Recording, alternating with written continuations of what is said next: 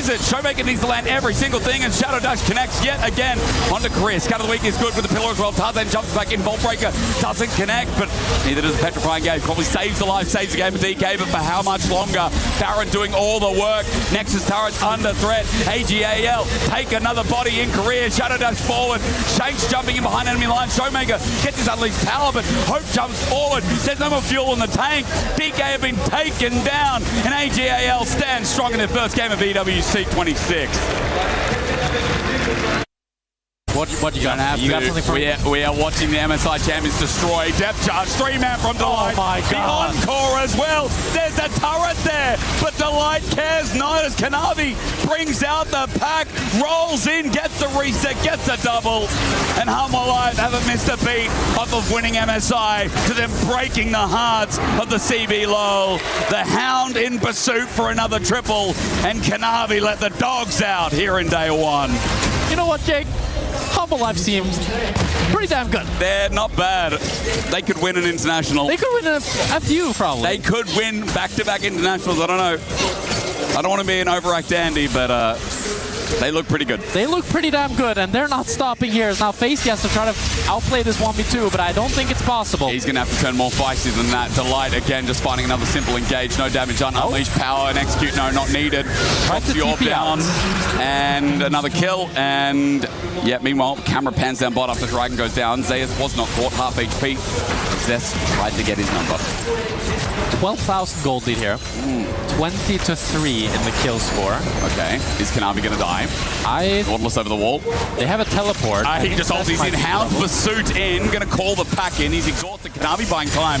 Teleport. And the boys. Here's Zayas in Minina. His autos are enough. The Boomerang Blade hops over Dudar's head. Savage Charge aren't going to save his life. Mega Inferno Bomb not even necessary because the play was already over. Delight cuts off the escape.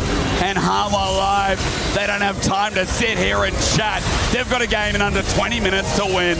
Are they going to end? Are we going to see a sub 20-minute game? Surely not. What are the death timers here? Jack, 15 seconds on 3. I think they're going to try. This would be historic. Like, after we've seen plates on all towers. Encore, Feisty walks away from it. A little bit used here, but Hum Alive are on the next turret anyway. Under 20 minutes. Is it under 19 is the question. One Nexus turret. MIBR respawning. Scout of the week there. Petrifying Gauge does nothing. Delight gets a 2-man knockup while Zayas is dealing with Zets off the side. Cataclysm comes down, but they can't kill the Minina. Zets is going to die as well. Scout of the week on the Little Zigs. Dudar dead in an instant as Zuckerman joins him in 19 minutes and 10 seconds. Hum Alive assert their dominance, debuting at EWC 26. And this is why they are your MSI champions. 19 minutes victory. Even if something goes wrong in this game, you always have that Hex Soul to fall back on. Not going to be the case for the time being. Yag's going to take the third one, which is going to put them on soul point finally. Yeah, it was sort of kind of foregone for a few moments there, but it looks like Team Secret not going to be able to get enough vision in order to contest this. As D-Ray here towards the top side, just trying to get as much money as he possibly can. Using that ultimate because it was wearing off, and now looking for a bit of a reset. But Lucio not going to let him. He is just going to have to walk a little bit further away in order to get to safety. Also threatening right there, because that Pyke Vayne duo is very deadly if they manage to catch up onto Sylas.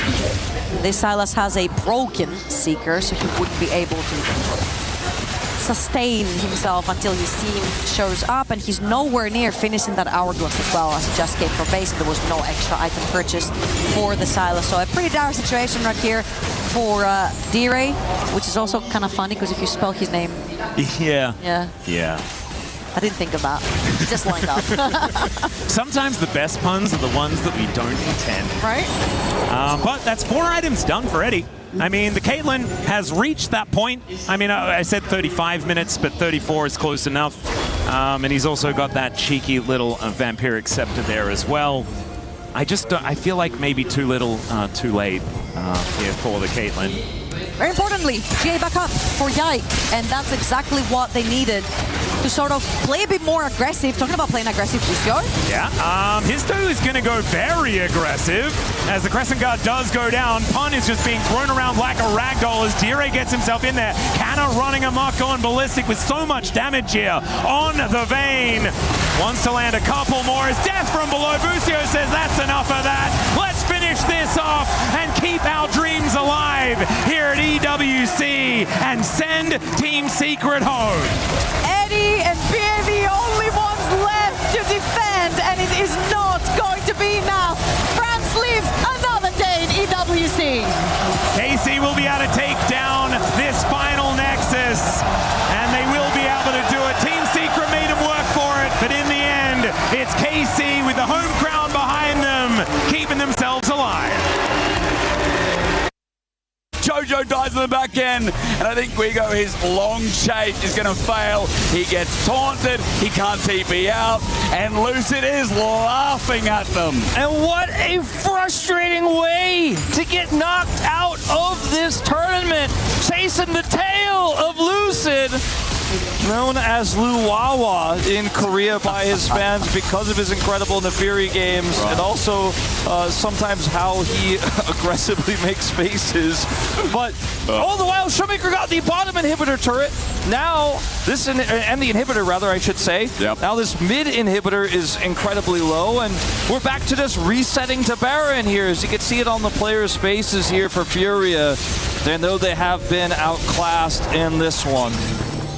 They do, and they were laughing as well. And they know this one is in the dirt. Lucid, almost 4,000 gold up at this point. He gets to keep his perfect KDA. He does. At least for now. I mean, I suppose there's a world that he could die somehow for the rest of this game, but I wouldn't bet on it. No. I think right now, this one is just going to be a slow burn in the next 5-6 minutes to round it out.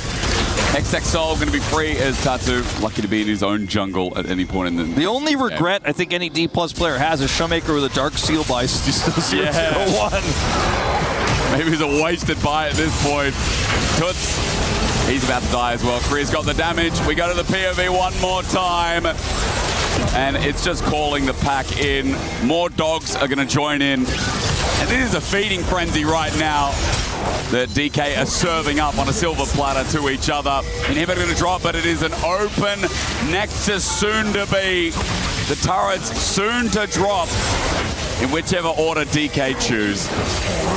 So much pressure here, and there's just no way to defend. Furia do not have the tools. They don't even have True Shot Barrage anymore as these Nexus turrets are falling. Well, Showmaker's got 2 assists now. Will he get anything more? 3-man Shadow Dasher flick back from Smash, catches the flash. Guigo's gonna die.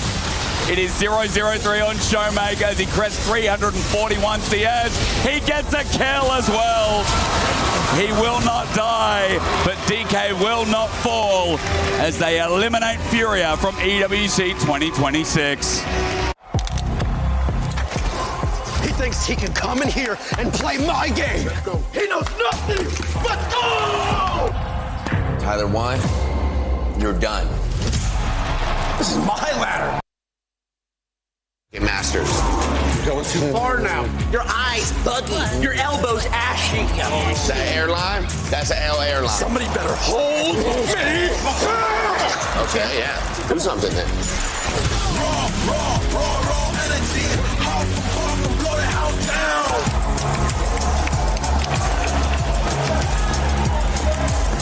You look nervous.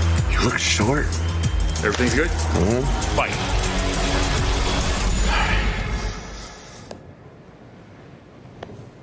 Okay.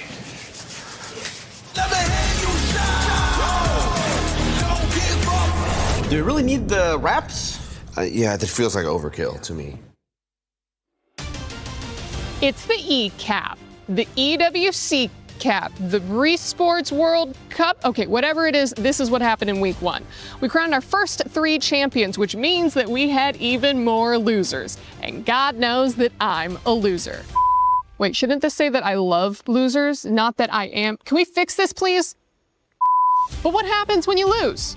Well, you wind up here, the Boulevard of Broken Keys. Don't sing Green Day, don't sing Green Day. Every one of which represents a tournament elimination and crushed dreams. Losers live forever here, and if you listen closely enough, you can hear the voices of disappointed parents who said that playing video games is a waste of time. On the Valorant stage, 4 of 8 playoff teams were EMEA, and they managed to get 1 whole win. So move over, Europe, because the finals was 100 Thieves and NRG. That's right, all American, baby. These colors don't run, they soar. The Battle Royale of the Apex Legends final featured 20 teams, and no surprise, Team Falcons won. Wait a minute, no, they finished 8th. Sorry, it was favorite Team Liquid who, no, they finished even further back at 9th. Oh, because it was actually 2024 champion Alliance who, oh, come on, who won? Unlimit? Sorry if I'm saying it wrong, but like most people, I've never heard of them. They beat every top contender to become the first Japanese team ever to win ALGS. This will also help them on the road to winning the club championship. Nope, never mind, that's their only team, and they're not even registered for the club championship. Still, my Japanese heritage is proud that we can produce both esports winners and heated toilets. Dota 2, or Dota Duh, as it's called here, started its first week of play with solid competition from sorry, actually, nothing of note yet. I'll have more on that next week. And finally, things were heating up on stage of Fatal Fury Wolf City. And I don't know if you're picking up on the theme here, but Dark Angel fought his way out of the losers bracket to top the regional favorites and get another win for North America. If only the Football World Cup had been so kind. Well, guys, what is happening? 3 tournaments and 3 new champions, no title defense, no favorites able to compete, and all underdogs at the top? I'll tell you what it is, because I've said it before and I will say it again. This tournament is about the losers. See you next week. $75 million, 25 tournaments, over 200 clubs, only one club champion. The club championship is the beating heart of the Esports World Cup. Over 7 weeks, esports clubs send their players to compete. Every placement, every win, every podium earns points for their club. At the end of 7 weeks, every point counts. The club at the top walks away with $7 million and the title of Best Esports Club in the world. It's not about being the best at one game. It's about being the best across all of them. Depth, versatility, consistency under pressure. One championship trophy, one title. Who will take it? Watch history unfold in Paris at the Esports World Cup 2026.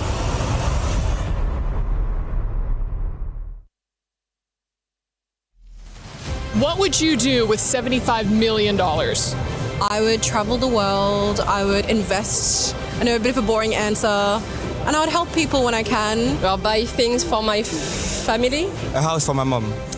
Yeah. Invest so I keep some money for the future.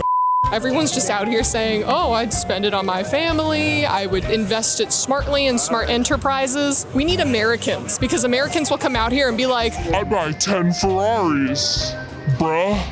What if I say that I think you're lying?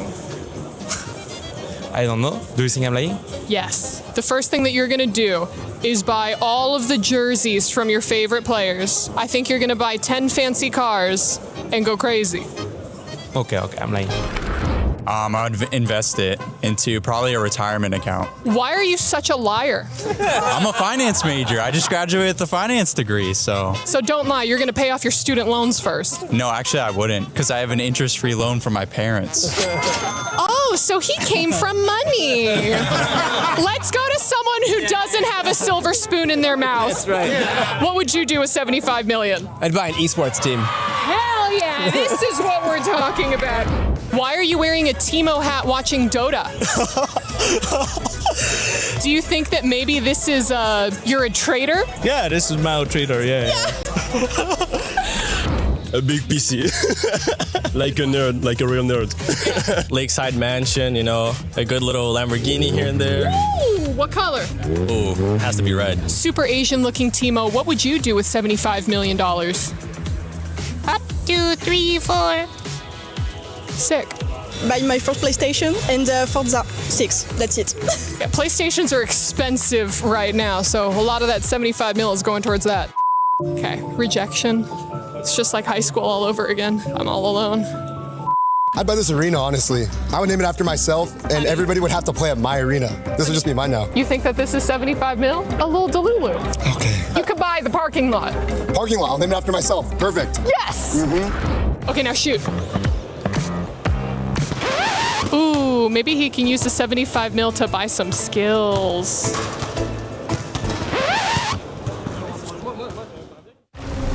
The Esports World Cup, the most elite competition in the world. Its trophy system is built to match. The Club Championship Trophy, awarded to the one club that rose above the rest and reigned supreme across all EWC games. Every participant earns a key engraved with their name. That's their right to compete. Reigning champions hold a key unlike any other. The game trophy is the ultimate prize for every game's champion, incomplete until a champion's key is inserted. The champion's key frame is locked into the totem, a stone marker of legacy, etched with every EWC champion. The losing keys are crushed. The champion claims 3, a personal reminder of who they defeated. The rest are preserved beneath the totem in resin. Every fallen contender captured forever. Will you be remembered or forgotten beneath the totem? At EWC, nothing is granted. Everything is earned.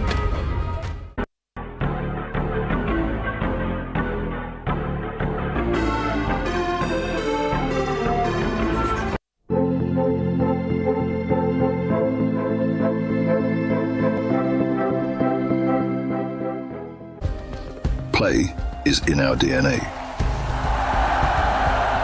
Whenever we let it out, it becomes our superpower. Now imagine an entire city being built to supercharge it. Kadir City, powered by Play.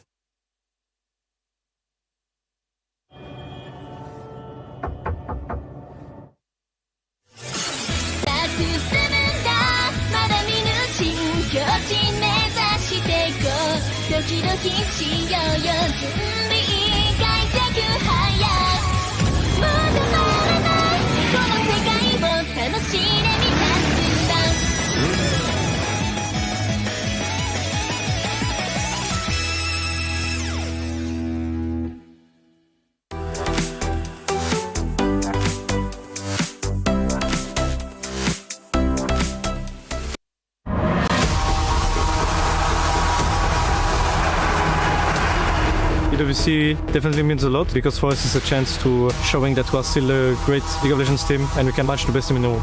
EWC는 제가 또 하나의 경기를 할 수 있는 대회라고 생각하고 이렇게 또 많은 팬분들 앞에서 경기를 할 수 있는 기회가 굉장히 뜻깊다고 생각합니다. Em cảm thấy rất vui và hào hứng khi có mặt ở sự kiện này ạ. 제가 이제 전에 파리에 와본 적이 한 번도 없어서 이렇게 파리에서 새로운 무대에서 경기할 수 있다는 게 되게 기쁩니다. Và đội của em thì tới đây thì cứ làm tốt nhất, đánh tốt nhất có thể để mình có thành tích cao.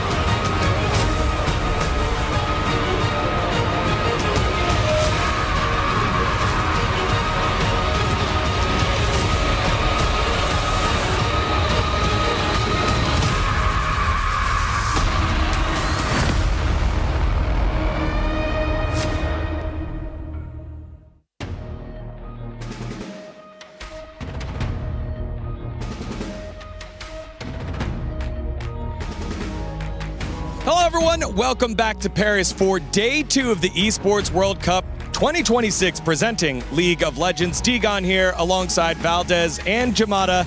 And after day 1, y'all, we had some crazy games and crazy results here, Valdez. Yeah, a lot of upsets on the B stream. We started off with Sentinels up against Team Secret, and Team Secret was over at MSI. They were looking quite strong, actually, coming from one of those regions that you don't always expect to be very strong, but they showed some really good stuff. Sentinels, though, in that best of 1, were able to take them down, and I think that was a really good showing for the Sentinels so far. That's right, that surprising 5th seed out of the LCS. Jamada, you got to watch them during your co-streams.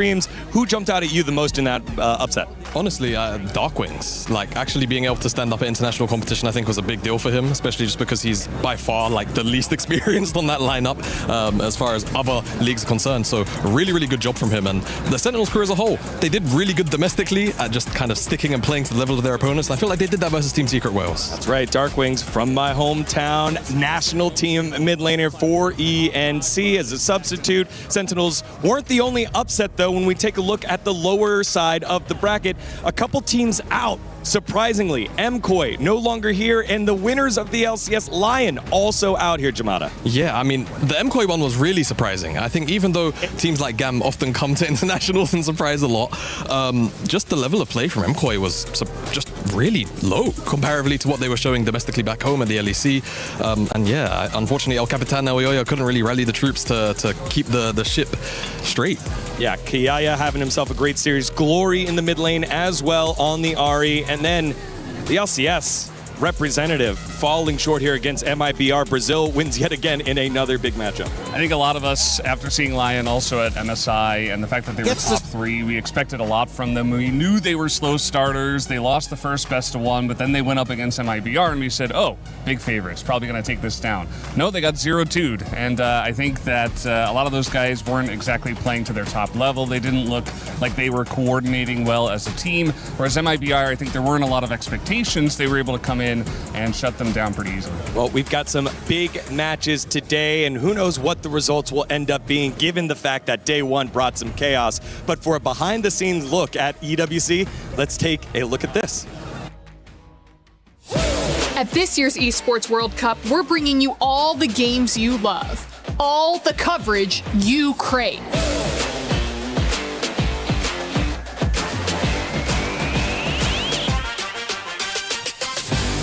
And for the first time ever, a completely unfiltered behind-the-scenes broadcast.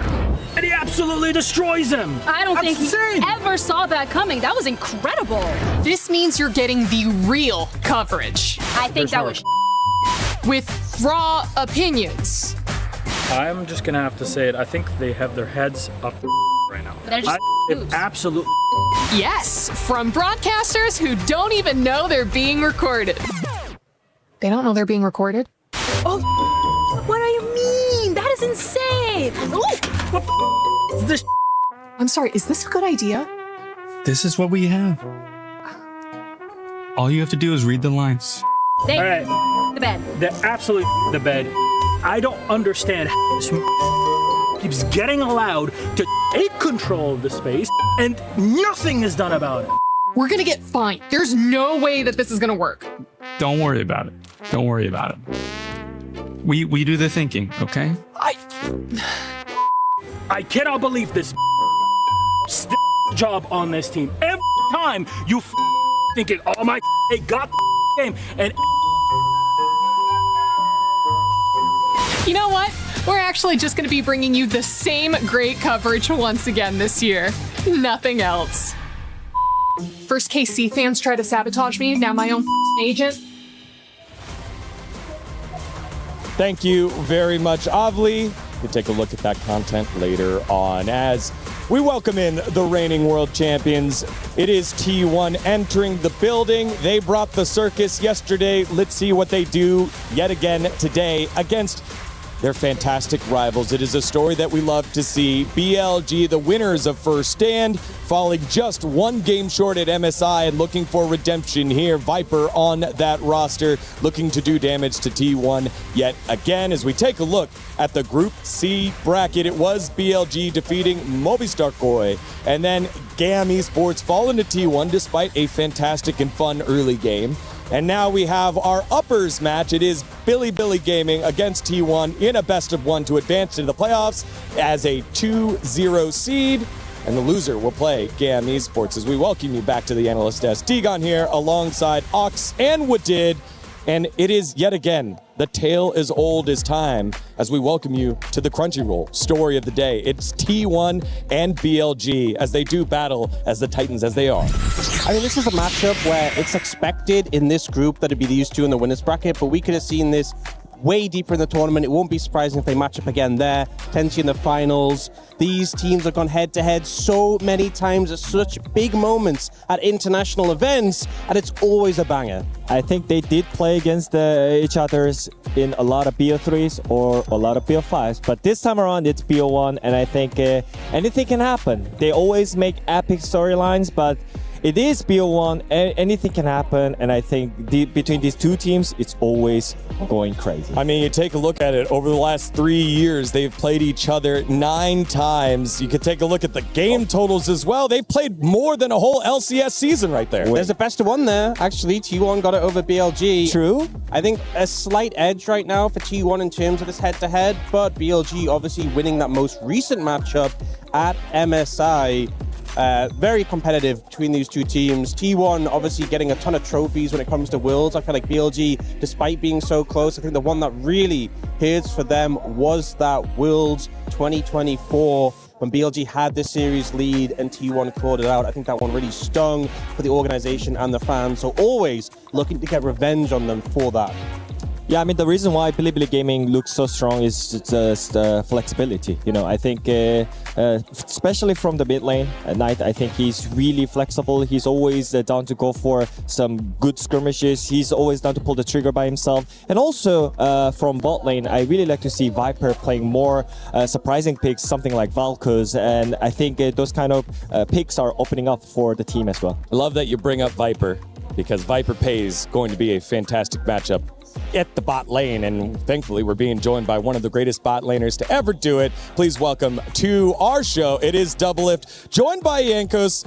I was talking about bot laners, Jankos. I didn't know I could have talked about junglers too. What's up, Doublelift? How's it going, brother? Hey, what's up? What's up, guys? Doing great. Just starting the stream, obviously, and yeah, enjoying it. The crowd is filling out pretty nice today. Yeah, I mean, looking amazing. But why did you say Doublelift joined with Jankos and not Jankos joined with Doublelift? Because he understands the pecking No, order I feel things, like we The should alpha know. male is We have this NA against you rivalry, and actually we are getting mocked. So never mind. Jankos, are you co-streaming live right now too? I was just wondering. Yeah, we are. We are both co-streaming live together. Okay. Actually, that's a great question. Yankos is my sidekick today on the co-stream. That's an And amazing he's my question. side chick today on the co-stream. Okay. He's Robin. Jankos is Robin. Yeah. No, how's it been so far for you, Jankos? That way you feel, I got you Appreciate in there it. too. I think it was amazing. I'm very disappointed that MKOI lost and is out of the tournament already, but I'm very much looking forward to today. G2's game, of course, and KC, wherever both teams can make it to quarters. I mean, it's gonna be a tough one. We are gonna probably see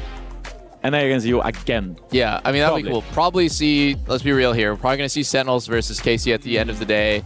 They're probably not going to be Gen G, but I thought the most insane thing about yesterday was that Lion, it was crazy that MKOI lost, right? That they got 2-0'd, but I thought it was more insane that Lion lost to MIBR, the Los. I mean, they just were top 3 in the world, essentially. They were off a super big high, and then for them to kind of just get demolished by, second seed Brazil, it was really surprising. So, I don't know. There's a lot of things. I kind of feel like we felt when G2 beat T1 and then lost to Lion. We also got a reality check, right? And now you guys got like fraud check as well. Yeah, but that was, I don't know. I thought that was a really ridiculous upset. It just makes me kind of excited to see more of Los. Like, that team is pretty good. So I wanted to ask, obviously, the matchup ahead of us is T1, BLG. That's always been a super contentious, super close matchup. What are you guys thinking going into that one? Well, I mean, BLG had a great series against HLE, right? The thing is a BO1, so it's very hard to predict which team is going to win. I have my money on T1. I feel like they should have adapted their draft since MSI, and I think they can take the series against BLG. Yeah, I mean, whenever I believe in T1, they just play horrible and draft horrible, and whenever I think they're kind of like not that good, then they end up winning. Okay, can you say that BLG is gonna win then? Can you say that now? Can you say that? What? No, dude, I'm going No, that's T1 the all whole way. point. You just don't. No, I'm kind of cursing them. But like, because I think T1's not in the best form, they're gonna win. It's just a paradox. I don't know. Okay. I'm also a huge T1 fanboy, so I'm gonna go T1. All right, then I think let's make it simple. Who's your key player from each teams? Well, for me, I'm going to start with bot lane. My key player is going to be Pace. I think he performed so well. He's so versatile. He plays both mages, AD carries. I know he cannot really show it off without Fearless Draft and because it's just one game. But I just think that makes T1 drafts very flexible. And he had these great games even against G2 with like 80k damage in the Caitlyn game, again, the fourth game against G2 that they lost in the end. So I'm looking forward to see more of Pace, more of Keria. I think the bot lane will be the difference maker. Yep, that's pretty fair. Pace best on T1. And for BLG, I don't know how controversial this is, but I think Shun's kind of their key player. I think when Shun's having a good game, it's kind of GG. Like, BLG is like just unstoppable. But when he's having a bad game, they look kind of slow. I see the synergy is already on point. The jungler calling out the bot laner calling out the jungler. Yanko, Stubbliff, thank you so much for joining us here on the broadcast. Enjoy the co-stream, y'all. Yeah, Thank you, guys. Thank you, guys. All right, I think a great call out there to lead us into the matchup. Jun and the rest of BLG have been a huge force, not only recently, but all year long. And we showed the graphic of the recent match history. They are constantly leading the line here for the LPL. And I feel like for me, when we came into MSI, we'd seen a meta for the early portion of the year, which had been bot lane centric, bot lane focused. We go into MSI, we saw the changes leaning more towards the solo laners, which felt like a big benefit for BLG. Knight and Bin have just been absolutely stellar. But it's weird because I feel like the meta still isn't settled. We've had a lot of time in this patch. We've seen a lot of gameplay on it at MSI. But like in the finals up against BLG, HLE was playing through bot. So I'm interested to see because obviously T1 have had a good amount of time to reflect, but also HLE taking down BLG has forced them to also assess what they're playing through, how they're playing. And obviously with Viper in the bot lane, he's always a viable player to go through.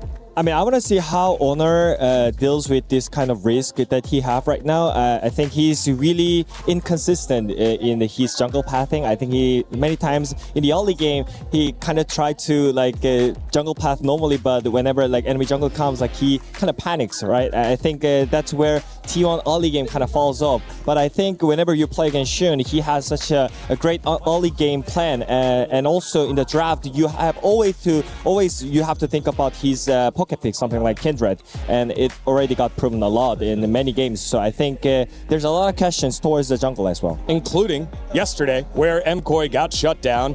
Elyoyo, one of the best to do it for EU, but really didn't have a lot of opportunity because BLG's aggression, what Jun was able to set up here.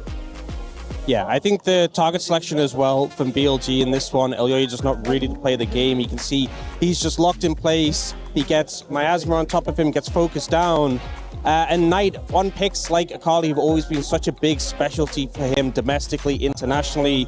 It's just such a pleasure to watch this team when they're in the 5v5s. Yeah, and also I think I already mentioned this before as well. It's not about the objective. I think you always have to think about how your team fight is going to go, because I think especially in EWC there's a lot of skirmishes, a lot of versatile fights. So I think more than objective, you have to really think about how you're going to win the fight, how you're going to set up for the team fight. All right, well, we'll see what BLG are able to do here and what their plan is against their familiar foe in T1, the reigning world champions. One of the reasons why all this exists, it's because of how much success that they've had, but they've had to go through such tough teams like BLG and prevent upsets like yesterday that GAM started with a 4-0 start for the team from Vietnam. However, T1 then settled on in and were able to come back. And I'll say it, GAM honestly had the best performance of the tournament for the first 5 minutes. And then T1 completely took over. It was a 2,300 gold lead for GAM at 5 minutes, and then T1 completely turned it around by 16 minutes. It was 3,600 in their favor. GAM started to look for options here, trying to go for the Baron, and it felt like T1 just had their number time and time again. The target selection, taunt flashes from Keria, and just their map movements were so stellar. It felt like constantly members of GAM were just falling down again and again. And again, this is coming from a fantastic early game where they had such a substantial lead. It was the duo from T1, the Pace and Keria saves the day. But again, I think it's also the picks as well. I think Talia, Shen now becoming more priority in the bot lane. I think those champions are like really how do I say, it's really mobile, and I think with the global ultimate you can always snowball through the early game. So I think it's even more higher priority than the Ziggs right now on the bot lane. I think as a duo on the bot lane, it's just so strong. Well, if we know anything about Viper, He's more than willing I to guess. pick up any champion, including the mages. We saw the Vel'Koz. We've seen it was a Cass earlier. All these mages popping on up with Did. You brought up a fantastic point yesterday in terms of like, feels like teams have forgotten how to punish these solo bot laners under tower, specifically mages by themselves. You just got to go dive them and punish when you leave your AD or your bot laner alone. I think whenever you're behind in tempo, you should not try to match enemy support or like ROMs. I think you can always go for the opposite side and punish the bot lane. I think the teams are still like figuring it out and also like trying to adapt on the stage. But I feel like the more players are getting like used to it, I feel like the punishment is gonna come, and I think this ROM kind of playstyle, the macro, is not gonna work just like yesterday. I think one of the problems though is that a pick that's really stood out has been the Ziggs, who was obviously meta before we hit this point. But the amount of wave clear you have, if they ever set up a wave to dive, you can just ult it. With the satchel, the minefield, it's a hard dive. And it was kind of fun yesterday because we had the two games going on at the same time. Yeah. I'm looking at one screen, I see Ziggs being picked, other screen, Ziggs being picked. He is just here. Teams are really starting to understand how to get the value out of him, and it's just so hard to punish. And if you do leave him alone, he'll take towers so quickly as well. We've got some time before we head on into that T1 versus BLG matchup, so I wanted to turn our focus to our second best of one qualifying on in today, which is G2 versus AGAL. Obviously, we have a G2 homer right here in Wadid. How do you feel like it's going to go, Wadid? I mean, I couldn't actually watch G2 games, but I actually talked with BB about his performance and the games, and I think he said that I think we are in control. I feel like we have to be more precision though, because they're really versatile, and also they are not afraid to take the fight in the river in the early game. So I think with G2, they really got to think about how they're going to build up from the early game, because whenever Skewmod is in control, when he gets a favorite matchup in the jungle champion, then he's online.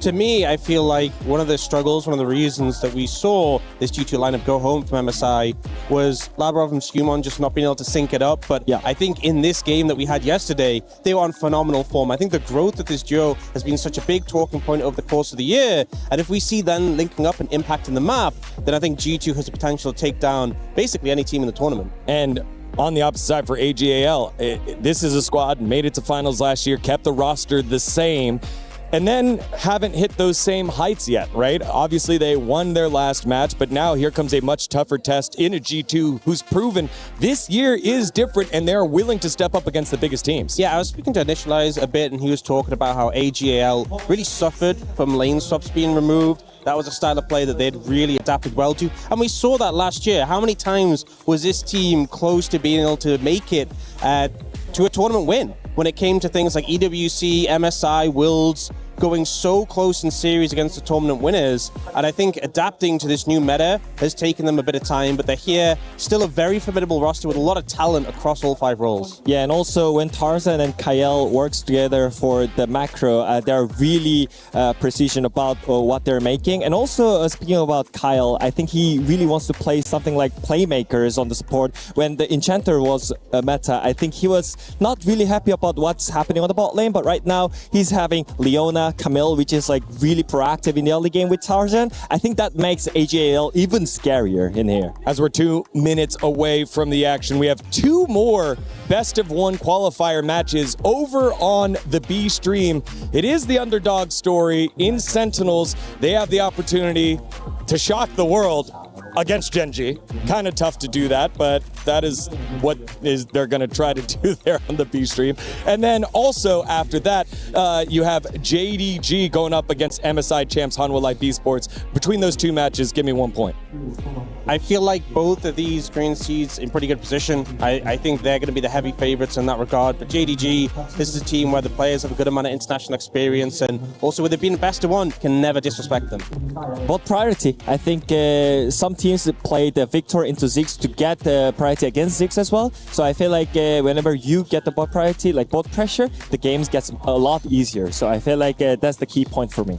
All right, so we'll see what happens here. It has been so fun in terms of these best of 1s and the early on magic of best of 1s. And unlike some other tournaments, you do have another opportunity if you lose. That was the gift if you win. If you win, you're done for the day. You can move on. And specifically today, if you win your first match, you're in the playoffs as a number 1 seed. For the teams that fell yesterday and then were able to win, they did their double matches. So a bit of a competitive advantage as well in terms of this format if you've already won. You win, you don't have to worry about anything. You lose, you got to play 2 matches today.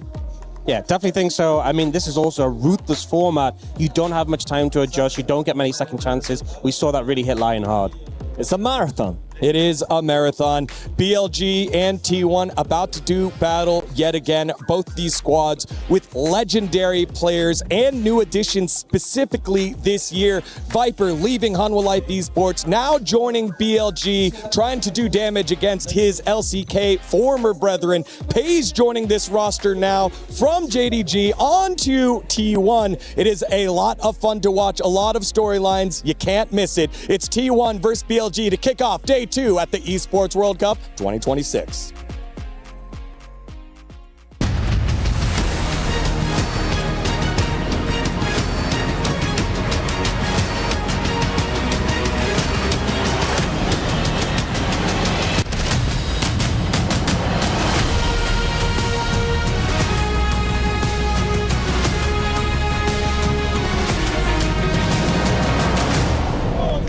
And it's another day at the office, ladies and gentlemen, mesdames et messieurs. Bonjour, bienvenue au Day 2 de l'Esports World Cup League of Legends. C'est un plaisir pour moi de vous accueillir ici. Hier, on a déjà bien mangé, Carmine Corp a survécu et la LCK a brillé. And today, we're already gonna have world-class matches. It's our last day of groups, and tonight we will know our top 8 teams competing for this trophy at the STC Arena. But Ian and Tyler, it's about to get wild.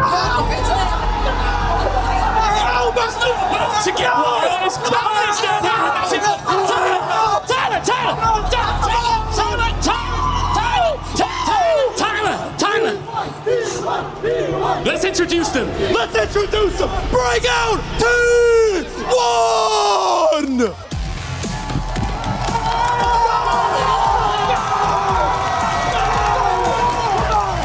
That's what I'm talking about. They began with victory yesterday. Now the 6-time world champions face the team that ended their MSI run less than 2 weeks ago with an EWC playoff place and a cheeky side of revenge on the line.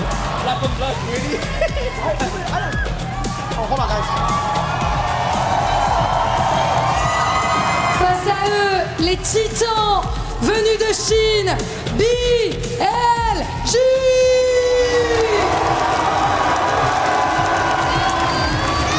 MSI runner-ups, they beat T1 last time they faced them, but do they have what it takes to take them down in Paris in a best of 1? One of International League of Legends defining modern rivalries. T1 and Bilibili Gaming meet once again with a place in the playoffs waiting for the winner. It's Legends time! Bet to win! No!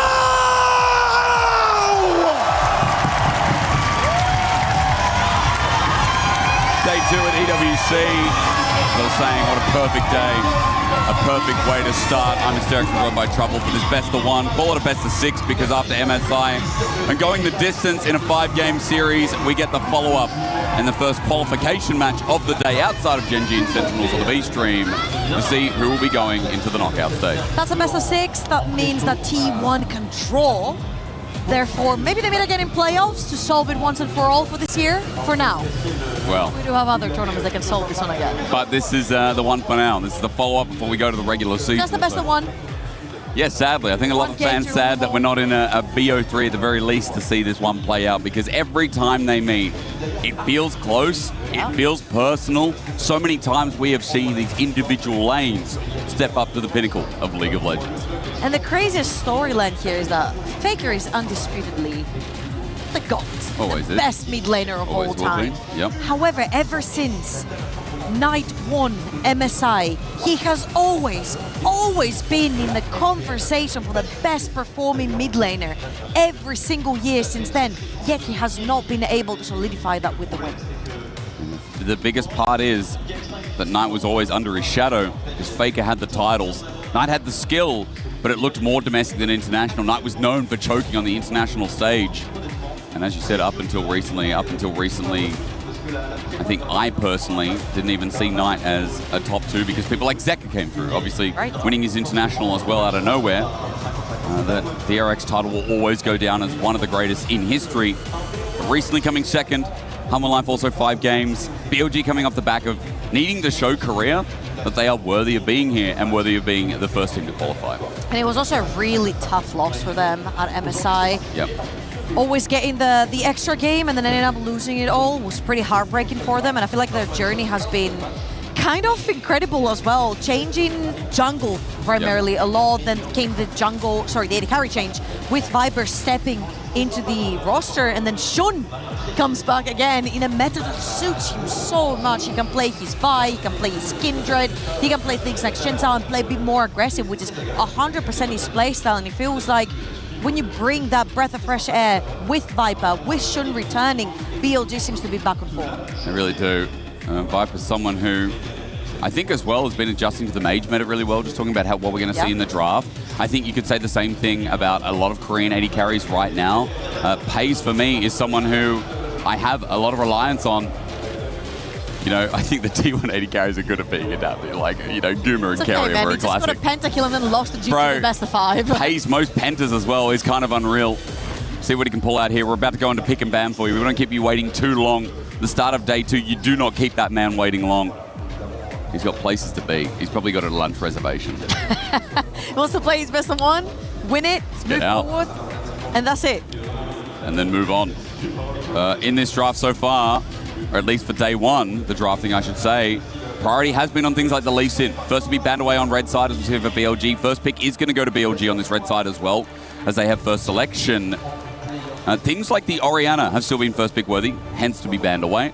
Trouble that Casio, I mean, has to be looked at as so far in day 1 it has been top tier. Yeah, those mid laners absolutely, but Poppy has gone through the draft. And we saw it almost permaban through MSI, we saw it almost permaban yesterday. Yep. And Poppy has gone through. However, mid laners choose the Casio, they choose the Orianna into it as well. It seems like BLG are looking to go towards that Casio, something that Nai has been pretty comfortable on recently. And it's one of the better champions because it doesn't necessarily have any like heavy counters in the mid lane. If you play your matchup correctly, if you hit some Qs, you can make a pretty unfavorable matchup favorable. I would expect Faker to pick the best of the bad, or the best of the batch, I should say, which might be that Syndra option that we've seen with either the Xin Zhao or any other kind of skirmishing jungler.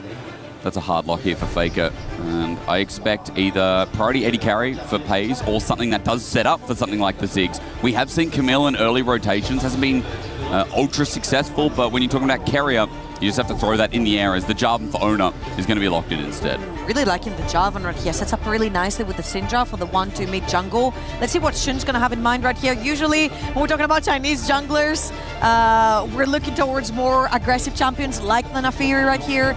I wouldn't necessarily mind seeing the Poppy come through from Shun. Shun is one of the best Poppies that are in the LPL. And since he has been left open, it's a hard counter to Jarvan as well for the flag and drag. And he has been locked in. Again, a permaban pick has been left open and Shun has got it in his hands. Yeah, and again, seeing Poppy here, kind of nice running into the Jarvan. Camille going to be locked in as well, stolen away for a potential flex option for T1, but mainly as well for Carrier's bottom lane. Again, we're expecting that Ziggs to come through, especially in a best of 1, the best champions that you have to offer. When you already have poke and range, it does feel like for T1, they might need to add that to the bottom lane. So things like Jhin as well, Trouble, I'm just going to throw in as an option here, as a potential to see where they end up. T1 for now, though, looking for that flex. That could be Doran Shen. Also, again, most likely could be Carriers. Carrier was an absolute chef yesterday, playing that Shen down bot lane, together with Pays on Talia. Actually, they turned around an early game from Gam that really pushed them to the core. They were about 3,000 gold down, and Carrier literally roamed from mid to jungle to top and just solved the game in about 3.5 minutes for them. So a really nice flex right here, but I really don't mind seeing that Shen going down bot lane into the Camille. It can be a great defense for whatever Pays chooses to pick right here. And the Ziggs can be banned out in the second rotation right here, as it is very strong both with Jarvan and with Camille. And it might be BLG that banned that away as well, because on 4, T1 could slam that and then look for the flex for that top lane, or at least solidify after keeping that Shen up in the air. So Gwen's going to be taken away as well. Could mean anything right now. Could also mean that Doran might just end up on the Sion or the Cassante too. That's what I was thinking. I'm like, I don't want to see Doran on a Sion or a Cassante. However, if they do want to pay more attention down bot lane for pays, someone might have to get sacrificed. I'll be honest, this splitting right now, and the way that MSI went, I wouldn't mind seeing Doran on a tank, because I think on anything else, I'm a little bit sus right now. The fans definitely going to share the sentiment. All I'm going to say is that you're right about the T1 series. However, Bin is not coming from that great of a series into HLE, so maybe Doran's going a little bit more confidence from that. Maybe. Maybe also we get a Bin counterpick. The Ambessa taken away a lot of the time. Just kind of fishing for some of the reliable setups that will come through the Poppy, because Poppy bit of disengage here. They do need more reliable engage and follow through from BLG right now. I love the Akali ban right here. They're thinking that Syndra could also end up being a flex. Yep, could be towards bot side, well said. And we did see Akali yesterday absolutely pop off into Cassiopeia. So you want to take that threat out if you are BLG. For bot lane, I'm looking for anything that can pair up together with the Camille. It could be an aggressive type of bot lane. Viper plays super aggro 80 carries, or he can probably flex towards things like the Ziggs. He's done that before, and he hasn't been banned out. Unless he gets picked by Pace, it would be a pretty good pickup from BLG. Let's see which direction it goes. And Syndra, I like again that you pulled up the flex. I mean, this is just the meta we're in right now. There are so many high priority flex picks, and in BO1, those flexes are so much more valuable. They're going to take it away. Obviously, there's going to be the Doran top Sion. But we're left with a question. Syndra mid, Syndra bot. Because that Shen is definitely going towards support. It's just about pairings right now, and usually with the Camille, we see a Ziggs pairing here, Trouble.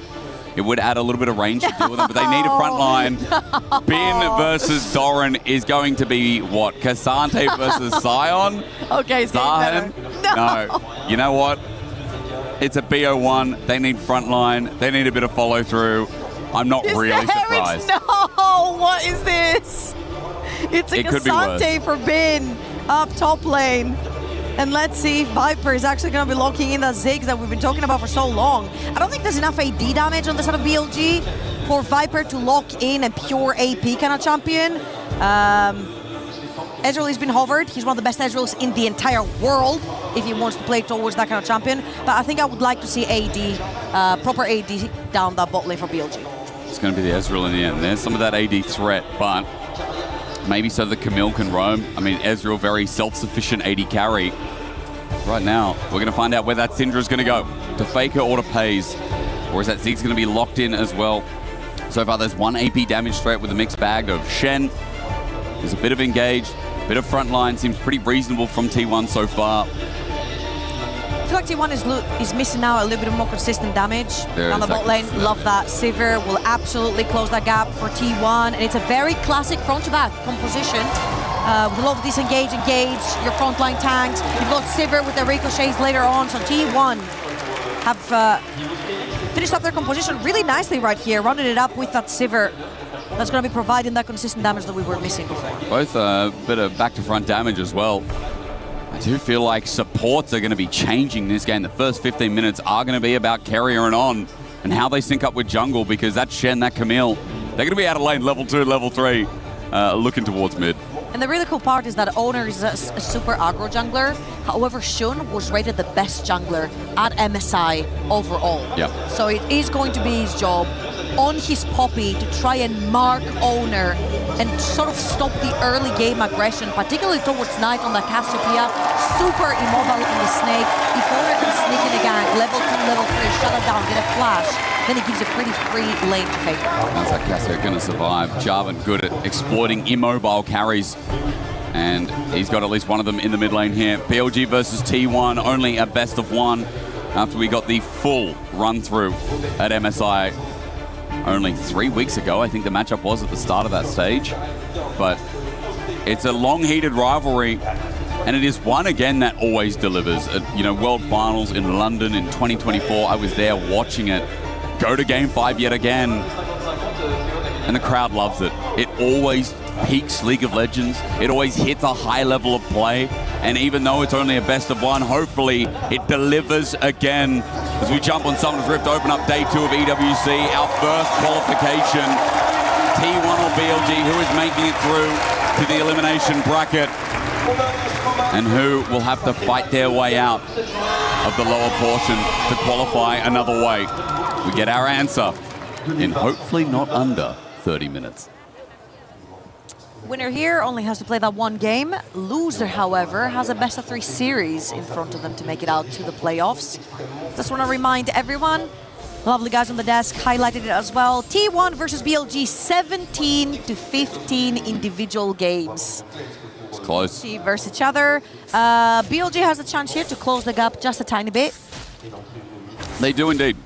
And as you said, I mean, the only bad thing about losing this game is they will have to go to lower bracket, have to verse Gam, who knocked out MKOI only yesterday.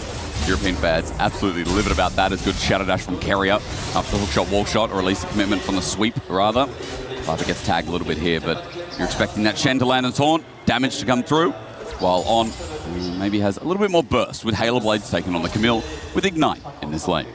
You do have both the junglers sort of starting or heading towards different sides. We have the full clear coming in from Shun, heading towards the top side of the map, whilst we see a different completely pathing from Owner. He started Birds, ended up top side. We could be seeing a wraparound Cassiopeia on that level 2, level 3, not expecting that Javan to have swapped towards the top side of the map right after the Raptors. He hasn't been spotted level 1 either, so the whereabouts of the Javan are a bit unknown. Now Knight is going to walk topside river and place a ward. Yeah, I like that ward, especially if he goes and reaches out for Scuttle in a minute, a little bit over a minute rather. And actually Spawn's just shown now as well. Knight missing Noxious Blast, but Faker not missing the orb. Gets level 3 first as well, so Scout of the Week definitely up and available.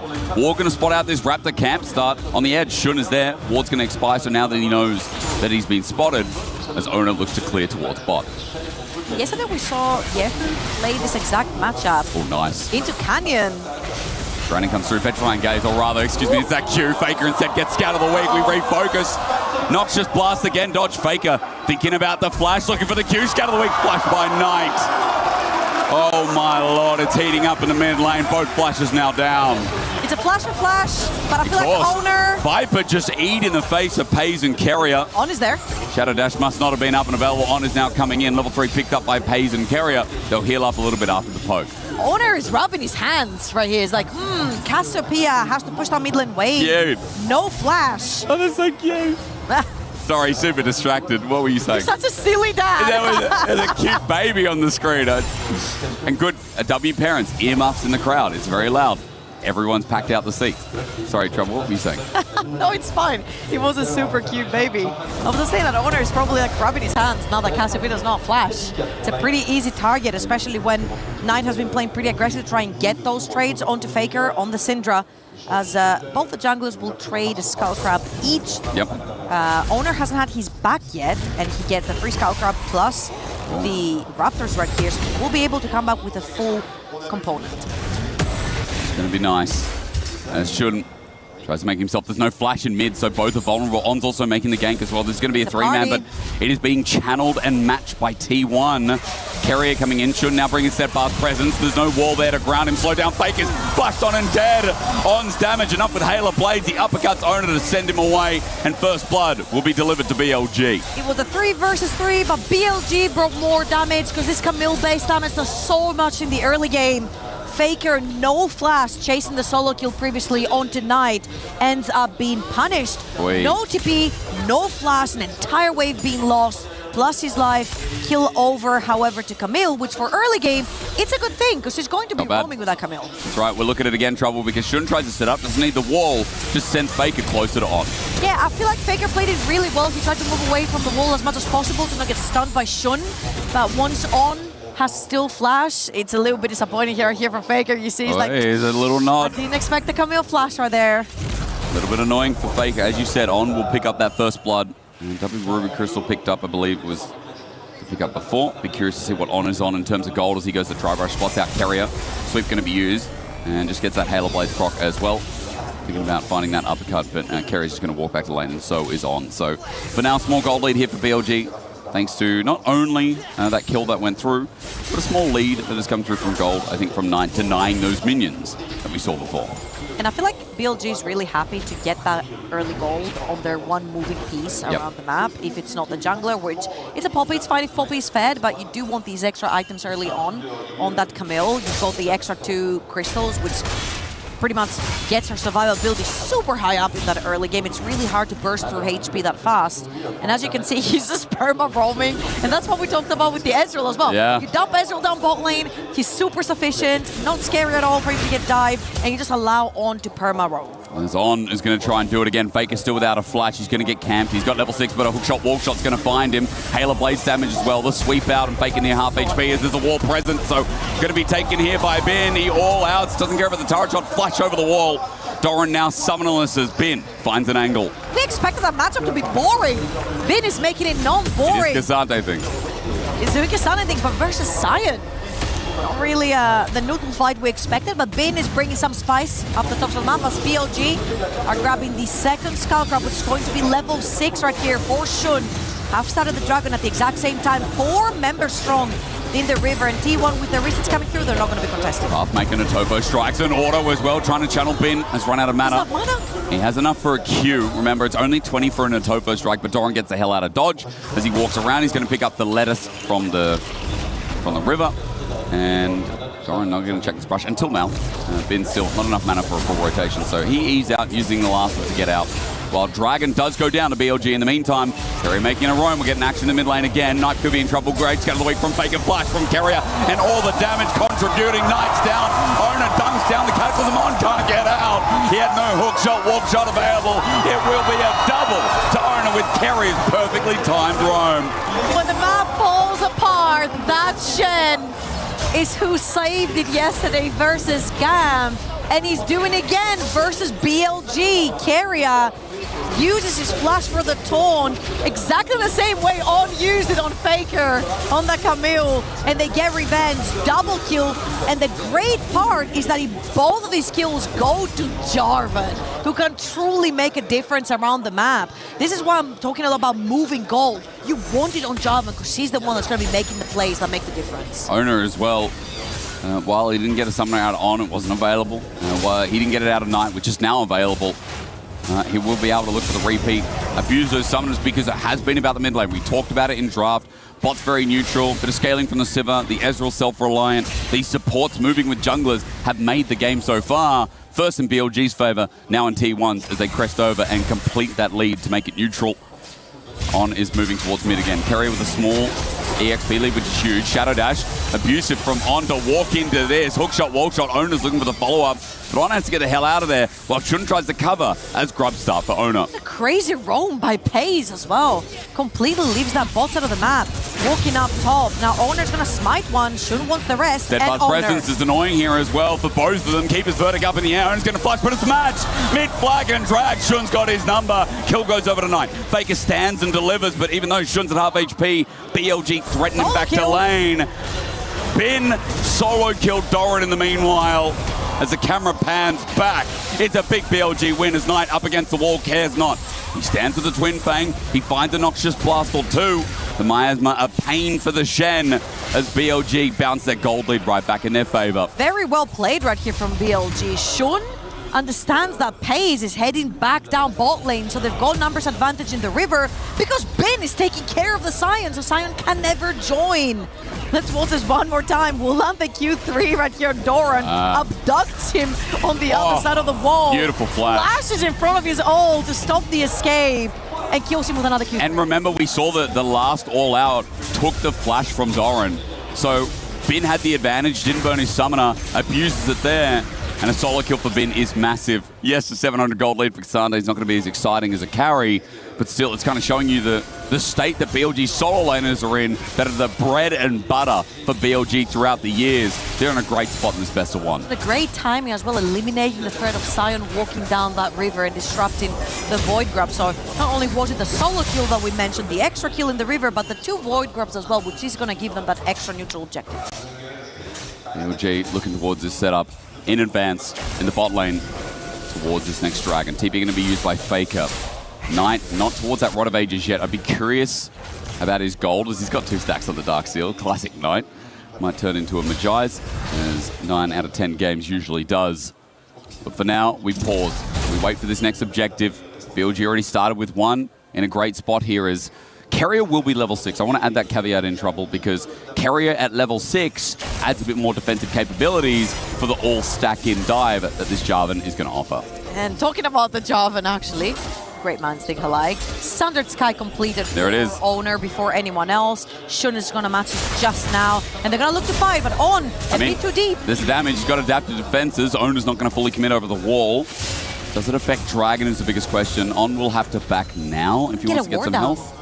That's the most important part. He could not get a ward down behind that Vex. pit. Hello, Vex. Sad. It's no longer in the meta. Vex is cool. No, Vexes don't smile, though. Vexes don't smile. We're going to fix their Cosmo. Vexes don't smile. No smiling allowed. Gotta commit. Vex is always sad.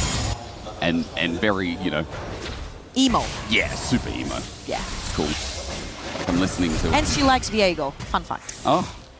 Getting all the lore here in broadcast. Not only EWC delivering so far. As On did just go back to lane. He healed up. Not sure if he got the River Fruit or not, but Dragon priority is given over to T1 for now. 1 or 2 wards placed down, as you see on our screen right now. Pace unable to spell shield. That Mystic Shot, the all-in from On. The setup there big. Shun thinking about going in as well. Keep his verdict up and available, but sent away is T1 through this as there's Stand United. Faker finds the unleashed power, as well as the petrifying gaze. Knight stares Kerry in the face. A Shadow Dash here, but Faker can't contribute. He has to run out of the fight. Knight following up with the Twin Fangers. Noxious Blast up to Noxious Blast connected. What a steadfast move from the mid laner of BLG. That was absolutely beautifully timed by Knight. The second carrier lands, ults them both in the face, chases them down, creates time for this Dragon to go down. The 1 versus 2. Carrier pops the ult onto Faker. They play super aggro. The second he lands, the timing was absolutely insane. And if Carrier didn't get that Shadow Dash, I think Faker's dead there as well, or at least has to burn the flash. So for Knight, big threat. Does it lead to the Dragon? The answer is yes. Off the back of that, BLG do find Dragon, as well as that 3v3 play down bot side that forced away the bulk of T1. And the very important thing right here is that you've got a Rod of Ages champion over in the mid lane if you're BLG, and a Trinity Force champion down bot lane who's also stacking from Muramana later on. So the fact that you're winning the early game, but you also got stacking champions that really want their items finished and stacked up to start fighting at 2 items is absolutely incredible. And T1, particularly I'm looking at Carrier, he might have to step up right here the same way he did versus Gam yesterday. It's going to be a hard task. Misses a Shadow Dash there onto On. Power of that adaptive defense is that nice shield that comes up every 30 seconds or so. Is just backing away for now. He's got level 6, he got his roll quest done as well. Scout of the Week going to be dodged. Meanwhile, Harry's looking to make an angle here. Knight has flash in 5 seconds. Look at the timer from T1. This is crazy. 5 seconds, maybe 10. He sniffs it. On the flash. And Knight, yeah, definitely knows something's up. He's literally just pressed S. Yeah, he's stood in front of his there's no way he's neutralizing this wave. Like, I know you know I know. So don't waste your time right here, which T1 are not going to do. They're going to set up some vision in that tri-brush. Good buffer from On. Scout of the Week, almost finding a target. Carriers around as well.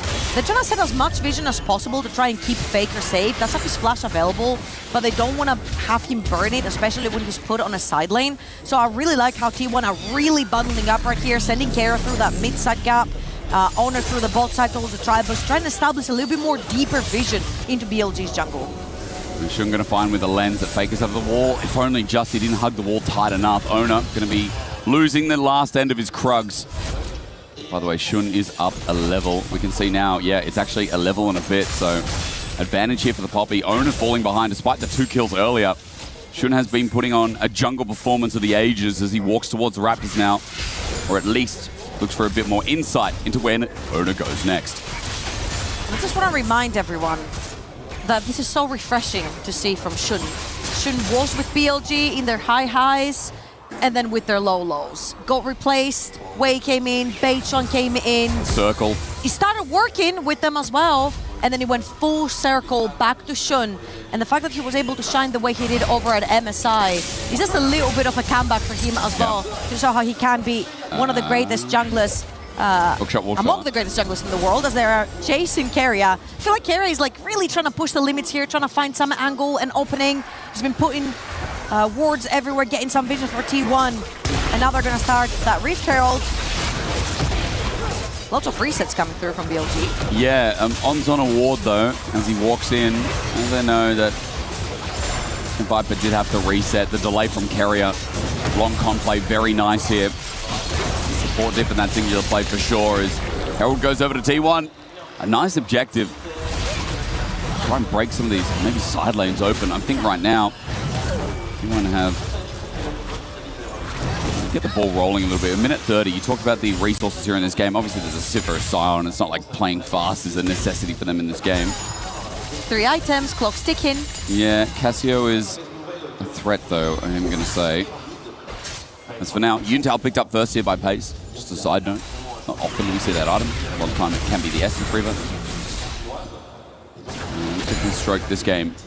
As Dragon's up in a minute. The big ticket item, BLG on 2. In trouble. This is where our eye's going to look next. And those item power spikes, breakpoints. Let's see if Pace is on 2 before we get towards that objective. Also the Black Cleaver on Owner, he's so close. He's got the Phage, he's got the HP. Just missing the completion right there. Excuse me. And they are looking for the 3rd Dragon. It would be huge if BLG managed to collect soul points for Cloud Soul right here. How fast this Camille will be moving around the map, it's going to become so annoying. Particularly for players like Faker and Pace, who are on immobile carries. Having a Camille run so fast around the map is going to be very problematic for them.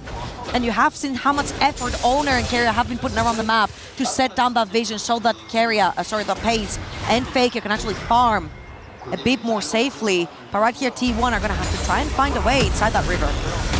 Finn's going to get a hard push on this wave. 10 seconds till Drake. Perfect timing as well.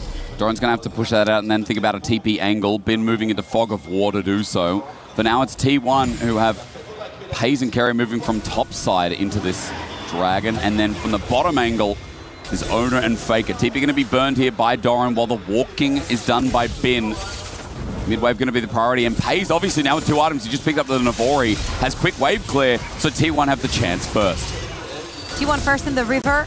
They do not have a lot of deep vision behind enemy lines. Faker's Scatter on, almost dead. Unleashing Power has to go on in, gets the adaptive defense flushed away from Owner. He commits Hextech Ultimatum from Owner as well, though. He's dove it in. That's a 3-man and a keeper's verdict from Sean. T1 are wiped. They don't know what just hit them as Doran flashes away. Knight's ulti. Sean sends them back. It's perfectly orchestrated by BLG. On did this exact same thing yesterday on the Camille.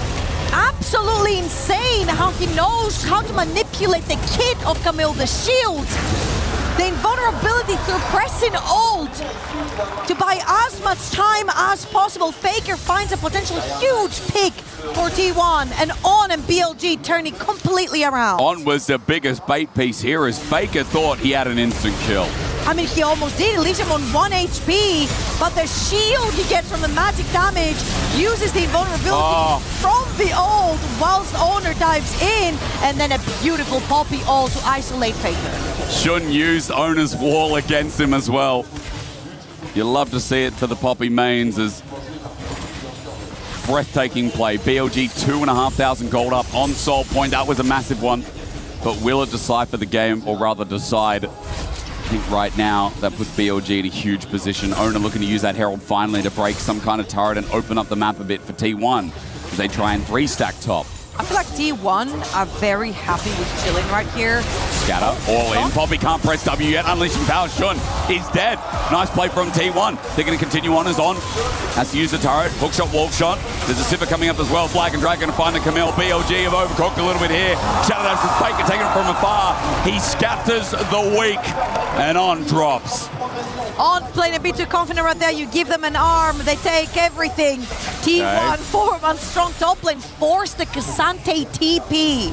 But Doran is left alone in the bottom lane. Knight will have to commit his TP if he wants to match, and that's going to be double TP burn from BLG or plating lost. T1 with the macro here just changed our minds about the last Dragon play. Did not expect Pace to roam towards the top side of the map, so he played a little bit more aggressive, thinking it's just a 2 versus 3 that they can play around. But Pace solidifies the deal right there. And let's watch this one more time. Shun tries to scout the tri-bush, so Knight can push up top lane. 3 members of T1 in there. Surprise, Pace has already started walking. We'll look in the minimap on things. It's just a 2 versus 2 for the time being. Pace takes the blast on, makes the 2v3. Unlucky, but that's life. That's also disrespectful from On. Yep. No one was coming up. I'm not sure if he was trying to get information or just wanted to be cheeky, but regardless, it backfires. BLG's 2,500 gold lead is minimized by 1,500 back over to T1's pockets. Faker with 2 items here with the Proto Belt. Third starting to be built from Hayes.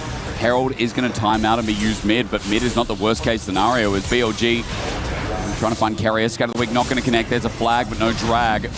Shun trying to mitigate, disengage. On jumps in, there's a Hextech Gold momentum on Faker. Carrier pops him out. Carrier's going to survive, but Faker will not. It's that ulti again. The verdict's been given, and Shun will find Faker. They are throwing everything to try and eliminate the threat of the goat from the Summoner's Rift. And no Syndrome means that T1 can actually no pressure with that Rift Herald that unfortunately had to be popped down that mid lane. We'll take a couple of platings and we'll leave that mid lane tier 1 super low.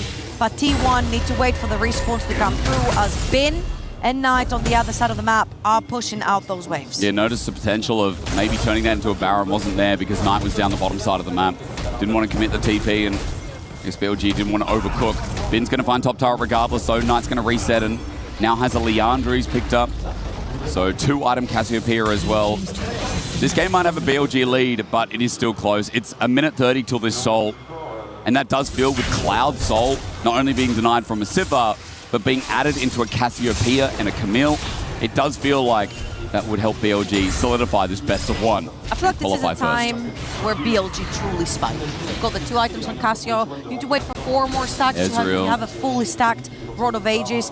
Ezreal, fully stacked more mana, so this is your time to actually fight and play. And luckily for them, 1 minute for Soul. Bin has found Faker. Faker, big mistake, he flashes away. Bin doesn't have his own flash. He's going to try and run after Faker, but Faker's already getting out. For now, he's Proto Belt down, but On and Shun. He's going to say that steadfast presence is going to come through. No Keeper's Verdict up in the end, not even needed. Faker up against the wall. Bin's going to all out, and Faker's going to be first to drop. Squishy is he, but Bin doesn't care. Owner's jumped in the middle. It's double TP. BLG like those odds, though. The ulti from Doran is beautiful to find On, and the turret stays alive. Petrifying Gauge on there slow. A wall presented for Doran. Meanwhile, we look at Paze trying to 1v1. Viper running for his life. He stands, though. Paze is fine with this. He'll Boomerang Blade. He'll get close to Viper. Meanwhile, Doran is getting chunked out. Paze gets the solo kill, but Doran dies. It's a messy fight across Summoner's Rift with 2 dying in the bottom side for BLG. Remembering, Faker and Doran will join the chamber as well. Oh, Shun. Flag and drag with a Boomerang Blade. Shun has run into this one, tries to find Paze. The Hammer Shock does it. Owner looking for the chase. The flag is down for the trade, and we have decided to let chaos reign. That was the longest team fight I feel like we've had this entire 2 days. I would think so. And it starts with just Bin fancying his chances versus Faker, forcing his flash, and then all hell broke loose. Avengers started flying from every side of the rift. All of BLG trying to come into the same fight, and Knight is trying to take some space in this river. Tries to sidestep, he's okay, holds on to his flash. Faker sees Bin and walks back himself as well. T1 hovering around. This Soul for BLG is still on the menu. But no jungler. The threat is there. They're trying to buy time in BLG, and they do have River. Remember, they also have Strength. On, looking for the engage, finds the slow Hextech automatum on Faker, true drop right, gonna connect, and Faker's down. Doran's blocked, a wall again, right in the way where Bin needs it to be. BLG have taken down the GOAT, and Dragon looks possible. Beautifully played by On. Faker, I feel like, has been the only viable target for this Camille. He's the only one who's so immobile, doesn't have any shields or any way to escape. So taking him down right here on a 4 versus 5, and T1 have to defend the Soul. The zone control versus Knight's gonna be hard with the Poppy in the mix as well. Smite for Owner needs to be brilliant. Bin in the way, so is the Miasma. The flip back at 5k. T1, it's Owner or nothing. It's Doran, hook shot, wall shot, a threat. It's Bin in the way. A POV with Soul taken, a flip, and T1's dreams of qualifying first, looking to fall out the window. The follow-up from Shun as this Ezreal is still spacing out. Ona jumps in, but not on him. It's easy for Viper. Now he turns his attention for the revenge of Pave. That too will find its mark as Faker respawn just to say goodnight. It's an ace from BLG and a wipe against T1. Absolutely gorgeous team fight by BLG. It was a 4 versus 5 that T1 had to play with to try and save that soul from going over to BLG. BLG will take the soul, they'll take the ace, and they'll take the Baron. The Baron, the soul. It is only a best of one. And BLG, they know this one is done. I'm keen to see a replay because that fight went on for a little bit. The chase down, T1 got desperate. They had to make a move. They had to play for it. On baited them with the hook shot as well. And let's watch this one more time. They forced them into the choke point. T1 know they cannot contest. Pace walks over that mid lane. The hook shot here is going to bait them, walks back out from on, and this is where Pace feels more comfortable to walk back in. And now let's watch this one more time. Keria dies instantly right here. Owner will find a great angle, but look at the miasma from Knight here. Stops any progress from T1. If they want to come into fight, they have to walk the ramp in a tight choke point. Oh, we're going to fight again. Owner's got no choice. He's going to cataclysm on a Bin. I don't know if it's best target. Flashing over the wall, at least Bin is out there, but Shun presses W. T1 have an angle. They've found a target and Shun is dead. Baron was used for a heavy bot side push, but now Shun is down and T1 are fighting back. And great catch. Just Cassante over in the mid lane, so T1 right here can use the Baron against BLG and take a tower for themselves. Doran threatening. Demolish there, I believe, or at least one more hit would do it. Regardless, he gets out of tanking range, and Inata's going to drop on down. An even trade for T1 versus the Baron is commendable, with some objective bounties picked up as well on these objectives. Baron power play is going to minimize to even for now. Not a bad thing to say when T1 just got wiped. Especially when you get a bunch of gold from Baron himself. Shadow Dash. Is there enough damage from Pays? Viper's behind as well. On the hunt for Pays. Bin in trouble. Has no all out. Running for his life. Owner finds a knock up. No pathway. Going to save his life. And Bin is down. What a shutdown from T1 as BLG are getting clumsy. Doran looking for an angle. True Shot Barrage going to tag the heels of Owner. Viper Arcane Shift almost punished by Faker. Half HP for the GOAT. Walks it out. T1 getting out of this choke point on. Has found Pays. But what a spell shield. Scout of the week from Faker, and Doran has found a Camille Pet try engage misses as well. T1, you never count them out. Sean on the backside is met by a fight from Faker as Viper has the Arcane Shift in, but Kerry's got his number as well. BLG went one by one, as Viper's the only one left in this top side with Sean running for his life. No objectives up, but the gold again, massively minimized. BLG are throwing chaos at T1. They're TP'd behind them on the side lanes, trying to wrap around, and T1 is ready with the answer. Those team fights are incredible. The spell shield from Pays on the Camille generational was gorgeous. 3 items sieve up. It doesn't matter about gold as we get, let's say, another 10, 15 in the game. T1 will have options. There's Bin here. Base checks and T1 are ready. Look on your minimap. Cassiopeia has already TP'd. Knight has a great angle, but Bin falls to cipher items so damn fast that Knight does not have the time to show up, and when he does, Doran blocks his way with his own TP. Knight has to realign. Viper almost gets Arcane Shift stunned. But then this. They have their eyes on Pays right here. They love the cue from Cassio, and Pays. He's a cool guy. He doesn't look at explosions. He just runs back, presses shield, never gets off by Camille, and the T1 just follow up. Shun does manage to somehow salvage the play by dissuading and splitting apart T1. Viper gets the kill finally onto Faker, but that's about it. And here's the ulti, the unstoppable onslaught. The angle is perfect. It's either On or it's Knight, and On has to sacrifice his life, but Knight dies anyway, with Doran getting a perfect decimating smash to follow. But damn, it doesn't matter what form T1 are in. You still never doubt them. Might have been a 3-2 at MSI with BLG getting their number, but it was still close. That was with T1, people saying not in the best form. Here in this game, they're down but not out. Soul is in the hands of BLG, but Elder in a minute. I just want to remind everyone, all-time games.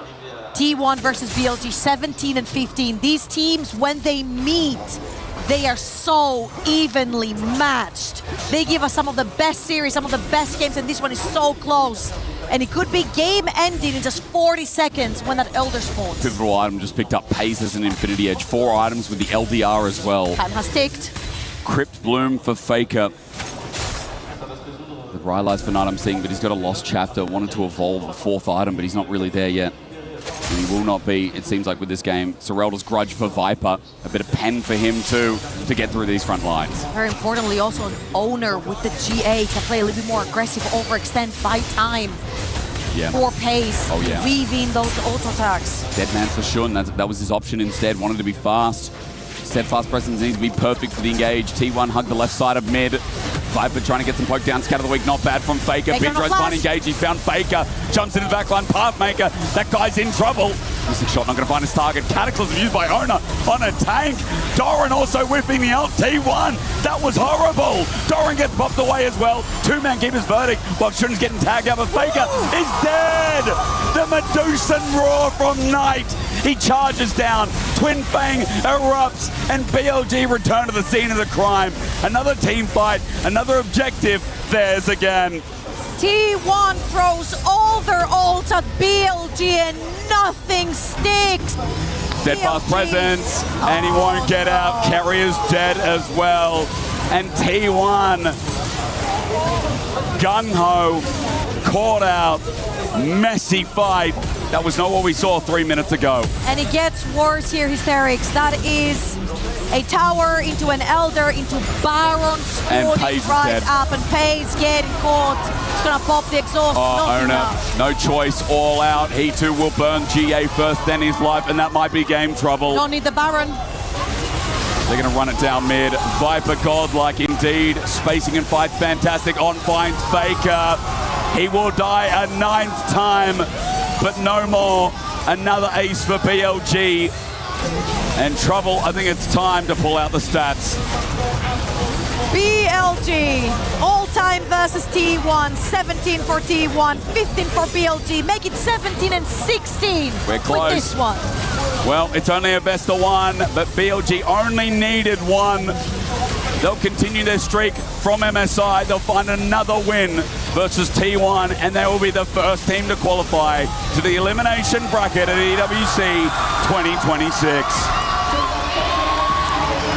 What an incredible performance by both of those teams. I felt the aggression from both sides. Carrier trying to make the plays, On trying to counter them, make his own. I will say this was a very hard-fought fight from both sides. Yep. But one thing about the LPL, they never break. They do not. There's only gas, there's no break. And I think what we've learned is that a lot of teams you can flip up, giving the Cassiopeia first pick. BLG's not one of them. Knight getting Cassio, getting comfort is so ridiculous. The ult on the Shen ult was so It was just, it started there. It started with On getting aggressive in mid, the well-timed gank punishing Faker, and his lack of flash after he almost solo killed Knight. But then Knight really took charge. And I think we're going to be honest as well, like, Bin had solo kills, Viper had some good team fights. It did feel like BLG were firing on all fronts. Absolutely. And while it became close, BLG still maintained a gold lead for the majority of the game. And I will say it's always mesmerizing. Everyone talks about T1 and how they always turn it around, and even the direst times on the Rift. It just felt like they always seem to have an answer. Yeah. But all it takes is just one bad team fight versus BLG, where Doran threw his ult somewhere in there, Owner threw his ult onto Cassante, I believe, and it just didn't stake. And if your ults don't stake, and if you don't make the correct engage into BLG, they're just gonna turn it around instantly, because that's what they were known for, their team fights. I mean, also in this comp, they're really good at denial, right? A Hextech ultimatum, a Poppy steadfast presence, that W, like, and it's crazy. It wasn't like we saw insane Poppy Ws, but I think the ultis from Shun were game-breaking in some of those fights. The T1 mistake mid when they were starting to come back into the game, that Poppy disengage denied after, Doran missed the ulti, but they were trying to run on in, and denied by BLG has been the Cassante GOAT, apparently, standing on stage for an interview. Thank you guys. What a showing indeed from BLG as we welcome Bin to the stage. Congratulations, Bin, for this victory, of course. And we saw that T1 were starting to come back at the end of the mid-game, yet you decided to step up. So I want to know how you handle those moments where when you start losing the lead. Is there someone in the team that takes the lead in the comms, for example? 精彩的表现。那么我们今天呢，非常荣幸的欢迎到我们的选手来到舞台上面。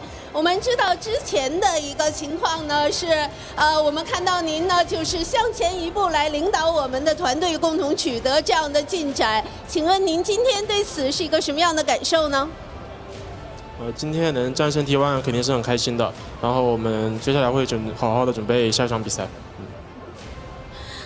I'm really happy, excited, and I'm looking forward to the next match. Ouais, effectivement, on a hâte évidemment du prochain match. On est évidemment très content de ce résultat également. Well, you are through to the quarterfinals. The question that I have for you is really simple. How much do you want to win the Esports World Cup trophy? 那么我们现在可以看到，您就要进入半决赛了。我们接下来问题非常的简单，就是你有多么想赢得我们这一次电竞比赛的冠军？我们现在已经进入了半决赛，好像是。然后我们有非常大的自信，可以拿下这次的冠军啊，觉得。Yes, we got into the quarterfinal, and I really have the confidence that we can win this match. Effectivement, de la confiance qu'on peut gagner tous les matchs. Bientôt, on est content évidemment d'être en quart de finale et on est confiant. After that performance, you can't blame these guys who've been that confident. Their journey here at League of Legends at the Esports World Cup lives on.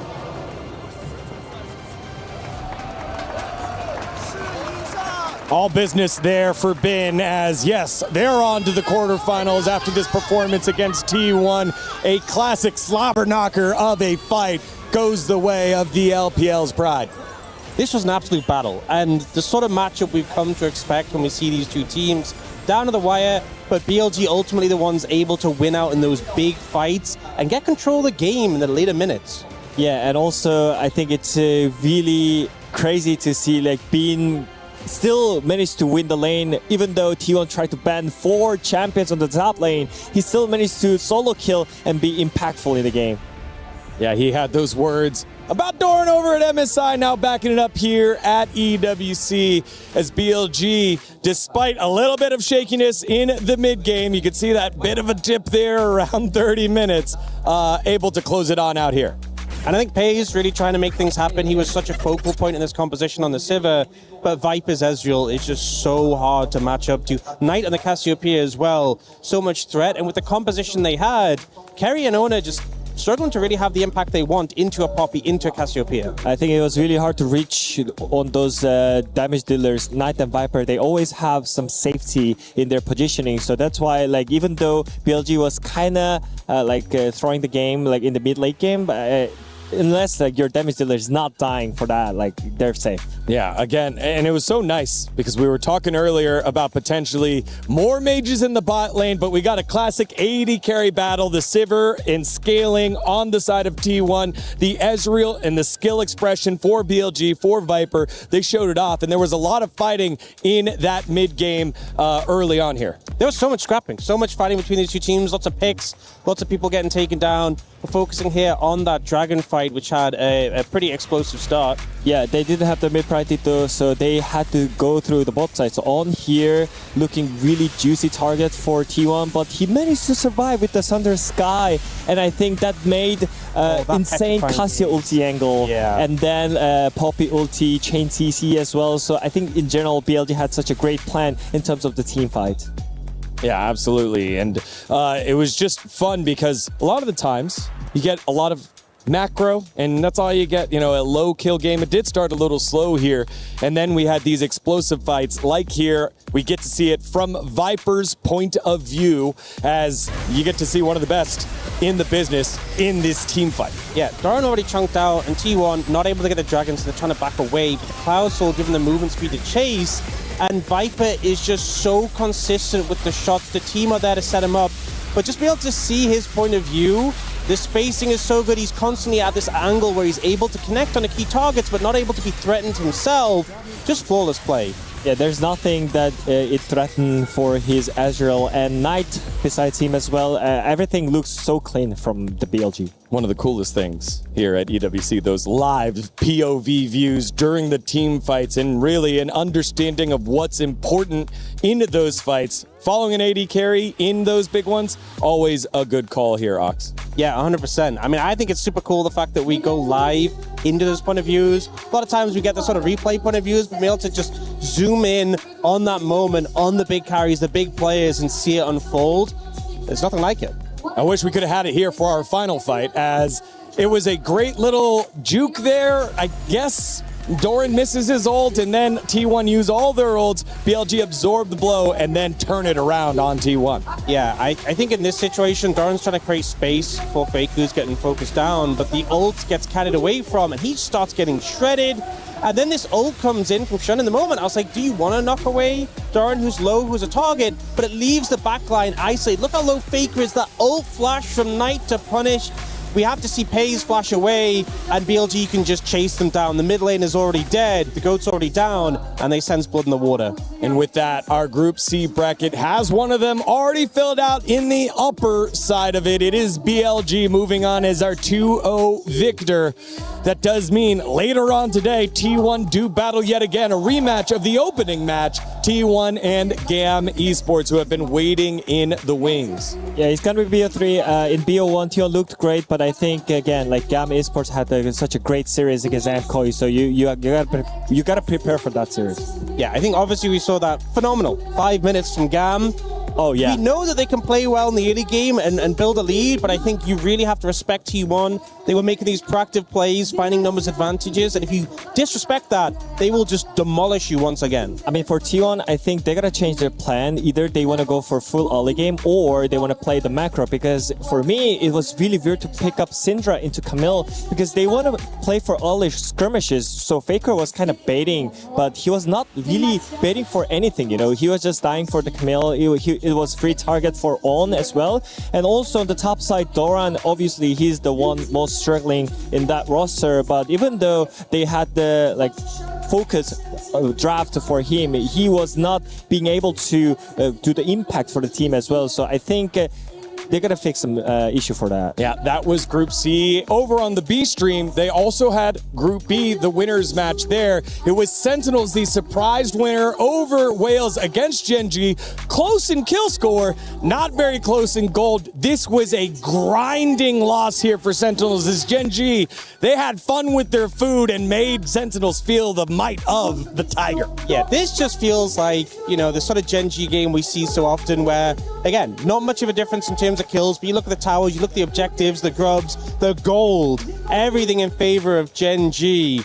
And yeah, a tough opponent for Sentinels, and ultimately Gen.G just a bit overwhelming. Yeah, good to see Ruler picking up Ziggs bot lane with Camille as well. I think one of the weak points for Gen.G right now is being AP bot lane, but I think Ruler is adapting on it slowly. Yeah. Here is the Group B bracket as Team Secret already out, falling short against Carmine Corp yesterday in the elimination best-of-3 matches. Gen.G, the reigning title defenders, holds on to that top spot. They will qualify on in with BLG as a 2-0 victor.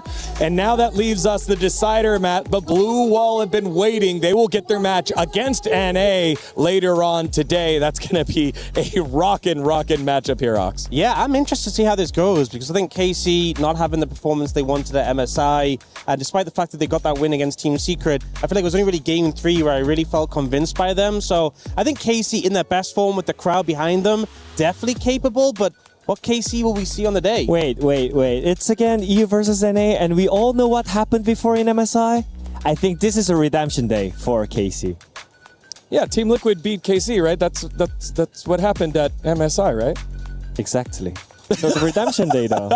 You know, we'll see what happens there. It is G2, though, an EU squad about to go up against AGAL, last year's finalists, here after this short piece of content. Don't go anywhere. You're watching EWC 2026.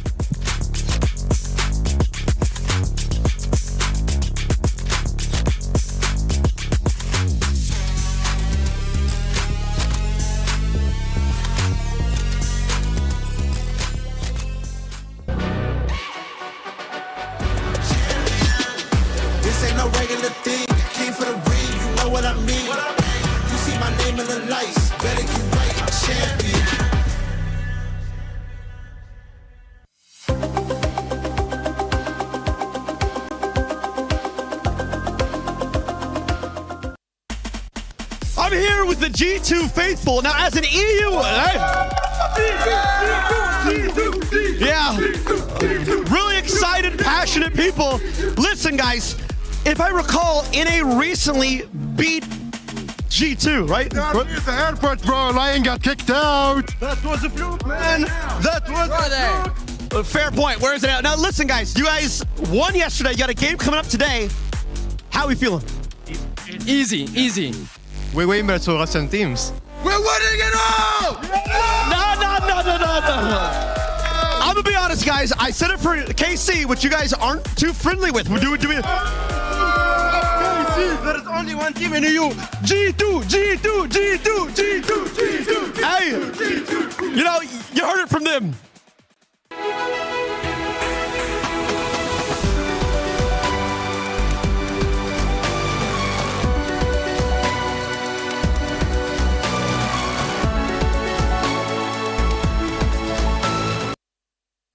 What up? I'm here with the Yankos. We're about to have a little bit of a challenge called a Scream Off. Let's see who can get a bit louder. Yeah, I think I'm finally able to expose Tyler 1 for being a fraud. Absolutely deluded. We're about to find out. We actually have G2 Cat here who's going to be holding the sound meter for us. How are you feeling about that? Oh, bro, I'm so excited. I can't wait to hear how loud can you be, bro. Who do you think's going to win? Yankos, sorry, I'm biased. He's one of my subscribers, guys. Don't worry about it. I hired him to help me win. Actually, I don't need help to win against this guy. But definitely not rigged, by the way. Anyway, we've actually done pre-rock, paper, scissors. You're going first, bud. Good luck. Are you ready? I am not ready. I just woke up. I learned about this 5 minutes ago, but I'm going to try my best. It's not excuses. He actually has the advantage. We're stalling. Come on. Get screaming, man.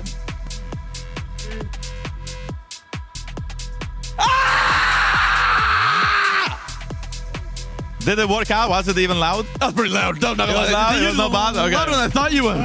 Okay, you got 129.4. 129.4. Is it loud? I don't even know. Maybe like a little trumpet or something.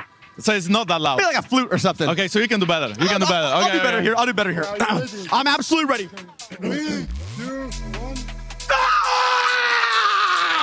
Damn, the red face. I like it. Wait, did he beat me? Was it? Yeah, Shit! Bro, it's 0.9 difference. 130.3. 130.3. I was doing that casually. Bro. Casually. I woke up right now. Bro, it's fine. We do a rematch next year. Rematch next year. We'll get it. Hey, that's Big T, baby. Back to you.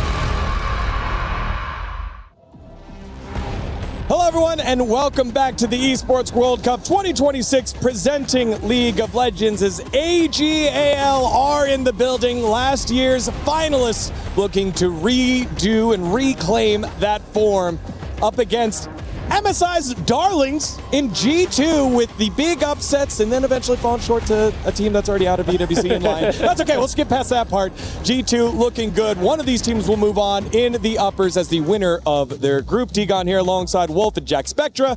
And let's start with AGAL, y'all. The LPL squad coming on in. We've talked about it. Same roster, not a lot of changes, but results have been so close, just never over the hump. I mean, yesterday against DK, I was really surprised at how well they played, especially with Flandre on the Shen. I think he finished the game with like 10 kills. He was doing so much damage in the team fights as we're watching it back here. Just how well AGL was playing the skirmishes. I feel like normally you would maybe expect that DK would be able to maneuver this better, but AGL kind of just outplayed them every single team fight. Yeah, I think D Plus really had some pretty narrow win conditions in their team fights. I think that AGL drafted better and played better in these team fights, but it was Flandre's performance on the Shen that was the standout, not only in fights like this, but also in side lanes.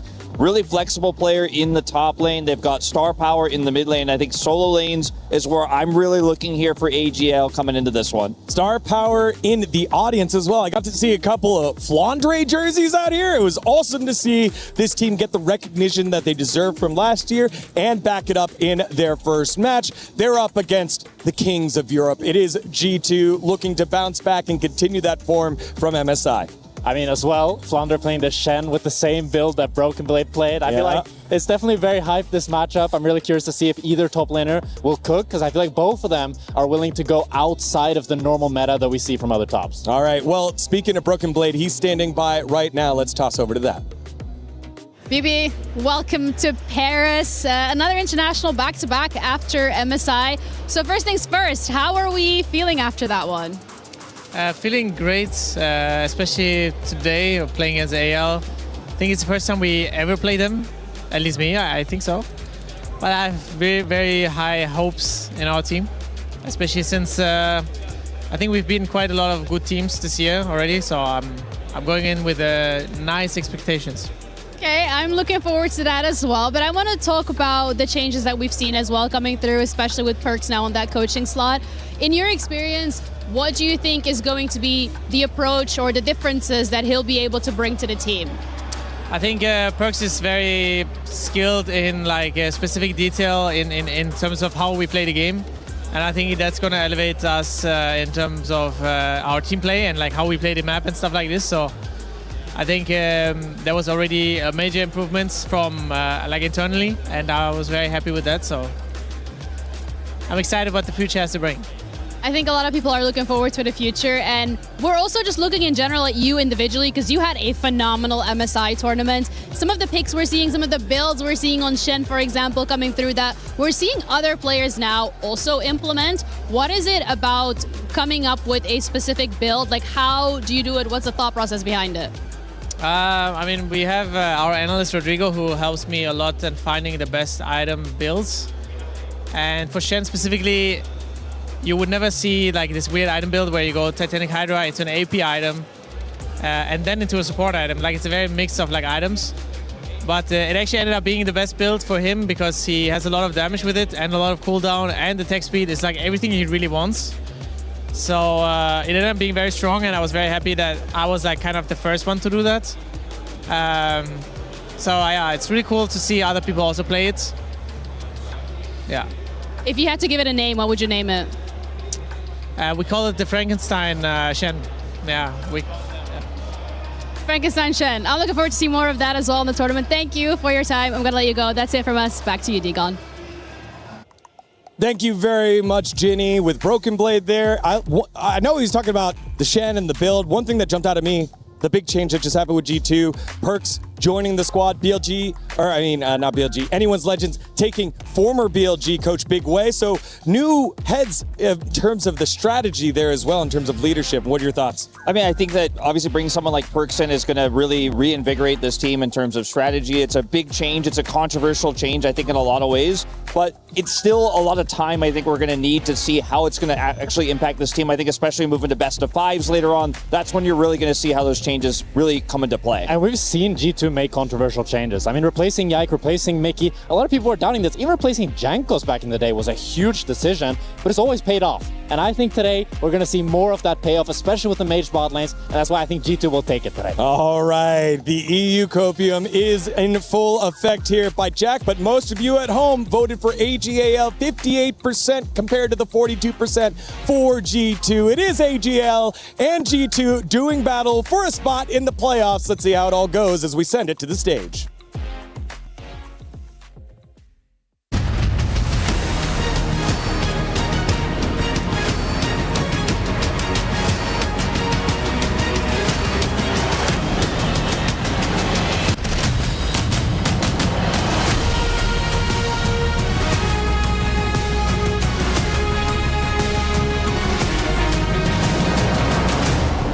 Bonjour Paris!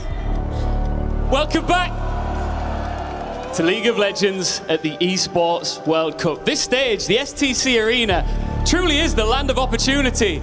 And these opportunities are coming thick and fast. one more best of one to be played here on this stage, Lou, that will define which of our next two teams gets that direct spot into a crucial quarter-final. Encore un dernier BO1 pour savoir qui va partir en playoff, and one win there will get you one step closer to the $2 million prize pool. Le moula. L'oseille, les thunes, to the glory and to the important club championship points. It's time for the LPL and the LEC to hit the stage. This is a best of one that carries a lot of weight. Welcome onto the stage, AGAL!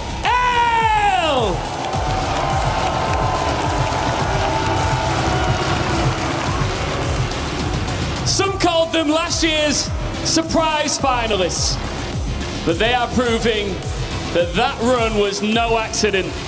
After defeating DK yesterday, AGAL now have the chance to secure another deep run in this tournament with one single victory. Après une victoire hier, ils peuvent encore confirmer aujourd'hui et aller chercher leur ticket. Mais leurs opposants, mesdames, messieurs, G2 Esports! The crowd's favorites on this matchup, and the Europe's favorite that have passed the first test. They stand one victory away from the playoffs.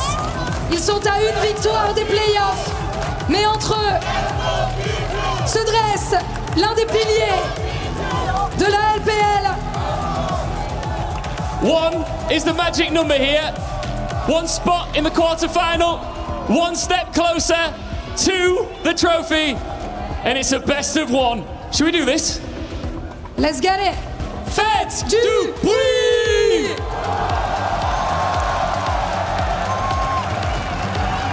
Thank you very much, those on the stage. It is now time to get into this game. AGAL taking on G2. I'm Atlas. I'm joined by Orcs here. Howdy. And yeah, howdy to you too. And we are very excited to get into this one as G2 sort of fresh off an MSI with some high highs and some lower lows, but sitting undefeated right now, and AGAL seeing whether they can take them down. I think, honestly, for a lot of EU fans, I know this because we did as a mega G2 fan. Yep. Winning against T1, riding, and then just losing the Lions. Swings and roundabouts, I think ultimately G2 many times have had these fantastic performances, but it's been a long time since they've been able to get an international win. You know, we look at Fair Stand, able to get that huge performance against the LCK. We look at MSI, able to get that huge performance against the LCK. It's kind of a theme there, but not able to go through to the end of the tournament. Yeah. Not able to win out against BLG at Fair Stand, not able to beat out Lion at MSI. And honestly, similar for AGAL, who last year just kept being so close to taking down the tournament winners, the eventual tournament winners, and just unable to make their way through, but were really competitive all year long. Yeah, they were amazing. Even up against Gen G in the final last year as well. And not a whole lot of change moving into this year, as was mentioned on the desk just previously. Just a coaching staff change up. And obviously when you lose Tabe, things are going to change quite a lot because he has had a bit of a reputation when it comes to concocting drafts and things like that. Big Way is certainly no stranger to the big stages either. So I'm looking forward to seeing how this one is going to play out. And speaking of coaching stuff, I mean, it's just a story of that, right? In today's matchup, as Perks does come in, as was mentioned earlier on as well. We've already seen some somewhat eclectic drafting out of G2 in their first best of one, but not a lot of sample size moving into this one. Yeah, you know, we saw Ian on the stage talking about one being the big number, sample size of one at the moment. But we did see Hans Sammer playing Syndra.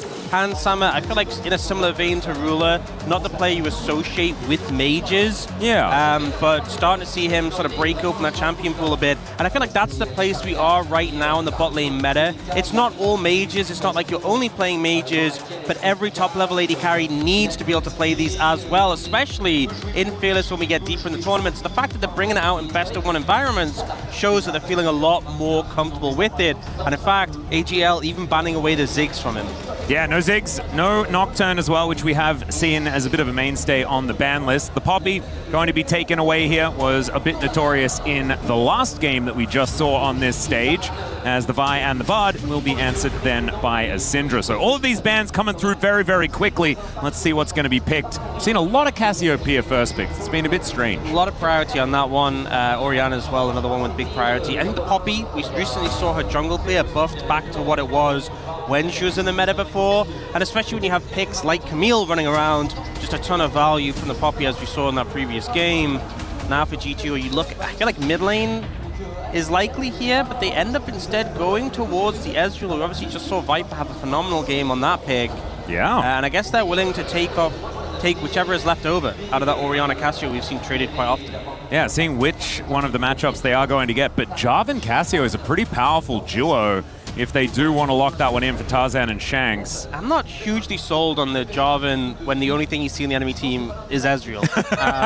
The perfect answer to the Jarvan already there. Quickly, let's pick Jarvan. Yeah, not the highest amount of value, and I just feel like Hans Summer's going to feel so comfortable in this situation and just not going to be threatened that much. It does make it harder to pick things like Orianna and Victor because they can be very susceptible to the Jarvan. Hope thinking about a Varus, and we'll lock that one in immediately here. Could be Flandre towards the top side. We know that guy is happy to play basically everything and has for what feels like, you know, a decade and a half. And by feels like, I mean, I think it basically is a decade and a half that Flandre has been playing at the top level in the LPL. For GT, I think you're feeling pretty happy so far with the fact that Ezreal and Jarvan feels good. Varus has been nerfed quite heavily multiple times. So not a pick you feel a huge amount of threat. We get the Anivia coming in, a pick that can do well into the likes of Cassiopeia, but can be flexed top lane as well. So that's that versatility.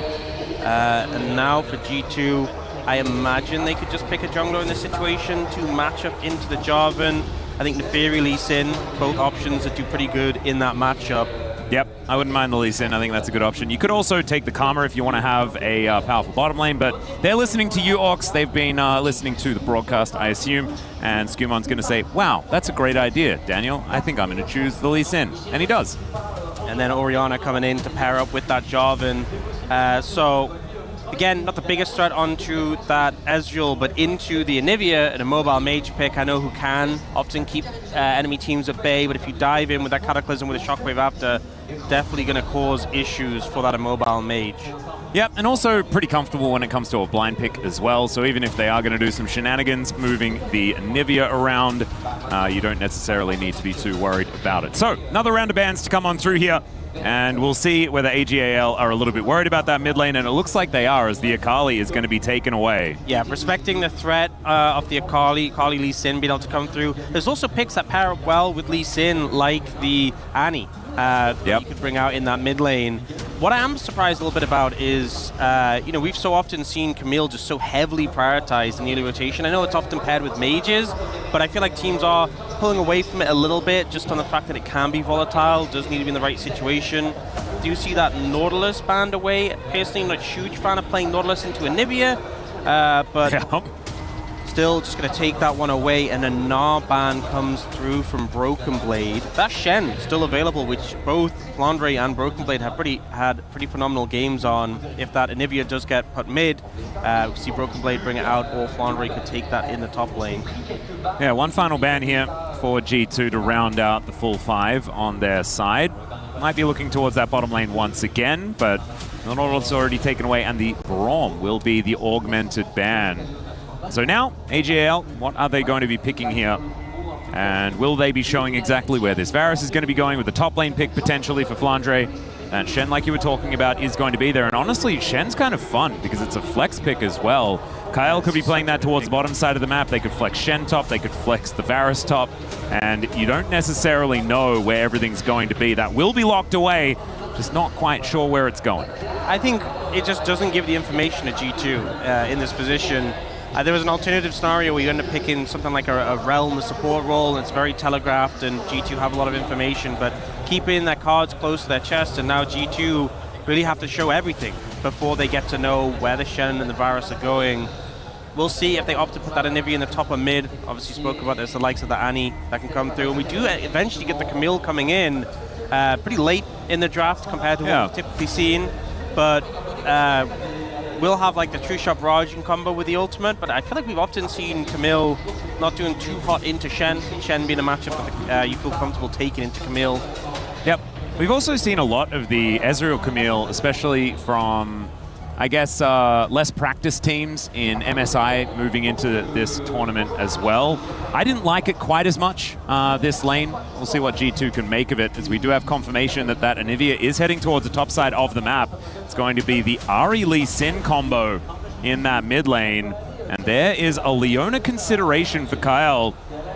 He is a huge fan of this champion. I believe played it the last time around as well, into the Trundle support from DK. Yeah, we've seen a lot more Leona into Camille as well. And I think in this situation, Lebrov's going to have a tough game. There's a lot of things that can just knock you down and explode you on this Camille. Yep, and now it is time to throw it over to Lou, who's got some huge brains alongside her in Doublelift and Jankos.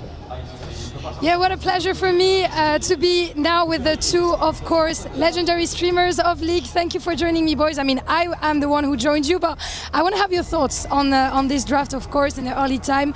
No AP bots, no AP, so are we happy about it? Because I heard a lot about it so far. I mean, I felt like we kind of had the right idea with, banning the Poppy and trying to beat a bunch of dashes, but I think this is going to be a very hard draft for G2 Esports. I feel like Skewmon doesn't always have the best confidence on Lee Sin, and I'm looking forward whether he can prove himself or not. I think anyone's 11th comp is just easier to play. They have a clear dive, they have Shen top lane with the ult, Jarvan, Orianna. Very easy to play comp, very straightforward. We might struggle a bit.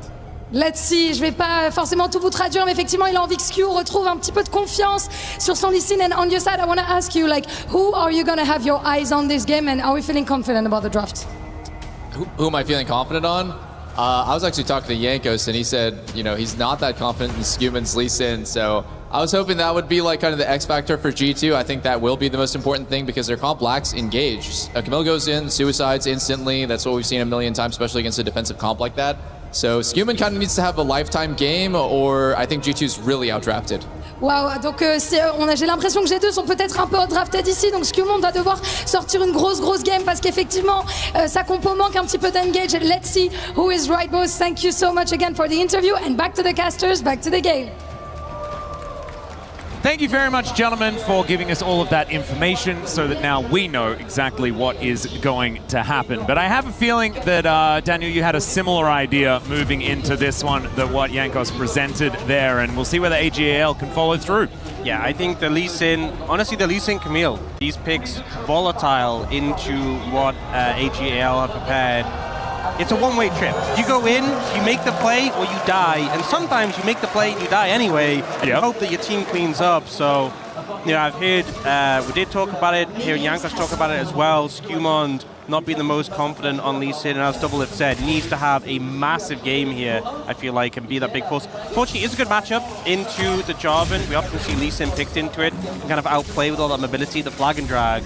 But we'll have to see if he can pull it off into Tarzan, who is just an all-time legend in the jungle. He certainly is, and no stranger to Jarvan, as every jungler is no stranger to Jarvan. I do think that G2 have a bit of an advantage when it comes to mid-game picks and things like that, creating some chaos and a bit of a mess, so maybe they can get themselves an advantage there. But Lebrov going in here, Kyle with that Aftershock is going to be all right.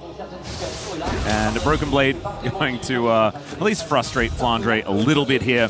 Oh, as he's gone the Hextech Bird. I really like this skin. That was one of my favorites back in the day. It's a pretty good one. Yep. Appreciate you, Broken Blade. Shanks taking some damage here from Caps, taking the Ahri into the Orianna. Don't have a lot of strong feelings about Ahri into Orianna as far as a matchup in the early stages of the game.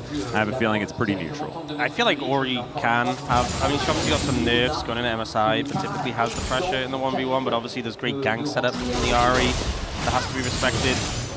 I think Orianna is just so obnoxious as a mid laner, just being able to spam auto, EW constantly. Cap's doing pretty well so far in this lane though, getting the execute down. I think Shank's given it as good as he gets. Yeah, both of them going down to about 200 health. Potion going to start getting drunk by both of them. As Lebrov moving himself back towards Hansama's side on this bottom side. Having a look at where the junglers are, we have Skewmon moving towards the bot side of the map, has finished his full clear on the top side. The same thing mirrored on the other side for Tarzan, who will end up towards that top side. Might need to pay a little bit of attention towards Caps and Shanks, as Caps takes a turret shot.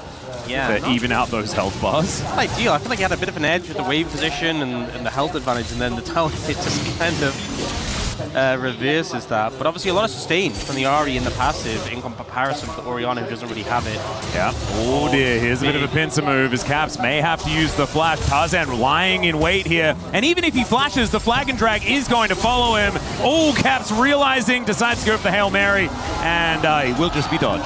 I think, honestly, that's kind of the worst case scenario, because he was walking towards the fog of war. As soon as he sees Tarzan, he knows, I'm dead. Yep. And I think the mindset was just save the flash, just back away, and then Shanks walks a little bit close, and he's like, wait, I have a window. It was a very small window, he couldn't fit through it.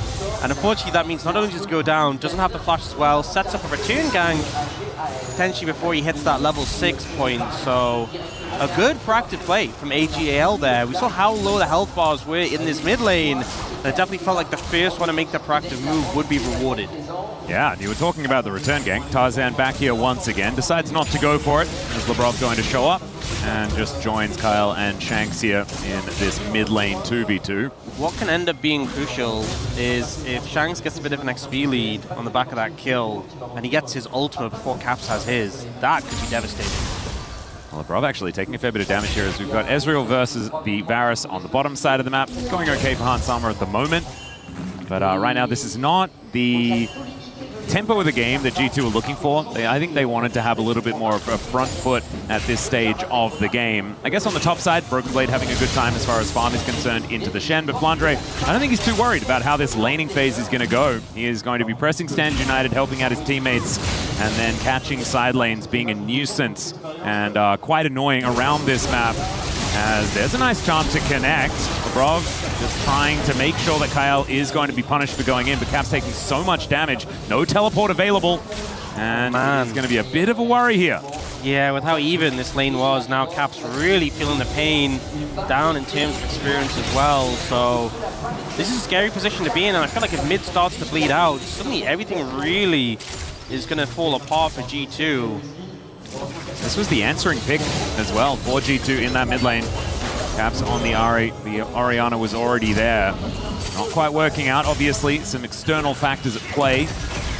But I believe from this point on, Shanks is going to be very, very comfortable. And we all know that Orianna is extremely happy just to sit there and collect minions until a few items are completed. Got Flandre going back. Broken Blade having a very good time shoving this wave in. And Skewmond is on the Dragon. So G2 still making proactive moves, still with pressure elsewhere on the map. The eyes certainly have been glued to the mid lane. Stand United now available really puts a lot of pressure in favor of AGL. The fact that G2 get the window to grab this Dragon, despite the fact they have that deficit in mid, feels really good. We actually saw Shanks hit level 6 but then reset, and that actually allowed Caps to catch up again. So he now has that Spirit Rush. He's a lot safer in that mid lane matchup. Doesn't have to worry so much. It looked like he was fishing down there to see if he could find something, but we see Kyle just back away. Nothing to come from it. Yep. All right.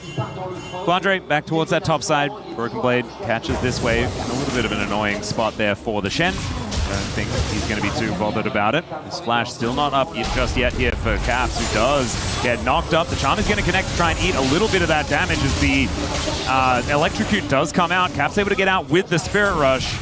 But still, I feel like he's been at 150 health this whole laning phase. Oh, Skewmond though, he has level 6 in this situation. Yeah, might be able to get a little bit of a kickback there as the Zenith Blade does come on through. Great hook shot, the flash out of the way of the Charm. Caps just fishing over the walls. Kyle in a lot of trouble. Command Protect does come in. There's the stun, but Skewmond still going to be able to find it. Takes down Kyle to even out the kills. And the MVP there has to be Broken Blade, who stopped the Stand United channel. You saw Kyle flashing in to try and set up the Shen.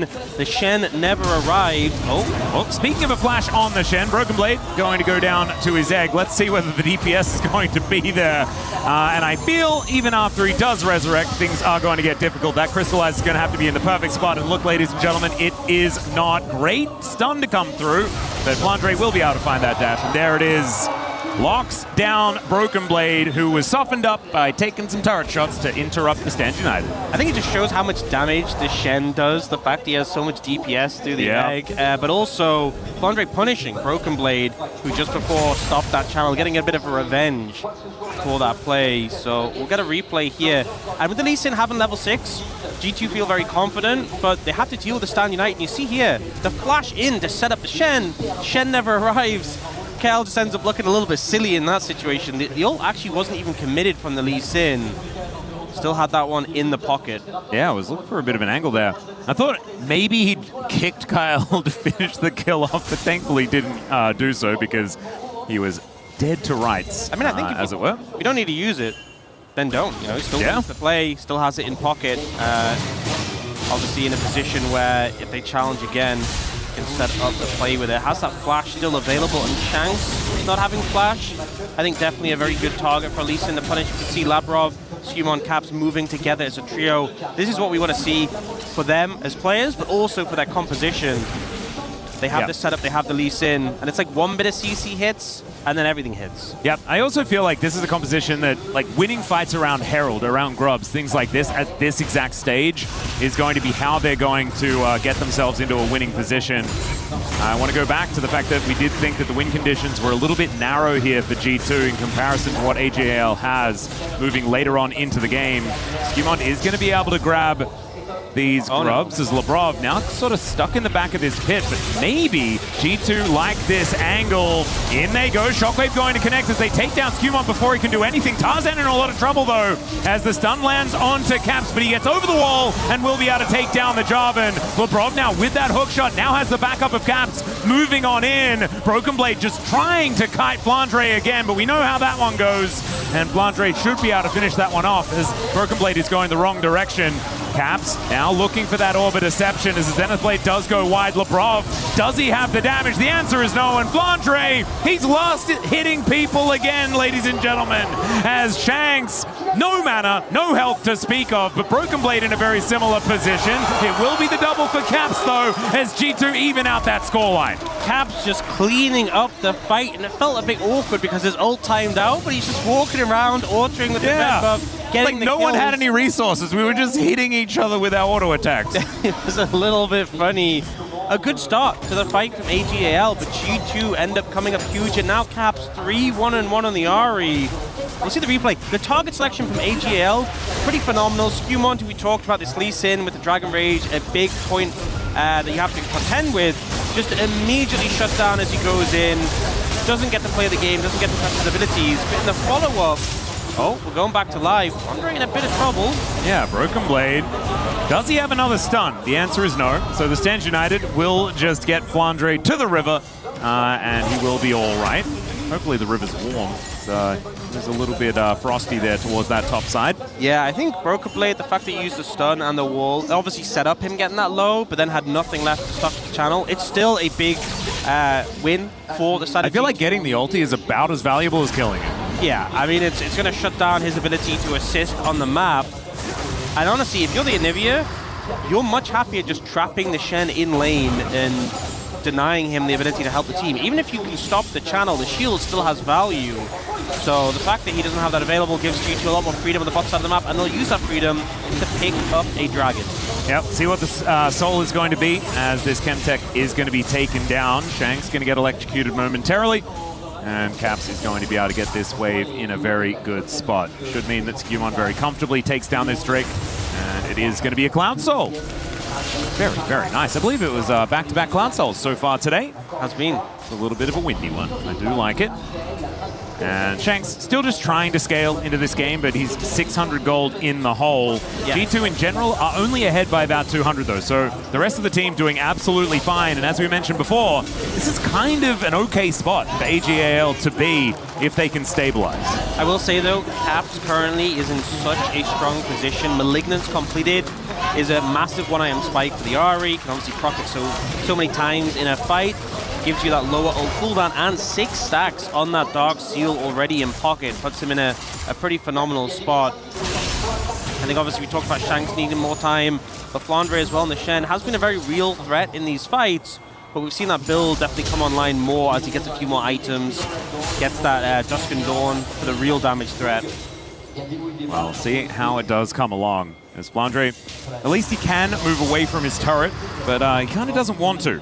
As this wave will now make its way down towards this top lane, as Broken Blade able to maybe even get towards yet another plate up there. This Anivia is very, very annoying, as we've had a fair bit of experience with Ox, as Zeus really does like playing this one over in the LCK. Yeah. And Broken Blade also making it look very, very, very frustrating. As you saw, though, Flandre picking up the Titanic, I think this is why they felt comfortable putting the Shen into the Anivia, because despite the fact you're not having fun in the matchup and you're getting just pushed in, once you get that Titanic Hydra, the wave clear, you can just nuke the wave, basically, extremely quickly. And if Broken Blade can't walk up to the tower because of the threat of the taunt and the wave just getting deleted, then you're just fine holding on. Well, let's see whether that does work out, as that first item has been completed. Hope hanging out in the mid lane as the Raptors have been taken.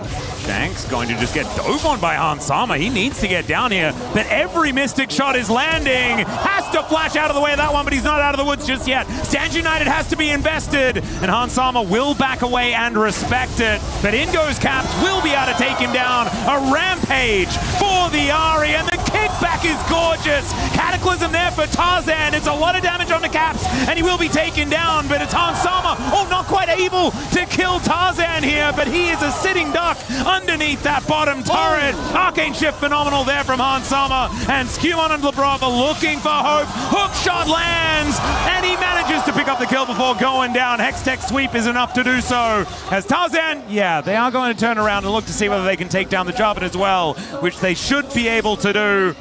Flag goes down, some Alcove Gaming, but there is the Mystic shot, and man, this Hans Sama guy can't miss. They actually put the flag down for Shanks to TP him, but now he's in trouble.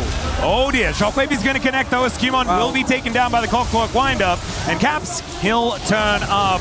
Kyle moving down here though, the Orb of Deception goes wide, there goes the Charm as well, and Caps is in a lot of trouble. The Orb comes in, but the Orb of Deception doesn't land, and now Kyle, he should be able to set this one up for Shanks. Down he will go, and Caps immediately teleports to his demise. Absolute chaos, a play that started so well for G2, and I don't think it's over yet. Actually, Labrov's coming in. And the bodyguard Kyle is looking to try and save Shanks here, and I think he will be able to do so. Labrov not going to go too deep after what was an absolute mess of a fight before. This was a play that I think G2 started off feeling really happy about it.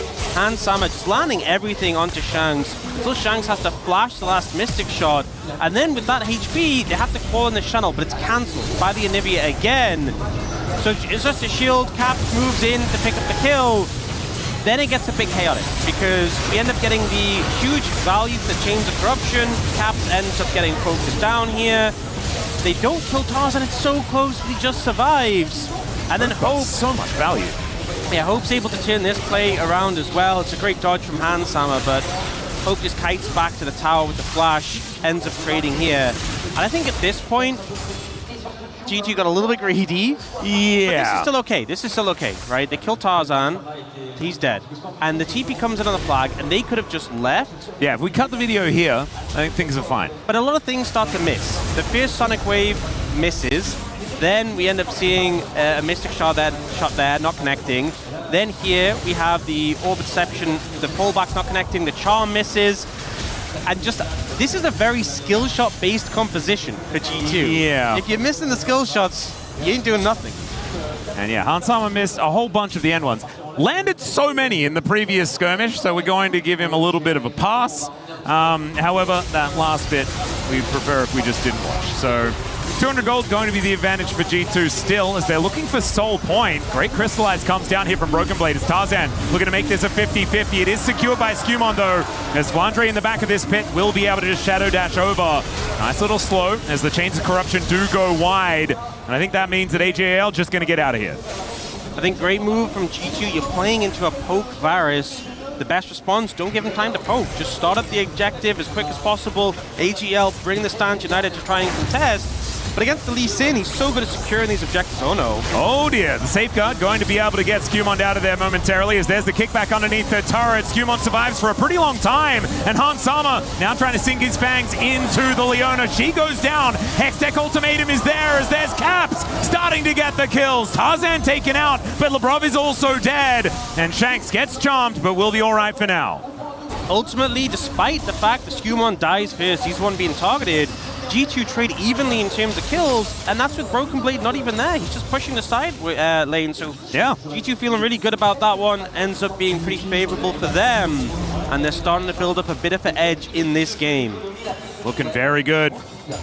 And 1,000 gold, something like that, is getting towards those numbers that we do want to see from G2 if they do want to remain a threat in this game as it goes forward. I just feel like Stand United adds so much flexibility to how you play out the later stages of the game. The G2 do want to keep up the pace, keep up the chaos, and make sure that this Shen is being tested at every single stage. And this was the beginning of this fight. Yeah, the big thing is you got the safeguard off to get away from the initial damage from Shanks, and then the kick puts Tarzan low into an Ari. When there's low health bars, it's so scary as the resets start to come through.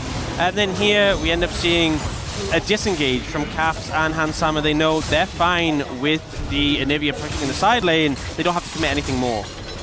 Well, Rift Herald has now spawned. Tarzan going to be able to grab some permanent vision here, or at least some irremovable vision, as the Rift Scuttler does go down. Broken Blade back to his favorite place, and that is alone in a side lane.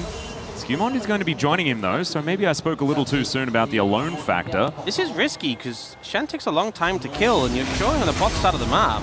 Yeah, this Herald should be the answer from Tarzan, you'd expect. He is beelining over towards that Herald pit. As Skewmond just takes this moment to take down the Krug camp. And I don't know whether that's necessarily worth it if they do manage to take the Herald. I think Doran would say yes. He would. He is the Krug Lord, though. That is a very different story. And now we see Skewmond able to move up in time. They're looking to pressure this mid lane tower. Can AGL put a stop to this? Tarzan is not looking too afraid, but maybe he should be. Stand United does come on in. Hextech Ultimatum is there from Labrov. He gets taunted up, though, and taken out. Solar Flare going to get avoided by Broken Blade, but now the Bird does not have the flash. And it is a 5 versus 4. Not going to get the stun, and he's down to the egg. AGL just taking them one at a time out of the game. And that Rift Herald is not going to G2. Chains of Corruption go wide, but I don't know about that cleanse, as the Shockwave will just tear Hans Sama apart. Absolute disrespect from G2, and AGL do not hesitate at all. They pick apart the European first seed and just get a handful of free kills. And it just felt so forced, I think, from G2. I think Hans Sama in particular on the Ezreal, there was no reason for him to arcane shift forward. It feels like, you know, there have been times where it's worked for G2, but they're constantly setting up these situations where they don't have the full team there. And then AGL just saying, okay, we're going to challenge you. We're going to look to engage on that. Sometimes it hasn't worked out, but this time it definitely did for them. Well, still, I mean, it is a stack of 3 dragons here for G2. That is going to be very valuable, but there's 1 minute left to go, and this was the wrong time for AGL to get full control of this game. So we have a look at how they did it once again. You know, Caps is top and he's recalling. He doesn't want to be there. So Labrov goes in, and then they flash out, and they still try and hold position. Broken Blade has just burned his flash, and he's still standing there. Jarvan can Cataclysm you. Don't even need to use it to kill you. And then Hans Sama arcane shifts forward onto the Rain of Arrows, which he's already slowed. It was just a very weird passage of play from G2. Mistake after mistake after mistake, and AGL, zero hesitation in the punish. Exactly right. Fighting without the Ari definitely seems like a little bit of an error, but now Caps is with the rest of the team. They're looking towards this dragon. Hans Sama in that mid lane will be able to take control of the wave, at least for this moment. Big old shield there from the quest out of Broken Blade, as he's got 2 items now complete, very close we have a to that Rod of Ages. 4 Shanks on the Orianna, so harder target to punish. Well, AJL have a lot of vision here in this brush, Maybe as you can see. That was, yeah, probably too much, you could say. But they can really see it, I can confirm it. As True Shot Barrage is going to land on the Kyle. He will not be too worried about it. AGL now moving forward as they understand that giving away this Drake will be a dangerous one. Caps on the wraparound will be spotted on this ward. and does know it. That's the important part, as Labrov now on a bit of a flank angle, but it's a little awkward when he is such a squishy Camille, and Hope has a bit of an idea to take him down. Chains of Corruption go entirely wide, though, as the Crystallize is going to block off Tarzan for the minute. Has to use the Flag and Drag to get himself in there, or just wait out the wall. Cataclysm comes in, and the kick out just to move him back towards the Drake. I don't know about that one, as there is no egg for Broken Blade. No life for him at all either, as now Flandre just walks after Caps to bring him out of this fight. Hansama now down to about a third health. Tarzan still hunting for him, and he's already taken down the Drake, and I do really feel like AJAL have just moved the game back in their direction. Now in a position where these team fights, they have the engaged tools, they have the comfort. We heard Jankos and Doublelift talking about it. You have the ability to dictate these fights, and for the side of G2, they don't win the poke war into this Varus, and they don't have an easy time setting up the fights as well. So if you don't find like a great flank angle, you're kind of just struggling. And even though we saw Labrov burning the Chains of Corruption from the Varus, it just wasn't enough. Tarzan's so decisive here, it's just like, I'm just going to go in. We know the Anivia has no flash. I can charge forward, and then the follow-up comes through. The kick comes out, but it's too late to stop Flandre, who appears right in the Cataclysm and just goes for the Thorns. Labrov then looks for Hope, but Hansama can't even connect onto him because his body's blocking the Mystic shots. Yeah, and at least Hansama was able to get out of the way of that shockwave that was being worn by Tarzan. But as you said, I mean, the fight was kind of already over. Maybe that kick needs to be used a little bit earlier, but I feel like I'm getting a bit hindsighty. And this is now AJAL moving the needle back in their position. 2,000 gold at 24 minutes or something like that is not a huge deal, and there's going to be another opportunity for G2 to get themselves a soul. Flandre maybe in trouble, does actually have to use the flash to get over that wall. Great charm going to connect here from Caps, though, as he's not out of the woods just yet. Stun not going to quite land, though, as now Flandre looking to turn this. Caps taking so much damage, will find the Foxfire in order to get rid of the Shen, but they've used so much in order to do so. As now Tarzan moving down towards his bottom side, won't have that big shield from the Stench United, though, if he does decide to go in. Now Caps moving himself out of the way. Skumon down here as well, just trying to help them out, but there's not a whole lot to fight for right now. Honestly, that felt pretty close to AGL being able to punish, but just able to disengage in time. I think if anything missed from the side of Broken Blade and Caps, that could have been a pretty bad time for them. But obviously Ari able to get that reset, able to get out of that sticky situation. A nice kill to pick up, doesn't drastically change the state of the game, but G2 still trying to be proactive and look for these picks where they can. Yeah, and Hope just quietly doing the most damage in this game so far. I feel like the Varus hasn't been the main character, but has been getting a lot of work done throughout this one, as True Shot Barrage will be eaten by the Edge of Night Shield, and 3 items now complete for Hope as the Muramana immediately transforms, and he's now very, very deadly on this Varus if he wasn't enough already. Yeah, you know, we saw Poke Varus just like permabanned. I mean, Varus in general permabanned in the early stage of the year, did get nerfed a good amount. I think it's more important now to be ahead of the curve, but he's got 3 full items completed, and the damage he's putting out very relevant. Being able to poke out champions like Ezreal, who normally are the ones poking you, feels pretty good for AGAL. Oh yeah, as Hail of Arrows just going to help push this wave forward. And the Edge of Night also just really gives you so much added safety against a composition like this, where they're going to be fishing with Sonic Waves, fishing with Charms. There are so many of these sort of single spells that are trying to catch you off guard, and they will not be working onto the Varus. And so very comfortably able to sit in this mid lane and just farm it up, move towards a later stage that they're feeling comfortable with. Kyle going to join him for the minute. The Baron is up and available, has been for just over 5 minutes, but neither team feels like they have a massive amount of Baron damage. Yeah, I think for AGAL, they're the team who have more of the control to set up for Baron. Yeah, they have the tankiness. G2 has the damage, but they need kind of a bit of both. They could make a business deal and do it together, but yeah. I don't think that's going to happen. That's yeah. Mundo here to broker it. I mean, maybe they could figure it out in all chat, something like that. But it seems a little dangerous. As Tarzan moving on over, seeing whether he can steal away a blue buff. 50 seconds on the Dragon is going to be in the back of their minds as well. As Broken Blade holding on to the mid wave. Caps is on the top side of the map, teleport in hand. G2 will see whether they are going to go in early one more time or whether they have learned from that previous mistake. Wait for Caps to get over there and make something happen. Taunt is going to connect here onto the Ahri, though. As Flandre, man, these auto attacks with the Q just hurt so incredibly much. Yeah, Foxfire does come on in as the Taunt is going to connect, but the Shadow, the dash is going to be there with the Spirit Rush. Now Broken Blade makes his way forward, and that is going to be the Shen falling. It is a good idea to chase down the Shen, but you can see AJL utilizing that time to take down this outer turret in the mid lane, and they will have the inside track towards the Drake. Caps really did not want to commit the ult until he was certain that they'd be able to get a kill for it.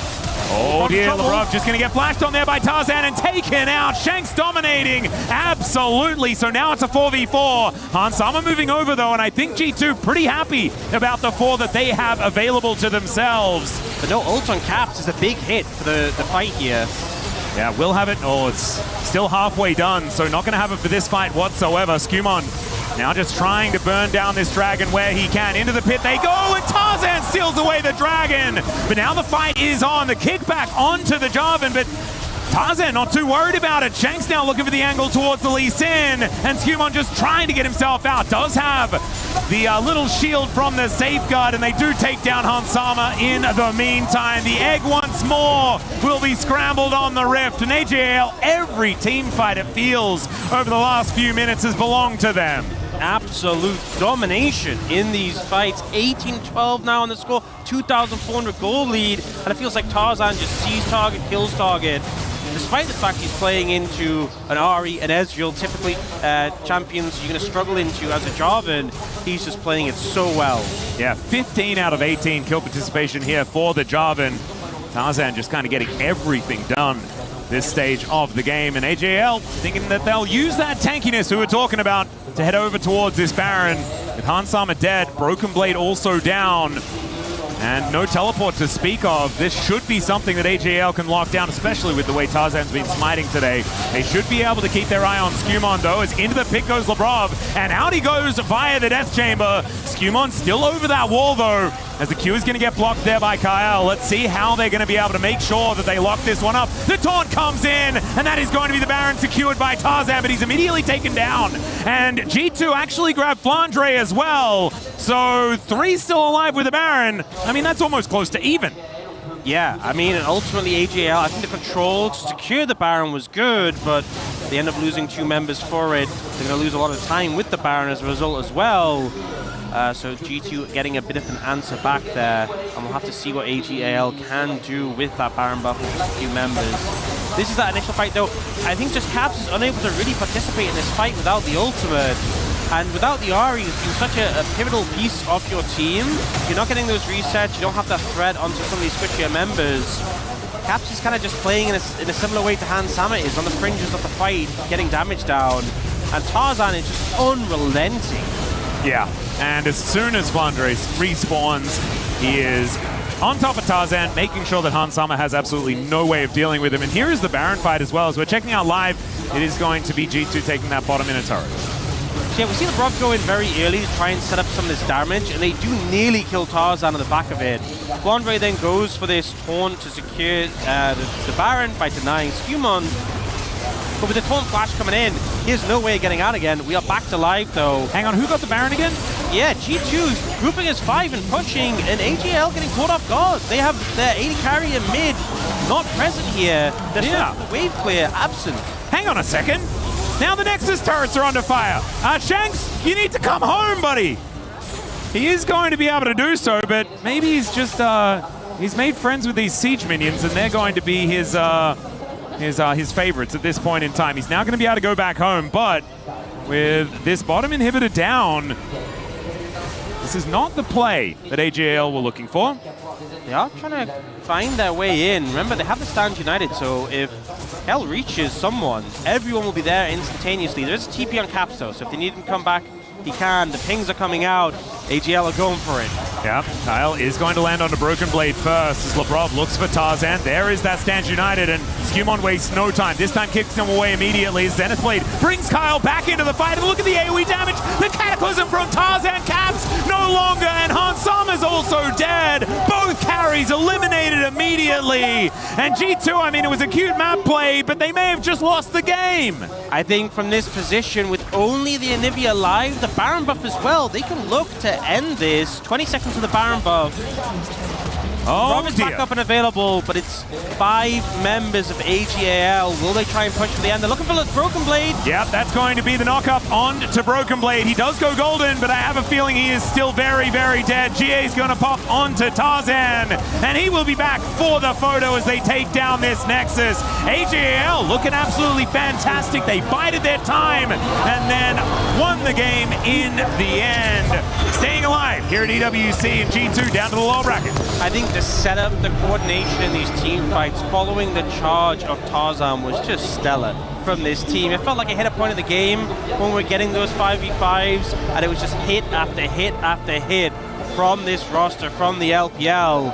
And honestly, if they're in this form, they were 1 game away from winning last year. They're looking like they could be in the form to challenge once again. Yeah, I mean, EWC really feels like the AJL tournament. They have been very, very good at this. Obviously weren't able to win the last best of 5, but they looked so dominant throughout the rest of that one. I remember talking to Wolf, he was like, these guys are going to win the whole thing, the entirety of EWC last year. Genji were able to get over the line, but maybe this time around it's not going to work. If Wolf said that, that's why they didn't. He cast a curse. Yeah. Well, maybe he's not going to be saying that this year. They will be free, and they'll be able to take them down. Looking brilliant, though, at this point. Did have them as a pretty deadly team here at this tournament, but I feel like EWC especially is where they really do shine, and that is looking to continue here as they look on towards the playoffs. Yeah, and I think honestly, Flandre on the Shen, it's funny, we had Broken Blade talking about how, you know, he had this Shen build, he still had that great result of Fear Stand, and Flandre is like, this is yours? This is mine. Yeah, exactly. But we now have Tarzan standing alongside with Ian for a bit of an interview. Seeing Tarzan successful on an EWC stage is familiar territory. AGAL booked their spot in the quarterfinals. Tarzan, I'm standing by with June as well, our translator here. You played the initiator, the playmaker role there. You were assisting your teammates a lot. How much do you enjoy setting up the rest of your teammates to succeed? 那么今天呢，我们和泰森又回到了舞台上来，我们的 AGGL 的团队有一个非常精彩的表演。那么您在这次这个比赛当中呢，您相当于是带领着这样的一个团队去进行攻坚战。那么您对于选择这样的一个角色和带领您的团队是什么样的看法呢？首先我们是准备 EWC 的过程是差不多准备了2-3周吧，然后我是有自信我们来 EWC 的队友中最努力的一个队友来，所以我们今天然后昨天都是来享受比赛的。Well, we prepared for this match for about 2 to 3 weeks. We did a lot of training. So yesterday and today we came to the match, we came to the stage, and we really enjoyed the match. Yeah, that's very obvious to see. You came agonizingly close to lifting the trophy last year. Do you think that your team is better here in Paris than the version of you that we saw in Riyadh? 那么我们知道您可能会很有希望的获得这样的冠军，捧起奖杯。就像您去年呢是一个非常有机会成为冠军的。那么您觉得今年和去年相比的话，您的团队是不是有更好呢？其实来到 EWC 的队友都是很强的队友吧，所以很难猜到我们直接能拿到冠军吧。但是我们是目标就是我们每一场打好，每一场比赛就过程准备好，就这样。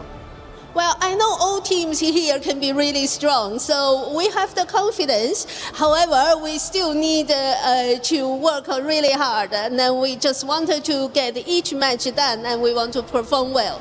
The hard work starts now. Congratulations once again, Tarzan, and to AGAL. Thank you very much, June. We've been way too friendly up here. The serious business is about to begin. That is the end of the best of ones. When we move forward, we'll be crushing keys here on the stage. Congrats again. Thank you. 非常感谢您，感谢您，谢谢。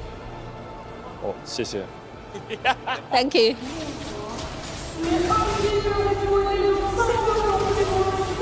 Kamsahamnida. Thank you very much, the man of multiple languages. Tarzan gets the job done here for AGAL despite lots of creative and unique questions as expected from G2, especially at the end when they were behind. They tried to find a way into a base race, and instead they got corralled into fish in a barrel. And it's just so sad to see as an EU fan, because it was so close. But I do need to say, can we drop the Camille? I have yet to see this champion work, apart from there's maybe 3 players in the world that can make this champion work.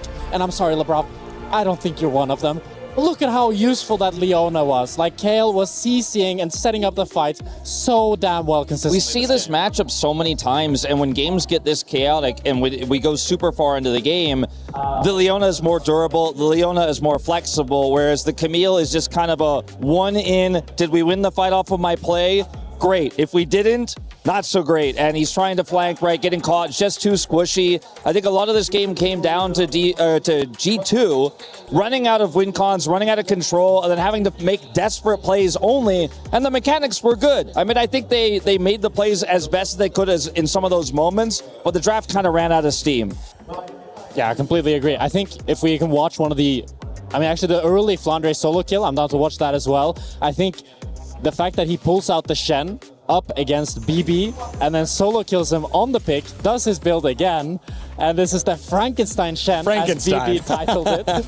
And he's just kind of styling on him, He just talked about it in the interview we had with him as well. He was like, I was the first one to do it. Cool to see him do it. He's doing it again. He's killing the man who made the build. And this is the first time these teams have faced off against each other. It's the first time Flandre actually meets Broken Blade directly here and takes him out here. So I think this is a pivotal moment, right, when you look at the overarching storyline between these two teams. Yeah, again, just kind of tough there because it was an immediate engage under the tower, and then also the wall doesn't quite protect him as well. And that surprise killer instinct there by Flandre proven to be a great start for AGAL. But that wasn't the whole story. There was a ton of fighting here in this last game. And here on the bottom side of the map, it's like, okay, we caught you, AGAL. And then AGL like, no, we caught you. And then Hysterix is in the back losing his mind, but this was what we wanted to see here at EWC. I mean, it starts off really strong for G2. They get an initial pick, and they kind of want to keep going. I think Caps goes a little bit too deep. He didn't have to go for the old charm, could have just charmed from range.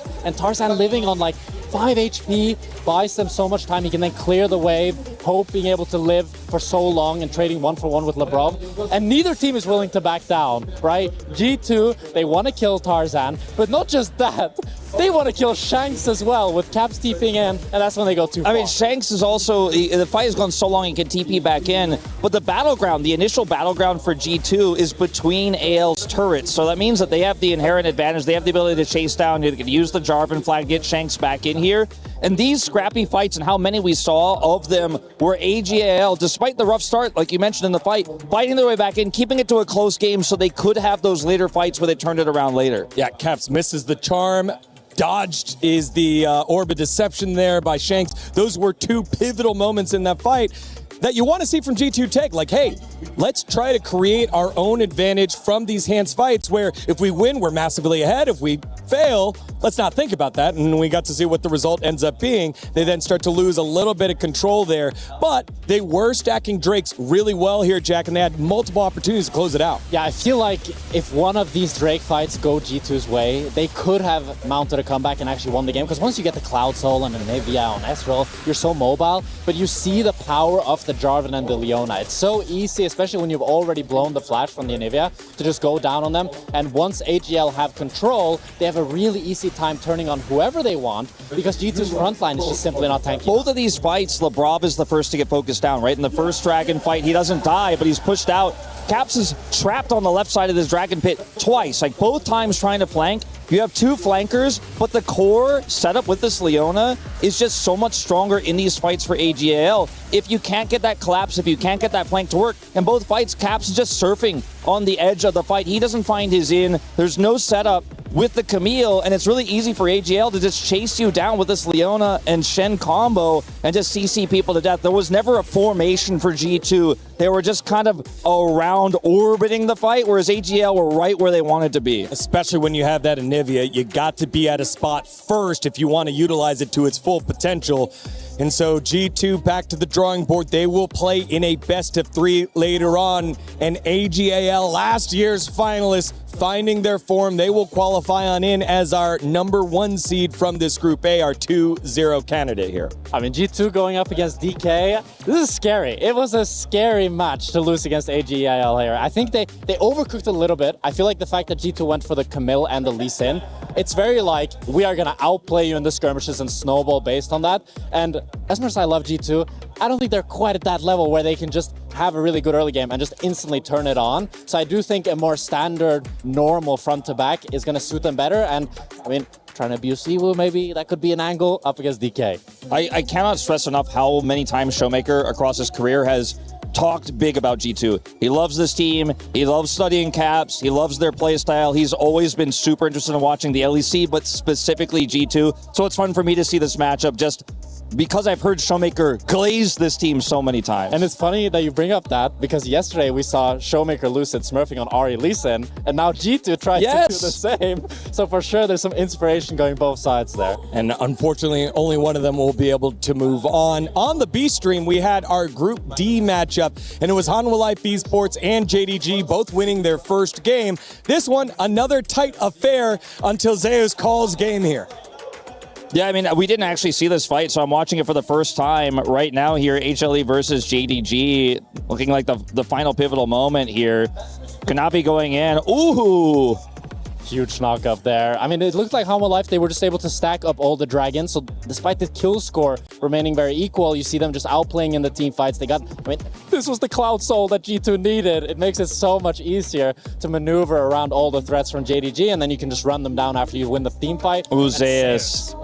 And Zeus Kanavi doing so much work in these clips. Obviously, Kanavi most known for his Jarvan this year. It's been the pick that has defined his play and defined Hanwha Life Esports. So to be able to pick that up in a BO1 feels nice. And that will, of course, advance them on here to the next round. That's right. It is Hanwha Life Esports as your 2-0 victor in Group D, which leaves JDG and MIBR Los as your decider best of 3 match. Again, MIBR Los with the huge upset of the champs of the LCS in Lion. So that will be our best of 3 later on today. We're going to set the stage for T1 versus GAM Esports. There we go. T1 versus GAM Esports in just a little bit. Don't go anywhere. You're watching the Esports World Cup 2026 presenting League of Legends.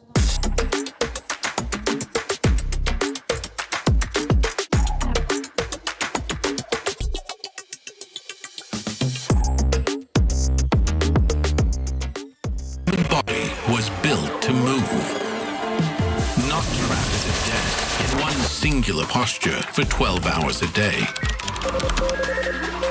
It's time your chair evolved. This is Secret Lab Titan Evo. Ergonomically engineered for you, gamers, hybrid workers, artists, backing your every move.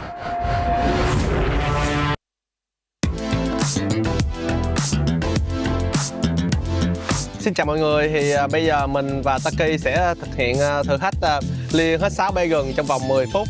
Và mình sẽ bị bịt mắt và không hề thấy gì hết. Thì Taki sẽ ngồi kế bên và chỉ mình di chuyển để dọn Bagon. Let's go! Nhắn di chuyển. Cái lướt chuột. Lướt lên hả? Lướt lên nữa, lướt lên. Đúng rồi. Kéo lên đúng không? Lia lên. Lia được chưa? Tiếp.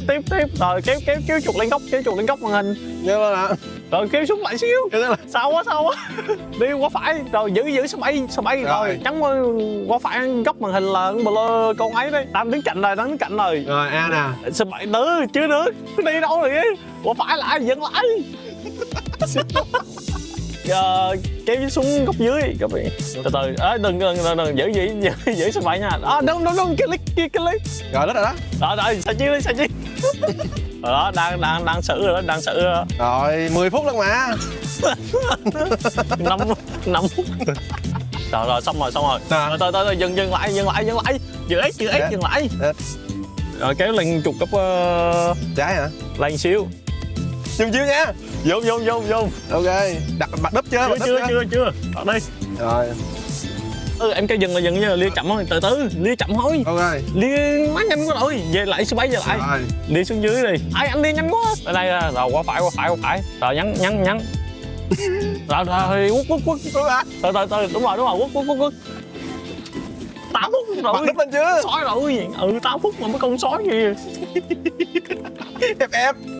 GG bro. Đây qua chim đúng không? Đúng rồi. Tới chuột 2 mic rồi. Nè anh tới cái bụi chim rồi. Kéo chuột lên nữa, miếng nữa. Qua trái. Rồi quất. Bật đúp lên luôn đúng không? Đúng rồi. Nó xong rồi. À, qua phải chuột Qua phải. Chuột lên trên phải. Lên trên đây ha. Đó, đúng rồi, lên nữa. Rồi dừng. Dừng. Cái chuột qua trái xíu, miếng nữa. Rồi vô đây. Rồi. Chuẩn bị kéo chuột xuống sơ mã này, kéo xuống. Lên qua phải nhích vài miếng. Rồi quất. Được không? Được. Ê, dừng. Xuống dưới. Dưới đây hả? Qua phải. Ở đây. Lên miếng nữa. Rồi quất. Vô. Quất. Dừng.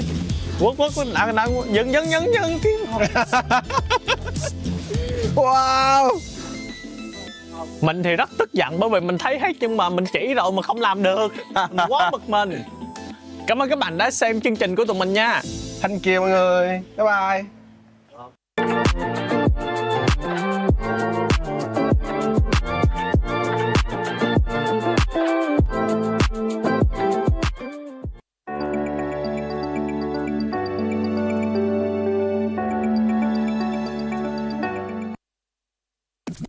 欢迎来到中路 solo 默契挑战，接下来我们将打破常规，把操作一分为二，一个人操作键盘，一个人操作鼠标。当2位选手合二为一，是否有完美配合呢？别火吧，差不多得了。哎，好像打得很多哟。打人头是不是带雪球啊？不重要，别举把铁。弄他！不是我来控制键盘，你是有病啊！1R1，你不了啊！谁在玩啊？1秒就死了，你能这么快？不是到了要说啊，出门太慢了。你指你要 Q 呢？不是把那个关了呀？那个怪不得。把什么关了？在哪里啊？完蛋了，不知道啊。别慢慢出现，别着急，进草，去这儿。你不了啊！我要按，我知道了，太蠢了。我丢。你说行啊，咱俩配合。是的呀。对哦，找到了，关了，完美啊，咱俩。来，现在一起走。哎呀，你怎么办？AW 啊，还在里面啊。哇，还 Q 到了，快吃掉，还有点燃的。哎，动他！AW 也没有头啊，挺好。Q 啊！别回头，他拉不到你。好。然后 A 兵，干嘛啊？回去吃药。他再一过来就来后塔。Q！再装把基地推爆了。这什么传向大招了吗？我要打死了。别急，慢会儿，别会儿，等会儿。看这架好的，打住，看到直接打不了。这先一，咱先呢？5人。走，不对劲，走。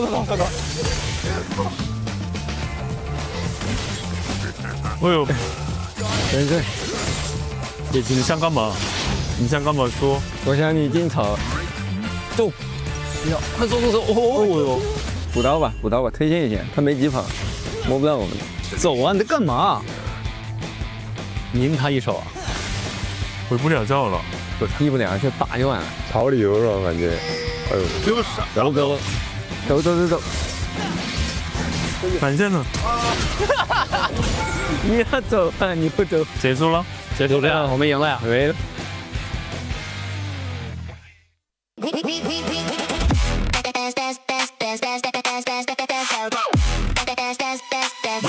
Esports World Cup.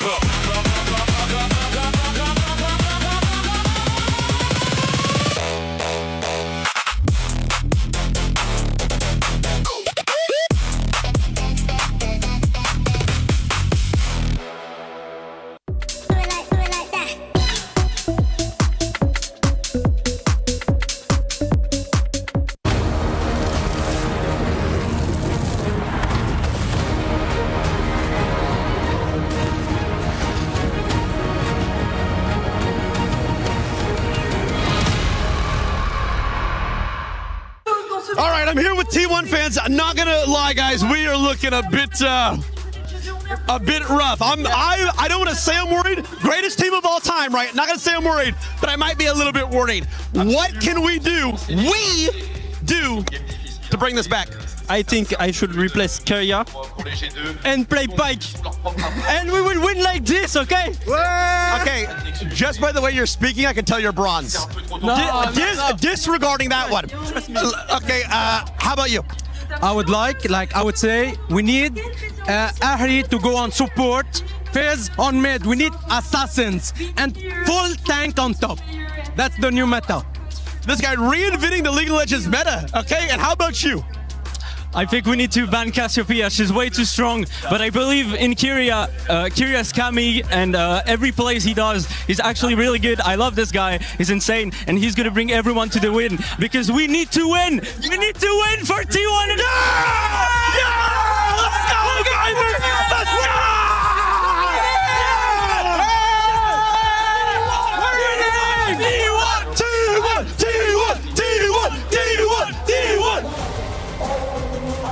Thank you very much, Coach Tyler 1 for T1 as they're going up against the surprise semi-finalist, quarterfinalist, whatever finalists we are, bottom side of the bracket appearance here for GAM Esports as they were able to pull off the upset against MKOI yesterday and looking to do the same thing today.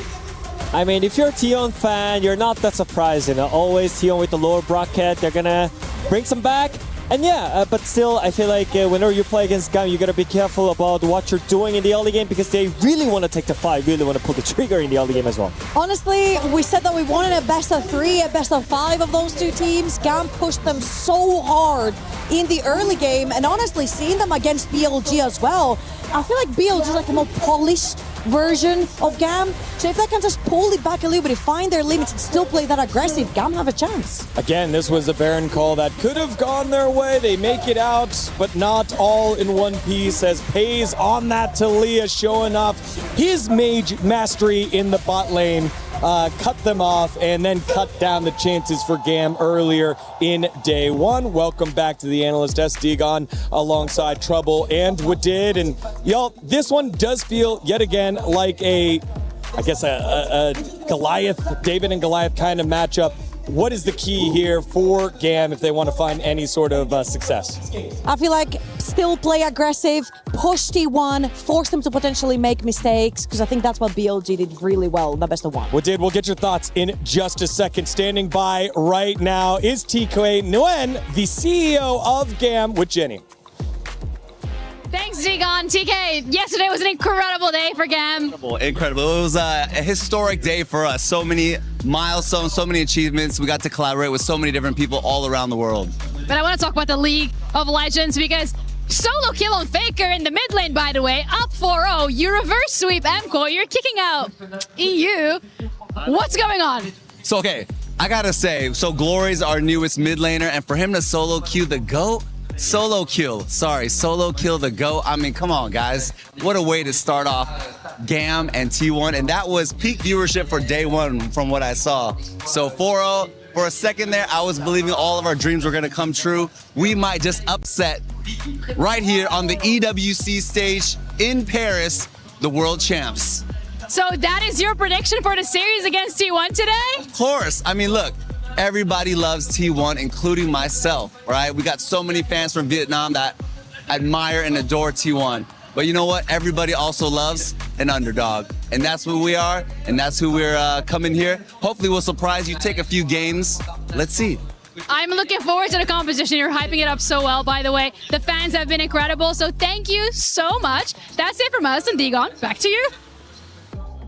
Always great to hear from TK, the eternal optimist of the underdog. Now, what do you think is going to happen here as we're 20 seconds away? We just need one simple plan from each team, you know. Like, you can't just flip it around between the games. So I just want to see what they can bring it to us. All right, well, my analyst will be here to break down this matchup. It is a rematch of day number 1, the underdog versus the world champs. It's T1 versus GAM Esports as we send it to the stage for the introductions.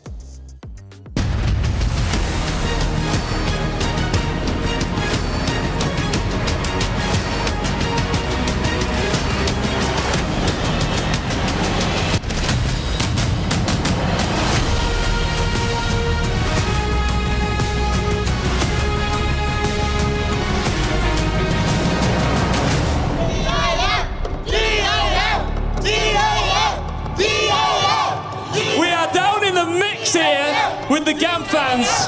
And let's be honest, we have been way too soft on this day here at the STC Arena. We need to start crushing some keys. Elimination time. And these GAM fans are feeling nervous. Yeah, they don't look nervous actually. That's why I was gonna ask you, DK, are we feeling stressed? Because this is elimination game. As the CEO, how are you feeling right now? We are definitely not stressed because you know what? We're here to have some fun. We're here to show you guys it's GAM time. Let's go. EWC, where you at? Make some noise! They are gonna face indeed Team 1. Tears and embarrassment on the line, but they don't seem stressed at all. So let's welcome GAM Esports!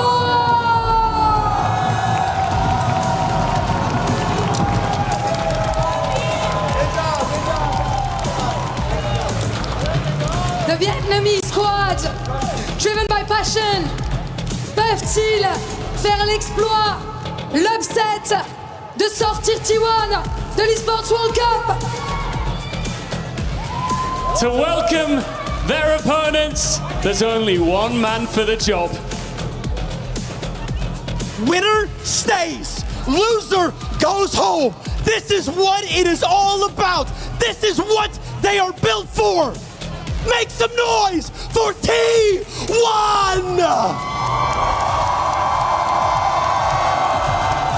Talk about an introduction. After suffering defeat earlier on, the legends find themselves with no room for error. One more victory keeps their title hopes alive. T1, les grands favoris, mesdames et messieurs, vous pouvez les applaudir. It's a rematch from earlier on, but this time, lose and you go home. It's David versus Goliath. Faites du bruit!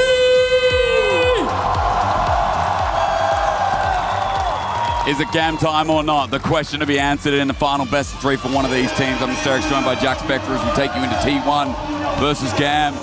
It is an underdog story, but in the underdog story, David technically won. However, this one doesn't feel like David versus Goliath because despite T1 losing to BLG earlier, it is a much higher uphill battle for it's GAM. It's even bigger. Yeah. That's what you're trying to say. Well, it's lovely to be here, Jake. This is my first time casting T1, so you know, I'm going to say it. What? Faker. Okay. Nice, you said it. I got to say it. You got to say it. Anything else you want to say? I also want to say a fun statistic. So T1 just lost to BLG, and I noticed Faker had 9 deaths in that game. And I thought to myself, wow, that is a lot of deaths. And then I looked it up, and that is his record death count. The only other time he also had 9 deaths was versus the Bros. Really? Yeah. But they actually won that game. So this is the highest death count he's ever had in a loss up against BLG. By transitive properties, Bro is as good as BLG.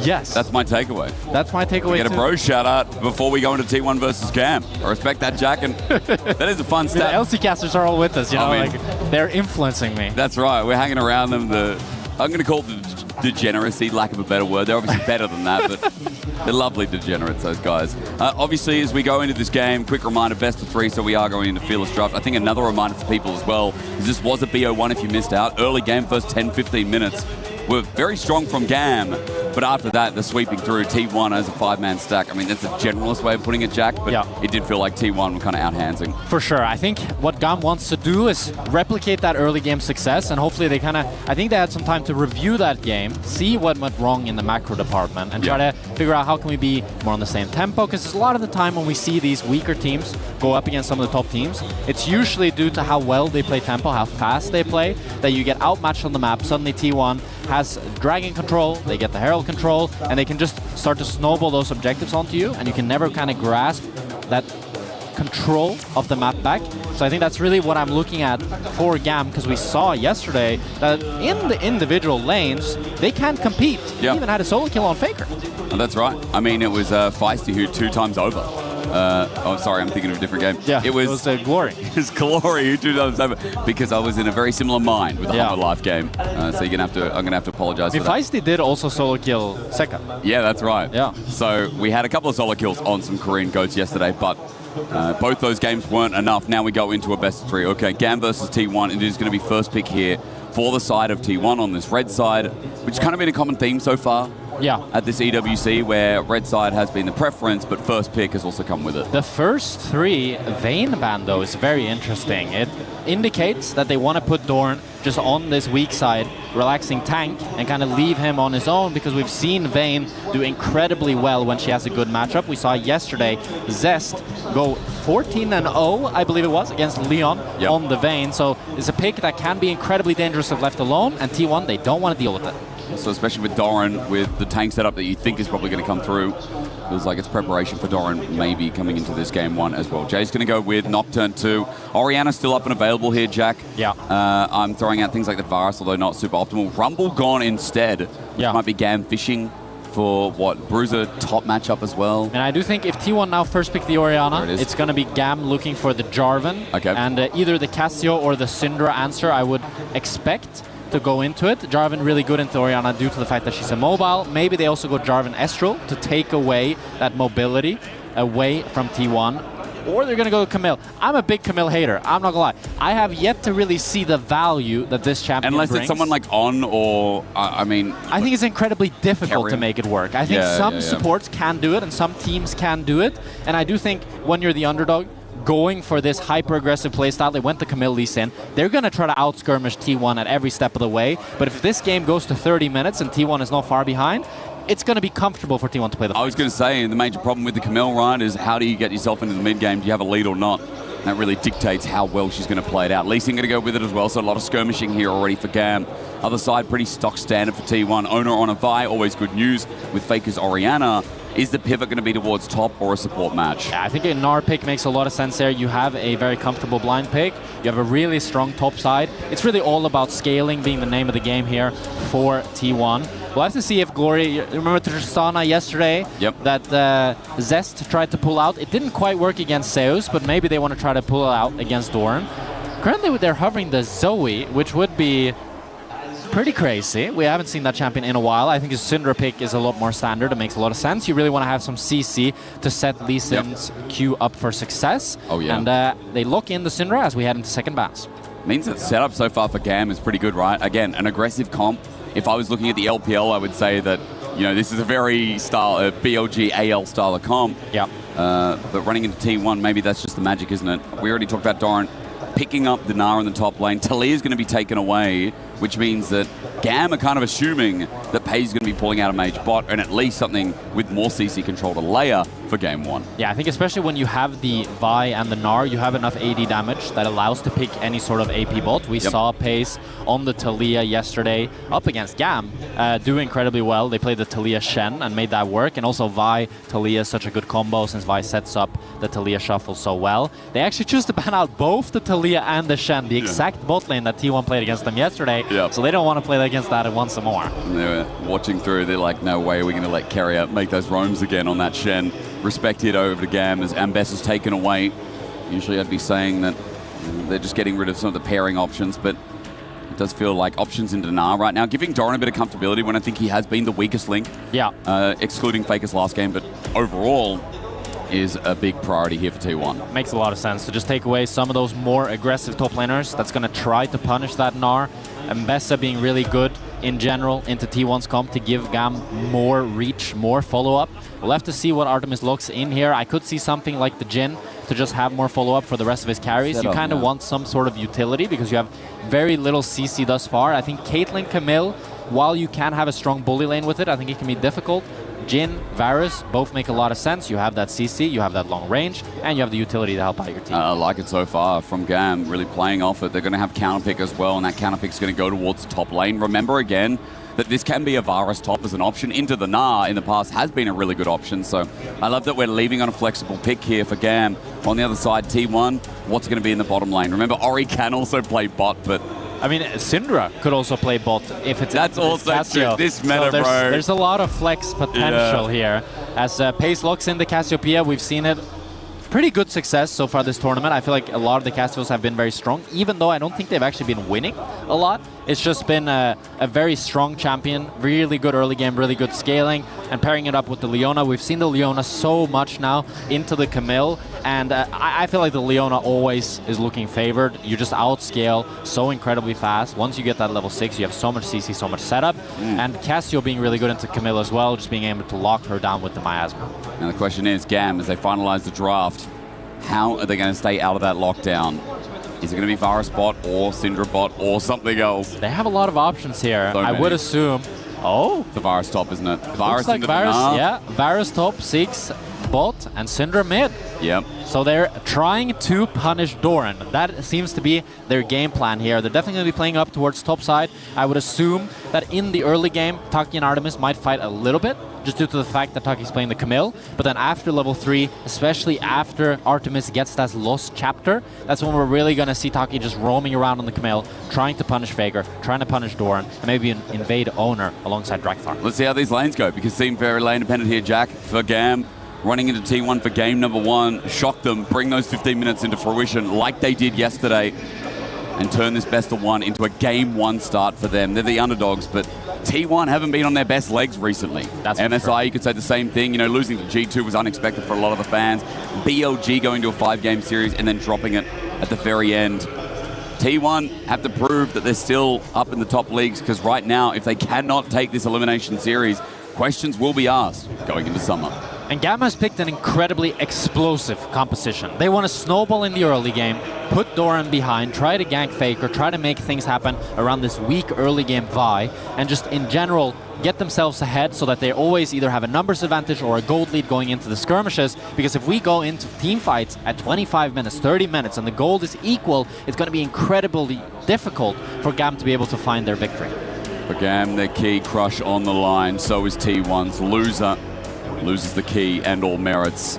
Faker on Orianna for game number 1. He is 91 and 33 historically. Faker always has a better win rate, you know that, but Orianna at one of the best at 73% after 124 games. There is no one else like him. There never has been and there never will be as we get onto Summoner's Rift. T1 versus GAM. And would this be the greatest upset of all time? This would be up there in the rankings. This would definitely be one of the greatest upsets. G2 versus T1 was one of the greatest upsets in an international of all time. No. Don't you think? I mean, it was an upset. Bro, they love the lower bracket. T1 don't care. They love the lower bracket. But it's T1 at MSI. It's not T1 at Worlds. If it was T1 at Worlds, I would agree with you. I mean, yeah, okay. That's completely fair. And that means not really a meme. It's Faker in trouble. Hookshot, wallshot, as you said. Halo Blaze Ignite down. Faker has to flash away. A level 1 gank from hell itself came knocking at Faker's door. And GAM understand their team composition so incredibly well. They cannot rest on their laurels. They need to continuously fight no matter what. Taki is going to miss out on a lot of XP. And I think even Artemis getting zoned a little bit in bot lane here as well. So that is going to put them behind. But it chunks Faker out. He loses his flash. And now he's incredibly vulnerable if Drakthar wants to go for an early gank. Glory's got a good opportunity here. Let's see how that lane develops. Mid going to be under wraps for now as Artemis. He did, of course, start that lane solo as Taki came down. I don't think Taki missed too much experience here, Jack, because I see XP bars the same down in that 2v2. They definitely missed a bit. The question is if Artemis was able to get all 3 melees. I do think... You think he missed? We'll have to see if this ends up being worth it. I think it could end up backfiring for GAM with how far they might fall behind in bot, especially with the fact that since you're playing the Camille, you really want to be able to continuously fight, but now you're putting all the eggs into the mid lane basket and top lane, I suppose. Let's not also forget that with mid going well, we also have the dilemma of top. More pressure points on the map for GAM is always going to be better when you have these winning lanes. Yeah. Yeah, here wants to continue to poke down Doran, get those plates.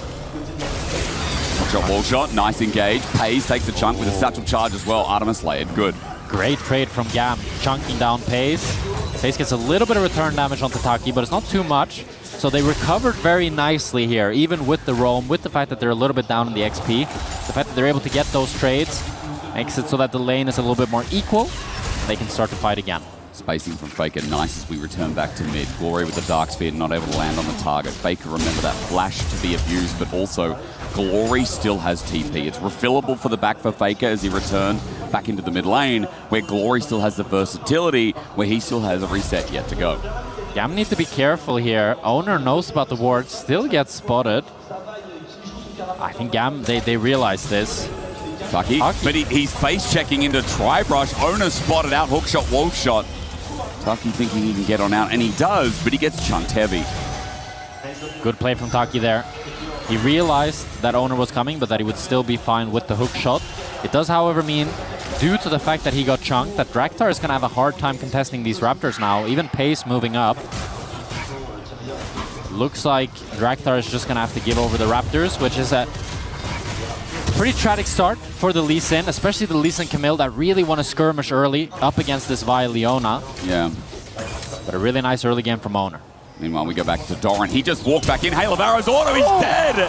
What is Doran doing? Faker missing out from the Sonic Wave. His life been able to get flashed on the damage still enough. Remember, he has no flashes. He runs away out of mana as well. They get Glory on the return, but as Gam look for the chase, Sonic Wave misses. It takes an auto, but now 3 versus 2. It's T1 who find themselves in the middle of Glory themselves. And I ain't talking about the player. Double kill already picked up as T1 have Owner and Pace to the chase. The flash up from Zenith Blade. Taki with a hook shot, wall shot out. He tries to run to Artemis, but Owner matches him. A Vault Breaker down, and T1 sink their fangs into Gam. And it's Pace's move that pays off there for T1. He gives them the numbers advantage, so despite the fact that Faker doesn't have flash, they're still able to make it a winning fight for T1 and get those kills onto Owner and Pace. What a play. Jack will get a replay. It's going to be up to you to take me through that because Pace and Owner getting gold value here in this game. And Gam, let's stop in the play. I want your opinion on this because it does feel like after the solo kill top and after the flash that should have been abused from Faker, he lived too damn long for that. Yeah, the fact that Faker was able to buy so much time really hurt them.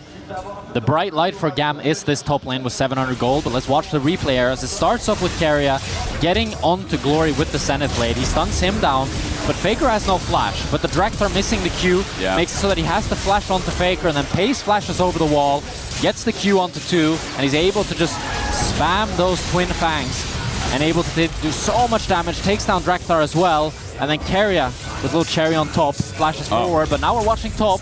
This is a POV. This is just greedy from Doran, walking back up here, wants to go for the XP. This is the replay POV, by the way, if you're wondering. Yeah, it was really well played by the Gam top laner. This obviously happened before the big play and bot because I feel like T1 really found their way back into the game from that. Jack, gold is even as well, by the way, so while top is 700 in the lead, Hayes moves to 400. Owner with a huge lead over Draktar right now, and that Lee Sin missing a couple of Qs really cost Gam big. Yeah, the fact that Pace as well, even though he moved for a minute straight, is up in CS. Oh, yeah. He's really hurting Gam as Taki might be in trouble here. Shield of Daybreak, Zenith Blade going to follow up as well. Owner finds him with a Vault Breaker in. Taki gun hook shot out, and Owner's at 3. Draktar over the wall just watching while Glory gets Shockwave. It's a Shield of Daybreak again. Keria looking for the Zenith Blade, but Glory getting hit hard.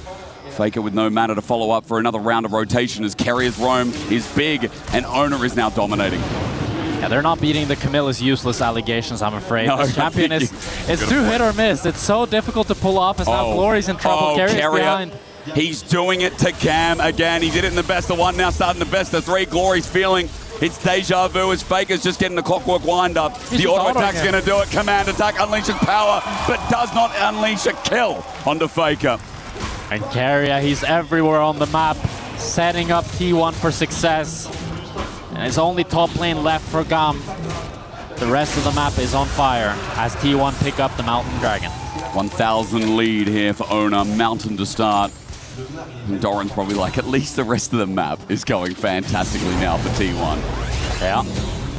And that does allow Doran to eventually get some respite, as we'll see Keria and Owner open up towards that top side now. And I do think they can just leave Pace alone and try to help Doran recover. Yaya still does not have the flash for another 60 seconds. Yep. So that definitely could be an angle if Keria and Owner want to look for it. Glory, he's playing mega safe. Wave's in a horrible state, Jack. Taki's coming down to match the roam, constantly out of lane, but Keria's going to find him first. Zenith Blade mixes up for the hook shot, wall shot, and Owner's here for the Vault Breaker, expecting Taki to take the upwards route. He goes down instead, and that saves his life. Keria just keeps cancelling these hook shots, making it so hard for Taki to play as Doran all-inning onto Artemis. Okay, he's getting some autos down. Satchel Charge going to save Artemis' life. Meanwhile, pings are going down on the top. T1 want to keep this game fast-paced. Gam looking to match. T1 are looking. Drakthar might be in trouble. Keria Hex flashing. Is he going to go for it? Just a blue buff and steal take away. Start the grubs. Kiaya moving in. Chains of Corruption misses. Tries to find it over the wall. Gam's top laner now without a charge in that ulti. But T1 are split. Keria has no flash here. He might just get stuck in the pit. Kiaya can just hit him over the... He's poked. Oh, he got his flash just up. Just came up then. Good point, Jack, as Gam do get the grubs in the meanwhile, but Doran is left isolated against the Terrapod. Has 3 grubs for Drakthar. But Doran able to close that gold lead now, getting those plates on both.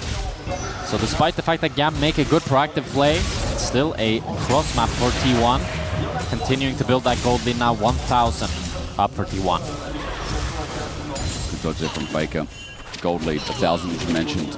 It is sitting largely on Ona, who just hit level 7, half a level above Drakthar right now. First item's not on the board just yet. We're looking at Kiai to be one of the first, but Ona, there you go. Of course he will be the first with such a lead. Sundered Sky picked up. Big Vi here. 9 minutes Sundered Sky. It's kind of crazy, yeah. This is a very scary Vi here. I think any sort of skirmishes right now for Gam. If Owner is involved, it's going to be difficult for them to win it. Really need Drakthar to match that item.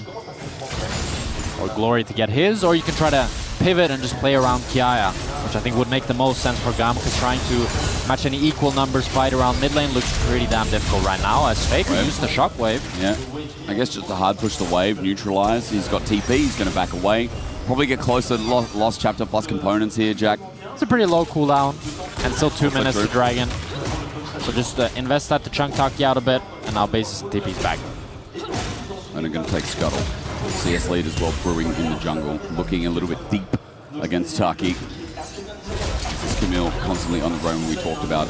Bot laners who have been left isolated still pays his favor, equal in CS with the kill making the difference of 300 and a bit. And Jack, 145, second Dragon for T1, going to be on the horizon here as Ona tries to abuse the Ziggs. But Artemis looks like he's in trouble here. They have full vision of enemy jungler and they know where enemy support is. I mean, Artemis is going to need a miracle to try to outplay this one. He tried to clear the wave, he does so, but they're not going to need a wave. Cease and desist for a Ziggs under Tara. Petrifying Gaze puts him in place, locks him down, and Ona is jungle diffing game 1. It's an easy play. T1 have full information. They know where Gam is. Artemis is stuck under tower, no way out. If he takes this, T1 are still here, stunned up. Noxious Blast from Pays. He's low on mana. They have a ward to spot that out. T1 are running away. Gam still on the pursuit. Faker's chasing moving. the tail versus 3. Faker's going to make 4 in the thick of it. That's not where they want to be. Ona's going to take another. The miasma of pain for Gam to deal with. They commit double TP, but T1 still have numbers. Scout of the week not bad onto Faker, but Drakthar with the Sonic Wave will not be concluding with a resonating strike. It's T1 who walk away heads held high. And Gam, they feel the desperation, investing both teleports after Taki dies. There's just no play. You have no CC once the Camille falls. They still try to go for it. Kiaya not in trouble. It's a TP. Now he is. Oh, he spots it. As he runs back, he's not that fast. Taki going to come and help out. Chains Corruption, dodge pays. What a proto belt. The miasma down, the poison laid bare, the twin fang in. The exhaust helping out, makes it a trade for a shutdown. Taki now right in the middle of Doran, but he's going to go mega, even though Glory's coming in. I am scared as he flushes away the unleashed power. Clutch here from Taki to survive, but Doran leaps out before Glory can get another rotation. A great escape by Doran there. Kiaya being able to trade 1-for-1 against Pace, Artemis. getting that shutdown. Oh, Faker didn't check the other bush. Mega Inferno Bomb, he's at half HP. Faker in trouble. The minefield, the Sabotage pops him back, and Drakthar is going to clean house. A rough day here for Faker as he finds his second death. 11th in total for day 2 at EWC. Okay, some good return plays for Gam here as they're able to get some gold on the board. Equalize that gold lead, but it's still T1 with an advantage as they pick up their second dragon. We'll watch the replay of the top fight. A beautiful proto belt by Pace to get away. But Kiaya has the exhaust, he has the damage to trade 1-for-1 with Pace. And then Taki trying to bait Doran in for Glory to set up the Scatter the Weak. But Doran flashes, he dashes, and he gets out. Great reaction time though from Taki. That was really pixel perfect here from the Camille. As for now, Dragon was taken in the replay. It was 2 for T1, or rather is. So it must have been Ona who walked down. We didn't get to quite see that one, but come assuming We we saw played the game. Did we see it? No, Yeah, it's that's blind. Oh. And we're going to go for a pause. Glory is not going to get Shockwave, by the way. Faker has half the cooldown on that remaining, so there's no Shockwave to follow up, but the minion wave is left with 2, I think. Yeah. And it's not the start that GAM were looking for with this team comp. It's been an explosive game, but mostly in T1's favor. And especially considering how the compositions function against each other, it's going to be difficult for GAM to team fight as the game progresses later and later.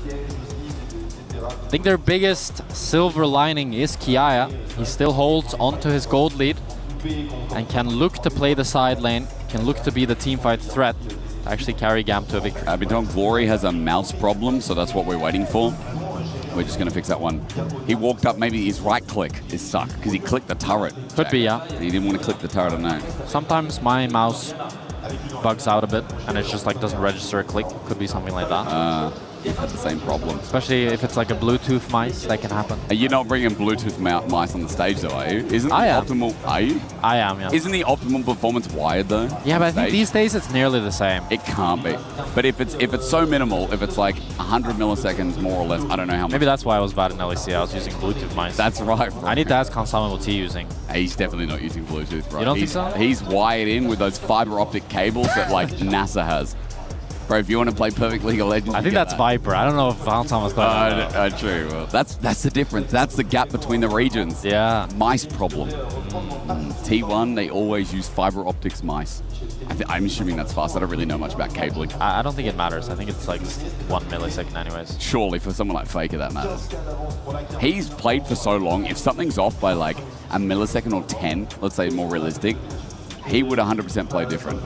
Don't you think? 10 millisecond maybe. He's done the But same 10 thing for about 100,000 hours at this point. But 1 millisecond is like, there's no way.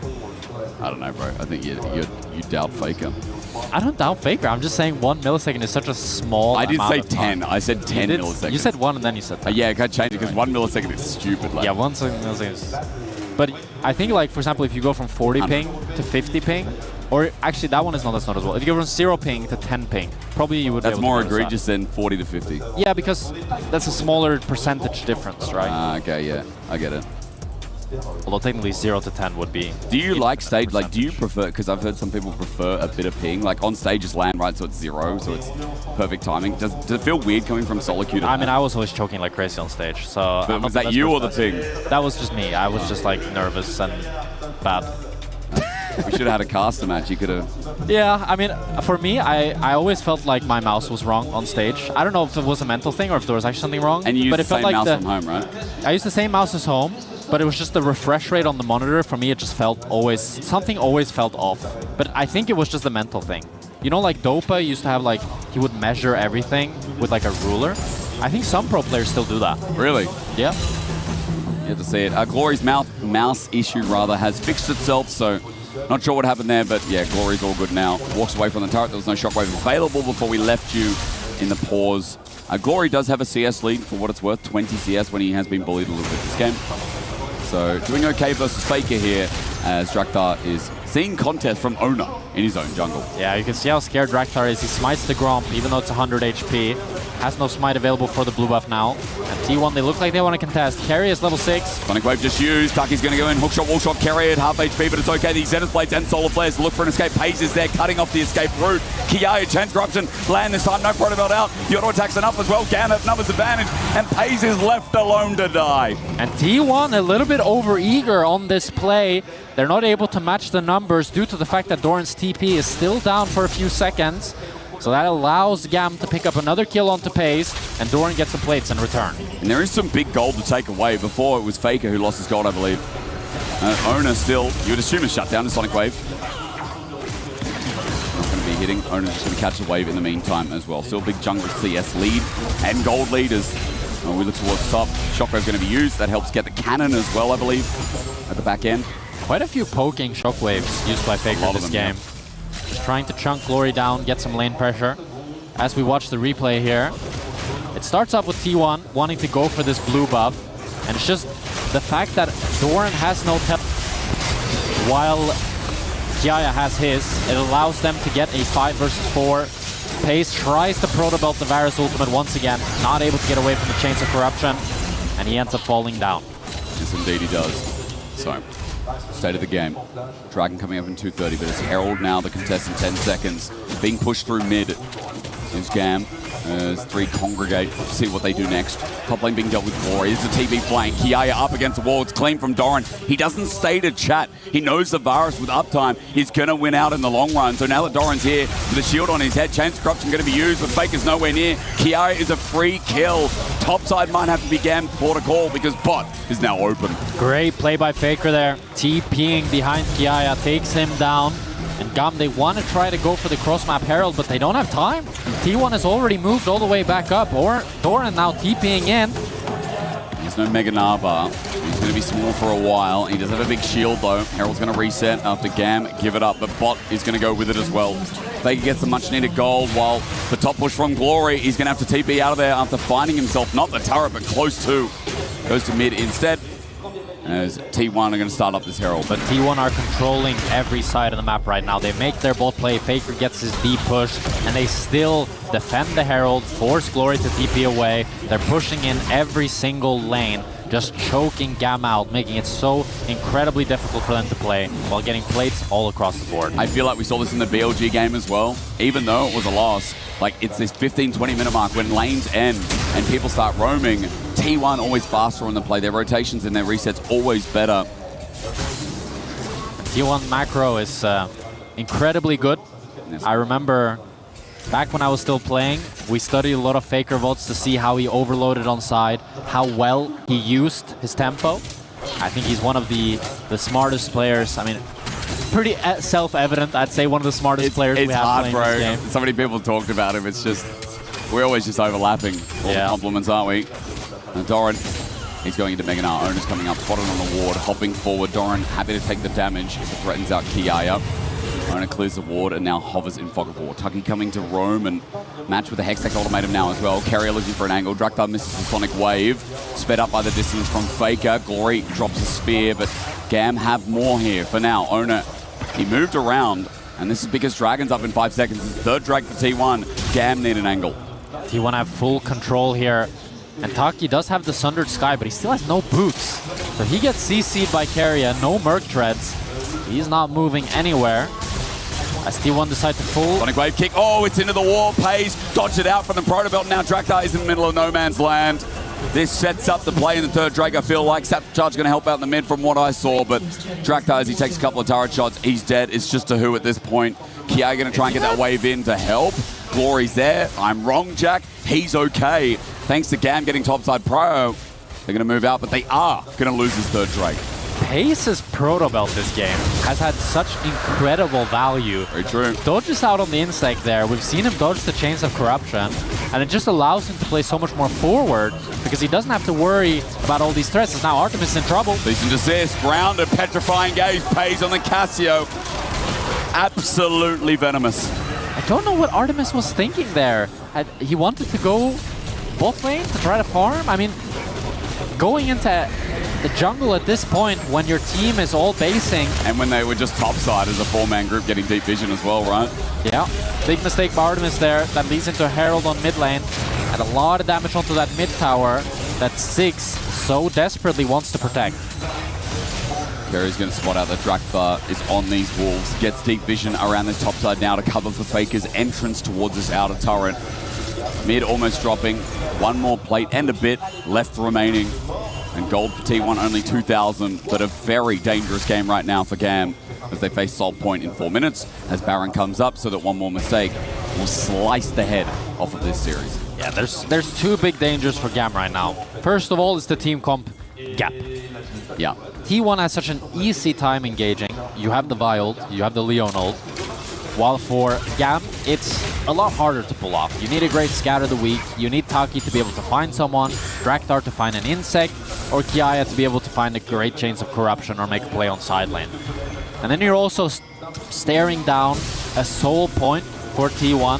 If they can get that Cloud Soul, it makes it even harder for Gam to be able to get any of those win conditions down, which then also forces Gam to constantly match T1 and look to teamfight them, which prevents Kiaya from being able to be that split push threat and try to go 1v1 against Doran.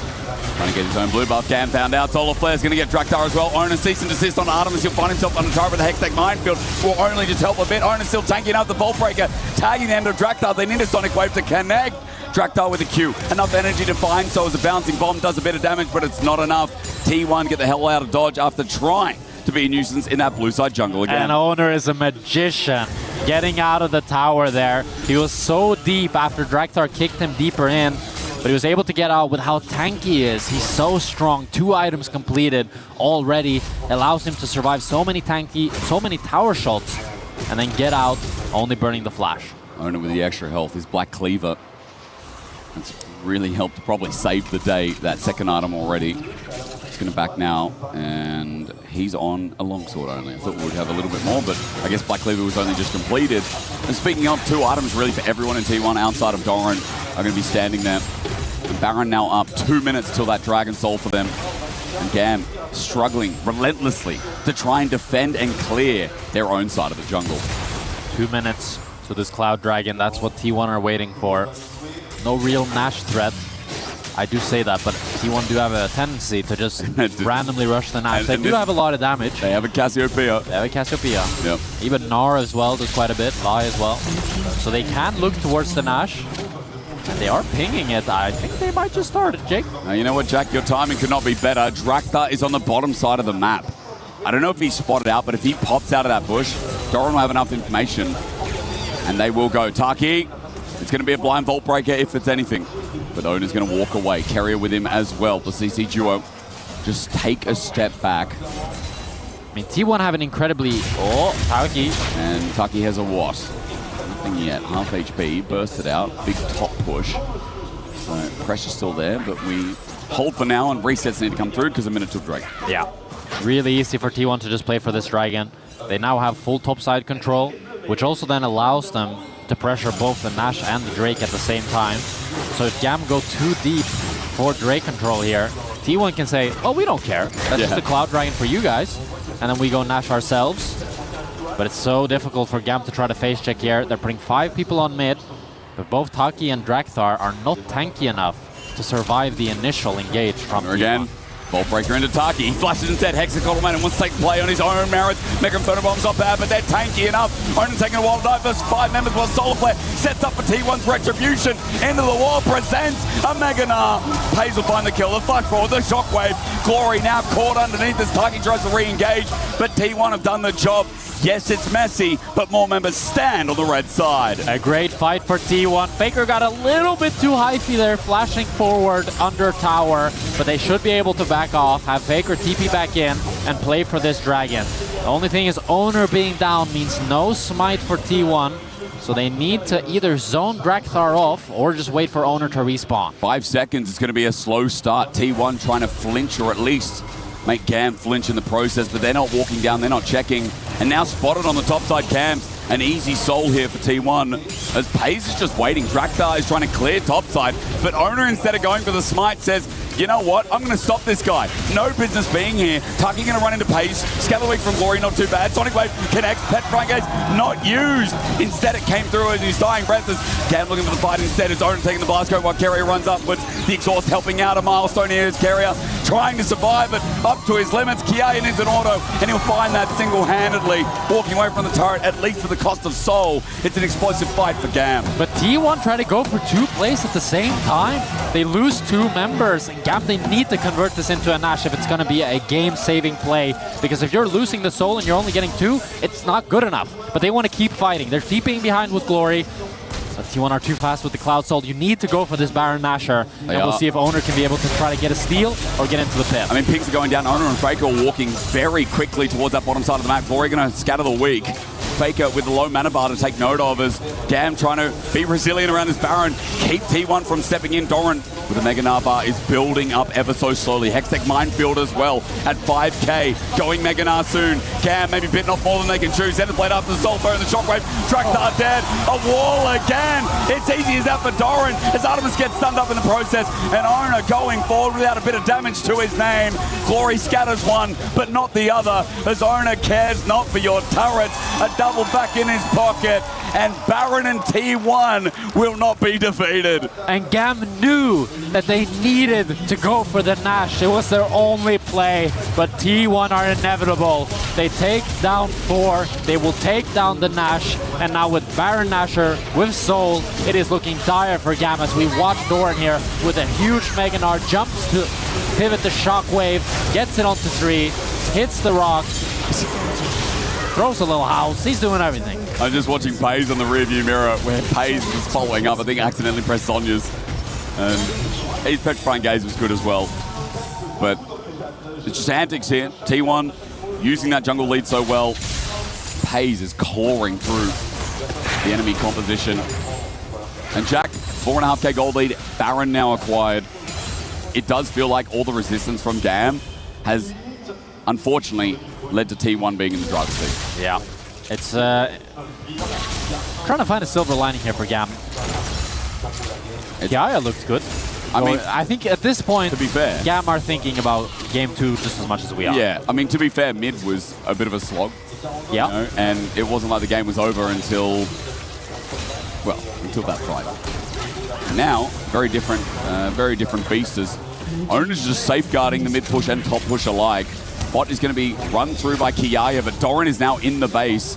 One Nexus turret, or rather inhibitor turret, to fall first. That soon will be their own and finds himself a cease and desist on top of Glory. He can't move the Syndra with no movability. Dead first. T1 running through the front door. Is Taki going to join him? Artemis flashed away from the Soul Blade and the Xenoblade and will survive, but he needs to start getting kills fast. Mega Bomb jumped away by Doran, and the Sonic Wave again. It just hasn't been connecting this game as Draktar's leaves a little bit to be desired. But the base will fall and crumble in T1's favor regardless with the TP in with Baron. It's T1 trying to end this game 1 here. T1 want to end it right here, right now. They have the Baron minions. They have the numbers. It's 5 versus 3. Flash, Shockwave, okay, connect on Draktar on the way through. Carrier, it's good enough. T1 run through, 5 members still alive. Carrier just standing his ground, hoping to watch the Nexus fall in person. With a petrifying gaze from Paze to Pepper on top. He still dies. It still looks messy, but at the end of the day, all that matters is the Nexus fall, which won't be able to do right now, even with the Baron minions. T1 running for their lives. Low health bars it up for Gam to hold on for yet another fight. And Gam survive. They defend the Nexus.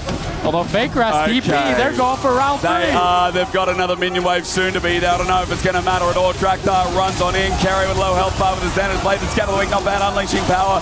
Glory gets a return kill, but T1 will get the Nexus. The 50 gold that goes with it as well, Jack, and get one step closer to qualifying here as Doran gets a pullback, takes a Fountain Laser. T1 messily but securely take game 1. And Gam, they fought valiantly. They tried to find their way back in the game, but T1 had control from minute 1.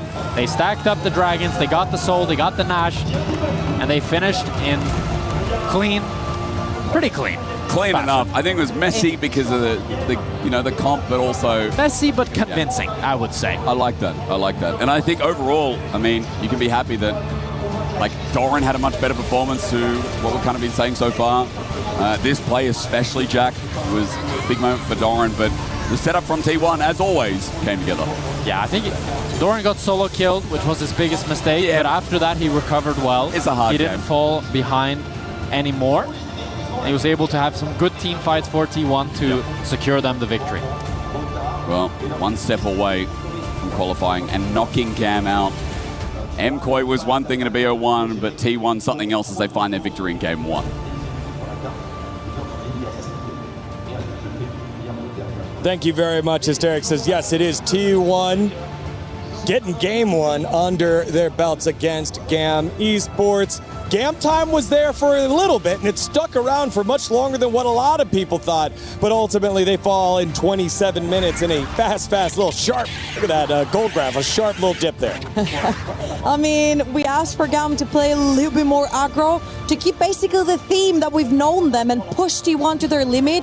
BLG managed to take them down with the exact same way, and GAM tried their best, but I feel like the discipline is what makes T1 come up on top. But for me, it feels like the draft plan from GAM was kind of wrong in terms of like how they want to play through the bot side, because I feel like people kind of figured out how to play against Ziggs bot lane, because I think if you're playing Ziggs, you kind of want to make the bot lane boring and you just push the lane, delete the lane, and you let your support just play the mid lane. But I think this time around, we already figured out in the EWC that Cassiopeia bot lane is the answer into it and the make game really hard for Ziggs bot lane. Yeah, nice to see that little adaptation here by the squad in terms of the draft. And we start with a replay that you had requested. You wanted to see a specific play in a specific moment. Yeah, absolutely. I feel like Owner popped off with the vibe.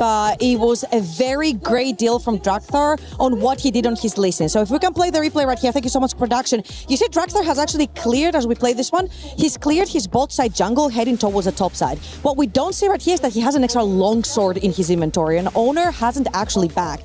So what Drakthar is thinking right here is that Owner is going to fully clear like we know him, and with the extra longsword on that Lee Sin, he's looking for potentially a fight. If Lee Sin can open and buy not from Fog of War, he has the advantage on a 1v1 or a 2v2. So in theory, he really wanted to take the fight on the bot side, but in fact, as I said, Ziggs cannot out-push the Cassio in lane, so T1 has the bot priority here, so they cannot really actually fight for the bot lane here. And if you look on your minimap as well, Leona all the way pushed in the jungle, Cassio, as you mentioned, all the way pushed in the jungle. So Drakthar was really looking for that fight versus Owner's vibe to not allow him to pop off like he did, but he just didn't have that chance. No, wasn't quite able to do that. Then later on, it was a Baron fight and a Baron call here. That was our next big moment in this matchup between T1 and GAM.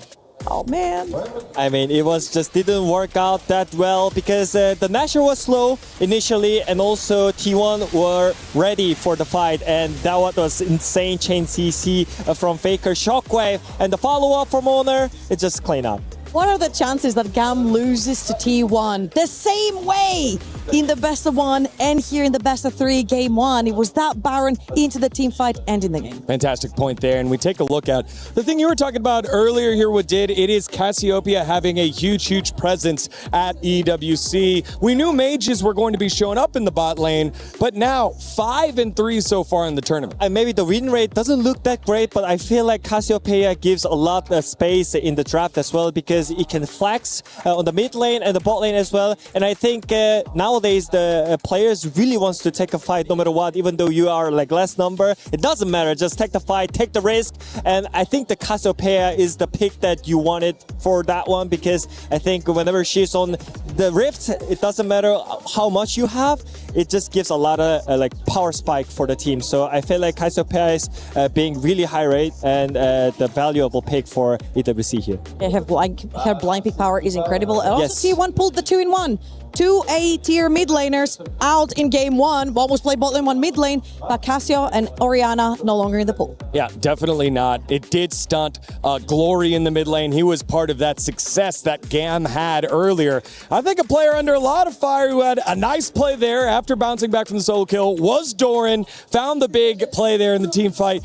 And it feels like Doran is always under the microscope here with Did. Someone who, when he does something right, it's like, oh, it was set up by the team. When he does something wrong, it's always his fault. That isn't always the case. I feel like Doran is a guy who makes a lot of space and does a lot of things that doesn't show up in stats. I mean, I think he's just still struggling to find out what the matter is, because I think he's trying, but he's still getting the counter picked on the top side, you know? So I feel like even though he's not performing good, but also the T1 is like sacrificing him a lot in the draft. So that's why he's been struggling, but I still believe in him because he's shown up a lot of like moments where like everyone is criticizing him, but he's gonna pop up randomly at some point. Trouble. Both games ended with his Mega Gnar versus GAM, so I think he's been super influential. It has been hero moments to close it out in this series. Will we see another one in game number 2? Let's find out after this short bit of content. You're watching the Esports World Cup 2026, presenting League of Legends.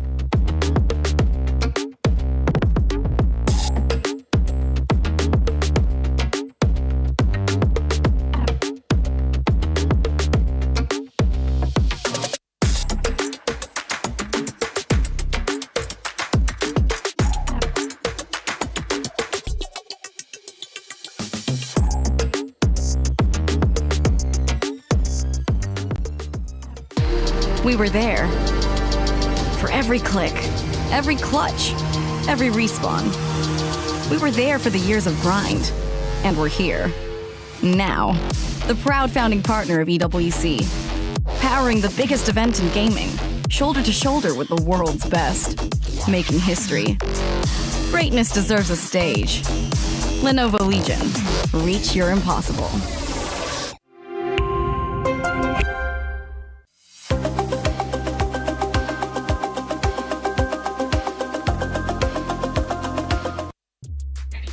We're over at the B stream where KC just took down Sentinels on the first game of this best of 3 series. What has it been like casting that? Because there's so many people here. All right, well, it's my first international, and oh my God, the people, the crowd, the energy, it is electricity. France, give it up! Yeah! They have been looking absolutely phenomenal. KC running the game absolutely into the ground, and they've been kicking ass. All right, they're going to keep going, and we're actually on a break, which is insane.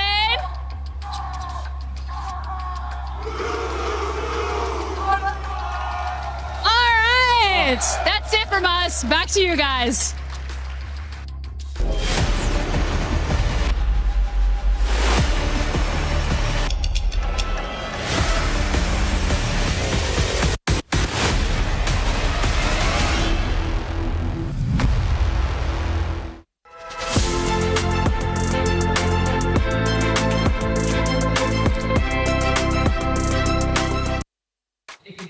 Welcome to the Lenovo Legion Gauntlet, where once again we have our lovely reporter Chris to give us a bit of an update on Dota, because things are moving along and we've exited the group stage. Yes, the everlasting group stage, honestly. It was going on for such a long time. But now we are into the playoffs. We have our top 8 teams, all guaranteeing themselves some club championship points, but they got to find out how many they're going to get. Yeah, that's a good point. So can you let us know maybe which teams have made it out of that group stage that are notable in the club championship organic system? I think for us, the name that's always going to be prevalent throughout the next 5-6 weeks is going to be Team Falcons. Yes. And for Falcons, they've kind of niced it. They've got a good side of the bracket. They've avoided the teams who are on there right now, which is Yandex and Spirit, which are 2 teams could really go quite far. They may have a slight horse in the club championship race, but nothing too crazy. But for Falcons, they have a real big opportunity to make some ground up on some of the other real big competitors who are not in Dota. It is pretty much a free hit. Anything they get here, your teams like Vitality, etc., they're going to be able to catch them up. Oof. And what about the likes of Liquid, for example? Because they were a big hitter last year. Yeah, so Liquid and Virtus Pro going out just before they made it into the top 8. Yikes. So for those guys, 0 club championship points. That is a big stinger for them and an opportunity that they really did have. As mentioned, for Falcons, they're in a great spot. The opportunity was there for teams like Liquid, for teams like Virtus Pro, and they did not take it. A little bit of an unfortunate situation for them then. We'll see how the things are going to be playing out on our stage, but that's it from us for now. Bye.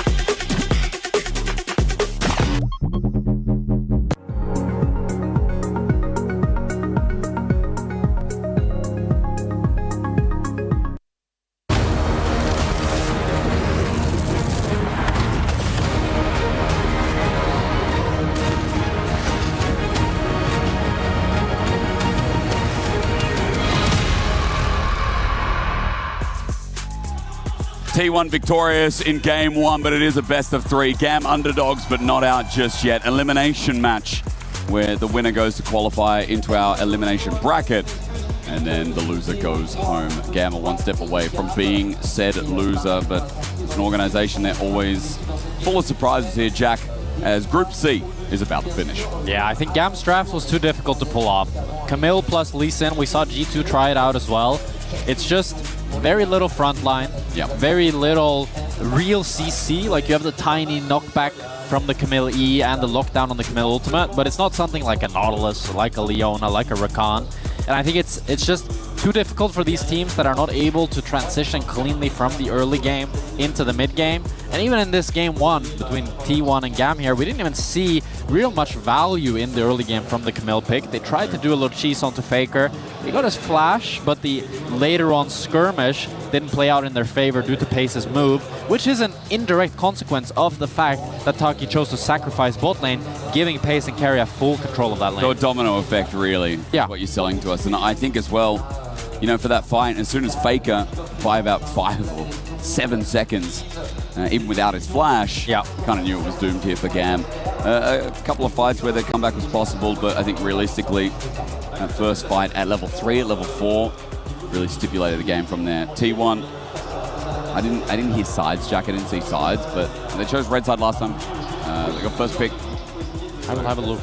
Jack is going to use technology to find that out, so that I don't have to. Chose, well, now we see it on the screen. First pick, but T1 blue side, so it's first pick red side again. First pick red side, blue side for T1. Yep. And I do think that if GAM are to take a game here, they really need to quite hard outdraft T1. Like, they need to have winning lanes, and I'd say better scaling too, which for me, that's like the prerequisites of a big outdraft is if you have both of those, because you usually shouldn't be allowed to get both. You should not. Scaling and winning lane. Yeah, like if you're winning both early game and mid game and late game, probably your draft is just better. You're winning the game. Then. Yeah. You're saying so you should win the game to win. Win the draft to win the game. Okay. That's also just complete. Boy, that's just, I want to win the draft because then we win the game. No, but what I'm saying is they need to win the draft. To win. Yeah. I think T1, even with a subpar draft, can win. But I think if I look at another draft from GAM versus T1 here, where I feel like it is favored for T1, it's a real big uphill battle for GAM. Okay, I get it now. I get it. I'm sorry to make fun, but I definitely understand. So for GAM, let's go through some of the picks that are going to make a difference here as we are about to pull up the draft on your screen right now. That's what that camera means. So, Jack, fearless on the top side of both respective teams. Talia's going to be the first to go as well, especially against Pays for that bottom lane. I wouldn't be surprised if we get a Shen early rotation ban here from GAM, as well as Rumble joins the pool for GAM. I'm curious if we're going to see the Vayne ban make its return for T1. True. It could be an option for Kiaya. It's been the most explosive top laner that we have seen in the tournament thus far, and I do think that if there is one weak link that we could see in T1's early game last game, it was Dorn up against the Varus. So trying to replicate that success that Kiaya had on the Varus, as he was the standout performer for GAM last game. I think that would be really good to set him up for success, as now T1 takes out the Jace, they take out the Ryze, and an early Talia ban and a Zir ban. Yeah, it's a target Faker ban as well. I guess also taking the Ryze out was stipulating what could be a B1 here. Sorry, what could have been the B1 and 2, as GAM have first pick here. So, what is up and available? Varus has already been picked away, obviously, for last game. Syndra, Ori, both off the table with the Cassio as well. Bard's going to go in case there was going to be some Caitlyn Bard lanes. Remember, Elise is also there if GAM want to explode the lanes and set up bot for success. Yeah, you could look for the Elise-Caitlyn combo. With the Bard being taken out, you cannot pair that up with the Caitlyn. Ezreal is still up and available as well. There's the Jarvan, if you want to go for that. Real nice and early, as GAM are taking their sweet time to decide their first pick. Smiling about it. Or maybe there's a bug. Well, there's a bug. That's why we're smiling. Okay. All right. We're back in the client. Okay. So we're going to work out what that was. Apparently it was just a bug. Happens in Champ Select every so often in Tournament Realm. I think the Jarvan first pick would make sense. The only thing is isn't it? The Ezreal is still up and available, so T1 could grab that one away to have a escape up against it. Yep. But you are just picking a really strong, solid frontline. Bruiser has engage, can always ulti in and then flag and drag out to be able to lock in any carry. The only thing that's removing a bit of value from it is the fact that the Orianna and the Syndra are already out. So you're not being able to play into those immobile carries. I was just told in my head, misclick. That was the only word. Oh. Which is funny. Maybe they misclicked. But Champions League. I mean, yeah, I think we obviously still get a remake, because if you have no champion, you have no champion. It's not a 4v5. That's not how the rules work. That'd be pretty bogus if it was. Yeah, so we're just going to work that out while GAM discuss amongst themselves. You mentioned Jarvan. I'm going to pull out Zin's out. I'm going to pull out... I mean, Pantheon has really dropped in prior. I haven't seen it this tournament so far, from what I can understand. Obviously, guys, there's 2 streams going on at the same time. It is funny, like, how popular T1 are, because this is the main stage here. Yeah. The other stage, KC versus Sentinels, is happening. Yeah. So the French crowd must really be surrounded by that, but this crowd is full, it's packed, it's chockers. Yeah. It's...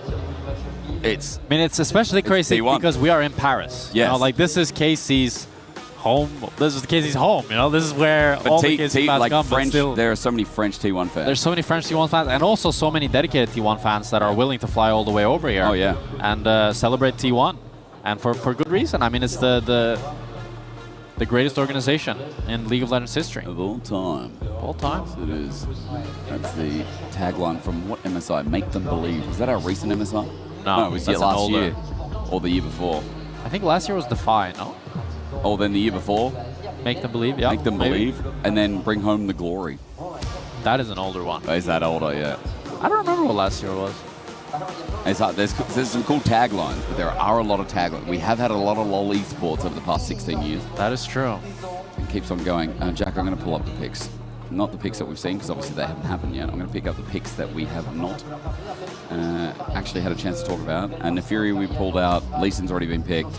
Jarvan's already been picked with Vi. There's Wukong, there's Poppy, there's Xin Zhao, there's Nocturne, there's Skarner. I believe T1 banned out the Poppy. I think it was banned out at least. Is that the final ban? That's T1 taken also off, banned I'm pretty Ryze. sure. Yeah, Ryze is out.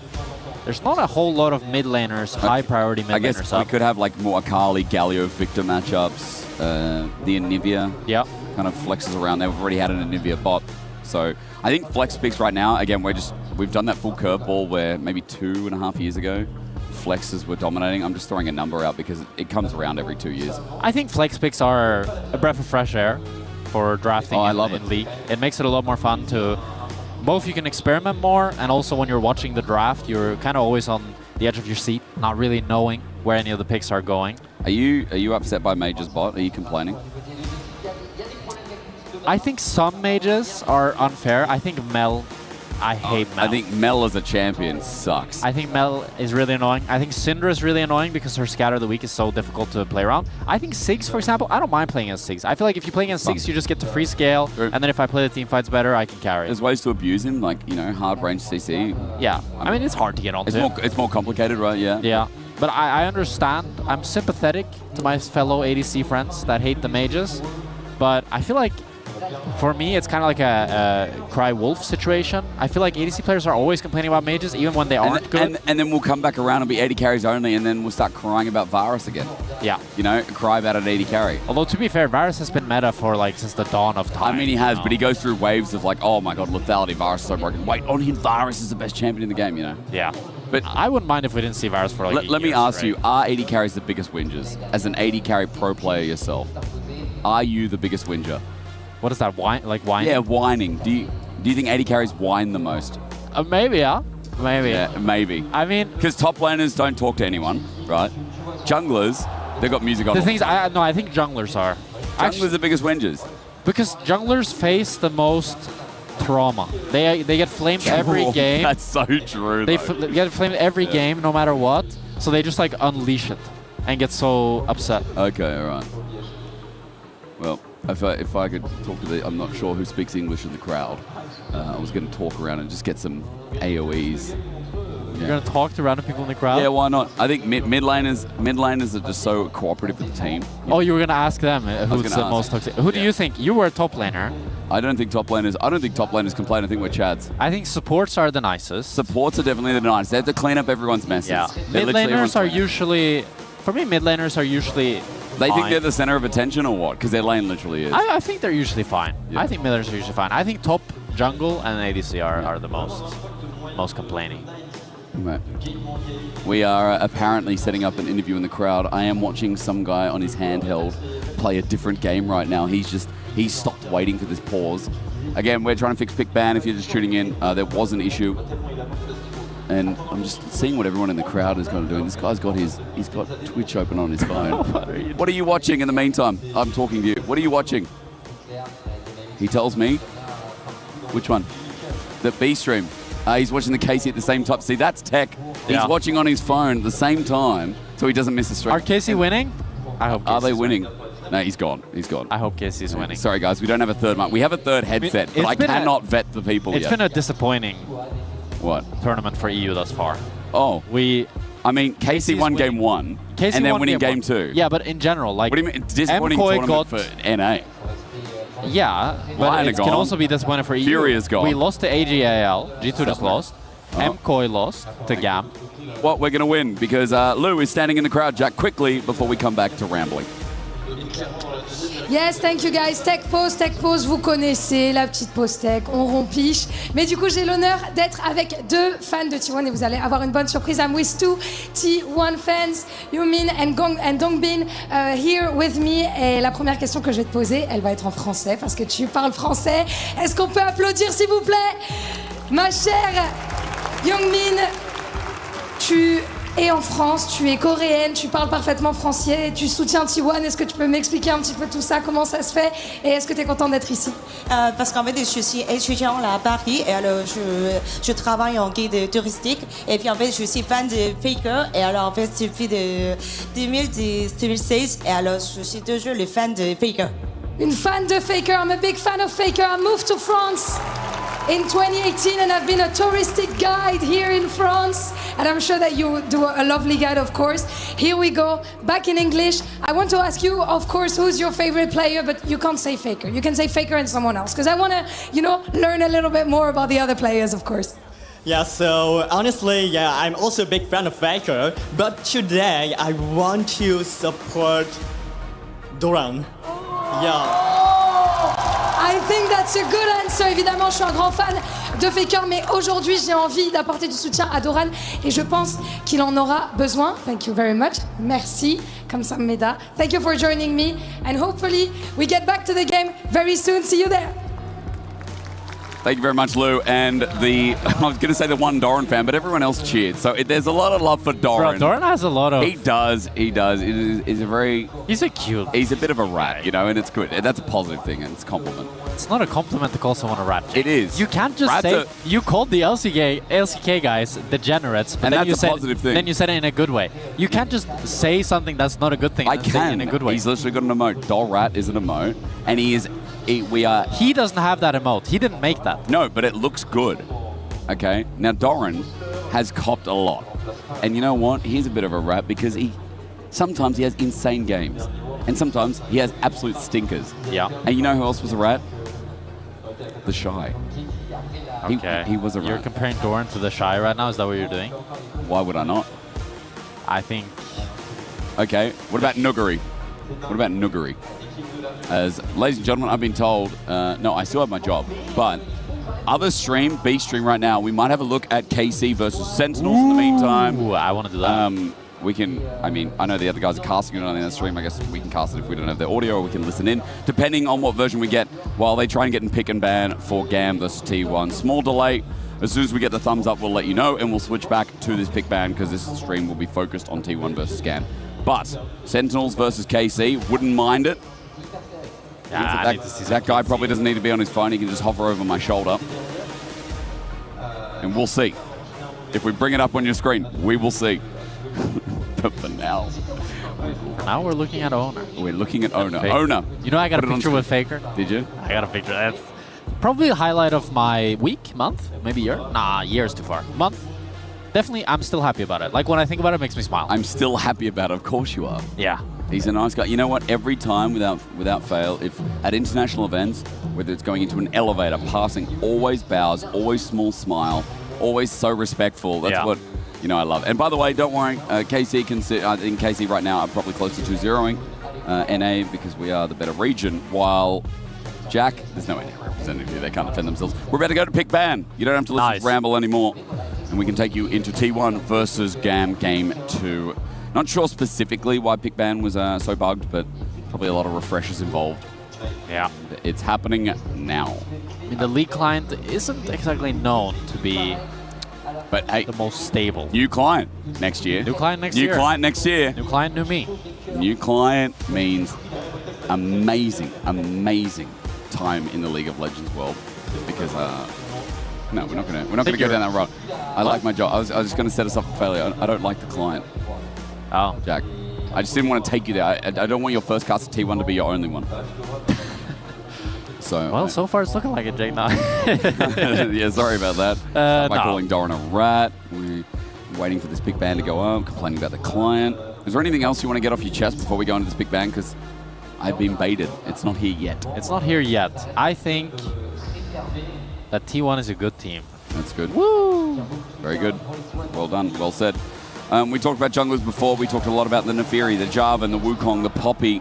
Got to look and see if that probably was the third and final ban. Those bans will be the same as what you saw if you tuned in at the very start of this game. Xin Zhao also on the board with a Nocturne, Skarner possibility. Those are the jungles so far we've seen. And yeah, I think I was talking a lot about the Jarvan, but I think maybe the Nefiri might be higher priority. I've seen a lot of teams have a lot of success on that champion with how much damage it provides, and it can just play so well as a carry jungler. With the Ryze being out though, I think Ahri looks like maybe the best premier pairing with the Nefiri, because you really want something to set that Nefiri up with some CC. Or Akali as an option to follow up dive with support and top, kind of facilitating front line. Definitely. So, yeah, I mean, the Camille's gone, which, Jack, if I'm getting this camera, hang on. We get the POG drone cam down, which means only one thing. What does it mean, Jake? Oh, okay. I know production and I know good looking cameras. It was a Nocturne first pick, so even with the Orianna out, GAM still decide to go for the Nocturne, and T1 answer with Jarvan of their own, and we'll see what ADC, I presume, they look to pair with it here, as it's going to be the Seraphine for T1. They can look to do the Ashe Seraphine, or they can have Pace playing the Seraphine carry. GAM take away the Ashe though. Ashe Aurora is my question mark, because pairings with Nocturne, Aurora's been one of the best. You were kind of alluding to before, like what else we could see in the mid lane. Nivea also there, Ahri also there with another diving jungler that's going to be slammed by Glory with the Nautilus as well. Yeah, Nautilus really good into this Seraphine. Makes me think that probably T1 might look to send it as Seraphine ADC and put Keria on something like the Alistar, something like the Braum, that can just receive this hard engage from GAM.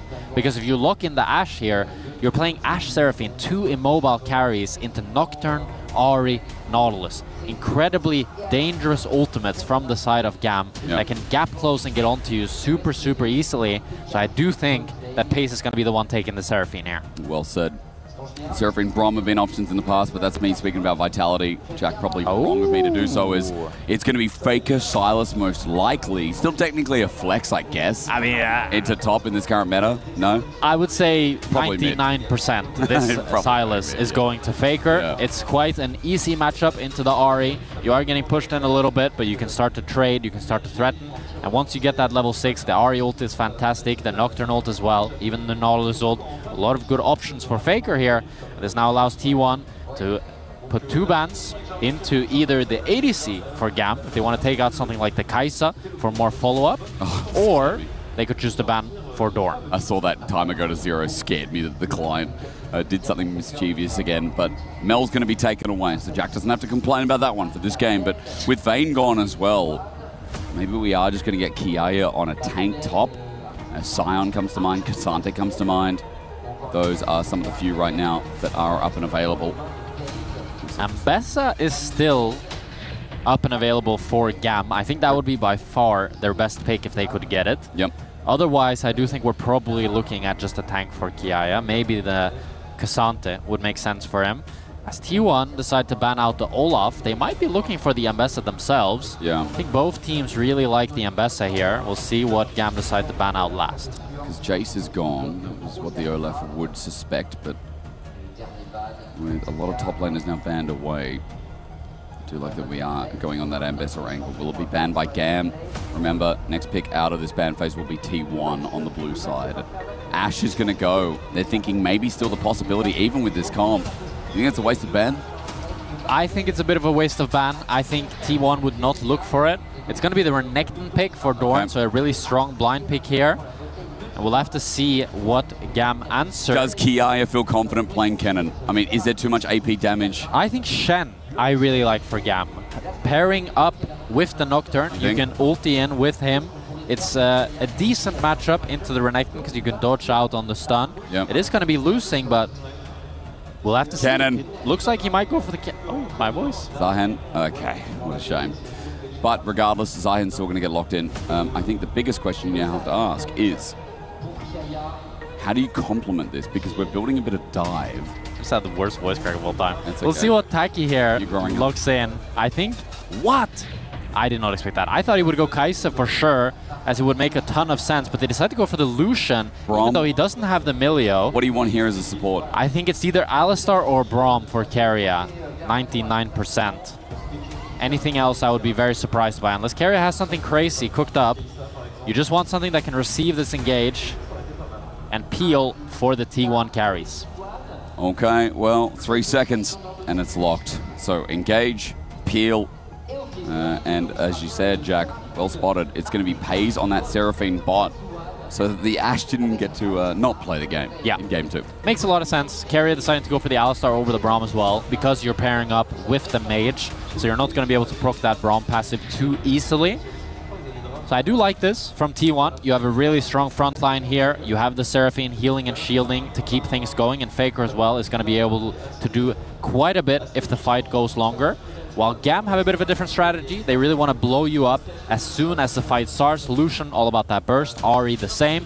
While Nocturne and Nautilus have great ultimates, but if the fight goes for longer, they're going to get outmatched by their counterparts. What do you think about weaving in and out of the fights here for GAM? The commitment is not, you know, as hard as one-sided like a Malphite ult, but it's still, once you're in, you're kind of staying in with versus Alistar, versus Sylas, versus the Chain CC that T1 can lock you with. Yeah, T1 want to keep the fight going. They want to make the fight long. Yeah. While GAM need to find that initial pick, need to find that blow up with the Ahri Charm, with the Nocturne ulti. And if they can find that, and they can take T1 down, make the fight on their own terms. But if T1 are able to kite them back, re-engage with the Seraphine, movement speed, healing, shielding, CC, there's a lot of tools for T1 here, and I'm afraid to say I think I still prefer their draft. Do you? So we're coming back to the draft gap discussion of game 1 then. Yeah, the thing is T1, they have a really easy way, I think, of receiving the engage from GAM. I think as long as Pace is not the one that gets engaged upon, it's really hard to make anything happen on Jarvan, Renekton, or Sylas. So your only real threat is the Seraphine, and I think Pace is a good enough player that he recognizes that he's the only real target for GAM. So if he plays back and is healing and shielding his team up, it's going to be very difficult for GAM to find an opportunity, and they're going to have to work hard to be able to find it. Well, we've watched one Seraphine from Korea dominate the competition only yesterday, and here comes another match point for T1 in this best of 3 to qualify for the elimination bracket at EWC 26. And it is GAM who have to commit to the dive and find themselves the pick, or all hell will break loose with T1 in this game. Conqueror for 4 with a Glacial Augment for Carrier. And as you said, Jack, they keep the fights going. They get massive value here. Yeah, 4 Conquerors, as you say, Jake. Conquer on Seraphine especially. Pace wants to go for those long skirmishes. And Artemis choosing to go for the Doran's bow here. Means he's a little bit... Oh, good hook. Line. Okay, for now, you might not have audio at home as Carrier gets a headbutt away. Taki, the stretch line starts off nice onto Pace. We'll obviously fix that for you in a second, as I assume people at home are experiencing the same thing. But Jack, there you go. Right as the engage comes through. Headbutt away. Heal going to be used as well. Carrier can't do much. It's a level 1 Alistar. What do you expect? Dredge line in. Nice. Auto attack as well. Artemis. Close. Hang on. He flashes away. And Nautilus obviously better at the start of this game. Oh, Carrier there having to flash away. I thought for a second that he might be dead if Artemis had the W back up, but it was still a little bit on cooldown. It's a great start for GAM here as they force both sums from Carrier. They force his recall, so he's stuck at level 1. And Taki now is going to be sitting at an XP lead for the majority of this early game as Owner wants to go for an invade. Spotted. Phalight's going to be dropped on down. And Owner looking for the gank, while meanwhile KC have just 2-0'd Sentinels. Let's go! So NA officially out of the competition. Wow, that's crazy actually.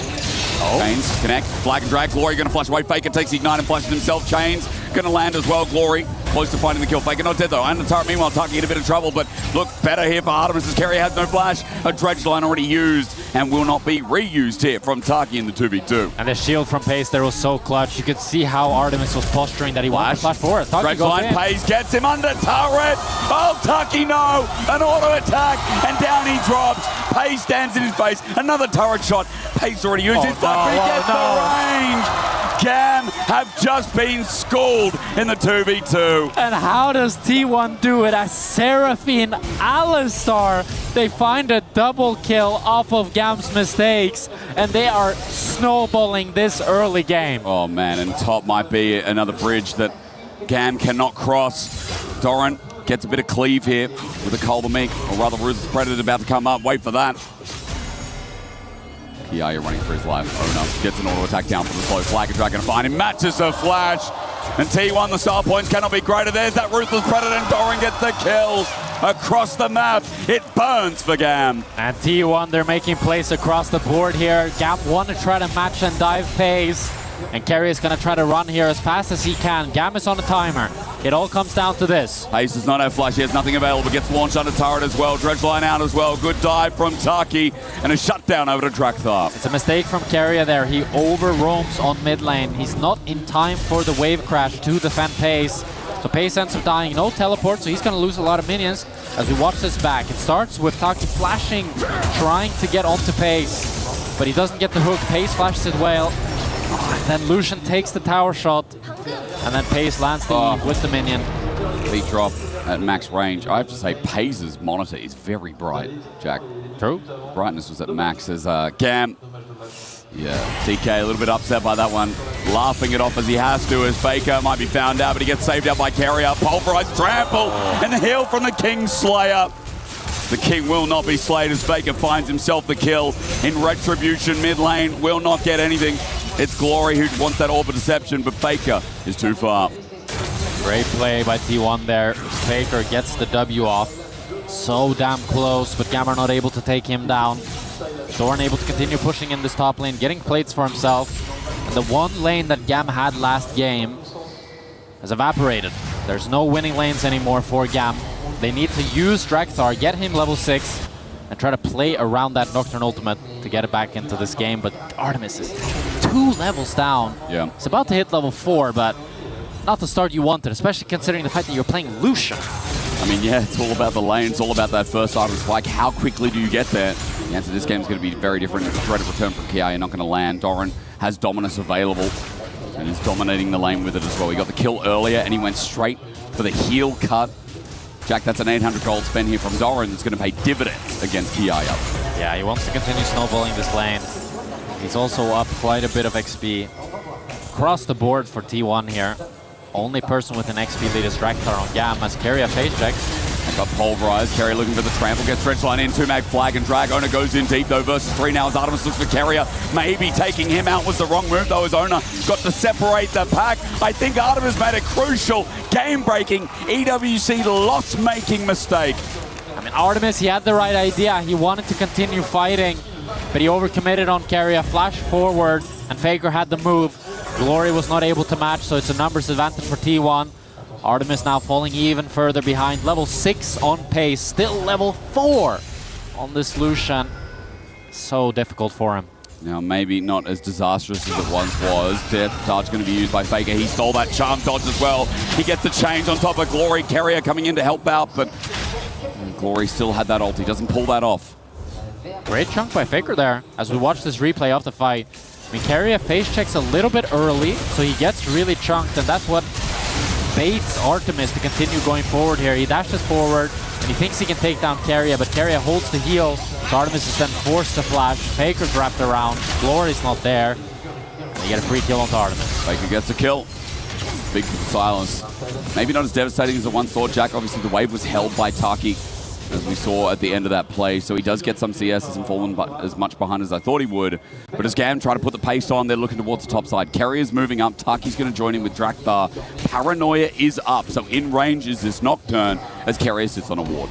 Drakthar is up half a level on Owner here. This could be a good timing for Gam to fight, as Draktar's level 6 and Owner's still stuck at that level 5. But Pace is here. Pace is here. You're right. Paranoia going to be used. Pace, the advantage going to be there. He has the Encore waiting to use it. Drakthar about to find a kill, but the Encore comes in clutch. Flash here from Drakthar. He's stunned up. Onan takes a while to die. It's like the last play where Gam have to commit so much, and it ends up being a trade with Pace picking up his 3rd kill. And again, we see Pace moving just like he did in game 1 and being the difference maker, as Faker wants to go for the 1-1. He's got damage here. He thinks with the Hexagon to do it. Culling right in melee range, but Faker's is better. Pace walks up to the turret, trying to return, flashed away from while T1's dive on Kia doesn't work out. Taki, his opportunity strikes now as Keria behind the Krug is going to try and survive, but Glory gets an Orb of Deception and Gam get one back. T1 wanted to go for the dive on Kia there, wasn't quite able to get it. Pace being forced to flash and Keria falling, but still it's a solo kill for Faker. He's going to be able to push in this bot wave, accelerate himself, as T1 are dominating across the board. Yes, indeed they are. We keep seeing trades. We see Drakthar getting gold. But in the end, what does it mean for the map is the biggest question. Is 2,000 gold up. We look at the replay here and the attempted dive. T-Pace here being forced to flash away from the Zayan, and Keria has nowhere to run, surrounded by Taki and Glory. He dies to the electrocute. It's just the life of a cow, though. Not the end of the world, the support falling. We see the pro view of Faker here. Uses the Lucian ultimate, and he does a bit more damage than the enemy Lucian. They just kind of matrixed each other, you know. Yeah. Who can dodge the best. Faker looks like he's having a good time. That's what you got out of that? Yeah. That's the guy you got a photo with, Jack. Next plate, or rather, plating picked up in the top side, but I was going to say, Protobelt picked up by Faker as Keria looks for the dive again. Owner's here with a Cataclysm. And Kiaya, how safe is he? 3 members. Kiaya looks try to back out here. Overrise flag and drag is up. Owner doesn't need to flash. He's got the trample from Keria as well. The stun up. Kiaya just trying to move. Grim Deliverance is not available either. Cataclysm down. The stun up, the slow down. The passive GA is there. So Kiaya is just going to be a potential kill, but not just yet. As Doran, the attempt to dive in response. He dominates.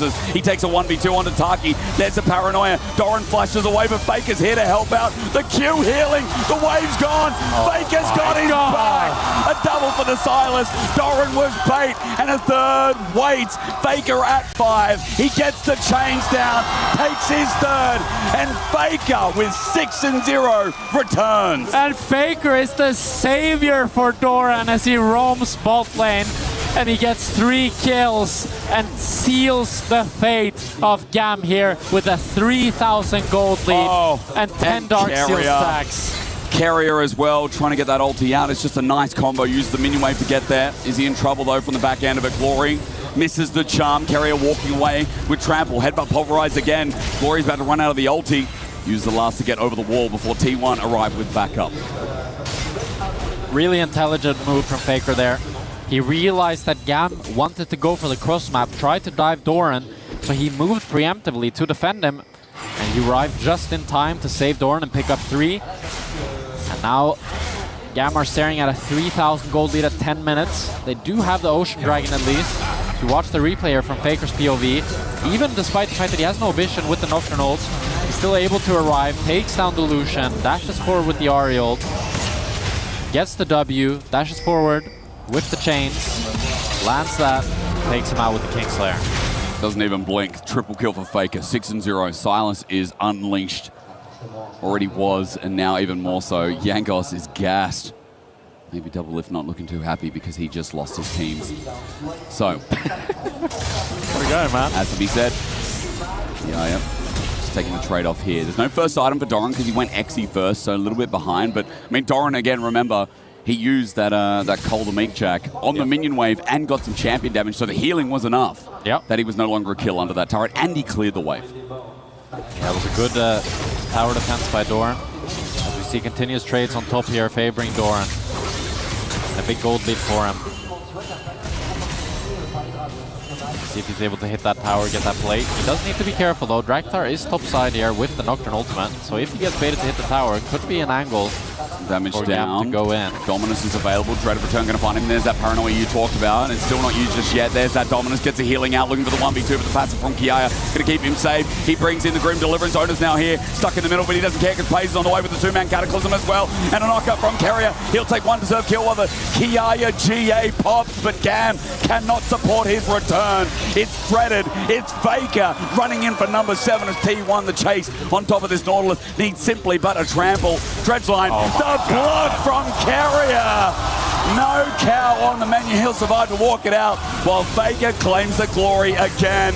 Owner gets ignited. Glory trying for the kill, but a depth charge stolen. And Faker is running Paris and Gam into the ground. Oh my god. T1 are just running circles around Gam. Pace somehow always shows up where he needs to be to save them alongside Faker. 9-0 on this Silas here. Maybe even picks up the Medjais to celebrate. He had 10 stacks of the Dark Seal for a while. Jack, I think he's going back and forth on this one as Faker finds Draktar. The chains are out. Doran's coming to help him out as well. The fear not going to matter too much here in Doran. Looks for the stuns up. Find a chain lash going to be flushed away from Draktar. Pace teleported in. The Culling Claw's getting killed with Faker in the way. Interrupt the chain lash again. This guy's Silas, unreal! 10 kills on the board, another chain, and that is League of Legends right there.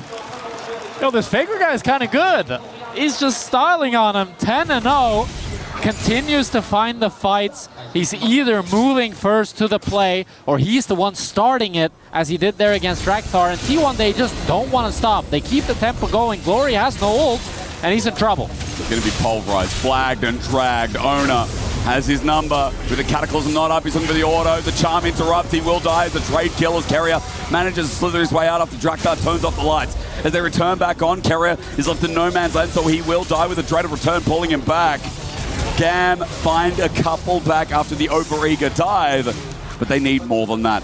Yeah, T1 went a little bit too crazy there, wanted to just keep fighting, but 2 kills is not enough to get Gam back in this game, as you say, Jake. Although, they are going to be able to pick up the Cloud Dragon now spawning in 5 seconds, with Owner and Carrier still being dead.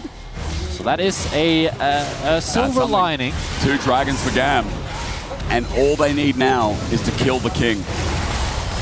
2 items here. That's a tough task, especially... He has 1,000 gold, Jack. 1,000 gold is his shutdown. And you're telling me it's a tough task. Yeah, Owner is able to make it in time to the Drake. Unfortunately for Gam, they just didn't quite have the damage. Here he comes, inevitable as always, has an Ari ult, has an angle, finds the chain last once again, the 10-0 stars, returns back in to finish the job. He makes it 11, and he's got to reset. The angle over the wall not going to be found. He goes to the camps instead, thinks, hang on, who else is here? Chain lash into the abyss, but it's not needed. He already found the blood, and now he corners off the top laner of Gam. T1 want to keep going. They want to take down Kiaya. They have 4. Everyone in the kitchen, Sing, just wait for the chains to connect once again. Grim Deliverance going to get him out of dodge, but Faker finds his number. This guy has Bluetooth on his E button. Cataclysm to finish the job. Doran to take one more. T1 are inevitable again. T1 are just diving them. They're dominating. It's impossible for Gam to find any respite, as now Artemis wants to make a play on the Pace. He has no flash. Pace is gone. Seraphine Encore going to come through, and the spell shield is enough as well. Drakthar gets a shutdown. Gam are finding something. Top plays. Yeah. Top plays, but it's an uphill battle here, as they have yet to take down Faker and... oh no, Culling going to come out. Artemis at melee range, needs help from Taki. Going to be blocked. Chain lash though is enough. God. He's trying to set records again at chain lash. He's taking on the whole damn Gam. Owner comes in to save Grace. He says, Faker, you can't take all the kills. He runs in, he gets charmed up, finally shut down with Faker's skin on Glory. Owner trying to cut away. Dread of return brings him back in. Orb Deception is enough damage. With a bit more gold going to Gam, T1 lose about 2,000. Okay, a pretty big gold swing for Gam here, as they were able to finally take down Faker. Faker got a little bit overeager. He was stuck under tower, got CC chain, and they were able to take him down. And we'll see if it's able to make the difference here, as now Taki might be in trouble.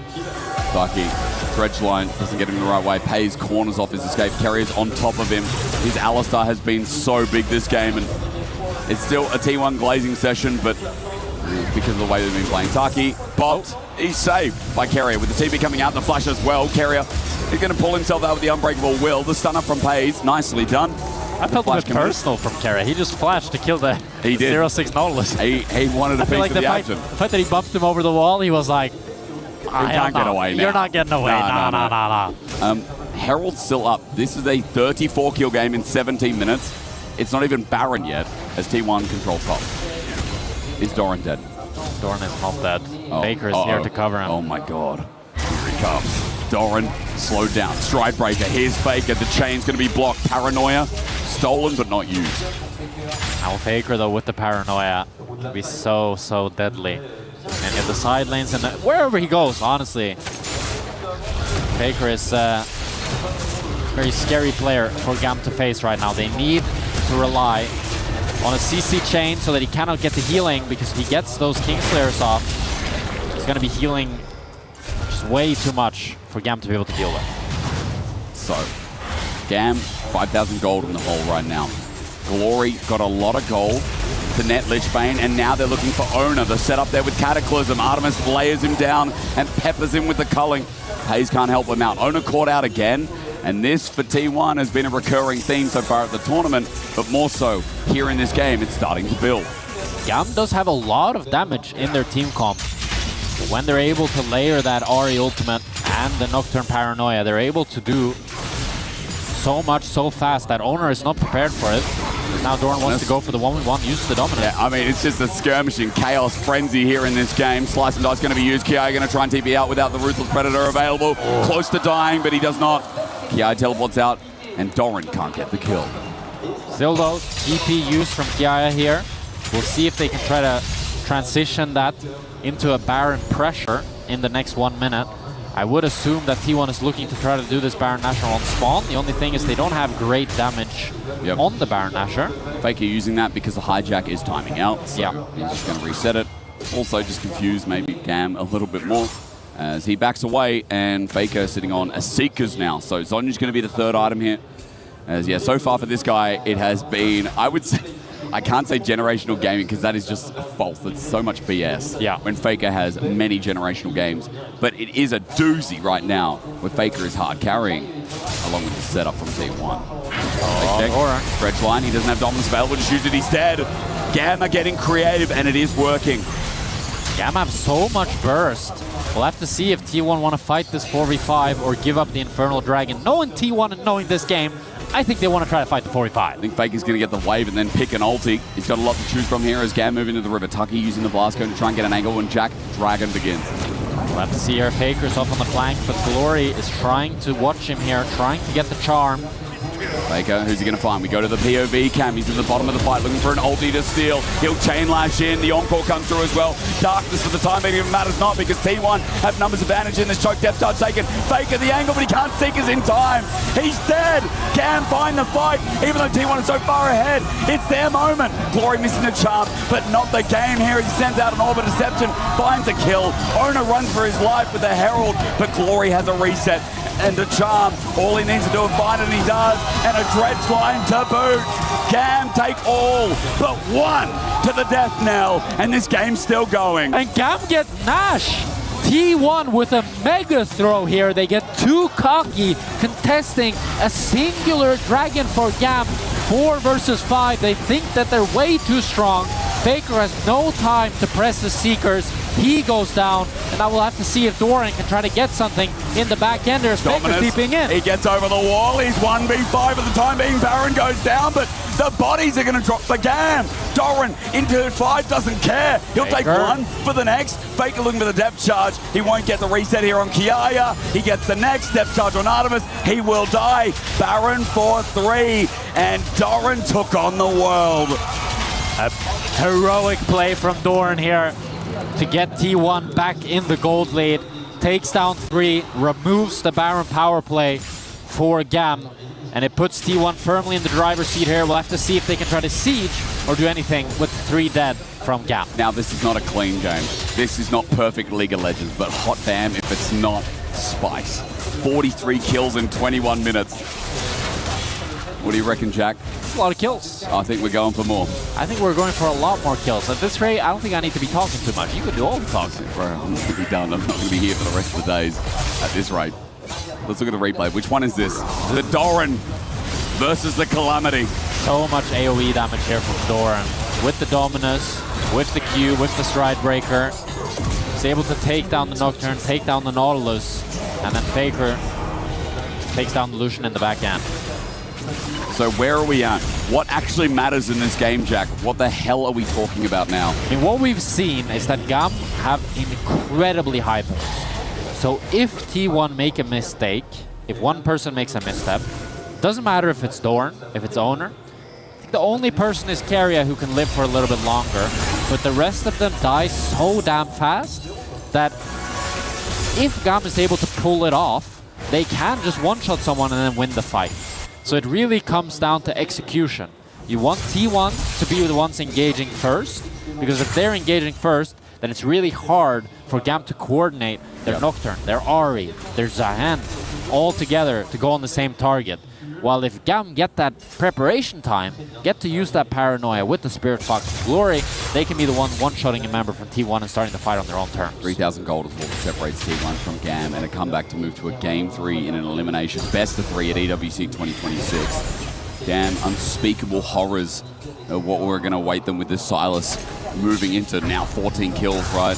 But the fact that they're back in this game, the fact that T1 made so many mistakes, to Gam's credit, that shotgun, when does it go, or rather, when does it get played out next? As Gam using the Baron buff to try and get some gold here. They are down in power play because they lost 3 members after it, but still, they've stagnated the game, Jack. Yeah, and also, like, Pace has the Magi at 0 stacks. True. So that feels pretty bad for him. As well, Faker, he was sitting on the 10-stack Darkseal. He was forced to sell that. Yep. While it's actually Glory now with the 10-stack Magi's himself. So a lot of throws here for T1 that has definitely cost them a lot, but they are still ahead, make no doubt. Owen's going to get ganked here. Is it a window for Gam? He slices and dices in, dodges away and gets back out. Glory looking for the dive or potential damage, but he'll just take the plating instead. All the attention from T1 right now is focused around this mid lane while Faker is solo leveling up in that top lane. He's taking the turret here. And Jack, this is going to be a trade for Gam. Gold is going to be shared, yes, but Faker getting the inner turret is obviously going to be more worth. Yeah, Faker getting even further ahead here. He's going to be looking to complete that Sonya's once he finally bases. And what we talked about earlier in the Champ Select, well, I like the T1 comp more. Yeah. But I didn't realize how much damage Gam would have, to be honest. Sure. Because what I thought was they really could only go on the Seraphine, and if they ever went on the Jarvan, the Renekton, the Silas, it would be hard for them to win the fight. But what we've seen is, as long as they have a little bit of distance between the T1 carries, they can blow someone up in 2-3 seconds so fast that the rest of T1 can actually not react. And now Doran is pretty deep here, but he's going to be fine. As T1 want to get full control of this Infernal Dragon. Chain's not going to connect. Infernal Dragon would be number 2 for T1. Gam get this, they move to Soul Point. Does feel like a nail biter that could be beneficial, but are they going to go for the mid turret instead, try and open up their map? It seems like 4 members going to at least get the mid push here as T1. It's Faker trying to find the chains. It's Pays matching the wave clear with Faker clearing the rest. T1 are going to be in this dragon area first. T1 holding control. Gam need to find some way to break their formation. Taki can't really face check. They're having Kiaya do it. Pays with the damage as well. Kiaya takes a little bit, not too much to speak of though. Drakthar has an angle. Not being spotted out. They know there's a control wall there. They're thinking, where is this Nocturne? Paranoia turns the lights off at 2K. Carrier face checking, looking for the engage. Depth charge in. Up to T1, get the Drake. Owner teleports a little bit weirdly as Carrier's already jumped on in with the breakable wheel. Kiaya now has a Grim Deliverance. Perfect AoE. And as Drakthar just walks into melee range. T1, are they losing this fight? I'm looking. I'm seeing Faker dead. Doran heals up for the time being though. Trying to carry the rest of it. While meanwhile, Owner gets some autos down. Pays through a little bit, but it's not enough. T1 have thrown it all in the sink as Gam find themselves Deliverance. And Gam have out-team fought T1 in the 5v5. T1 pick up the Drake, but Gam pick up 5 kills for 3. They're gonna get the mid tower. They're gonna push him both and get that as well. And finally, they will equalize the game in the gold. A 14-2 and Silas couldn't do it. But apparently the Ari could. Gam are going to move to inner turrets now, both in mid and bot. So much gold on the menu, and it's going to be equalized even more so. Gam are going to find themselves in a gold lead for the first time this game, and Baron is coming up in 10 seconds as we look at this one replay. And T1, while they were able to get the Drake, Keria goes too deep. You see here, he has the ultimate active, but he flashes in to try to get onto Artemis, but Artemis has the flash cleanse. He can get out, and now Keria has no ult. He ends up falling, and this Sahen is doing so much, healing so much, and just wrecking havoc in the back line here for Gam. As you said, shotgun. Trigger pulled by Gam. Flush away from the charm is not enough. Seraphine, the only one left alive. That is a rough fight for T1. Faker died at the start of it. And Jack, we could be going to 3. We could be going to 3, and it feels like a lot of this is due to T1's hubris, I must say. Yes, I think very much They decided so. to continue fighting no matter what. They never wanted to put on the brakes. Even the 4 versus 5 when Doran got caught, they still wanted to keep fighting. And it has cost them dearly now in a 51 kill, 27-minute game. Gold is completely equal. We need 2 Drakes apiece. It really all comes down to execution at this point, but you can see how strong this Sahen is now. This Sahen has outscaled this Renekton. It's going to do a lot more in these team fights, and it's becoming harder and harder for Faker. Even though he has 14 kills, he's down in gold. He is indeed. Somehow. Faker down in gold is hilarity. T1 here in this game for a lot of their fans, it's going to be hilarity and disappointment for them. If T1 go to a Game 3, they'll be one step away from GAM eliminating them. GAM's already beaten MKOI. The story of this tournament is that the number 3 seed from EU couldn't put up a fight against GAM, who, remember, they didn't actually qualify through here. They're partnered organization, Jack. So they're not the best the region sent. But GAM are here, nonetheless, putting up a fight against T1 of all teams. They're here to play. Very respectable, yes. Putting up a much bigger fight than Team Secret. Oh, yes. So a great showing from GAM thus far. A really competitive game 1 yesterday against T1. And taking down MKOI, as you said, Jake. And now a great game 2 from them as well. Off the back of the GAM top side. Really stellar performance. But we'll have to see how T1 can navigate these later fights now. As Faker's advantage has evaporated, he needs to be able to find a flank or a great ultimate takeaway to be able to make the difference in the fights. But we've just seen him get continuously CC chained and taken down too quickly for T1 to be able to manage. But Doran looks like he might be caught. Yeah, he's super deep here. Doesn't have the flash available. A 3-item Croc has to run. GAM aren't going to commit resources to it, though. And Faker also has the TP. That would have exploded with Pays being able to join as well. They back away. Dragon's up in a minute. 2 apiece. Third means everything. Baron there also, but that's an afterthought, I feel like, right now. Dragon seems so important in the game. We're Infernal for a shotgun comp. Cannot be given. Yeah, you see T1 now. They're keeping in the mid lane. They want to get full control of this Dragon here. And GAM was able to break their formation in the last fight. And now they're tasked with doing it again. As Faker is basing on a ward here, this could be the timer that GAM wants. Maybe it's a bait. Paranoia going to be used. He runs away with the chains, jumps back in. Paranoia in response as well. Encore not bad. Faker will take one. Glory is down. Tractor up next as well. Gets in the background. It's Grim Deliverance on Kiaya. He's in the middle of 3, but with the flag and Dragon, Faker healthy. I think GAM have gone too far. A double for the GOAT. As 3 with the Dread of Return, yes. Kiaya with the GA, yes. But will he live? You know the answer's got to be no. As Cataclysm brings him down, he's going to try and Ori rush out of there, but a flag and Dragon, he takes so long to die.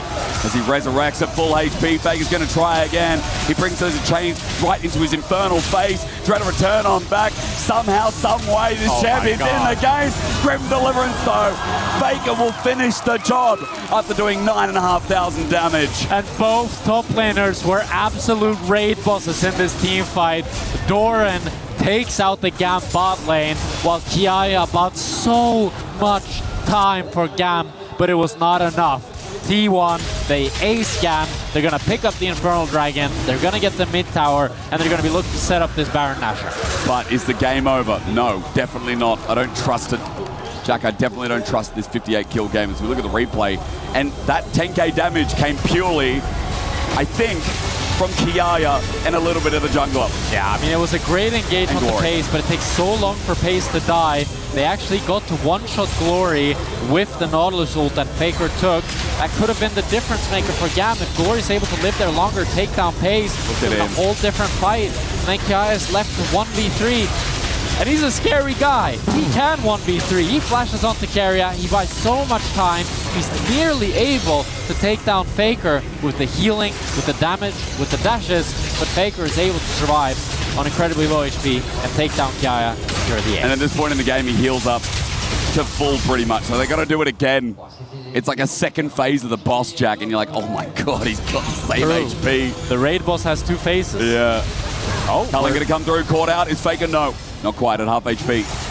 GAM in their 4-man entirety, hover around, or rather 5 through mid. T1 have an angle up in top side. They're going to look for the push up there, maybe, or to steal camps. Remember, Baron is the only objective up now, so that Faker does feel like the game on the side. Yep. Faker just lost his flash in that play. He's not going to have that up and available, but T1, they don't care. They're starting the Nash. Faker's TPing in. T1 want to fight.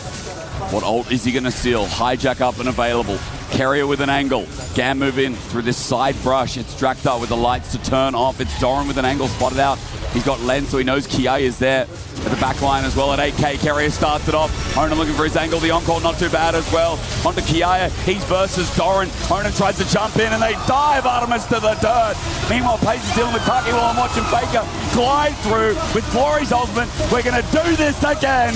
Kiaya's going to resurrect, but instead of 3 this time, there's 4. He'll die quicker. And T1's team fighting the tooth and nail of the game is going to be better. And T1, they start the Nasher. They know they have the advantage with the ultimates, the Gam burn, trying to take down Faker.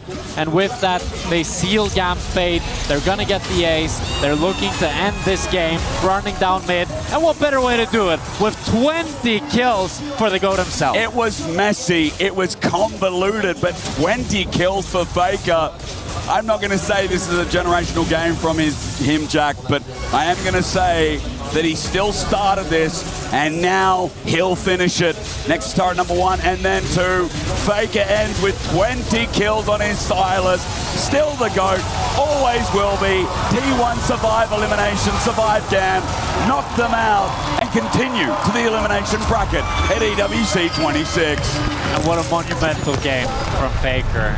I mean, always the Silas. It's a pick he's known for. It's a pick he's made the difference on. I'm brought back to BLG versus T1 World Finals 2024 Game 4. Oh, yeah. Where he had the incredible Silas play on mid lane to win that best of 5 and win that World Finals. And it feels like a player that always when it matters most, he steps up. He's going to be the one to be in the clutch moments and bring the victory for his team. And I think the takeaway from this is T1 have that spark, but they do not look super clean. They're going to move on as a better team, but GAM gave them a run for their money. They will be eliminated here at EWC. They knocked out MKOI. They can be proud of that in the best of 1, but I think, well, sorry, best of 3. Yeah. But I think the best moment in that second game is when we saw the fire that GAM had in them. That comp made a lot of sense where we got to extensive fighting. We definitely got the old VCS way of playing for GAM. GAM showed a ton of life today. And throughout this whole tournament, the fact that they were able to nearly take down T1 Game 1. But not enough. Faker on stage, 20 kills on his Silas. Still the best of all time. No doubt about it. The GOAT standing by. T1 book their spot in our quarterfinals here at EWC. A big thanks, of course, goes to the unkillable Demon King himself. Paris, faites du bruit pour Faker!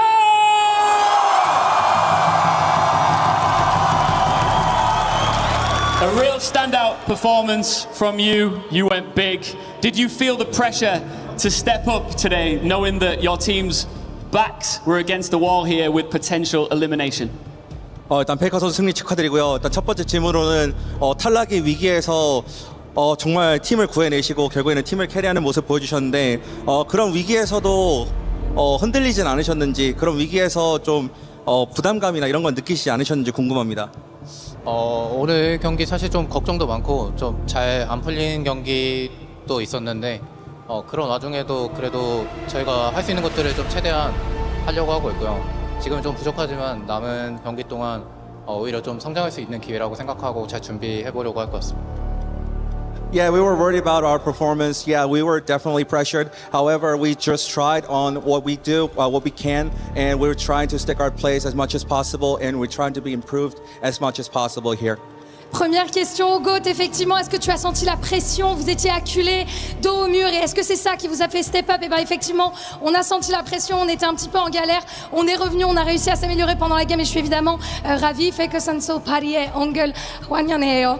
Welcome to Paris, bienvenue à Paris. Évidemment, my question, you've made everyone agree. You are the legend of the game. Everyone knows that. So it must be hard sometimes to have self-criticism. But if you had, to have maybe something you want to improve about your game, about yourself, what would it be today? 일단 페이커 선수가 역대 최고이고 언제나 최고의 선수라는 걸 다들 알고 있겠지만 그럼에도 불구하고 계속해서 좀 보여주는 모습이 계시잖아요. 그래서 사실은 자아 성찰하기가 좀 꽤나 힘드실 것 같은데 그럼에도 좀 계속해서 자신이 좀 발전해 나가야 될 부분이 있다라고 하면은 좀 어떤 부분이 있다고 생각하시는지 궁금합니다. 뭐 최고라는 수식어 자체가 저는 결국에는 과거형이라고 생각해서 지나간 경기는 지나간 경기라고 생각하고 중요한 건 앞으로 있을 경기에서 얼마나 더 좋은 퍼포먼스를 보여주는지가 중요하다고 생각합니다. Yeah, so best means the past, So it is always going to be a gone games. You know, I don't really look back at the past. I just focus on the game at hand. So yeah, it's for me, it's just about how to improve myself on my performance next game. Yeah, game after game, day after day, that's a big humility from you, Faker. Donc la question, c'est évidemment, quand tout le monde dit que t'es le GOAT, quand tout le monde dit que t'es la légende du jeu, c'est dur de se remettre en question. Qu'est-ce que toi, t'as encore envie d'améliorer aujourd'hui? Je me concentre pas sur le passé, sur les trophées. J'essaie de m'améliorer game après game, et je pense que ça s'est vu aujourd'hui. It's time for another key crush here in Paris. Anything more iconic than a Faker key crush? And look who's standing by in the distance. I'll leave you to it. It's time to go. Faker, Maddox, you can come with me to the key crusher. One of your first time crushing a key. And who better than Tyler One to welcome you in that thing? So excited for you, bro. So excited. Good job out there. They were like, maybe we shouldn't root for. I'm a T1 favorite. You killed it, by the way. Anyway, sorry guys. We're gonna be crushing the key right now. He's gonna brief you. This is gonna be Gam's final goodbye. Congrats. I think right before Faker crushes the key, do we have Ian? I'm gonna wait you for 1 sec. I think Ian is checking in with some T1 fans. Do we have T1 fans in the building? Yes, we do. Of course we do. T1 fans, how we doing? Are we ready to crush a key? 준비되셨나요? Yes, he's ready. He's ready. He said he's ready. Yes! He said crush that key!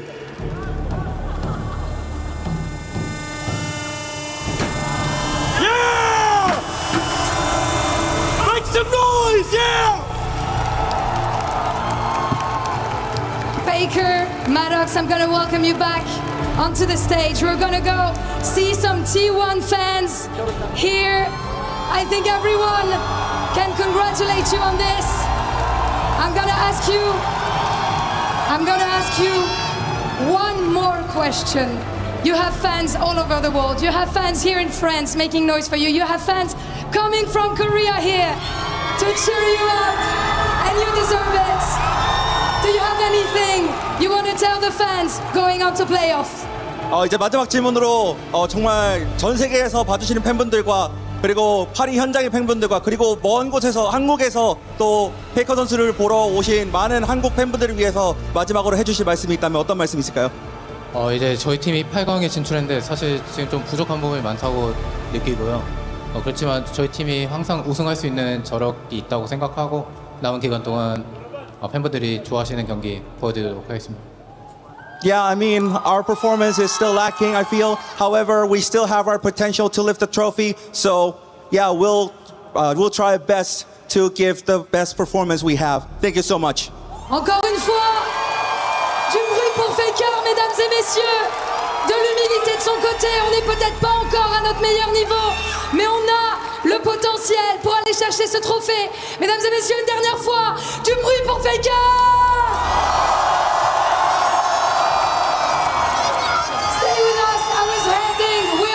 To our last BO3 of the day. See you there.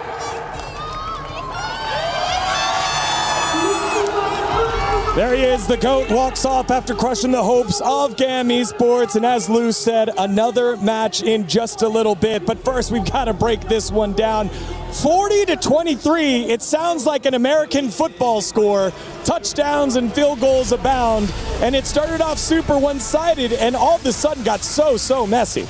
Absolutely. I felt like this was an absolute bloodbath, and you can't expect anything else from GAM. We asked them to go pedal to the metal, try and confuse perhaps T1, push them to their limits, but I don't think there's many teams that can truly push them there. It was most dominant game from T1 by far in the EWC, and it was insane performance, and now we are prepared for the interview here. Yeah, again, a huge victory here. Lots of fights, lots of scrapping, and I think something to be proud of if you're a GAM Esports fan. Glory with multiple opportunities. Kayaya seemed unkillable in a lot of those fights. But 40-23, that's a spectacle you don't get to see too often as we take a look at the scoreboard one more time. 40-25, excuse me.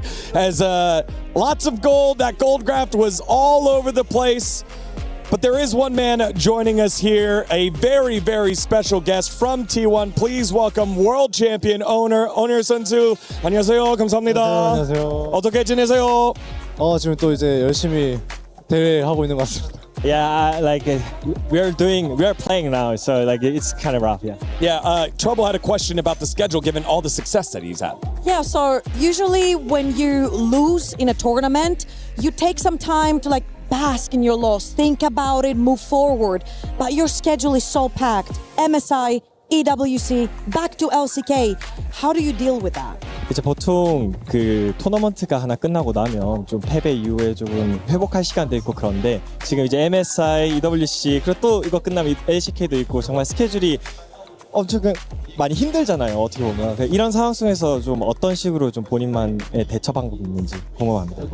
일단은 스케줄이 이렇게 힘든 일정이긴 하지만 힘든 일정이 없는 것보다는 훨씬 프로게임 하는 데에서 낫다고 생각해서 그런 마인드로 지금을 즐기자라고 생각하면서 이런 힘든 일정을 소화하고 있는 것 같습니다. So for sure, schedule is rough, but better than nothing, you know. And as a pro player, it's really enjoyable, and it's really grateful to enjoy this kind of tournament. So I'm trying to have fun. Absolutely. You only have that schedule because you're always winning. So definitely a blessing. Well, you had a question about the meta? Yeah, because I really want to ask how the meta transit to EWC because MSI and EWC is the same patch, but it seems like everyone has different idea. 그러니까 사실 MSI랑 EWC가 같은 패치임에도 불구하고 메타가 계속해서 바뀌고 있는 것 같거든요. 좀 본인이 생각하기에 지금 메타 어떻게 좀 생각하시는지? 지금 메타가 이제 B1딜이 굉장히 많이 나오는 메타였기 때문에 B1딜 위주로 이제 서폿과 정글이 좀 주도적으로 게임을 해야 되는 메타라고 생각해서 그런 부분이 좀 재밌는 것 같습니다. I think right now in this current meta, you have to work with the non-AD carry bot lane, and I think on top of that, you have to work with your support a lot. So I think that's the most important part in this current meta here. You had a question here about specific junglers. Yeah, I feel like it matches really nicely with that question into the meta because not only do you have to play versus different bot lanes or with different bot lanes, it's also different junglers. Now for Shun, you played him on MSI, but now you had to prepare for both Shun and Drakthar. What is the difference in the way you prep to face different types of junglers? 이제 뭐 챔피언뿐만이 아니라 선수들도 어떻게 보시면 정글러로서 슌 그리고 드락사르 같은 그런 타입이 다른 선수들을 이제 상대를 함에 있어서 어떤 식으로 다르게 준비를 또 했는지 좀 궁금합니다. 일단은 개개인 선수마다의 특징이라는 게 있기 때문에 경기를 좀 보면서 어떤 느낌으로 하는지를 좀 많이 봤었던 것 같고요. 그래서 그에 맞게끔 잘 준비해왔었던 것 같고 빌지전이 아쉽게 지긴 했지만 또 다음에 만나면은 이길 수 있을 것 같습니다. I've been watching how they play because everyone has different kind of play style and the personality on the Rift. So I've been watching their games and. Again, even though we lost against BLG, I'm pretty confident in myself that I can play better against BLG here. This schedule has been very, very busy, but we are here in Paris, France. How has Paris been for you so far? 바쁘긴 하지만 어쨌든 파리에 오셔서 지금 이 현장을 즐기고 계시잖아요. 어떻게 생각하시나요, 파리? 일단은 바쁘긴 하지만 이렇게 파리에서 많은 팬분들과 함께 이런 또 대회에 참가하는 것 자체가 너무나 영광이고 또 이렇게 즐길 수 있다는 것 자체만으로도 선수 생활하면서 많은 경험치와 많은 추억 이런 걸 가져가기 때문에 지금을 너무 즐기고 싶은 마음이 큰 것 같습니다. It's packed, but it's always been honored to share this kind of memories with all these fans here, and I'm really happy that I can share this kind of memory with my fans. So I'm trying to be more glad that I can actually share these thoughts with my fans here. And then finally, with this victory against GAM, you finish as a 2 seed. Who do you want to play in the next round? Would you rather play Gen.G, Hanwha Life, or AGAL cannot play BLG because they're in the same group? 이제 감 e스포츠 상대로 승리를 거두셨고 이제 다음에 8강에서 Gen.G, 하나생명 그리고 AGAL 이 세 팀 중에 한 팀을 만나시게 될 텐데요. 어떤 팀을 상대로 좀 만나고 싶은지 궁금합니다. 실은 어떤 팀을 만나고 싶은 팀은 없지만 그냥 어느 팀이 됐든 저희는 저희 스스로 잘해야 된다 생각해서 어느 팀이 오든 꼭 승리할 수 있도록 하겠습니다. I don't really have a preference to play against because it's on us, to play good. So it doesn't matter who do I face. I'm gonna play better and the best for the team there and it the is. fans. Such a professional answer. Owner 선수 감사합니다. 감사합니다. Everyone, Owner from T1. We'll see you after this short piece of content to set you up for a second knockout match.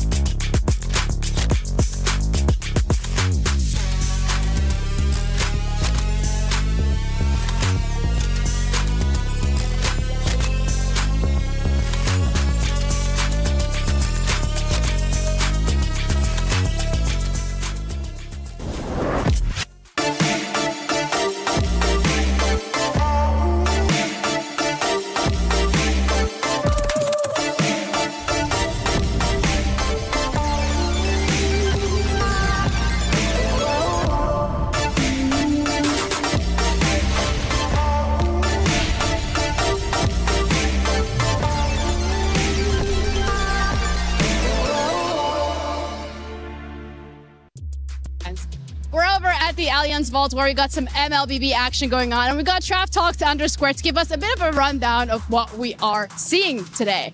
Yeah, so we just finished up our group stage in MWI. Obviously, we're in the women's international competition of Mobile Legends Bang Bang. And the expected people have got through. Vitality still leading the charge at the moment, and obviously need those points for the club championship as well after a pretty disappointing week one in Fatal Fury. Falcons, however, though, do have 2 teams through. Ooh. And one of them, bit of a spicy quarterfinal, will be going off against Vitality. So big quarterfinal for both of those organizations trying to get points on the board for the club championship. Na'Vi made it through as well with a successful first week, obviously winning Fatal Fury and getting the points on the board there. They're in a great position to go far in the club championship. It sounds like everything's going well according to plan, so to say, here over at this stage. But that's it from us from now. Back to you.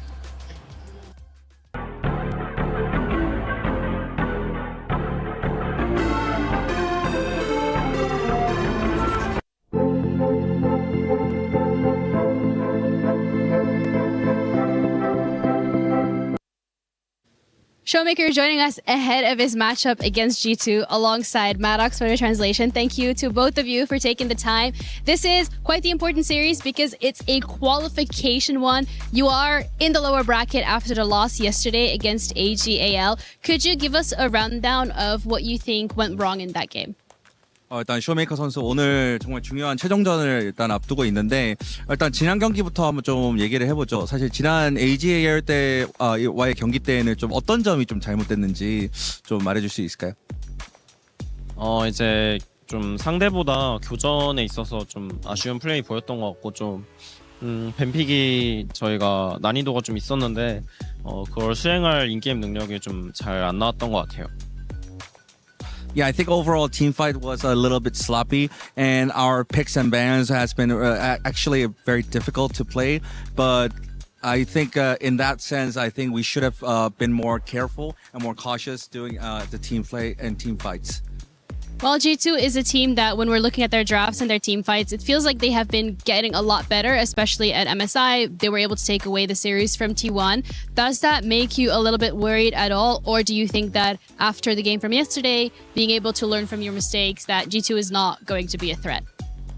이제 그래서 사실 MSI 때도 G2가 정말 뱀픽이나 좀 팀 교전 부분에서도 정말 좋은 모습을 보여주면서 T1을 이기기도 하는 등 상당히 좀 위협적인 모습을 보여줬잖아요. 그래서 그런 점이 좀 DK에게 있어서 상당히 좀 뭐라 해야 될까 위협으로 좀 작용을 하시는지, 그리고 AJL 전에서 좀 그런 것 느낀 점을 좀 어떤 점을 배워서 좀 대응을 하시지. 그래서 G2가 좀 그래서 G2가 좀 상대가 안 될 것 같은지 아니면 상대 쪽 하기가 좀 어려울 것 같은지 좀 여쭤보고 싶네요. 일단은 G2 상대할 때 있어서 뭐 모든 팀들이 겪는 문제겠지만 확실히 좀 특이한 뱀픽들을 사용하면서 좀 상대방을 혼란에 빠뜨리는 그런 시리즈들이 되게 많았기 때문에 좀 저희도 그 부분 인지하고 있고 뱀픽 얘기도 되게 많이 했고요. 그래서 잘 상대해볼 생각이고, 또 AL과의 경기에서 뭔가 선수들이 또 경험도 쌓고 이제 그 현지 무대에서의 긴장감 같은 것도 잘 느끼고 또 배웠을 거라고 생각하기 때문에 충분히 승산이 있다고 생각합니다. So I think against G2, I think every team struggles. Their picks and bans are very, bizarre and very unorthodox. So yeah, it's a struggle for every team. However, we know and we'll take that in mind about their great team fights and their picks and bans. So we'll have to adjust to that to counter it. But also that from the match against AJAL, we have learned a lot and made a great experience, especially playing in front of the crowds. So yeah, I think that experience will help us getting into the G2 match. Yeah, it's going to be a game in front of the crowd again today. There are so many people here already. You will be playing against an EU team, so I'm not sure which side the crowd is going to be leaning towards, but this also being an elimination match, does it, the crowd and the pressure maybe add on to it a little bit? 그래서 사실 관중들이 또 많이 와서 보시는 만큼 또 EU 팀을 상대하시게 되잖아요. 그래서 EU 관중들께서 어느 팀을 사실 응원을 더 많이 할지 잘 모르겠지만 그럼에도 불구하고 이제 많은 관중들 앞에서 경기를 하기 때문에 좀 부담도 되실 수 있으실 텐데 그런 거에 대해서 좀 부담감 많이 없으신지 궁금합니다. 뭐 물론 부담감 같은 것도 있겠지만 최대한 좀 그런 압박감 같은 걸 즐기려고 노력하고 있고 또 많은 팬분들이 와서 그렇게 크게 환호성 질러주시는 만큼 저도 들뜰 것 같아서 되게 재밌는 경험이 될 거라고 생각하고 있습니다. Yeah, I mean, the pressure is definitely on because like there are a lot of crowds, and also we're hanging on elimination. So yeah, I mean, pressure is there, but we're going to enjoy the most of it as much as possible. So especially we're playing in front of the crowd. So yeah, we want to show our best performance there. Well, thank you so much. I'm really looking forward to it. Good luck to you guys today, and thank you, Maddox, for your translations. That's it from us. Back to you. Play is in our DNA. Whenever we let it out, it becomes our superpower. Now imagine an entire city being built to supercharge it. Kadir City, powered by Play.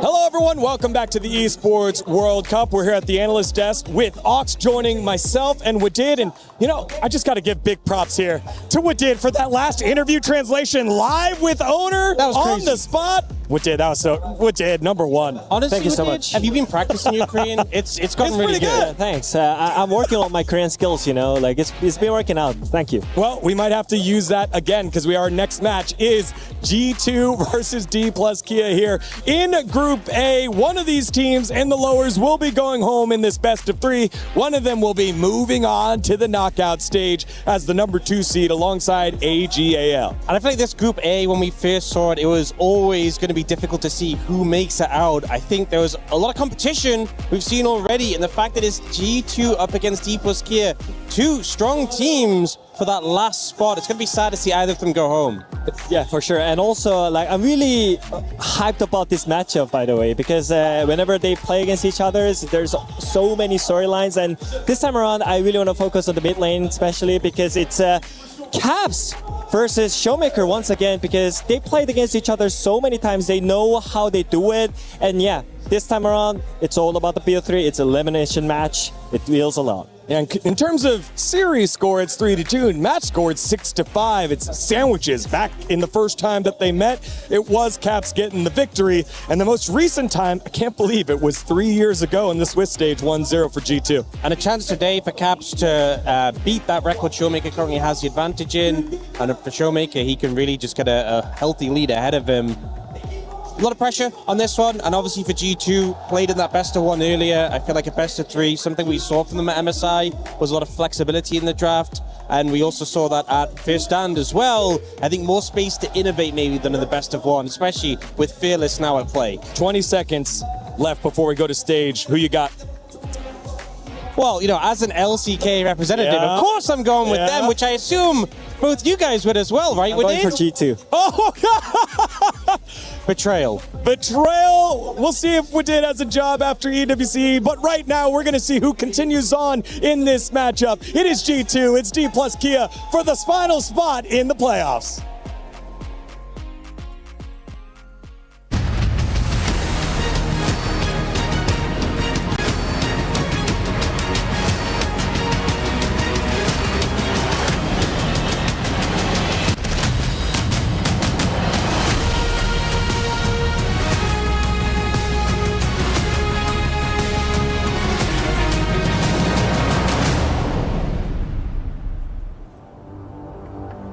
Bonjour Paris, comment ça va tout le monde?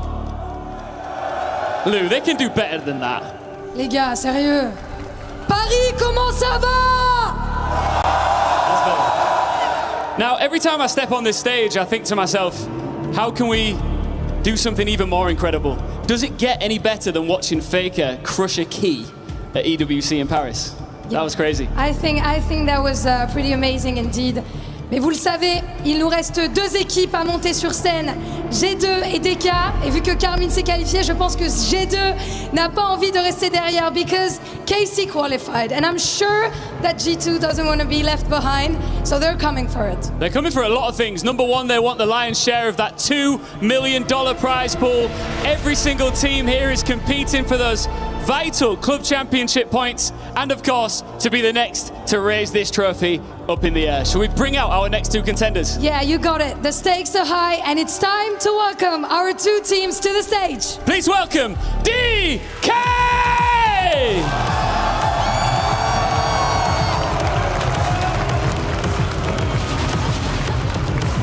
A former World Championship winning organization now finds itself fighting for survival. One more defeat ends their run here in Paris. One victory keeps alive the hope that this new look roster can still make its mark on an international stage. Que va casser Showmaker aujourd'hui après avoir explosé la clé et la machinière? And it's time to welcome G2 Esports!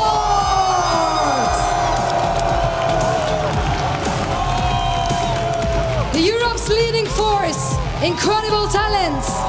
They carry many hopes, and they don't want to be left behind in the Battle of Regions.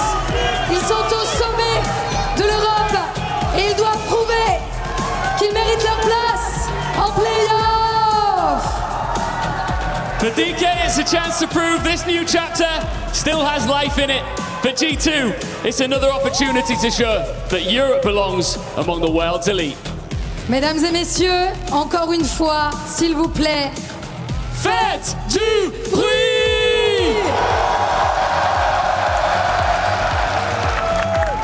Thank you so much, Lou and Ian, for the introduction of both of these teams. We have 2 more spots remaining. We do have JDG seeing whether they can make their mark as well against ML over on the B stream, and now G2 versus DK. And when they brought up the history between these 2 teams, Wolf, I was so surprised that it was so long ago that we had the last one, because this was like a marquee matchup for so long. Truth be told, D plus Kia have not been attending very many international events since 2023.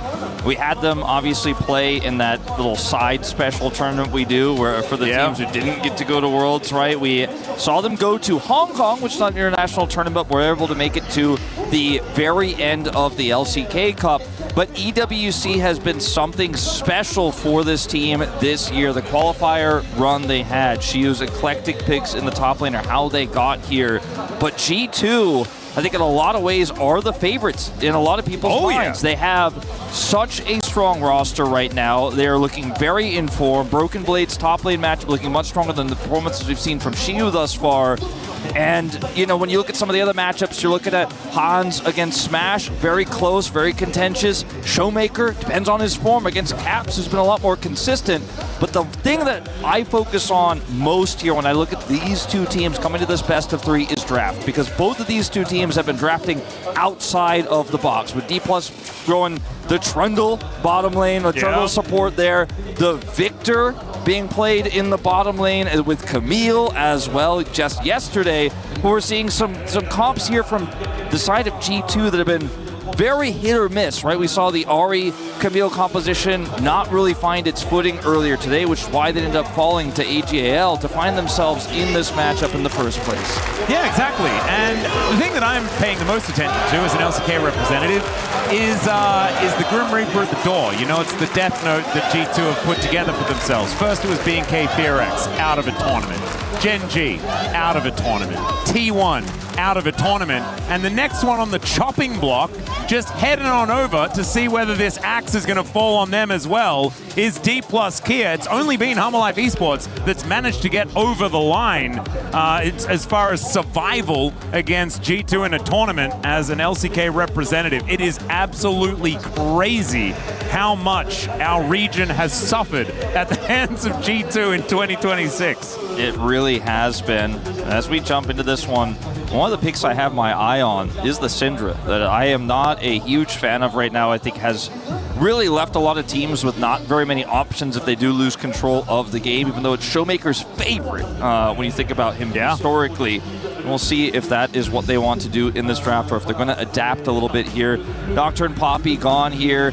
Smash, or rather Lucid, losing his Lee Sin and the Jarvan, so a lot of focus on the jungle here from G2. Yep, the jungle Vayne also going to be taken away, so 5 junglers now have been removed. That's a joke, everyone. Vayne is likely a top lane answer. We'll see what that means as far as what Shiu wants to be playing, or whether he is going to be blind picking something like a Gnar towards that top side of the map. One more band to come through here for G2. And the Orianna up and available, Cassiopeia. There's a lot of these things that have been very first pickable, and the Orianna will be the decision here for G2. I think Victor first pick is actually kind of a good idea for D+ once again, based on that flex that they did demonstrate. Does kind of work. It works really well. Syndra first pick would make me worried. Vi's up, never mind. Vi is available, and with all the other jungle bans we have here, it is very, very strong. And at this point to grab it early, there's so many different archetypes you could build this Vi with in terms of bottom lane follow-up, top lane with Shiu's Ambessa he's super well known for.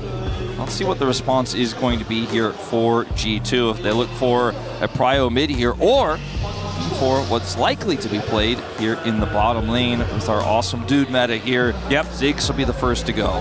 Yeah, Ziggs Camille could just be the lockup right away. I think you would lose the Camille if you didn't lock it in here. But that's if they want to play it. Yeah, Lebrov's Camille hasn't been as impressive as I think a lot of our other Camille players in this tournament thus far. And it is a risk as Skumans is going to pull out Susan right away.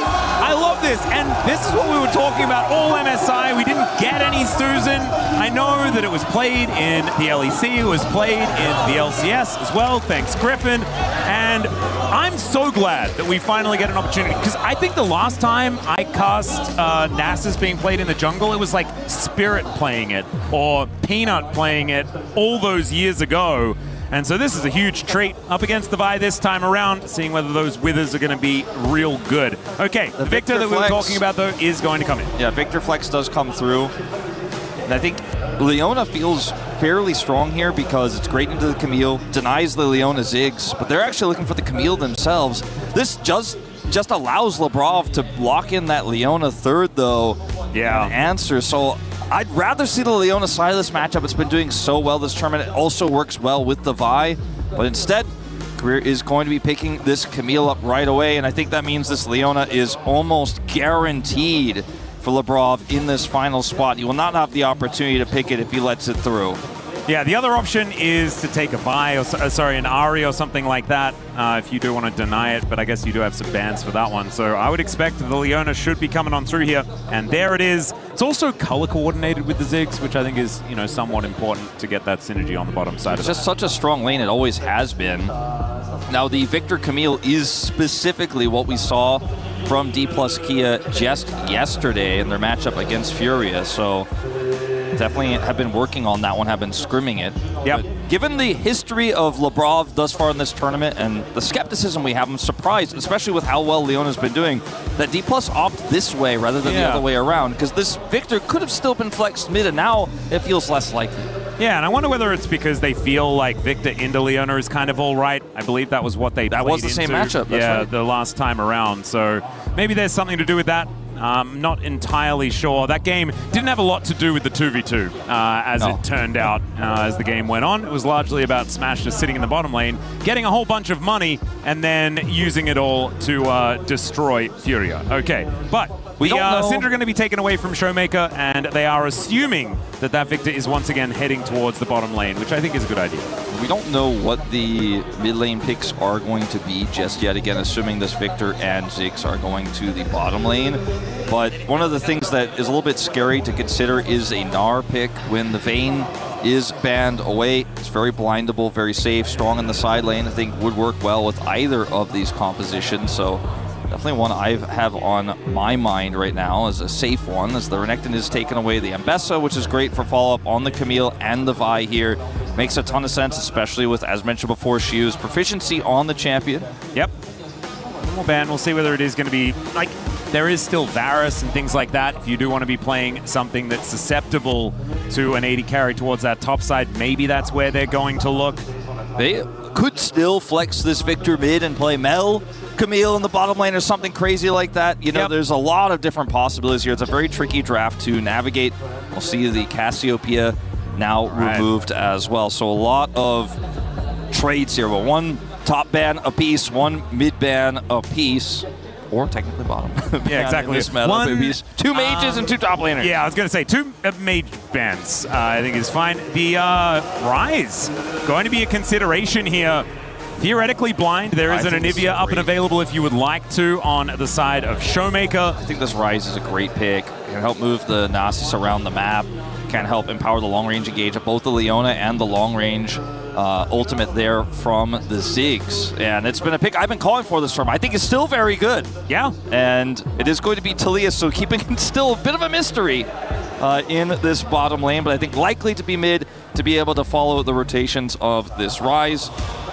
So the last question now is, what is that blind top pick going to be for Shiu?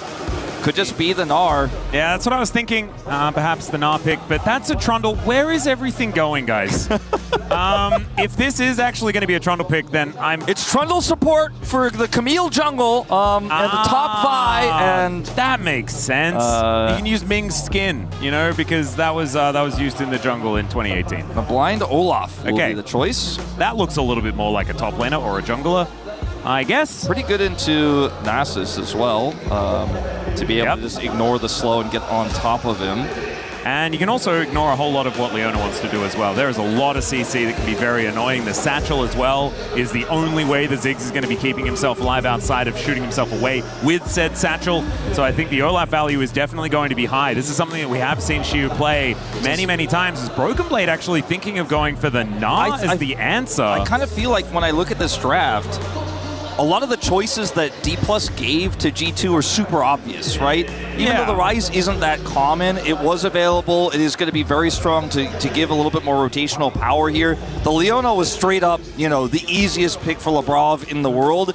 And then they blinded the Olaf with the Gnar available, so Broken Blade could try to play around that with spacing. Obviously, if you get hit by a few of those undertows, you can get slowed down and run down by the Olaf, but it's an otherwise fairly good matchup here for the Gnar, especially early on. I do think it's hard to play, though, because Mini Gnar is very susceptible if you are, as you say, hit by those undertows. If played perfectly, it's fine, but I do think that there's a lot of people that would like the Olaf in this matchup if they're feeling confident about their skills. Shiu, though, has had a little bit of a rough time so far at the tournament, reaching quite a few deaths on his Jace in their previous series against AL.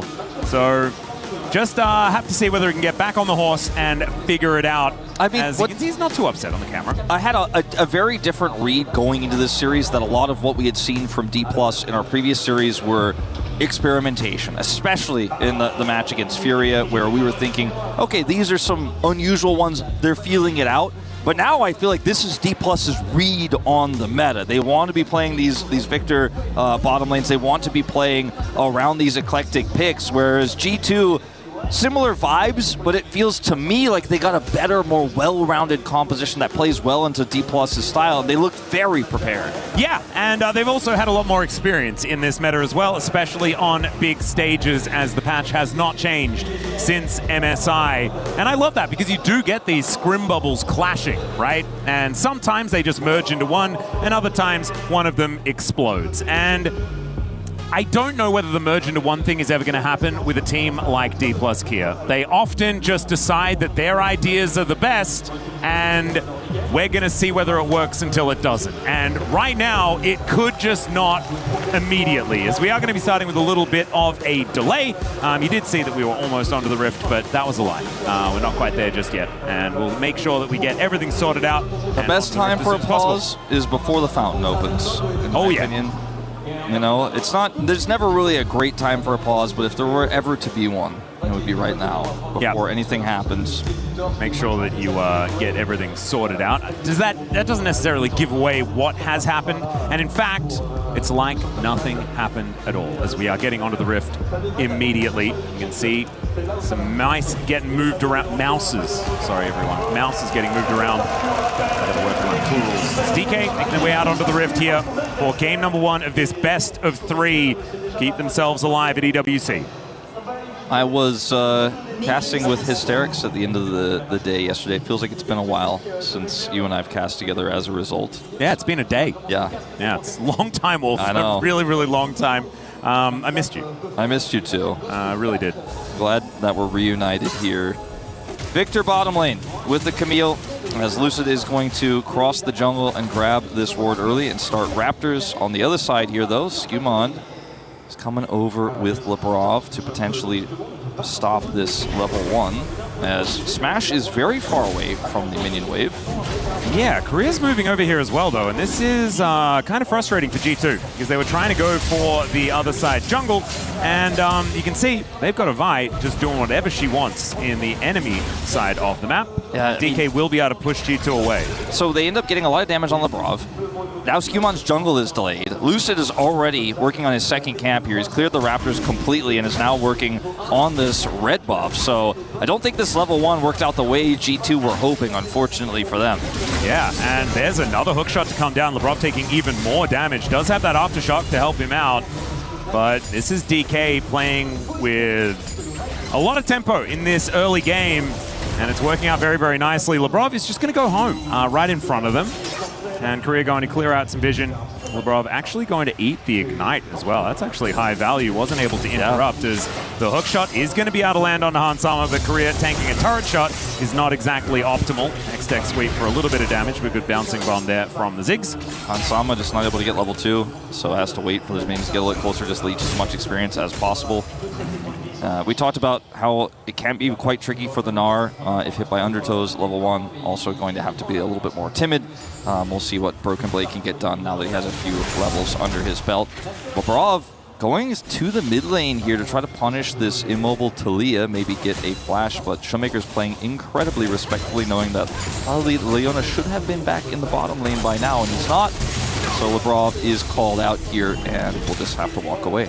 Yeah, Showmaker actually probably pretty happy that Talia finding her way back into the meta here after the MSI patch. Did sort of, as it developed, that Talia was picked up as an answer to the Ryzen has always been something that Showmaker has enjoyed. Korea really going for a wander here through the jungle. Maybe looking for an opportunity topside. Is the Undertow going to get picked up here? Shoot, not going to be able to find the next one.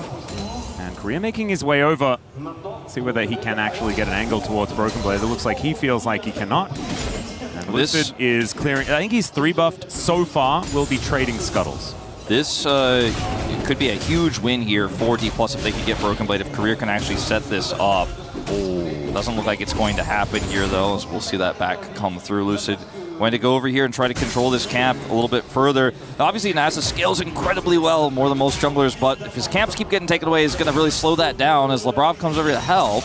Yep, siphoning strikes are a little bit harder to stack up if there's nothing to hit, as Labrov going to get stunned up multiple times. Caps makes his way over, but Showmaker going to see him out. Labrov down to 100 health as the punch goes through from Lucid. Not enough to kill him, but still, G2 going to get pushed away from their top side of the jungle once again. Little popcorn chickens come over. At least he gets a Q stack from that one, but Lucid will get rid of the rest.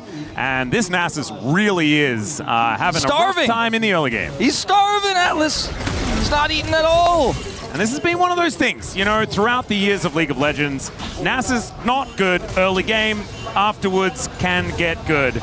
But right now, having a tough time. Broken Blade moving on over here as the Vault Breaker will get Lucid out. Good seismic shove there onto Caps from Showmaker. And Lucid should be able to get a Vault Breaker in here at the same time as the Ghost is going to be used from Caps to get him out of the way. Korea moving over towards Hans as he flashes to pick it up. First blood for the Camille. And Showmaker going to sidestep the Zenith Blade. Caps flashes into the wall face first. Labrov also not going to hit the Zenith on the flash either. Double fail flash from G2, and G+ walk it off. After the kill goes in the bottom lane, Skumon is starving, 400 gold behind nearly here over Lucid, and this early game is really, in a lot of ways, a result of the dominoes that start falling with Lucid starting Raptors and their level 1 going badly.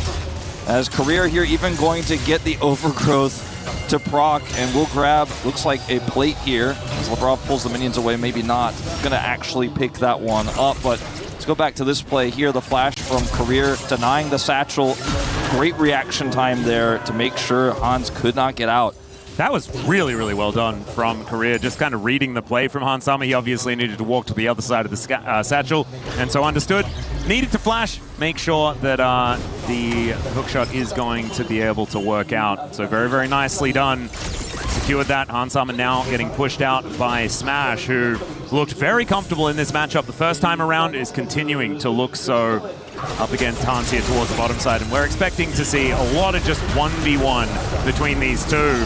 Hans not exactly psyched about that whole scenario as the Arcane Storm comes down on his head. Lucid now looking for the first dragon of the game as well. And D+, this is a phenomenal start. But if we know anything, Wolf, a good start means nothing when it comes to D+ Kia. Everything can go wrong. And we'll just have to see whether they can keep it stable, keep it all right, and finish it off.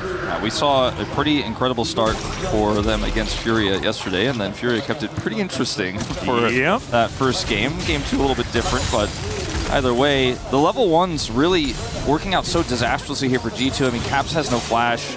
They're just going to continue to threaten him here. And Lebrov comes over a level down, trying to help keep his jungler fed, to get him any money he can. Oh, Zenithblade comes through, but great buffer there of the hookshot. Showmaker with a threaded volley, trying to find Lebrov, but he's just going to throw him around a little bit. It is going to be Skumon blocking down his red buff. That is something at least. But Lucid is just kind of manhandling G2 right now. This was Lucid's most famous pick. Coming straight out of Challenger, he had an entire year where they just did not lose. If he got this champion, he would not die. He would kill everyone. He would be everywhere. It has since not necessarily been as much of an ace in the hole, but as we can see here, he's still got the If we're skills. going back to Lucid's Challenger days, I think anyone who faces D+ Kia better hope that at least Jungle doesn't come back either, 'cause that was another crazy one. As we do have a bit of a ward here to deny Career from making a second play here onto Hans Sama. I notice Hans Sama is kind of constantly set up in this zone where he doesn't know full information about where everybody is. So he has to play defensive, but it's cost him a lot of farm. He's 530 gold behind right now. And several waves of farm have been denied from him as here comes a bit of an all-in. Yeah, he's ghosting. Looking for the angle towards the mini now. Broken Blade gonna have to flash to get out of the way. That undertow issue has to just take a little bit of a detour in order to pick up the axe, but Broken Blade is in so much trouble, still charging the Naba where he can. And you can see the axe is a long way away, still trying to catch up as Hans Sama makes his way in, but there it is, the last hit with the Q, and down goes the Na from 0-8 to solo killing Broken Blade. A much better look here for Shu. Yeah, much better here. I don't think the Ziggs TP is going to do Hans Sama any favors, by the way. Bottom lane completely open right now. And this is the problem. I mean, Lucid's taking the grubs. There's a free turret there for Smash. I mean, consider also if Broken Blade hadn't run left there, which makes basically it's guaranteed he's going to die, he's doomed, then maybe Hans Sama actually gets run down post-TP from this Olaf as well. It's very scary. This is just so much control right now for D+, 2,000 gold lead, but I feel like the way it's happened and how well the money is spread across every lane right now is such a problem. And this composition is not necessarily going to come online, so he hits the slow and he knows he can go ahead and commit the ghost for the play here, has his ult, forces the flash here. And then Hans Sama is like, I gotta come up here and try to bail him out, so he commits the TP, and this means that, the Gnar is just stuck in this awkward spot, he has to run left, and Hans Sama is just not gonna be able to save him. And you can see Shio actually had so much support, so many teammates on their way up. As you can see, Broken Blade, unfortunately getting run down. Has been a fun matchup for some of our Olafs, and it looks like Shio is going to be joining that club in this particular game. And this was, I'm trying to remember back, because you were there with me, Wolf. Was this one of Shiu's like first champions that he played in the Kesper Cup when he debuted for D+? I'm pretty sure it was. I think it is, and I think it was one of those eclectic picks. But he has so many of them. Malawi most recently, I think, is his most notable. But before we can talk about it further, might have another orange buff situation here. His career, okay, will be seen on this ward. Broken Blade is just going to have to back away, but at least he won't die here from this ganking Camille.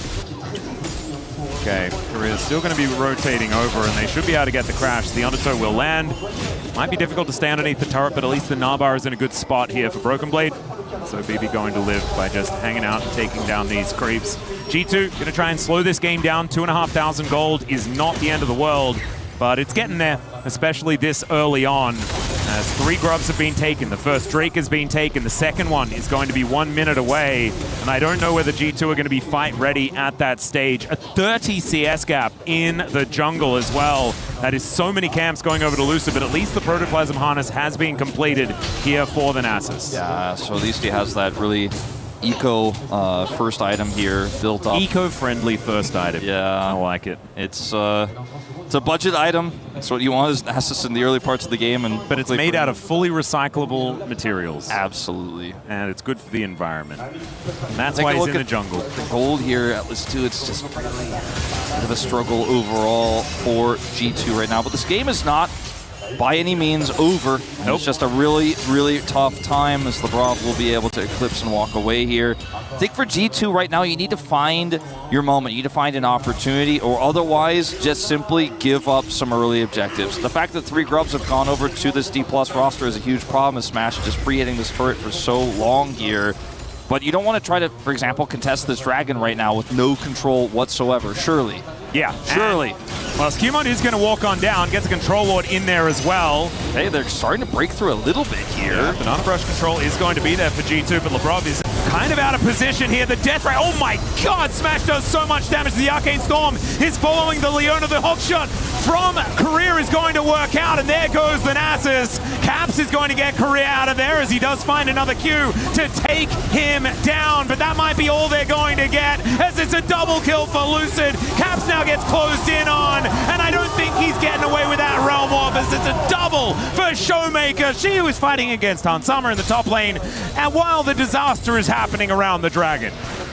That was a bit of a rough one, and I think from our perspective, right, you know, the casters had the full vision, full information. It just didn't look likely that G2 were going to be able to pull off the contest here. I mean, I would contest, Wolf, that even with the amount of information G2 had, it probably still looked like a bad idea. Just trying to be nice, Atlas. I don't think it was a good play here. Now, you have Realm Warp to play around in this fight, but unfortunately, they're not set up to use it. So when we do see Skewmon bounce over the wall here and go in, he's just instantly locked down, and the harness isn't going to be strong enough to actually keep you alive here. So now there's no contest on Dragon. Labrov was a ragdoll in this fight, and Caps gets the kill onto the Camille, but can't actually do otherwise any damage as Broken Blade's in trouble. Yeah, the Hextech Ultimatum comes down, and Showmaker is going to be able to finish off this Nah. Man, the Camille combination with this Talia, the hookshot getting the stun from all over the Rift, and then adding to that the seismic shove from this Talia, not to mention the Vi that we've seen used alongside this so many times from these two players. D+ just looking so extraordinarily comfortable here in this game, which, Wolf, I was just not expecting based on what we'd seen in their previous games. AGAL really made DK look very uncoordinated, and in this one, they're like a well-oiled machine. I mean, you could almost make the argument about that last Dragon fight that G2 knew they were in a bad spot, trying to go for the element of surprise, trying to play through that Skewmon Blast Cone engage, right? But just D+ were so ready, and so much of this game was about the level 1. So much of this game was about the early jungle pathing, where Skewmon got nothing and Lucid got everything, and then this Nasus was put so far behind that they couldn't actually keep up with the tempo in the lanes. And speaking of, like, Caps can't farm here, can't defend this turret, he has to back away. And now I think this is an insurmountable lead. Like, we have now reached critical mass here for D+. This gold lead has tripled, and I just don't know if there's any coming back here. I mean, it'll take a real long game, I think, for Caps and Hansama and Skewmon to come online. So this game is pretty one-sided. I'm going to take this opportunity to say something potentially controversial. Okay. All right. Are you ready? For it, yeah. So let me look. The graphic agrees. Yeah. This is going to be really difficult. I think. Okay, Lucid is going to come on over and look to see whether he can get some of his popcorn chickens. He's going to survive. I think that this was a really smart drafting choice and practice choice from CV Max. Yeah. I think that their read on the meta looks good.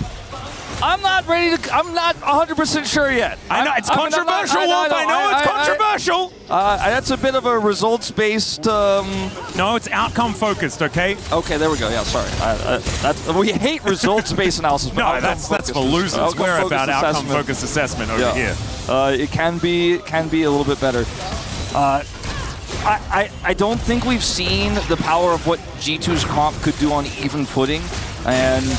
you know, in some ways, I don't know if we even saw D+'s comp do what it's supposed to do in this game. The Camille, we saw a lot. We saw the Vi do a lot. But I'm more just thinking the way that they've piloted it just shows that this style of composition has been practiced a lot by this team. And so the practice working out here for D+. And my read when we came into the draft was I thought G2 had the better one. And D+ came with not only the draft, but the early strategy, right? The invade of the Raptor camp, the defense of Skumon, which they were 100% ready for. How well they handled that. As we've got some D+ fans here in Paris. Yeah, a lot of D+ jerseys actually in the audience as well, which is really great to see. Some classic Damwon jerseys, I think, from that World Championship win where they got so much acclaim. Yeah. He was up 2 levels, so this Mega isn't going to scare him too much, but Labrov might. He's going to go ahead and use his Ragnarok, and Caps, he expected that. He's going to walk away, but now Caps is in no man's land. Yes, Skumon is going to come down as well, as that's a great solar flare. Korea, exceptionally dead, is going to be taken out here. That's a great pickoff for G2, and maybe the Caster Curse has finally kicked in. Finally, I mean, we've been trying real hard. So hard, man. I feel like I had to compliment CV Max's drafting. Like, there were so many things that I had to do in order to get G2 going. The closest game I've cast so far this tournament was when Karma and Corp had a lead on Genji for like 10 minutes. I'm just trying to get a good one here. Well, let's see whether G2 can find their way back, as it's a decent start. They've got a Nasus. When it came to scaling, this is where we learnt what scaling was, is when Nasus was in the meta. And so you learn he does stack up Q, everything's fine. As Hextech Ultimatum comes down, Korea is in. He's going to flash his way out. As Skumon with the ulti running, he's just not that tanky. Cease and desist it's going to be Lucid back over the wall. Great shove onto 2 there. As Skumon's going to have to deal with this threaded volley, and he cannot do so as, oh my goodness, the Olaf has found his way back in. The undertow will take down the rise, and there goes Labrov. Shiu just cannot miss with these axes, by the way, as Han Sama's going to have to get himself over the wall, but he's running the wrong direction, and I have a feeling the referee is going to find him. Okay, there's another blast cone. There are mega cones in this game as well, and so it is taking him quite a distance, and so he will make his way out. I noticed that even Cowbell Cowman, who often appears in dire times, you know, when we have long pauses and otherwise where is he actually? slow situation. He appeared on camera, but he had his cowbell sheathed. He's not even ready to say that this game is playable. I completely missed it because I was focused on the Ziggs' great escape, but that really is, it's really depressing, Wolf. A sheathed cowbell is not something that you ever want. G2 needs to employ TK. Please. At least get it out. Now, in defense of G2 again, a lot of this game happened early, and it's now at 18.5 minutes in. Very difficult to make choices that make you look good, that make you be able to get back into this game, right? They're just trying to farm it out. They're trying to scale up, but D+ are being aggressive. They're not just letting G2 sit back. As we're going to go to this play here from moments ago. A little bit aggressive from Career, and Caps is able to walk it off, and then the re-engage comes through. See Showmaker here on the bottom side, trying to push Labrov away. This shove, really nice from Showmaker. It actually saves the bottom part of the fight for them. But D+ trusted it. They were already pushing towards the top side, and then Shiu hits these undertows. He does not miss. And look at this from Career. Okay, we've got some drifting going on here. Oh man, all right, straight to Tokyo there. as Lucid going to be able to get a secondary charge on that inner turret. Inner fell down on the top side of the map. It's a 9,000 gold lead. So in the last series, we had Faker on like 12-0. The gold lead never got to this. No. Like, it's kind of ridiculous. Well, Faker, he was winning a lot individually. There was some other problems around the map here and there. It was some back and forth team that fights. was a very fun series. We're not seeing back and forth team fights. We're not seeing, it's not just, okay, well, Showmaker's got a 2.5 thousand gold lead, but Hansama's ahead. No, they're not ahead anywhere. No. They don't have a jungler in this game. It's not necessarily Skumon's fault. It's a good plan for D+. No, the poor little Ziggs tripped on a rock and he just fell over. Oh, Showmaker is just having the best time. I swear, Talir is so frustrating to deal with if you're a Nasus as well. I feel like it's a genius pick on that front. It's because you're trying to get a race like this large target that's very flickable and thrown around. He was, it's kiting that can be the real problem for the Nasus. And it's continuing to be an issue here as Broken Blade flashing out of the way. D+ moving everyone towards this inner turret on the bottom side. The Baron is 27 seconds old, so it might be an option for a little bit later on. But right now, D+ going to have to siege the old-fashioned way, as G2 just trying to pick up the pieces as best they can. They're going to save at least this next plate on this inner turret, as D+ going to go home and spend all of that money. And Showmaker, he is no stranger to the Magi Soul Stealer, and he's stolen 14 souls so far. He just, when you see that item in Showmaker's inventory, that's when D+ fans know that it's safe to, get up and go get something out of the fridge. You don't need to watch the rest of the game. It'll surely be fine. Yeah, that was one of those times, and then I woke up with no hair, Wolf. Look, he didn't buy Magi's that game. He was playing Renekton or Jace, I think. He was playing Jace. He was playing Jace, yeah. Yeah, so there was no Magi's, so I guess it's fine. There's no Broken Blade right now, I have a feeling. Well, Korea is going to not find the Hextech sweep and then walk away. So Broken Blade is going to be all right for now. Showmaker just pushing this wave up, and they are doing such a good job just keeping this pressure up. Yeah, we were talking about it before, and that has been a bit of a downside of DK, is often they push their luck, but not in a good way. This time around, they are suffocating G2 and making intelligent plays around the map to avoid G2 having any opportunities to get back into this game, outside of Korea just randomly tanking the turret there. He's just trying to keep Broken Blade from backing, and, I said there's no Broken Blade. He didn't die, but he has been put down several times. He's 0-3 right now, denied his back twice, pushed out of the lane. And unfortunately for G2, it's going to take, I think, 20 more minutes of survival if we are going to see some sort of comeback from them in this one. Their attempts to contest the Dragon, for example, were valiant, but they failed, right? So that's the risk they took that puts them in a 10,000 gold deficit. Had they just sat back, maybe they lose too much and the game is out of hand. But I don't know if it would have been 10,000 gold out of the hand, but that's the choice they made from the deficit, and they are really feeling it now as Caps is, and not like Shulk. No, they're not feeling it like that? Oh no, I we're don't going to have to think put the Monado away, I think. That's all right. Skewmon going to be tanking up this turret a few times. Caps takes one as well. That's a nice little stun onto Career as the Solar Flare is going to extend it. Skewmon makes his way over. Siphoning Strike starting to do a bit of damage as the Realm Warp is not great and the Undertow slows 3 people. And Career is just going to try and do his very best to wander his way out. Broken Blade gets on in here as Caps is going to be able to cut off this Camille. And Hansama gets himself over there and will be able to satchel Career back. So Career is going to be dead for the 3rd time. A story into pictures, meanwhile, with the Mega going mini and fans surprised by the teleport. Yes. But he did end up getting over there. He did end up picking up the kill, so it ended up being worth it. Although it's not normally how we see Gnar teleport. In this case, it made a lot of sense. And it's 6 turrets to 0 as a result of that play as well. You did see Showmaker towards that bottom side, trading the turret. And that is why the gold lead has now eclipsed the 10,000 mark. I know we had a bit of a, it's actually an all LCK broadcast right now with the desk being fully LCK and us being LCK here on the caster desk. And I know they were we did a lot of grief for saying he thinks G2 is going to take, but I really expected. No, I did too. I thought they were favorites, 100%. Okay, now maybe Region they is can kill suffered at their hands. It's okay. 4 versus 1 Olaf, and he's just going to flash himself out of the way. Great seismic shove from Showmaker as he turns up though, and in goes Lucid, but doesn't actually find the roll breaker and immediately explodes. Maybe it's a chance for G2 as into the backline they go. Hextech ultimatum is Korea. What are you, a top lane Camille now? What was that engage? 14 as Smash takes down Labrov. And D+, they just brought down the wallets and G2 were taken out. Yeah, that was a very, I mean, what do you do? It's an Olaf that's pretty significantly fed, and has a lot of friends coming up. Like for about half a second, I was like, "Oh, did they get him?" And then we saw the Weaver's Wall. They killed Lucid. That was really that was a good part. Yeah, that was a good bit. D+ did kill the Baron. Okay. No more. Hold on. I mean, she was pretty killable here as well, as Baron is going to get taken down. That is going to be Korea somehow that manages to get that one because they didn't have a jungler. Still, Broken Blade coming on over, and the rest of DK going to look to try and escape. Remember, doesn't have ult. You do kind of have to keep everyone alive. As Showmaker just goes up into the sky for some reason instead of using the blast cone in order to escape, kind of trolled by his teammates, I assume.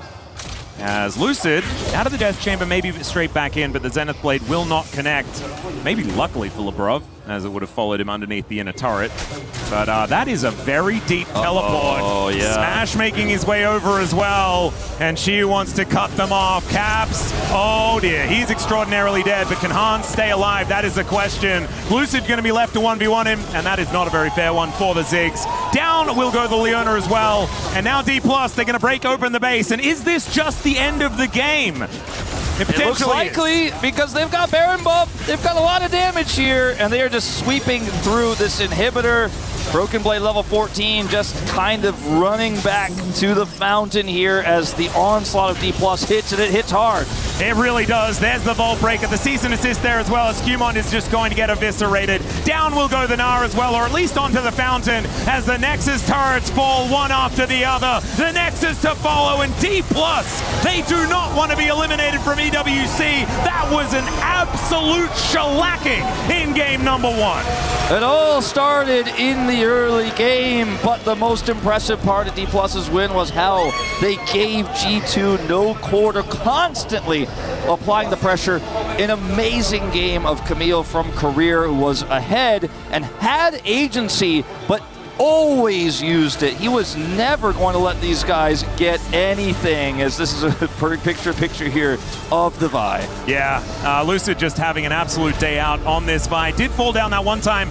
They still managed to win the team fight, and all across the Rift. I mean, D+, it was what looked like an extremely well-practiced draft, and then exceptionally well-utilized into what G2 wanted to play. And I was expecting that this was going to be a very different story. Desk, how about you guys? What did you think?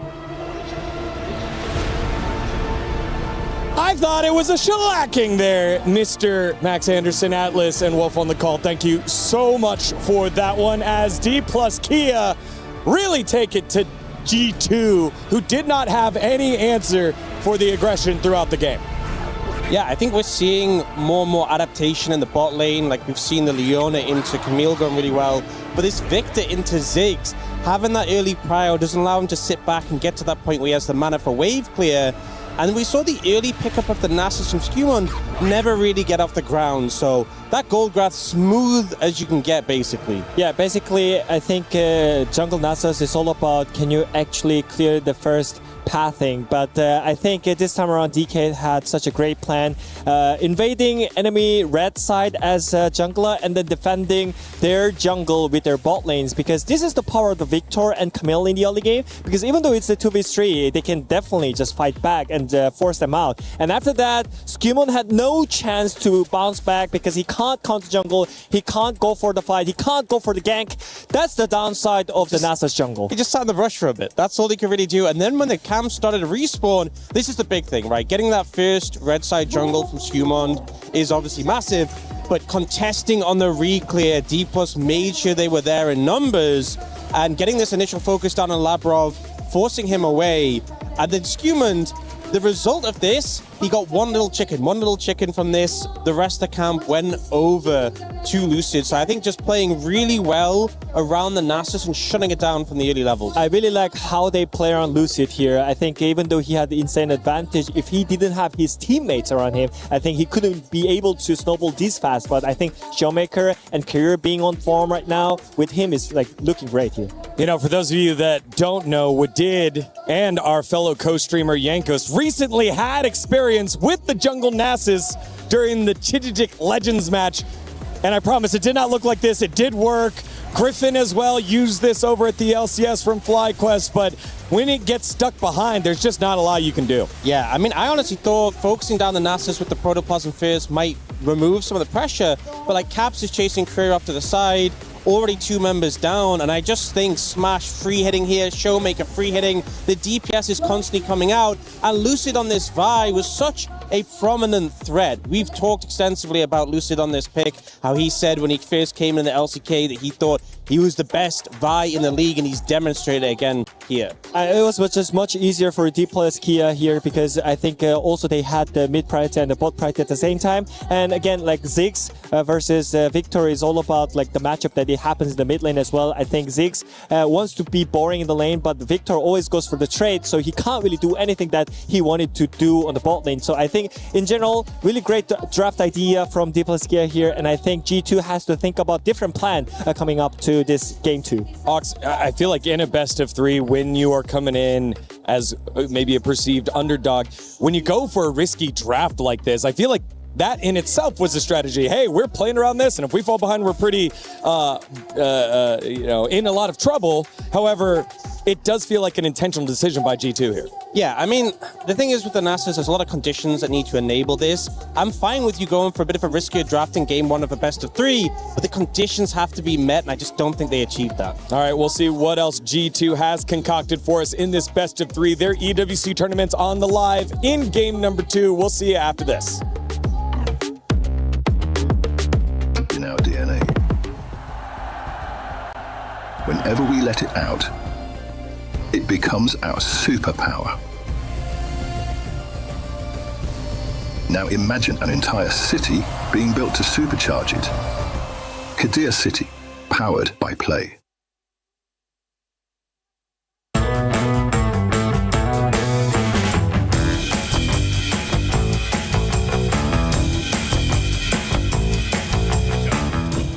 Aha!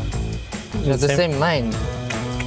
When I compare to the other role, I think top lane is so much harder. Like playing the champion is very technical. Like you have to 1v1 the guy. Like basically every lane. And jungle is like, I think it's like super hard. Like you can just play support and be fine.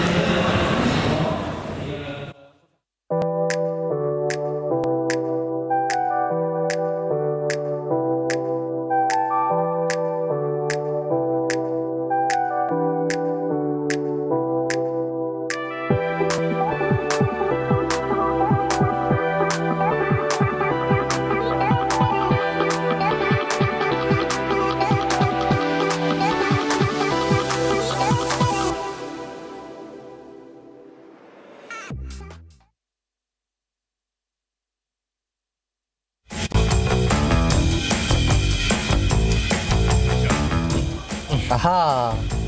You have the same mind. When I compare to the other role, I think top lane is so much harder. Like playing the champion is very technical. Like you have to 1v1 the guy. Like basically every lane. And jungle is like, I think it's like super hard. Like you can just play support and be fine. Like when I play autofield, I play support and I feel like I'm just winning. It just feels that way, you know? Like you don't need to be like super good at farming. You don't farm. You just roam, you're just like, you feel free. Yeah, it's low-key true. Kind of agree with Hans. I think the other lanes, you need to like think about more stuff and support. I think you have a bit more free time in general.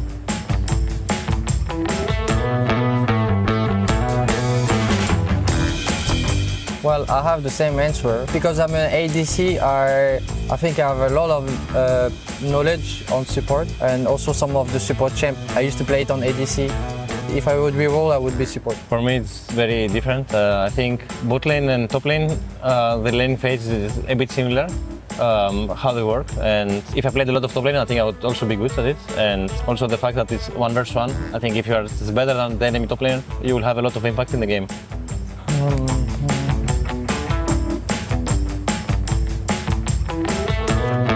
Which one did you say? Yumi. a lot. Okay. Yeah. Yumi is kind of like a common answer, right? So I was thinking Hans would say this, but for me, I played a bit against this champion and it looks very, very OP. I think it got nerfed, so maybe it will be worse now. I didn't really see that champ too much, so I can't really comment on that too much. But Yumi, definitely, it's like when you play this champ, is you instantly feel like it's very different than other champs when you play with it or you play it yourself. And I feel like the gameplay is like, there's not enough gameplay for me to feel like it's like a champion.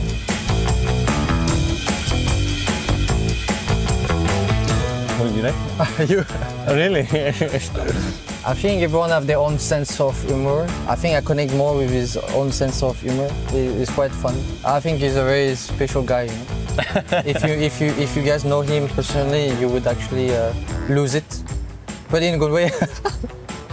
He's quite fun. Yeah, I mean, I love Bibi because I think he's a very funny guy as well. It's easy for him to make you laugh. He will figure out what it's funny for you and he will just imitate and like, yeah.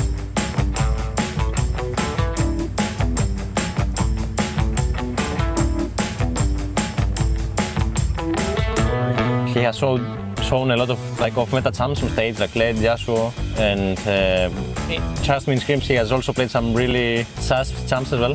We didn't show on stage, but yeah, I think he's really eager to try new stuff, and some of them really work well, some of them no.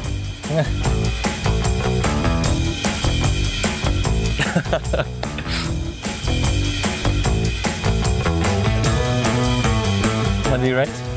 Tier? Yeah. Pickaxe. Oh. I mean, pickaxe because I need to survive, right? Like, I'm alone in the island. I mean, I could like craft the pickaxe myself, but I'd rather just have a pickaxe from my build, you know? Like, how can I craft the pickaxe from nothing? Then I probably need to get some wood, you know, right? Makes sense, yeah. I wrote tier so I can have unlimited water, you know? No, what you built. What did you write? What did you write? I wrote actor. Actor? Yeah. Architect and manga. And when I was a kid, when people were asking me what I would do later, it would be, I would always answer them architect or tennisman, but I got really fond of manga later on. So I was actually drawing my own manga. In a different world, I would like to try being actor. I think it's a cool job and making people laugh and just, yeah, in general, I think it's very fun. Oh. What did you write? Yellow Star. Oh, I wrote Forgiven. Grey. Respect. I have high respect for Forgiven. Yeah, I'm still waiting for the thing we had to do. Yeah, I mean, I wrote Forgiven for the Greek synergy, you know, and I think he was really, really good back on his prime. With some time travel, you know, it would be very insane. When I was studying League, Yellow Star was a pro player and looked up to him. And yeah, for sure, on his peak, playing with Yellow Star, we might do some damage.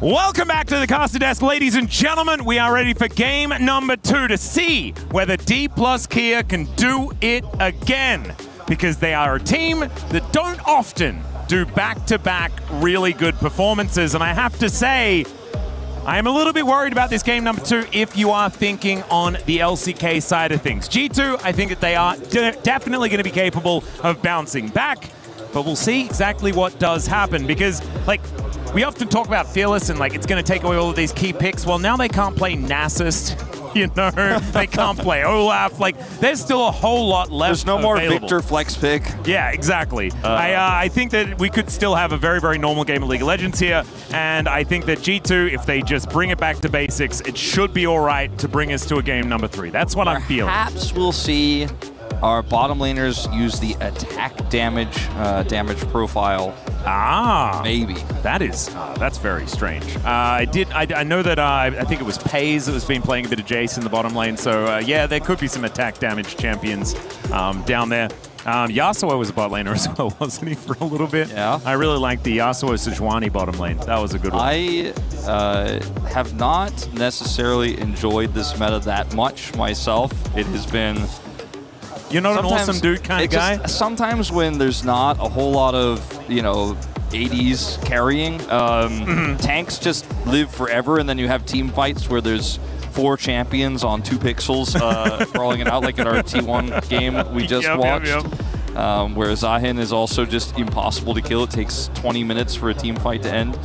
So. Yeah, I don't like that either, mainly from a health standpoint, because I feel like I cannot do my job after a team fight like that happens. Maybe if it does happen in the next game, Wolf, I know that you just said that you didn't like it, so you probably don't really want to acquiesce my request, but if you could just play-by-play for a little bit, let me get my breath back, and then I can sub back in again. Or something like that. I think that would be a really good idea in order to try and save it. My biggest fear going into the second game... Spiders. Is, well, if I were in Australia right now, I'd be like looking around, but I haven't seen any spiders in Paris yet. Okay. But now you've made me a little bit worried. So my second biggest fear, next to a spider crawling on this casting desk, is Syndra being picked up early in this draft by Showmaker, and them not necessarily being able to draft around that. Yeah, I haven't been a big fan of the Syndra either, I have to admit. I mean, it is Showmaker, right? Like, him and BDD in the LCK have been our Syndra guys for many, many years. Chovy as well, I guess, sprinkled in there. But, yeah, I would agree with you. I think that it's not one of those sort of ace-in-the-hole style of picks. But here we are into the draft, and already we have a first pick. BB going to lock down the Jarvan for Skumond, and now D+ here to try and figure it out. He got put down by the early levels, and Lucid out jungling him in that early game. But this pick, his Jarvan in particular, inspired me when I watched him at first hand. He was so good on this champion, and he destroyed our region. Wolf. Yeah, well, we knew it was No, come on, man. I told you I was nervous about it, and there was a reason. Oh, my... You willed it into existence. You just manifested this Syndra right here into a Jarvan. Are you kidding me? Well, he's got at least the Zins out to keep him safe. All right. Thanks. Okay. Crescent Guard can keep that. Crescent Guard keep that Jarvan away. Okay. Well, in theory, yes. Okay. Now G2. What are they going to augment this Jarvan pick with? Orianna is banned, of course, so we won't be seeing that pairing here. A lot of our mages. What about Cassio Jarvan? Could be good. Although I guess Syndra is picked into it quite a lot, yeah. Yeah, but it hasn't worked that well in the early levels. So we do see actually a completely different take here on this with the early Lucian. Okay. It does work well with Jarvan. A lot of really easy setup for the Lucian and a lot of follow-up burst for Hans, and they're also going to grab this Nautilus. Done are the days of the Lucian Nami. Yep. The Lucian Milio as well has really fallen out of favor. Lucian Braum? Forget about it. Forget about it. We did see a Lucian Braum Yumi? ban. No way! Yeah, I hope not. We did know that there was going to be no Yumi because of that piece of content that we had prior to this, and Hans Summer said that he didn't like it, and so that's going to be all right. The Rel consideration here for Korea, which is not what I was expecting. I kind of thought that they would lock something away for Shiu and then protect it in the next ban phase. But instead, splitting the bottom lane. Yeah, quite a weird pick. A lot of Engage is gone. No Camille, no Leona, right? So with the Nautilus also taken away, they're playing a Syndra. It ends up making sense. I think it's a pretty easy Jhin ban for G2 at this point. Jhin works really well with Syndra. Yep, I would ban Jhin as well. Yeah, you just hate Jhin, but yeah. I think it also makes sense from a strategic point. Okay. There's multiple reasons to ban stuff. As we'll see what the first ban is going to be. I imagine still maybe looking towards the top lane, but never mind. It's actually a bit of an Akali situation. They're trying to protect the Syndra pick, which I just realized, which is why I had that sort of inflection in my voice, that the Syndra could be heading towards the bottom lane. Smash has been playing the Victor, but he could have also been playing the Syndra down there as well. I don't know about the Syndra-Lucian matchup. The last time I saw it was in mid lane about 5 years ago, and I don't remember. Showmaker played both sides of that matchup a lot. He definitely did. So we will see the Yorick now taken away, which could lead towards a Jace pickup here for Broken Blade in the top lane, but Yorick also just a really strong side laning champion that gives D+ the ability to move G2 around the map. Cassiopeia feels like a strong tier list ban here for D+ Key. If that's still going to be the focal point, is the mid lane. Yep. Wouldn't mind something like that, just to try and remove a string from the bow of Caps. And the LeBlanc is another great option. One of the shared champions between both Caps and Showmaker. Both of them absolutely fantastic on that pick. It might be just even a Showmaker decision since CV Max, I just don't want to deal with this in this matchup. Caps is great at it. I am a great LeBlanc player myself. Yeah, I know how bad this matchup can be. Yeah, exactly. It's probably his call on that one. Again, the Jhin kind of out there and lurking as a strong pick here that isn't going to be taken. They're still expecting the Syndra bottom lane. I don't mind it. Or just banning away the Cassiopeia bottom lane, which was something that Viper brought in. Good point. A few different options there. And it can be really annoying as well if you want to try and play the Nautilus. The Miasma is just frustrating to deal with, so getting that one out of the way is a good idea. I think we are going to see the bottom pick here. Oh, okay. Oh, dear. Oh, we're not. We're going to hold that flex. Third time's the charm, Wolf. Third time is the charm. I thought we were going to see that, and then we were going to see a potential counter pick for the top side, but instead, just going to hold that Syndra flex here and keep G2 guessing. They did ban the Yorick, so got a little bit easier. Is it's going to be a Rumble to come through here for Broken Blade, and we're going to find out now what Caps will be piloting here in this mid lane. The Silas to come back again. That's a fun one. And Silas into Syndra is something that we've been seeing quite a bit. It doesn't feel like it'd be great just because Scatter the Weak can get him out of there if he does dash his way forward. But with the chains, you just find your way back in so comfortably. And that is a Zoe consideration here for Showmaker. He did like to play this back then when also the Syndra was meta, and it's one of his favorites. Again, BDD and Showmaker from our region being the ones who love to pilot these the most. And it's another poke comp to come out from D+. So Showmaker's world-famous Zoe, and that does mean that Smash is going to be playing the Syndra on the bottom side of the map, and all of a sudden it has become a poke composition with a Rel. There's so much that gets in the way of the Silas trying to actually get backline access to this Jace between the Rel, the Scatter the Weaks, the trouble bubbles on the ground that can actually be really frustrating to navigate around. Same with the Jarvan. We'll have to navigate through a lot of this too, but I think in some ways, because there's so many different tools, including the Nautilus here for G2, all you have to do is hit one of those CCs. Once the cooldowns are down here for D+, and you get in there, the Rumble Equalizer gets set up, you have the Cataclysm. I am really worried about this comp from D+, because it doesn't have any form of consistent damage. It's all skill shot based damage. You have the Qs come on the ground from the Syndra, right? You have the Zoe trying to hit those paddles. But you also have the Jace and the Shock Blast, which have been a bit of a pain point for Shu. Hey, 1-1, okay? He's managed to win one of them. Did have, of course, that stinker that was what we were referring to earlier. I just think it's a really hard composition to play for D+. It is incredibly difficult. I'm not saying that it cannot work, and I was fairly, a quite large doubter, I would say, of their Game 1 draft compared to what G2 had. The early game went pear-shaped for them, though, and we did end up seeing a very one-sided game. I think what happens here in the second one? No matter what happens in this game, there is always a chance for G2 to come back. I think almost in every single scenario, just because if their hard engage works, D+ will collapse like a house of cards. But here we are, onto the Rift for game number 2, seeing whether G2 can bring us to that coveted third game decider to keep themselves alive here at EWC.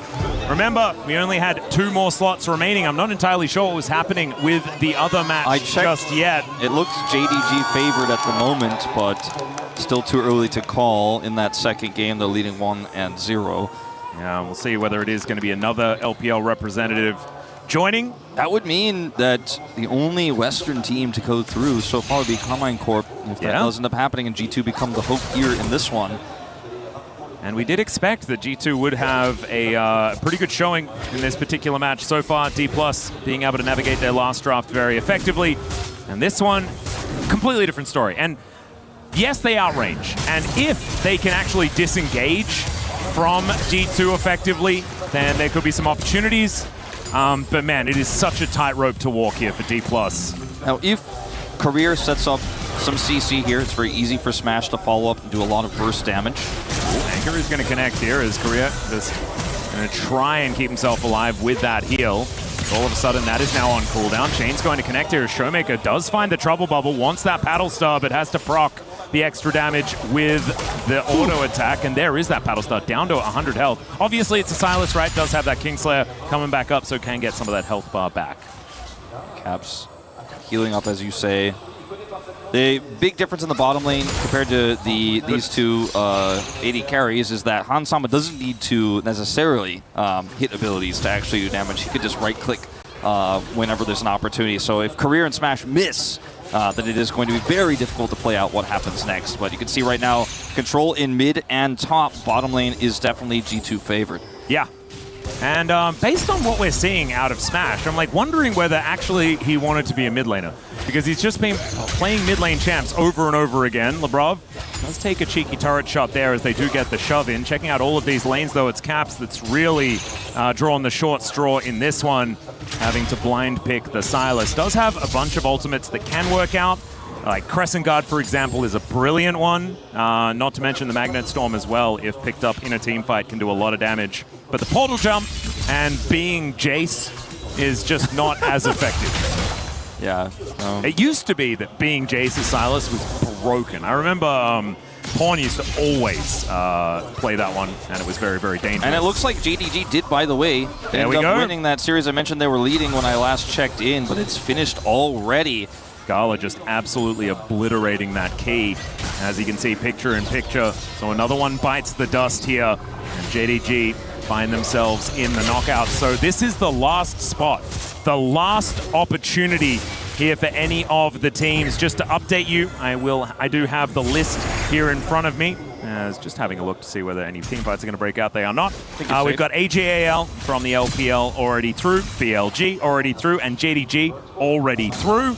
As well as KC, as we mentioned before, Genji, and T1 already in there as well. DK trying to join their brethren, but that's not going to work out as First Blood goes over to Labrov, and he will not be dying to the turret this time. The angle on the dredge line was perfect, and he is able to get that last bit of CC through, as well as the damage required there to take Showmaker out. So a very nice early lead here for G2. And done without Skumon's help. Yeah, beautifully done. Shiyu now moving back towards that top side was a very aggressive teleport. And in they do go. Oh, picks the flash. Well, somewhat Skumon's help. Yeah, a little bit of Skumon's help. A little bit of Skumon's help. But one of them went one way, the other one picked the flash. Like, it's beautiful. It's like, let's just take both exits to see who can stop him. And they absolutely managed to do so. Very, very nicely done here by G2. Really, difficult as well to gank this lane without a setup like that. They played it really, really well. Showmaker now down flash, also pivotal, importantly, because Caps gets to keep his. There's going to be a lot of damage from Broken Blade, but he does get booped away. And Shiyu just going to go even in that trade, basically. 10 CS going to be the advantage for the Jace, though. And one thing can be said for Shiyu is that the laning phase, he's been fine. It's just been overextending and dying over and over again in some of these matchups. As the anchor is going to connect once again. Smash forced to flash out of the way. Does manage to escape, but let's see where the Broken Blade is going to be so lucky. As there is the Shattering Strike flash out of Korea. Picks up the turret, heals himself back up again, and down will go BB. So the answering kill is going to be there for D+. Broken Blade was able to get a lot of that wave. Was hoping that maybe he could clear it before the dive happened, but at least is able to pick up the money from most of those minions before going down. Does not have teleport critically, so Shiyu up there going to be able to get some additional value, will be able to deny some more farm and experience. Owies. Yeah, that's painful. Showmaker Gonna need some resources to deal with him. As we saw before, they were able to get a kill on him, but when he's left to his own devices, will feel naturally strong. Hansama dashes here forward, does a lot of damage, and then it's a Hex Flash engage. Tricky angle there on the dredge line. Almost looked like it was gonna hit the turret, but was able to hit Smash there, and then Skumon comes over. Oh, way out. Smash not going to have a whole lot of fun here. Does manage to get the scatter, but Smash will just be dancing around, gets Ardently Blaze, and will be taken out of that one. As Broken Blade also going to suffer on the top side. It's level 6 to clear the wave, but not quite able to do it in time, of course. All right, so it does mean that the gold leads on the map are Shiu on the top side of the map for DK, and Hansama, who is in a great position towards this bottom side on the Lucian. As Labrov, let's see whether these heat-seeking anchors are going to continue working, because he has really started this game on the right foot this time around. And D+ miss a cannon towards that bottom side, not exactly the greatest of times, and you know that a support is having a great time when they're just Hex flashing around the lane. Yeah, and that is generally the state that you want to be in if you're in control. It's just threatening non-stop because you have that tempo. Labrov's about to get his Hex Flash back, and he's going to go for it one more time. Yeah, over he goes. They did have that control ward in there, but Career is still just going to get caught out. Crashes down in order to keep himself alive, but sacrifices a lot of his health bar. Now Caps is potentially in trouble here as the Paddle Star will push him away. Still doesn't have his teleport back, so we'll just have to chug through one more refillable here. And Showmaker doesn't have damage items yet, No. right? Like, he's got a Sapphire Cooldown Crystal boots. and some cooldown boots, so it's not really the deadliest of Zoes at this point in time. Really does want to pick up the Ludens for that extra burst damage to really take control of this mid-game. Showmaker had a really good ward there, so was not going to be caught or baited into trying to look for a kill there on the Caps, and runs face first into Skumon. So ends up being fine there. The ward is cleared. Now we move forward. Shiu is proxying the wave here, clearing this up as fast as possible, trying to further his lead on the top side. Do have Void Grubs spawning. He wants to deny some farm here from Broken Blade, but Labrov again is ready to Hex Flash, potentially over this wall. Will run face first into the ward instead. He's going real fast. There's the flash over the anchor as Lucid going to need to come up.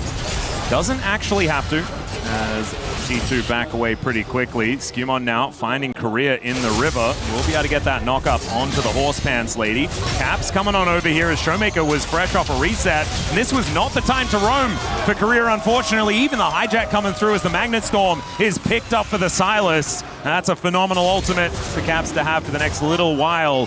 See whether he finds an opportunity to use it. Korea trying to look for a little bit of information or maybe even try to hold the wave there for Showmaker, but unfortunately for him, he is found at the worst possible time as, like you said, Showmaker was on that back, and now Skumon is going to be able to pick up this dragon, so we'll be G2 getting further ahead in this early game. It's really only Shiu that has that gold lead right now, and it's on a Jason. This comp is, like I said before, so complicated to play, and the Syndra is so tricky.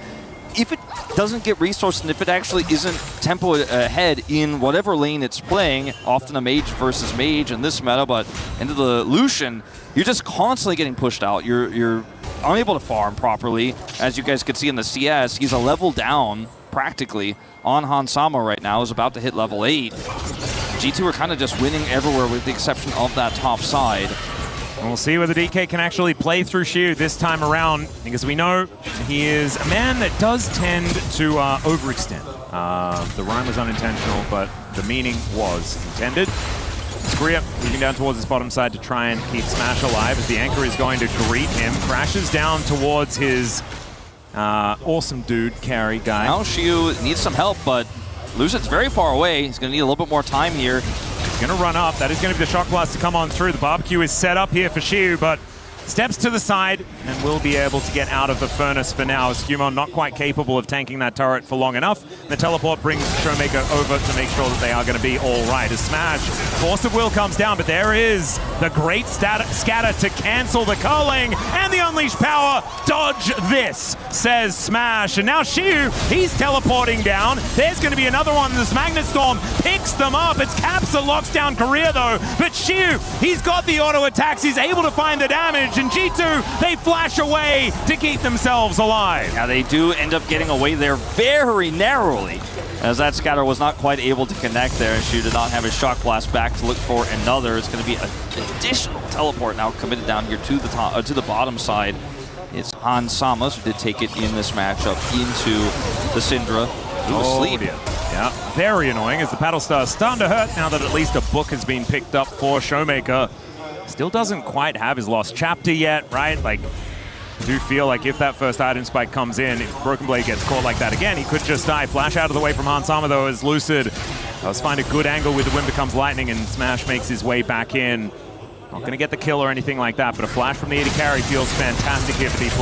Going back to this play here, Smash ending up blocking this off, and Hansama holds his ground. Just eats so much damage from that Q, and the ult comes through and he just is deleted. And there wasn't, I mean, Caps was so far away. I don't know if Hansama would have been able to buy further time for Caps' TP had he just walked back there, but it definitely did not work out the way he wanted. Lebrov's flash here is fantastic, but they still end up losing out on the exchange in a big way. Hansama was forced to flash on return as well, so D+ down on gold right now, but only 900 and got a big win back. Yeah, and the flash scatter was really weird there from Smash as well. Didn't quite have an AWP down in order to set up any sort of stun, but see what happens as this game continues. Most gold in the game belongs to Caps, Hans, and Skewmond, and they have got a 1,000 gold advantage due to that one. D+ still kind of fine in this game for now. We mentioned it's a bit like a tightrope to make this composition work, and if G2 continue to find the hard engages that Nautilus is pretty good at, a Jarvan is pretty good at, then it could be real difficult. DK need to try and keep them at arm's length as best they can. This guy picked up here for Lucid, so now be able to match Skewmond in that regard to big items. Really, these two drafts, when they collide together, I think the best way to put it is it's quite volatile, right? I mean, there's a lot of stuff that can happen that doesn't go the way you expect because it's just not the way traditional League of Legends is played. And we have, you know, a Zoe Syndra comp here, but it's very fragile. And very bursty, and if you don't end up getting those picks early, G2 outlast you. Pretty interesting stuff here as Showmaker will not hit this sleep. Yep, Paddles. The portal jump, though, will keep him safe over that wall. And it isn't too much of a worry as Caps just wandering around this mid lane.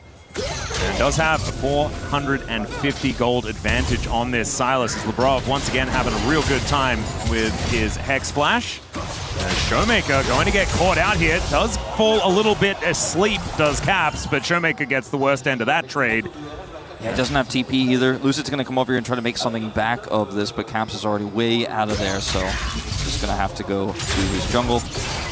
Yeah, Lucid actually realizing, maybe getting the call from Showmaker that he has to stick around to lock that one down. Ludens is completed here for Showmaker. That is certainly great news. We'll start to do a fair bit of damage if those sleeps do connect. That's the big one. He's already doing a lot of damage to some of the squishier champions here on G2's roster, and now has the ability to fight in this upcoming Dragon if they can get control of it, or at least some space control here to allow him to get in there. Right now, they have a lot of space to work with here. As you can see, there's a control ward in the pit. The Dragon just shoves to the entrance as G2 are not there yet. So maybe we could see that early skirmish here for D+ around this double mage composition with that spike coming through from Showmaker, turning this into a lot closer of a game and putting us on a 1-to-1 Drake score. G2 do not have a great entry point here, so it looks like this time around, unlike game one, they will simply give it up. Yeah, Showmaker also picks up a locket, which is kind of a ridiculous item to grab as the Zoe. That's a real good one. Could be used quite nicely in defense, but Lucid just going to be able to take this one down. They're not going to be able to utilize that locket just yet. The Showmaker is just going to throw it down as he wanders towards this bottom lane. Caps looking for an angle. The chains do not land as he still decides to go on top, but that bubble was gorgeous. He picks up the unleashed power and throws it at Smash, but the dash out of the way is gorgeous. Lebrov comes down towards this bottom side of the beach ball, not going to land onto Caps, and G2 keep their mid laner alive. It's just so, the League of Legends looks so weird when you've got the Syndra and the Zoe playing in tandem like that in a side lane as Caps is unable to make that pick work. It was so close. Those chains landed is a completely different story, but he will just have to walk away, back off. and we kind of reset to, again, a fairly normal game state here. One dragon apiece. It is Infernal Soul, which would be insane for either of these compositions, but especially with the burst power in this Syndra Zoe composition, G2 definitely want to make sure they can lock down the rest of those for this game. Broken Blade stabilized in his lane, went for the Rocket Belt, so a little bit more of a defensive option here in this matchup. Actually used it to stop the back there. Shiu, very briefly, you could see on the mini-map. Yeah, also going to go for the steel caps as well to make sure that this Jace is not going to be too much of a problem. But speaking of problems here, Showmaker looking to move towards that top side. The bubble is not going to quite connect onto Broken Blade, who does decide that he's probably going to die, and so is going to just get rid of the minion wave before he does fall down. Korea locks up the kill. Not exactly ideal here for DK, but they'll take whatever they can get at this point. Sometimes the difference maker in these types of picks is that he used his Rocket Belt to actually stop a back. So he doesn't have it defensively, can't get away there. And it was a quick rotation up from D+. This gold lead is so small here for G2. They had so much control, but it is becoming very quickly a very even game here, as we're going to see Lucid take the Herald on cross map here. Shiu will be able to walk away. Yeah, Wave is pretty thin, so I don't think they can get the full turret either. Yeah, not quite. So I actually thought that they were going to get that last plate. It's what I was about to say, but does not actually happen. So first turret does go over to DK. The Herald goes down as well. That means that they pull the gold back in their direction just slightly. I still do think that that tightrope that we were talking about before still exists. And as this game goes on, the team fights just make a whole lot more sense for G2 and will be very, very difficult to pilot for D+. But it is a style of composition that they have made work in the past. And we'll see whether they can do it yet again. That this game is so close is, well, I'm going to maybe have to hold my thought on this, because we are going to have a bit of a potential follow-up here on this sleep. Doesn't hit. Yeah, Caps going to lose a lot of health on his turret and on his own health bar. D+ moving into the river, 2 minutes on the Drake, so we're not fighting over that one. We're just looking for a Rift Scuttler. Great knock up there onto his Demacian brother, as now Hansama possibly in a little bit of trouble. Getting a little sleepy as well, as now Smash makes its way in. Shiu locks down Labrov. Now Skumon could be in a little bit of trouble, but Cap shows up. Massive health bar. He's also got the Xin Zhao ulti running, and Shiu has to get the heck out of dodge. And this is the problem. G2, if they're in melee range, they will kill you. Yeah, that's the problem. There's just no durability here outside of the Crescent Guard for Lucid. I mean, sure, Career kind of tanky on the support here, but isn't going to last very long when there's that much firepower there for G2. And if Caps had been there a little bit faster, you can imagine how much worse this could have gone for D+. And the Crescent Guard is on their side as well, with Caps stealing that one away. And this turret will finally go down here. Be the second turret of the game, as the first did go over to D+, but it puts a much larger lead here into G2's hands. So it's very messy here for D+.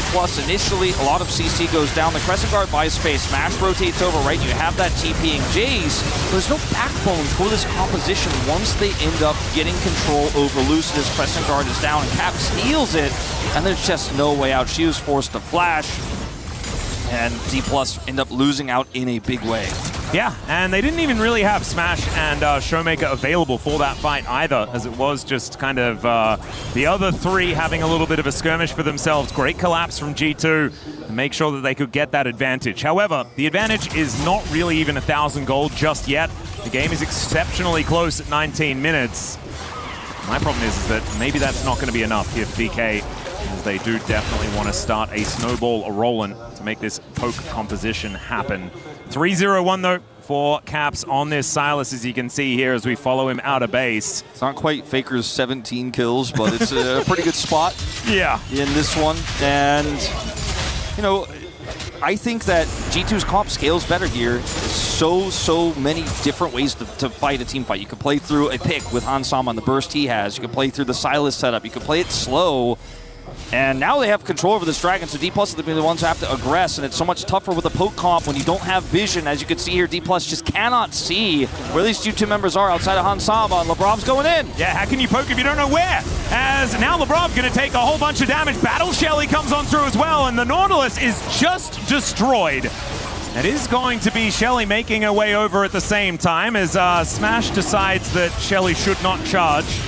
And we'll just give her a headache against the wall. Lucid going to be able to take down this dragon. Frustrating turning point potentially in this game, because Herald's crashing mid. They got that on they did the manage top to get side. the crash. Never mind. And they're getting this turret down. 2 turrets fall. gold lead over to D+.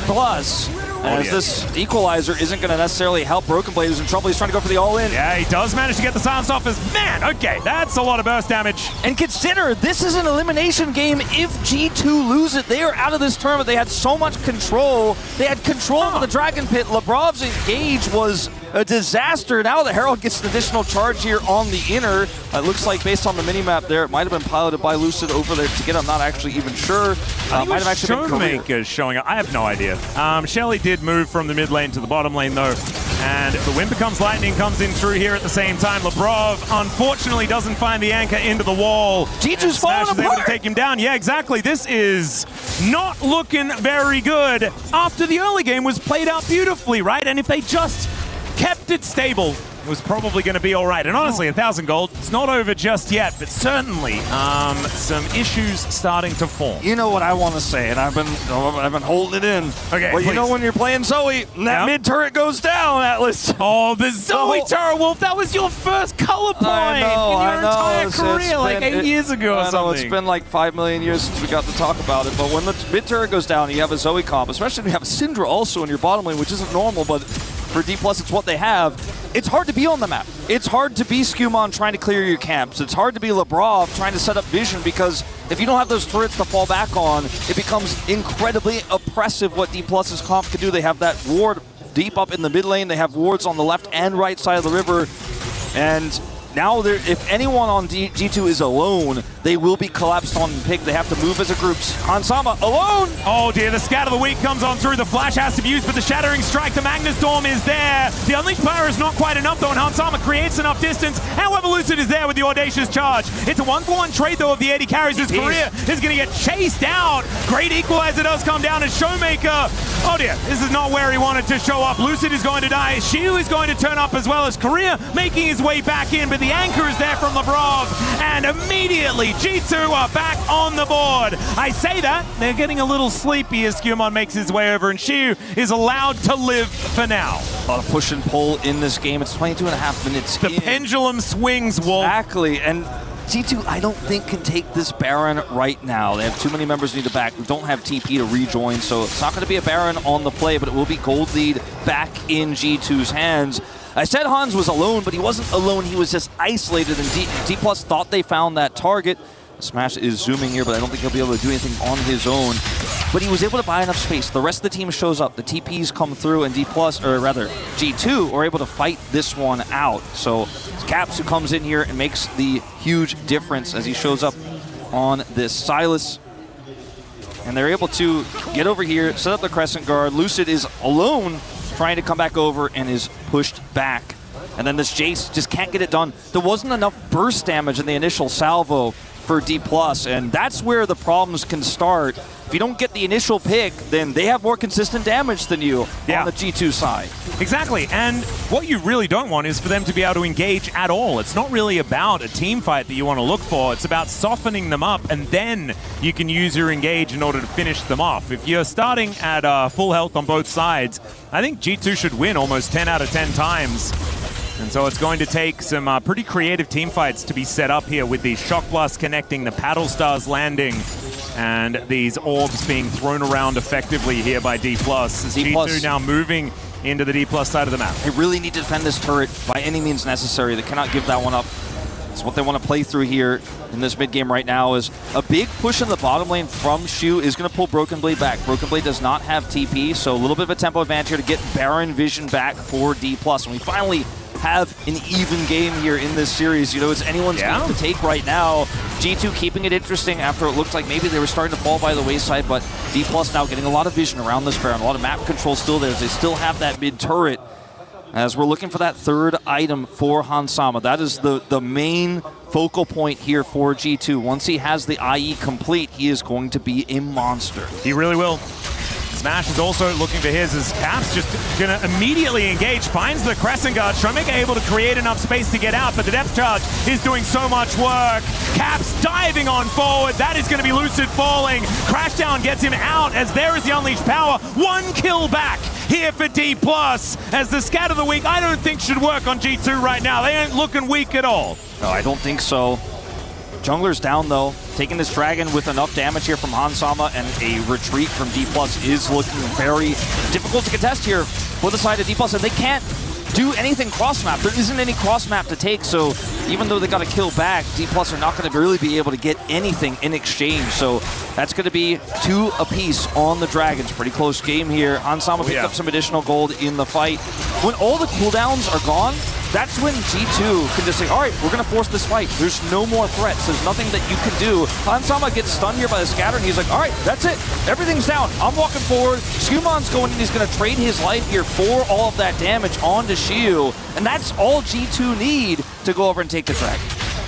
And DK, I feel like they need to slow things down, right? I feel like they need to find a pick, find an angle before these fights happen, but Caps isn't letting it. As he dives over and starts the fight immediately. And that's precisely what we were saying D+ cannot let happen. And like you were saying, the Infinity Edge is done. Also has some Merc Treads as well, which is great to see from Hansama. Keeping himself alive against all of this magic damage, I think, is going to be a very, very good idea. And it's one of the things that's most terrifying for D+ is that consistent damage output from Hansama. The next thing they'd be worried about is if they lose vision control over this Baron. Because the turn is fierce from G2, and they can't poke what they can't see, as this turret in the mid lane is so important. And they are going to keep it alive a little bit longer, but it is very, very, very low. Top turret completely gone, as Caps will wipe that off the map. Now looking to push down as a little bit of a stun onto Broken Blade. Hansama poking his head in. The Trouble Bubble is going to go wide. Now Shiu is going to walk over Vision. The rest of G2 are going to respond as Hansama takes that Shock Blast. Flash out from Labrov as G2 just trying to escape. Bubble is fantastically placed, but G2 are just going to split and walk away. Fighting without Caps is not what G2 want to do. He wants to hold onto that teleport in order to play these side lanes and allow that Baron's threat to remain. Yeah, really nice play here from D+, getting over there, getting back control of mid, pushing G2 off the map, removing some vision, maintaining that mid turret so that they can still play around the poke. So much burst if it can, be set up properly, and if you could see where G2 are and you could soften those members up like you said, that's how this is going to have to be played here for D+. An incredibly tough composition to pilot, especially at a game state like this, 2,000 gold down. The fact that mid turret's still up is a testament to how much practice D+ has put into this type of comp. Well, I think they're going to have to say goodbye to the turret this time around, as Labrov could be in trouble. He tries to anchor his way out as Showmaker moving on down. DK not going to be able to lock down the Nautilus. They will have to back away into this Fog of War one more time. These control wards are going to fall as well around this Baron. Lucid just wanting to clear out his camps, get things ready for a potential setup around the Baron. The thing is, I don't think G2 can do Baron either. No. I think doing Baron into Zoe and Jace just sounds like a really horrible thing to try and They have great turn, though, because they've got a Silas, right? They have this Jarvan. Yeah, they have to turn instantly, and if they make their way over. If they get vision control and D+ have to kind of walk towards it and they don't have any poke, it's so easy to turn because D+ just don't have any answer to the turn. If they're face checking, they're doomed. So that's why right now the D+ is like, we have to put everybody on Baron, get all these wards cleaned up, get our own wards in there. And so G2 can play around getting vision, then getting the rest of the map. Getting vision on Baron, then getting the rest of the map. Because D+ always have to answer that vision. So G2 are doing such a great job of pulling D+ around the map right now. And Shiu answering that bottom lane push. You can see Broken Blade actually moving that one up. Does have his teleport, as does Shiu. Showmaker and Caps as well, with theirs available. In fact, there are quite a few of these summoner spells up on both sides of the rift. I'm waiting for Smash to have his. Ooh, that bubble. Almost forcing a flash there out of Hans if it was at a different angle.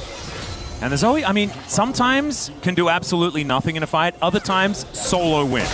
And we'll see which version Showmaker is going to be able to be as we get further along. As getting a little bit sleepy is the Nautilus. It's a lot of damage out, but Broken Blade finds his way in. Shiu diving on forward. Caps gets sleepy and goes golden at the same time as now Hansama trying to kite this one out, doing a lot of work. The culling cutting them up, and he has to get himself out of there. The Unleashed Power comes in, the last auto attack, as now it's Showmaker dancing around the battlefield, and a Sleepy Rumble is going to get taken out by a paddle start. There is the Zoe I was talking about, and Showmaker making it look easy. That last auto there from Showmaker to take him out is just basically deleting him off the map. We saw in the initial engage from Career, because Career was always fishing. He was looking, he's like, I really, really, really want this flash out of Hans Sama, because then the fight becomes so much more playable for us. Caps will dodge this one, but Lucid's still here. Yep, stolen flash gets Showmaker over there. Dash cannon in. There is the ulti to come on through from Lucid, whereby Caps here is now going to be taken down, and Showmaker looking for another one. Unfortunately, the minions are here, so that Paddle Star is not going to land. The Caps shows up, manages to get the Crescent Guard, and then just dies. Showmaker just taking over this game suddenly, Atlas. G2 Is fans. this 2020, man? Is it 2020? Like, pinch me. Which year is it? It feels like it is. And so watch this setup here as Hans Sama doesn't have eyes on Career. Has to flash. He barely gets out, but now he's flashless. And with those cooldowns there, G2 are like, all right, there's some play here. There's some wiggle room. Hans Sama's kiting back. And then you see, as this fight goes on, more and more of these skill shots coming out for Showmaker. Hans Sama has no flash, and then, boom! Smash gets the hit on him. He has no flash, he's slept, and Showmaker will take him out with that final auto. And Broken Blade is just left by the wayside. It was a good turn there from G2 after the initial salvo, but Showmaker and Smash, the double mages, played it so well, and once Hans Sama is down, the fight is a wash. Yeah, there is nothing that they can do. I have to say, the equalizer left a little bit to be desired, right? DK never really wanted to be where it was, and Caps found himself just right in amongst it. And I like the idea, I like the plan, because they do not want to give DK time to poke them out. The problem is, you also need to have a good setup in order to make these team fights work, and D+ holding them at arm's length, utilizing Lucid and the Crescent Guard, the Magnet Storm for the extra CC, and then Smash able to get these orbs down and scatter the G2 members all over the mid lane. It was beautiful to watch. And we said, like, D+ has practice with compositions like this. The thing is, it's just always quite difficult to play. The thing is, they are managing to walk it. They are still on that tightrope, and they are taking down the structures on their way. This whole point with Infernal Soul, with how Showmaker is playing, with the double Void Staffs, you know, we're pushing towards Death Caps coming through here for these mages. So much damage on the table here. Hans Sama's still flashless, right? He needs to be incredibly careful. G2 going to come over here and clear up some Baron vision. They'll never be able to clear that scuttle. So the same sort of ring around the rosy they've been playing isn't necessarily going to be an option here. Ooh, Bubble going to connect there onto the Nautilus. They have to stand in front in order to save him as the Paddle Star somehow goes wide. That is a massive amount of damage. That is also a sleep onto Hans. Thankfully gets back into the Fog of War in order to keep himself alive. And Wolf, at the back of all of that, they managed to pick up the Drake as well. Yeah. And I think Drake control is so incredibly important for poke compositions, because otherwise you're going to get pulled around the map. Soul Point now picked up for DK, and they are the ones with that tempo control. It's just the fact that they were able to get all that gold back, get that dragon, means that G2 just don't have the same chokehold control over this game, as Career is a bit too far forward trying to clear this ward. Yeah, going to get chained up. There's the Magnet Storm as well, as he's looking to try and escape. He's relatively tanky as he flashes out of the way, but that does mean that this Cataclysm is going to hold him in position very nicely. That Equalizer, so much better. They got to go straight to Baron. Sama gets the laser beam out to take down the Jace. I think they just got to go straight to Baron here. LeBron caught though. Yeah, getting a little bit sleepy. Flashes over the wall there as D+. Remember, they do have a lot of very annoying poke, especially if Showmaker is alive. If they give enough time though, those picks will not necessarily be valuable. They are going to now put Hans Sama with this 4-item Lucian to work on the Baron, and I don't think D+ can contest easily. Lucian has GA, and he is heading over. Yeah. You see some zone control, but LeBron is so low. Might look for the turn, but this Baron is so incredibly low. Getting a little bit sleepy is Caps, but he goes golden, and Showmaker able to flash out of the way, utilizing the flash that he stole earlier. And so the Baron going to be picked up by G2. Not a whole lot of response here for DK, as a minute and a half left on this Dragon means that it's a free reset back out onto the Rift for G2. Yeah, they should be able to guarantee 6 Elemental Drakes taken. A response attempted here from Lucidus, maybe steal a blue buff away and try to take some of those camps. So it all starts off here. I mean, this is the first domino to fall. His Career, this is what we were talking about. You don't have vision control on this Baron. You have to get it. Career is over here trying to take it, but G2 was thinking one step ahead. They are able to capture this spell. Now, at the cost of a lot of these abilities, including Skumon's ultimate, but when they get this pick here onto Shiu on the other side, who's trying to set up a flank, it's the go button to Baron. And even though LeBron was low, they were able to secure it. They're looking for more. If they get a pick or two here, they could potentially bring us to 3 right now. Yeah. We're 35 minutes into this game. There's a lot of crystals on these turrets as well as Caps. We're going to get this mid lane pushed in. They're clearing out the jungle of D+ as well. And they always had the gold lead, but it had been really shrunk, right? And now it is starting to extend one more time. Skewmon, though, takes about 1 billion damage, as the poke is still very scary from Showmaker and from Xiu. Yeah, this push is pretty thwarted right now. And they're just simply going to have to back away and reset, so D+, a little bit of extra wiggle room, which is huge because the Dragon, which is Infernal Soul for them, spawns in 15 seconds, so G2 need to rush over and deny D+'s take of this important Dragon. Skewmon healed up and ready.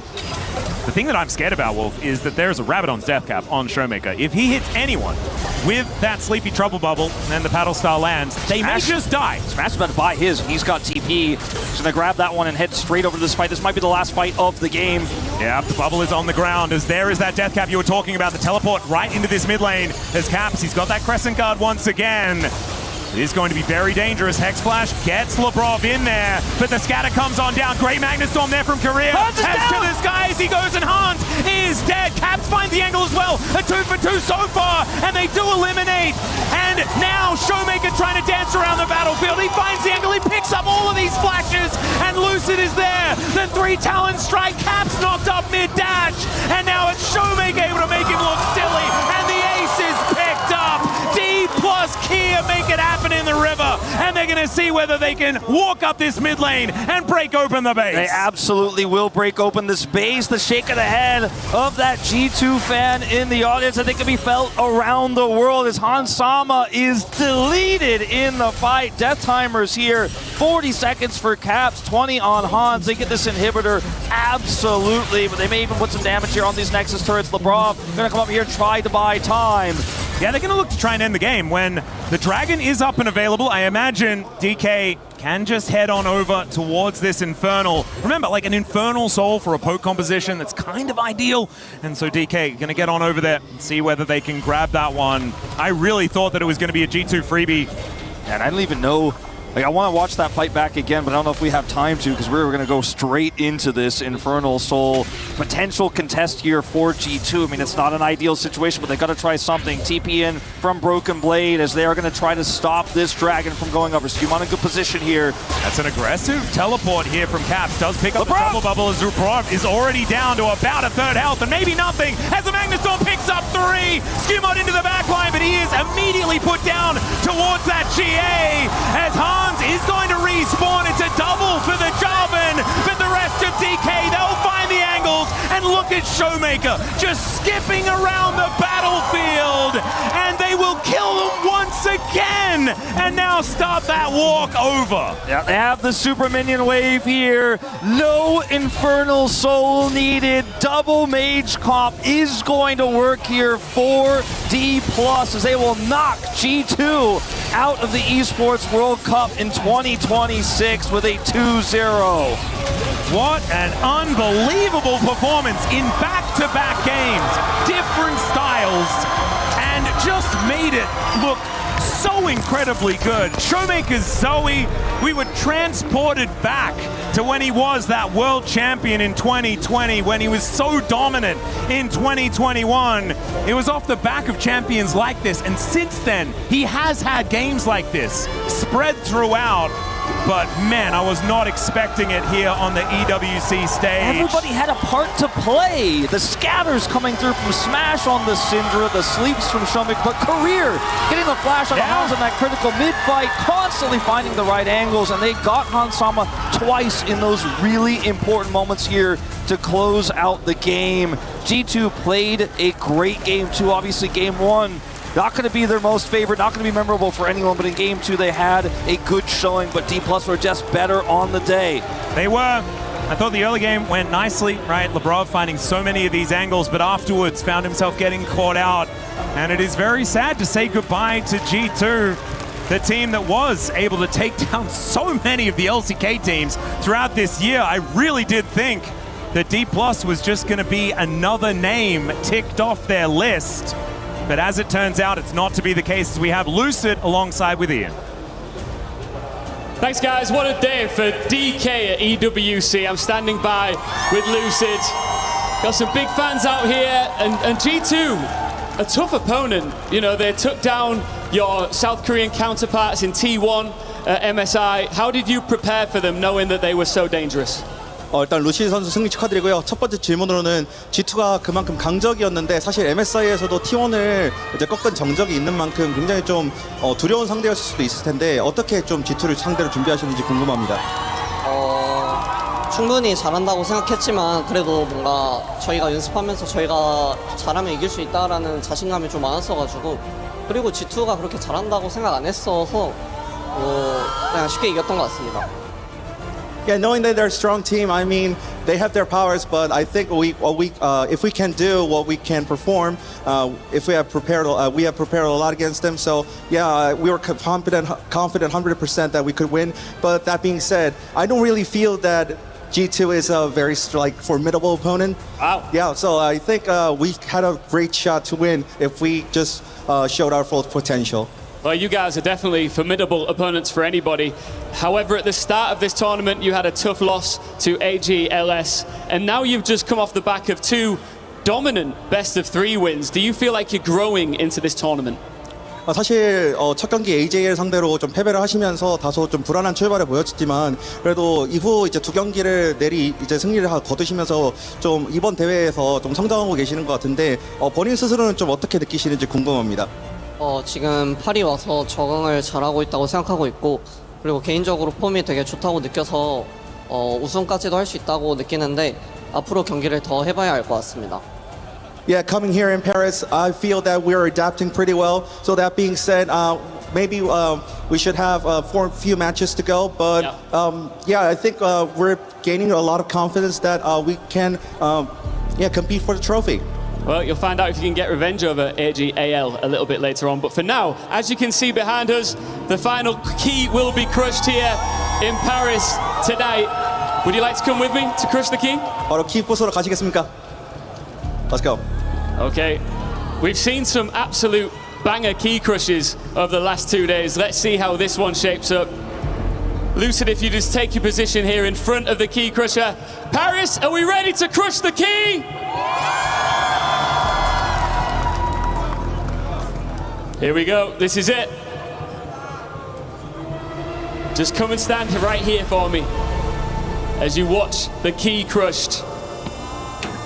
The end of every journey at EWC sounds like this.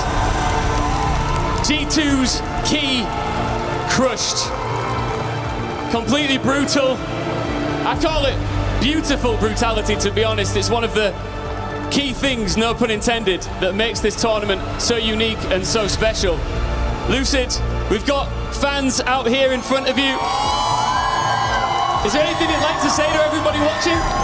정말 많은 팬분들이 또 디플러스 기아를 응원하러 와주셨는데 팬분들께 마지막 인사를 해주신다면 좀 어떤 말씀 해주실까요? 일단 호응이 너무 약간 강해서 너무 재밌는 것 같고 그리고 호응 덕분에 좀 뭔가 도파민도 많이 돌고 이길 수 있는 원동력이 됐다고 느껴가지고 다음 경기에도 이기면 이런 호응 해주실 거라고 또 믿고 있기 때문에 또 이겨보도록 하겠습니다.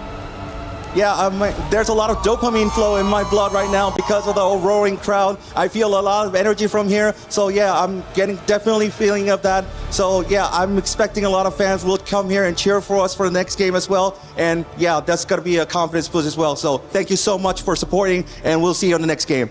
Well, Paris, one more time, make some noise, faites du bruit for Lucid and DK. You'll be looking to find out who you'll be facing in the quarterfinals, as will everybody else. We'll be doing a live draw right here on stage very shortly. See you soon.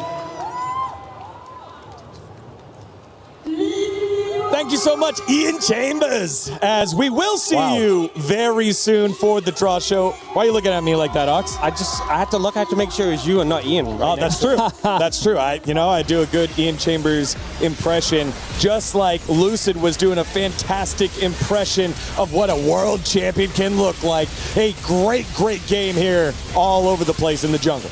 I mean, he was playing his classics, the Vi and the Xin Zhao. We've had some stellar Xin Zhao performances from him domestically, but seeing him bring it out against G2 and just take over that late game fight, It was not an easy fight, to be fair, because you have to play against the classic AD carry, which is gonna outscale you. But I think Lucid and Career managed to reach to the AD carry, and I think that was crucial. And the team fight synergy between the D plus Kia players is just finally is hitting there. It took a little while, though, because this was a very close game. G2 with multiple opportunities here, and that unique dichotomy in the bot lane. It was the traditional AD carry, Lucian for Hansama, and he had multiple moments there to pull it back on in when we take a look at the damage that he did. But Smash and Showmaker and Lucid stepped up when it was needed. Man, so much damage from this inside. It's rare you see the jungler being the most damage in the game, in Pro at least, but this is not the first time Lucid's had a performance like this, but the team really had to come together on this one. Showmaker on the Zoe having some monstrous moments and being able to help shut down Caps in those late game team fights, because he was on a tear for a good portion of this game. And even look at the gold graph, it was all over the place, and for a lot of the time not in the favor of D+. Yeah, and I loved this kind of matchup here if you are G2 going out like this, because you had two mages that were your primary damage dealers on the opposite sides, where if they stun you, you will die, but you do have a very mobile AD carry, a Lucian to move around and dance around it. If you were something that was like a Varus, that was a lot more stationary, it'd feel tough. I felt like they got a pretty good look at it here with Did. Yeah, but the thing is, Lucian is, again, the short-range AD carry who can't really play against Syndra. That's why Smash kind of flexed it into the bot lane. I think nowadays it's just really hard to play the classic AD carries on the bot lane because you don't have the power spike. You can't really reach to the point where you can actually outscale because they're going to just snowball and end the game. And when you get slept and knocked on out, then the punish comes on in, which is what we have a highlight of in that mid lane at 29 minutes, a show of the power from Showmaker. And Hansama evades the initial engage quite well from Korea and starts to pump out a good amount of damage in this fight.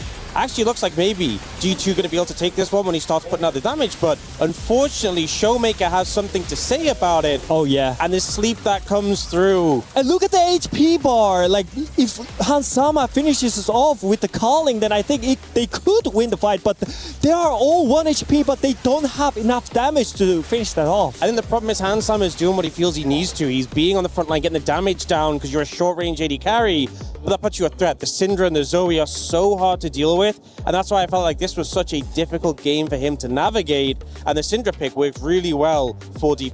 Yeah, and as you said, there were multiple fights that they escaped on 1 HP, did D+, and here in the final fight, this was after a huge team fight already, basically in the same area.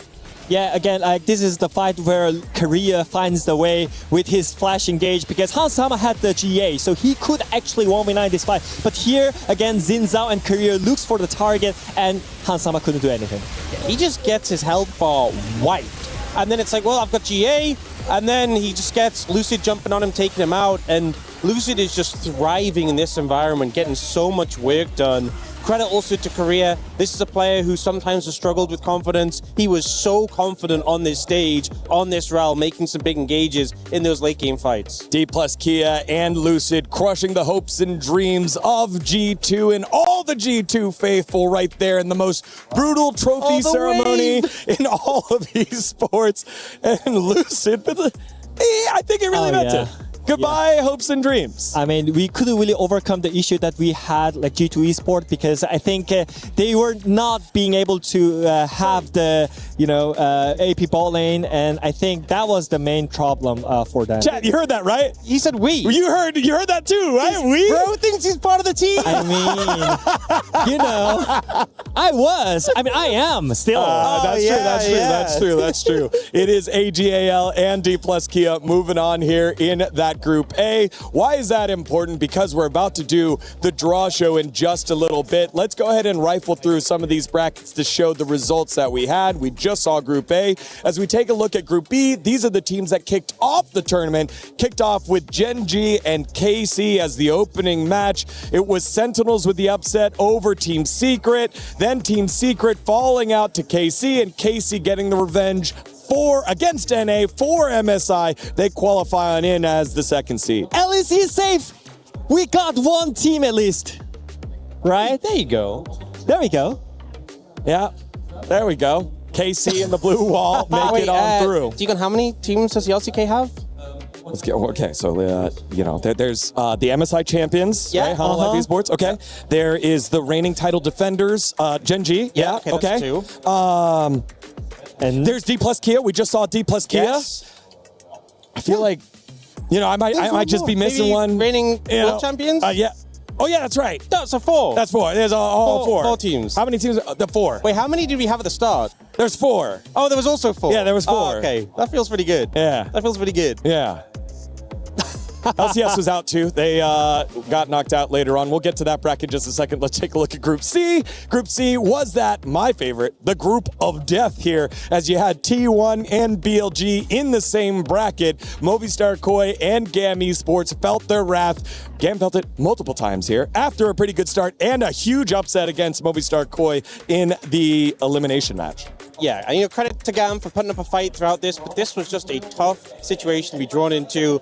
I think going up against T1 BLG, I think a lot of people had them cemented as the teams making it out, and they did. Yeah, when it comes to mid-game macro, it's just really rough. I think T1 and BLG are the team who actually can just bounce back, even though they lose some advantage from the early game. They got the macro, so I think even though it was a lot of BO1s, a lot of BO3s, that it gives a lot of random situation, they're the team where they can just bounce back from the downside. So Movistar Koi getting knocked out here might feel bad, but I think what feels worse here for the West is Lion here in Group D. They were bounced pretty early on in this tournament. A huge upset here by MIBR Los, the combination organization from the CBLOL, knocking out the third place finishers over at MSI. But then JDG did not make any mistakes in the lower qualifier match. They defeat MIBR 2-0 after Hanwha Life Esports breezed in with 2 best-of-1 victories. I mean, here's the crazy thing. Based on the performance that Lion had at MSI, I even said this at the start,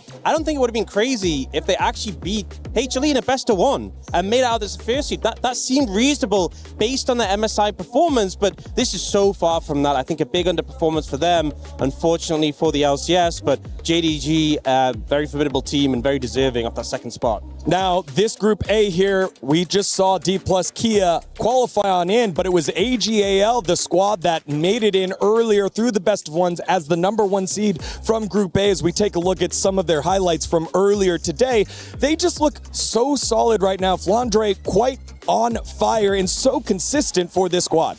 Yeah, I think ultimately for this team, I think having the shift away from the Enchanters and more to the melee engaged supports has definitely suited them. You've seen the jungle support, Tarzan and Kael, just running around as a pair and being so effective. And Flandre stealing some of the Broken Blade tech and putting it to great use in this 1v1. Oh yeah, I mean, that's kind of illegal to get solo killed by top Shen. By the way, he blind picked it and Anivia could really punish it. And also in the late game, I think the synergy between Tarzan and Kael is on point. Whenever they land the engage, always there's a follow-up. I think all the players from AGL has so much confidence in themselves right now. So every fight that they're taking right now is so much easier for them.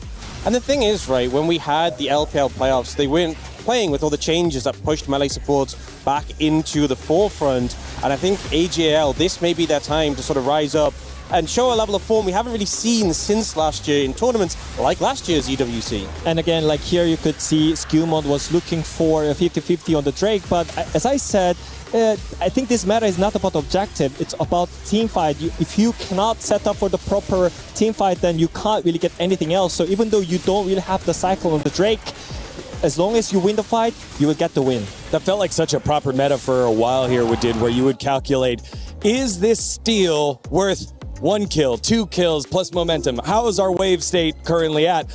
As you said, not the case here. It's about the fights. Tarzan with the steal and the team fight win. It is AGAL moving on as the #1 seed. But that's not the only team looking great here from the LPL. We got treated to one of the best rivalries in all of esports. It is BLG and T1 yet again, and this time it was BLG coming out on top in that matchup. It was just a best-of-1, but it looked real good. I mean, BLG have been in terrific form. Obviously, the finals against HLE at MSI did not go their way, but for so much of it, they've just been honestly a very hard team to match up into. And I'm excited to see what they can do in the rest of the tournament. We'll be able to see that in a second. But for me, BLG was so close to winning that finals, going 2-1 up against HLE, and credit to HLE for bringing it back. But we had that earlier win against HLE in the bracket, and this win matching the win they had against T1 at MSI. I think BLG, we've seen this rivalry against T1 many times before, many big matches between these two teams. Seeing it again was an absolute treat. But BLG once more having their number with some great teamfight plays. Yeah, that Casio ultimate into Poppy ulti, that chain CC is right there, and whenever we see BLG taking the team fight, they're so confident in themselves. And here is Viper POV when he picked Ezreal into T1. It looked so much easier in the draft as well because he just picked up Ezreal in the earlier phase, and I think he felt really great about it because we so many times we mentioned about how great AP bot lane is, but Viper is so at the table. Like, he's always going for the champion when it's the right moment, and here again, like him cleaning up with the Israel play is like so pleasure to watch. I think if there's any player that we thought of when this meta started to come in with these AP mages bot, it was Viper. He's had a history of playing so many eclectic picks in the bot lane. And the fact that he's still bringing out the classics like the Ezreal and just demonstrating this insanely high level of performance, it's so great to see. And honestly, it's a little sad the fact that he left the LCK. I don't get to see this as often in the region I'm casting, but man, does he know how to put on a show. Yeah, and I just love specifically his Ezreal just gliding around on the edge of danger and then stepping on in when it's time for the kill. He was so fun to watch. You got to see some classic Gigabin as well. You heard his interview. We thought that we would do well. We're expected to win in the quarterfinals and looking into the semifinals. On they go as the #1 seed here in Group B. However, T1 got to play an hour later. It was a rematch of day #1's match against GAM Esports. And yet again, it was another game where the circus was in town. They were up 21-4. And all of a sudden, the game ends at 40-25. Oh man, like look at Pace playing Seraphim bot lane here.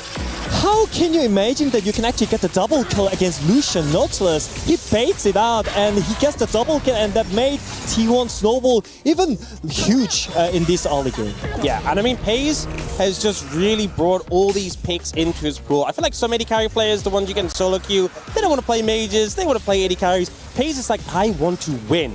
I will play whatever it takes to win these games. And, bringing out the Seraphine here, especially compared to his typical carry picks we've so often seen him on. Faker also, on the Silas, was on an absolute warpath. And it's obviously a pick that he's had some amazing moments on, including in the World Finals. But he was just dropping triple kills all over the place in this one. Yeah, again, a great performance by T1 GAM.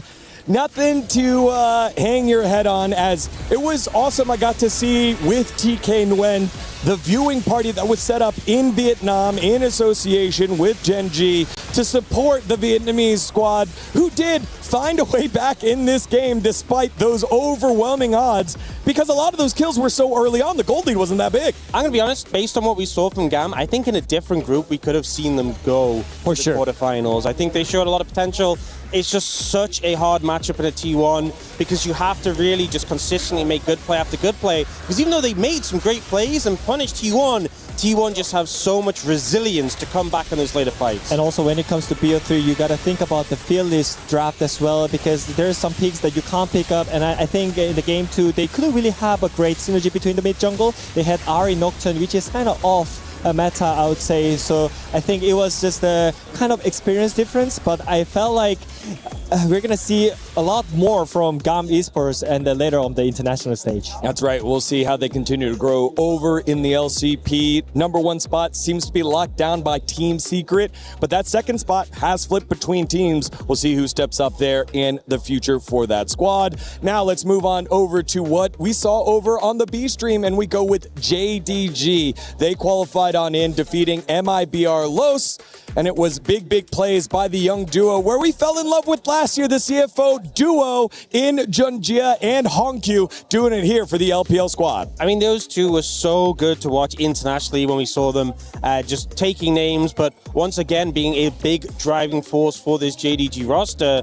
And Yeah, unfortunately, just a bit of a tough matchup. I have to give credit to MIBR Lost for taking down Lion, but unable to match up in this powerhouse from the LPL. I mean, even though the draft is so random, you can't really expect anything or like predict anything. But I feel like you gotta be careful about LPL Poppy Jungle. I feel like whenever like any other APL teams gets a Poppy Jungle, it gets so how do I say? It's like versatile. You know, I think they're really just good on how they pull the limit on the champion, and I think that makes every LPL team look so much better on the champion here. And to me, with the fact that Camille is now firmly in the meta, more of these engaged supports, Poppy got the buff stroke clear, I think it's definitely got a firm spot. So great to see Junja bringing that out and having a great impact. And Gala as well on this Jhin, this angle on this ultimate, just able to get a lot of damage down. Not enough to win this fight, it doesn't seem, but yeah.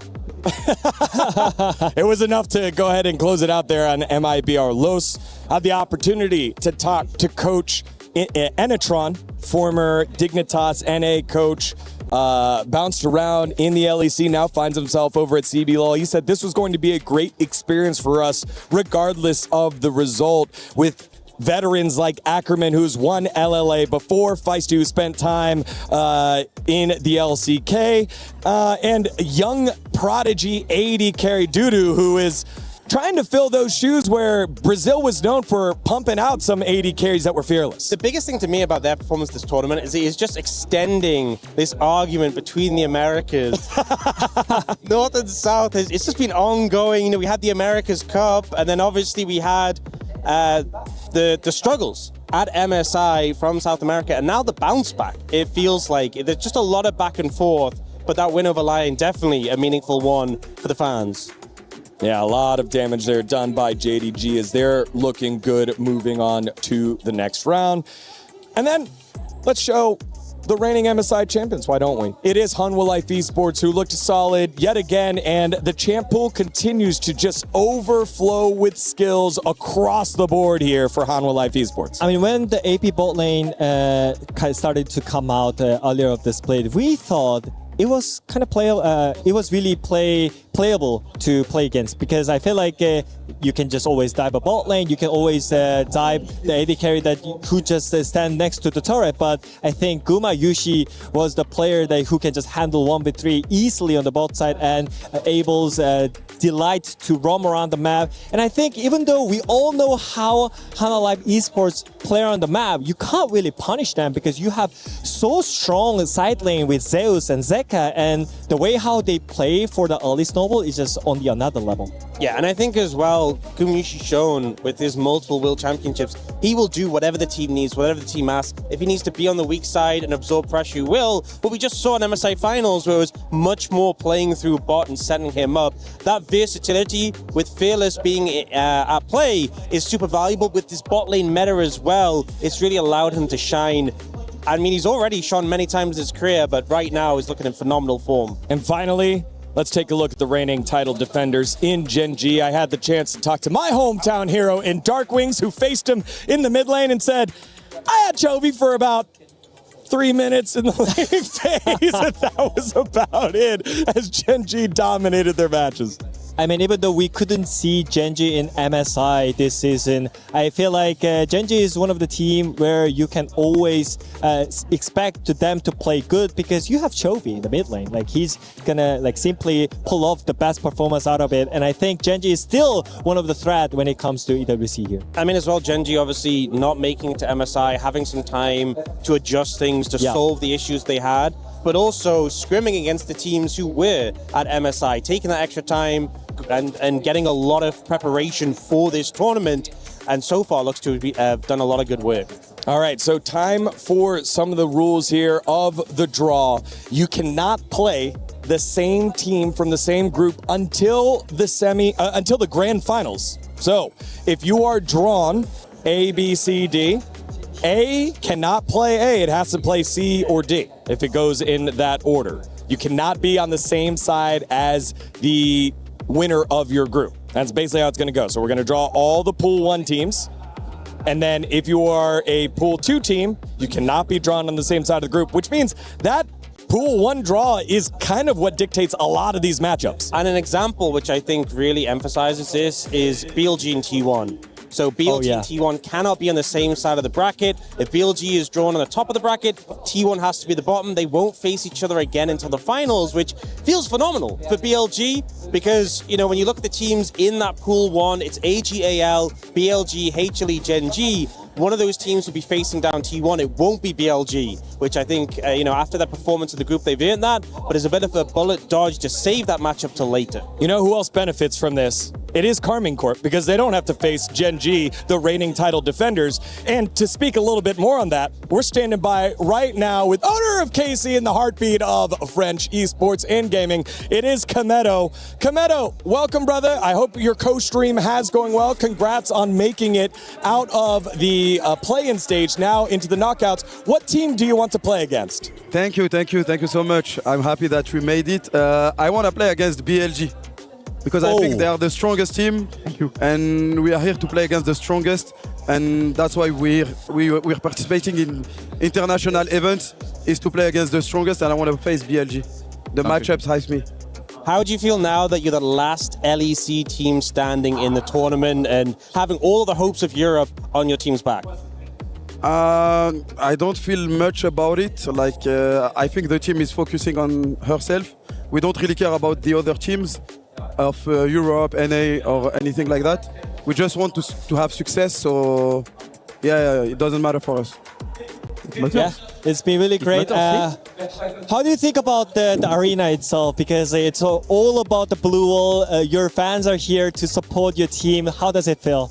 It feels so great because we had such a bad run in the MSI, so the team was not feeling quite confident coming into this tournament. And by seeing the fans, when I talked to them, they were so happy, they were so hyped to play in front of our crowd. So yeah, it makes me feel happy.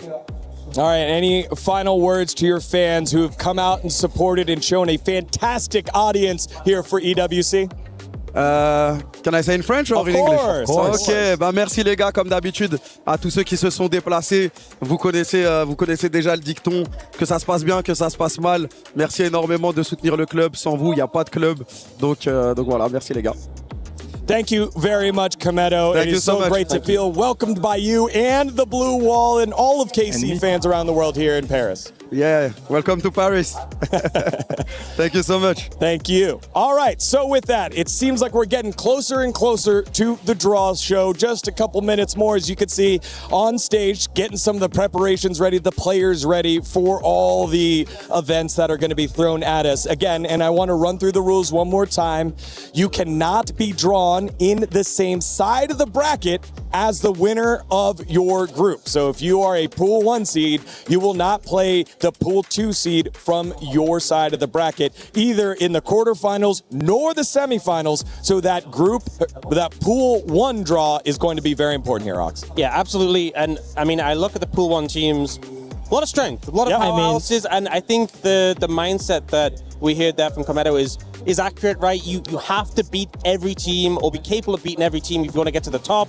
There's no easy matchups if you're going to win the whole thing. So he was like, we want to play BLG, but ultimately it'd be nice if some of those teams knock each other out before you face them. And let's be real. I mean, the thing is, we got 7 Asian teams in quarterfinals, right? And I think, as you said, there's no easy matchup at this point. And I think it's all about how you want to build up your team, how you want to build up your synergy between the players. Because even though the meta kind of keeps continue from the MSI, I feel like there's some small things that you can pick up from, like something like Talia Shen bot lane is like kind of popping up, but the Casio is still there to have some like pocket picks as well. So I think there's a lot to go, but again, like there's so many good teams here. There's no favorite. I think what's really cool is we saw obviously the MSI meta shakeout develop, and then now we're seeing on the same patch it further get developed and more teams come in that we didn't necessarily see on MSI, their take on it, and just really extending. I always like when we have a lot of time on one patch to really feel it out, and especially because this was quite a different patch compared to what we had domestically for a lot of regions. just making things interesting, especially with that added mix of fearless there as well. Yeah, I mean, you just pick whatever you want to play. You know, I think it's really hard to predict what are they gonna first pick in the first phase. You know, I think for me, I have to predict some picks, but it's really hard to do that, especially in these EWC here. Yeah, and that's why I loved that last Game 2 matchup there between G2 and D plus Kia. It's the bot lane specific. Are you going mage, or do you trust yourself with one of those mobile AD carries to play on through it? Yeah, maybe don't go Lucian Nautilus. We've seen that a couple of times. Yeah. I'm not a huge fan. Like, I get it. Nami is no longer a thing with Lucian. Yeah. The mandate doesn't work as well. Don't go Lucian Nautilus, especially not in the Syndra. It's not into Syndra, Cassiopeia, these things, not a fun time for Lucian. So I think put that one to rest. With these final 8 teams here, let's take a look at the prize pool and the breakdown of it all, because these 8 teams making it this far have cashed on in part of that $2 million prize pool, $600,000 going to first place, and each position further up you go, that's more cash. And if you make it to the semifinals, you'll be playing in that 3rd, 4th place match at best for an even larger chunk. I mean, look, just the 3rd, 4th match alone ends up getting an extra 80,000. There's so much at play here, and just any extra win in the tournament is going to make such a big difference. It's a lot of money. And it's so fun because we've had, in Valorant, we had a number 1 seed. It was 100 Thieves from Group A make it on out. And we had the 2 seed qualifier, NRG, as our 2 finalists here. So it doesn't matter whether it was a number 1 seed from a group or a number 2 seed from a group. Every single team has the opportunity to make it on out and get a big part of that cash prize. Not only about the prize pool, but also about the schedule that they're gonna have. It's all about the momentum, right? After the EWC, they have to play the regular split right away. So I feel like if you cannot achieve anything in the EWC, I think it's going to continue throughout the regular split as well. I'm not gonna lie, if I went back to the regular season with an extra $600,000, I think I would feel better. I'd be in a better mindset for sure. than otherwise. Yeah, let's take a look at the club championship as, again, EWC's major chunk of the prize pool comes from the club championship.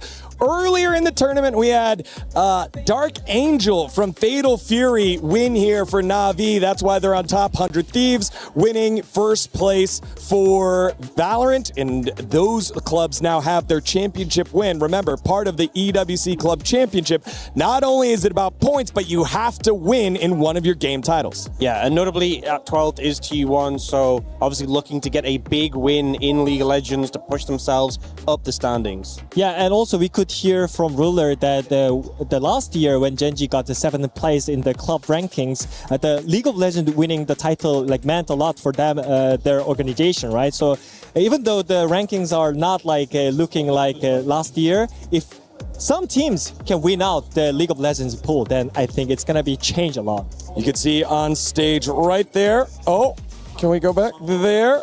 That's Yankos' head, and that's Double Lift's head. I feel like we're getting very, very close. Two? I know, I'm nervous. Oh my God. I'm nervous. I mean, you know, their hands were pretty good when they were playing. Now we're going to see how they're doing, pull in some of the teams. Again, KC, that's the team there that all this crowd is waiting for and wanting to see. Who do they end up playing against?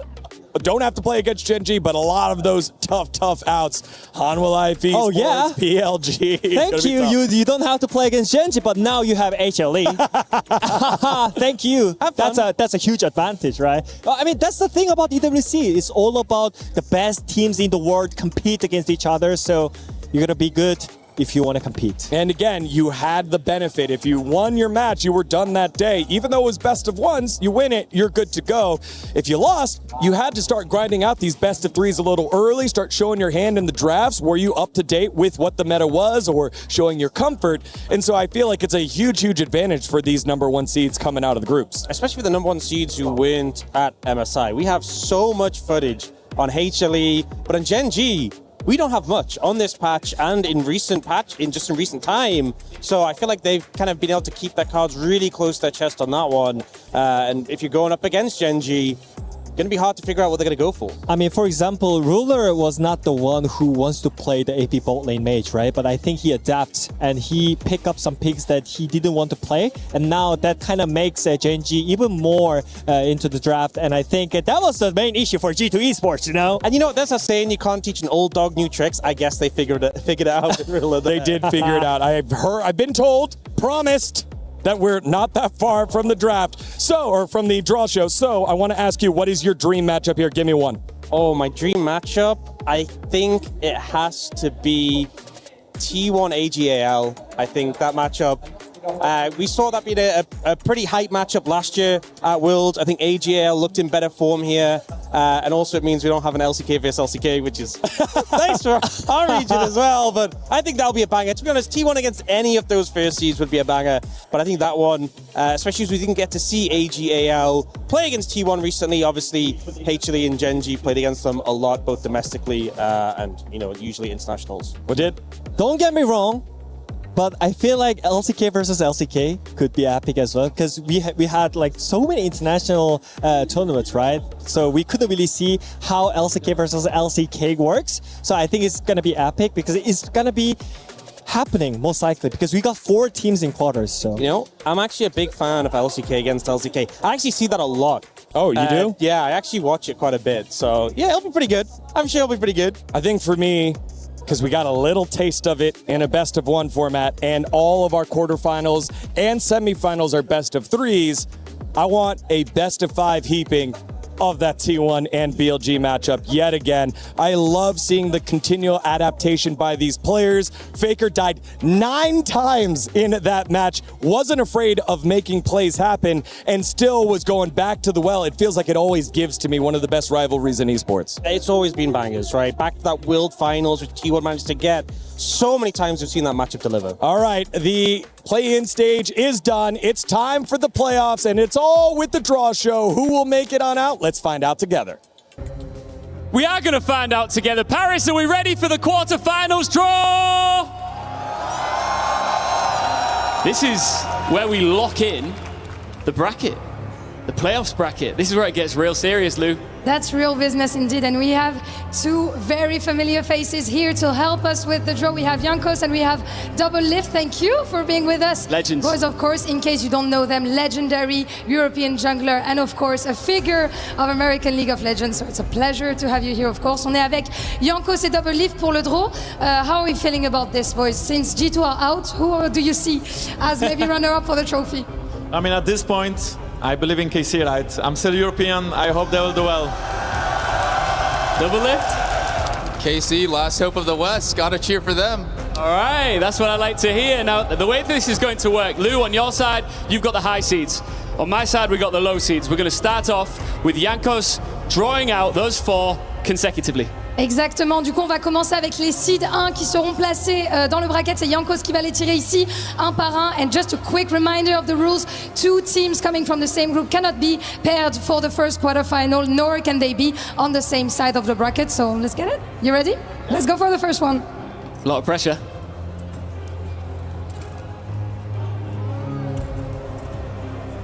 Okay, first one.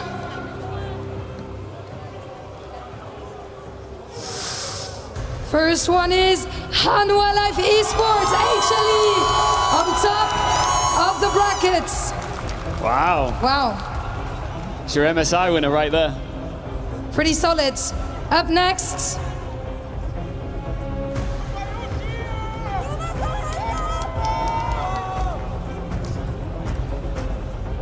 Let me help you with that.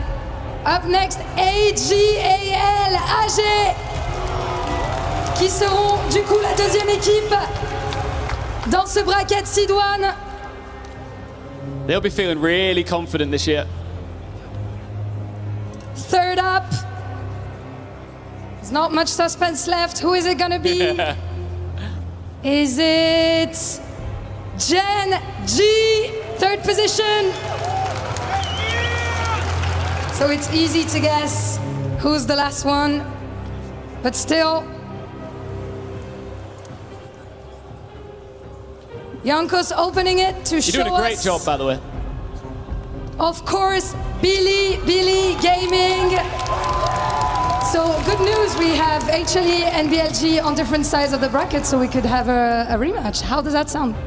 Well, I mean, the last time these two teams met, right, in a BO3 at least, BLG was winning and then HLE won the series. I'm very excited. I think there is some MSI exhaustion setting in, and whichever team can take it, we will see.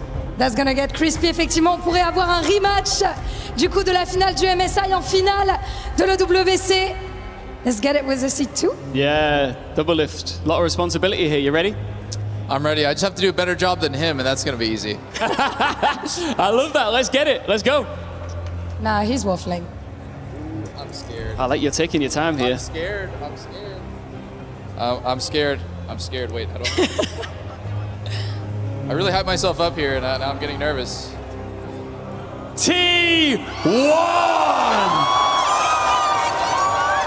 T1 as the first C2 team. So the matchup is gonna be HLE versus T1. Wow. We can welcome HLE, T1. Wow. That's an LCK matchup. How does that sound? That sounds really exciting. I mean, Paige Gumayushi, oh, I can't wait for that. We'll take that, right? That's that's Guma going after the guy that took his job. So I mean, it's a crazy matchup. It's a crazy matchup. Can't wait. Let's Matchup move de on. dingue. Effectivement, pour commencer, HLE face à T1. What a start, Lou. What a start. Everyone waiting. JD Gaming. JD Gaming as the second team to be picked. They are gonna be facing Gen G versus GD Gaming. Yeah. Wow. We're gonna have Ian's both coming players up having on here. stage.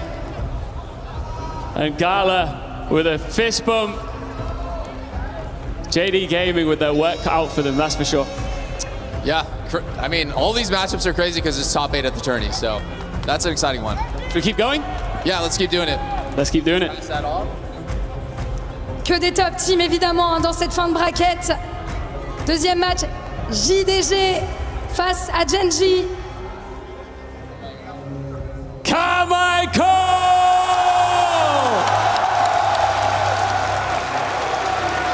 So it's gonna be AGAL versus Carmichael.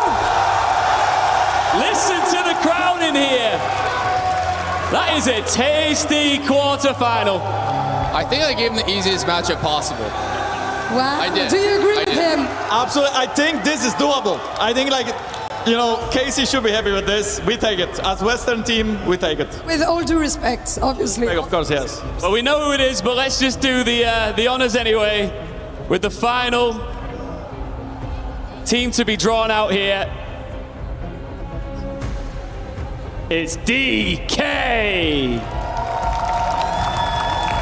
So final matchup, you got it, ça sera D plus Kia versus Billy Gaming, BLG.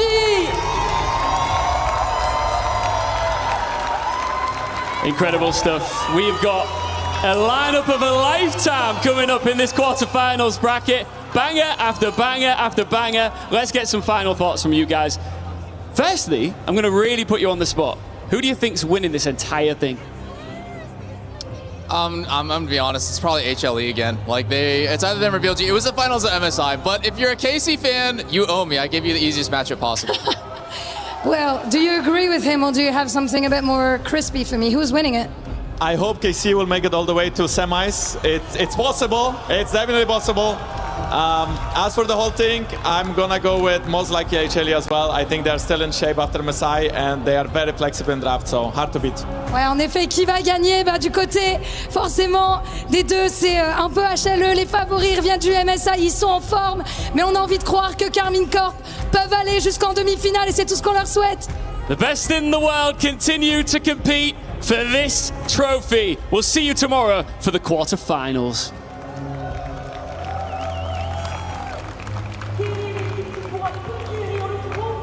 Thank you very much, Lou and Ian. Help from Yankos and Double Lift as we have our completed bracket no team from the same group will be playing until the grand finals if they make it all the way, which means a banger right off the top. It is Hanwha Life Esports versus T1, AGAL versus Carmine Corp, Gen G versus JDG, and BLG versus D plus Kia. Wow.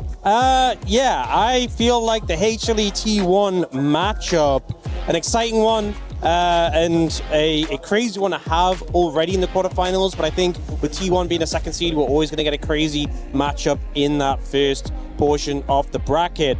But I think here, they said on the stage, KC, there was no easy team to be drawn against, but I think based on what we've seen, AGAL probably the best hope for them. Would you agree with it? Yeah, for sure. But what about the bracket, though? I think they have to play against one of the best teams in the LCK in the semis, but I think it is what it is. And it's not a BO5.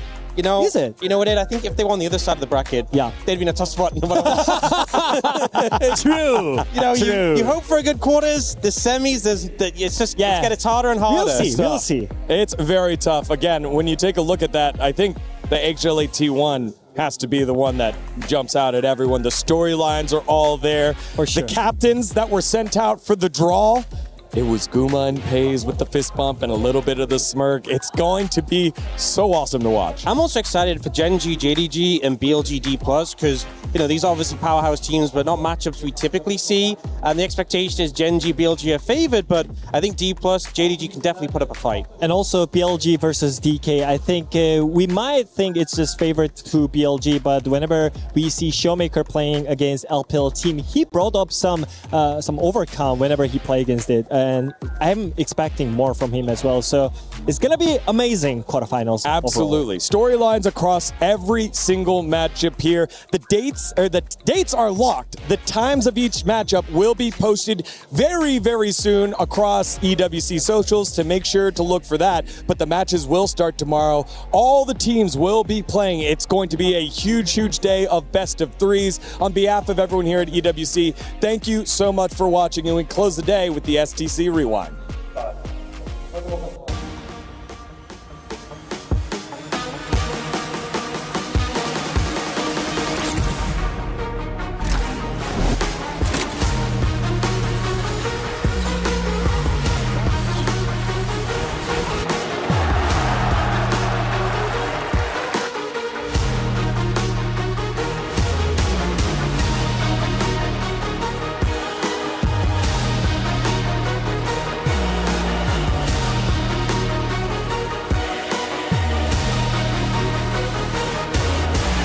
Away immediately. Zenith Blade brings Kyle back into the fight, and look at the AoE damage. The Cataclysm from Tarzan Caps no longer, and Han Sama's also dead.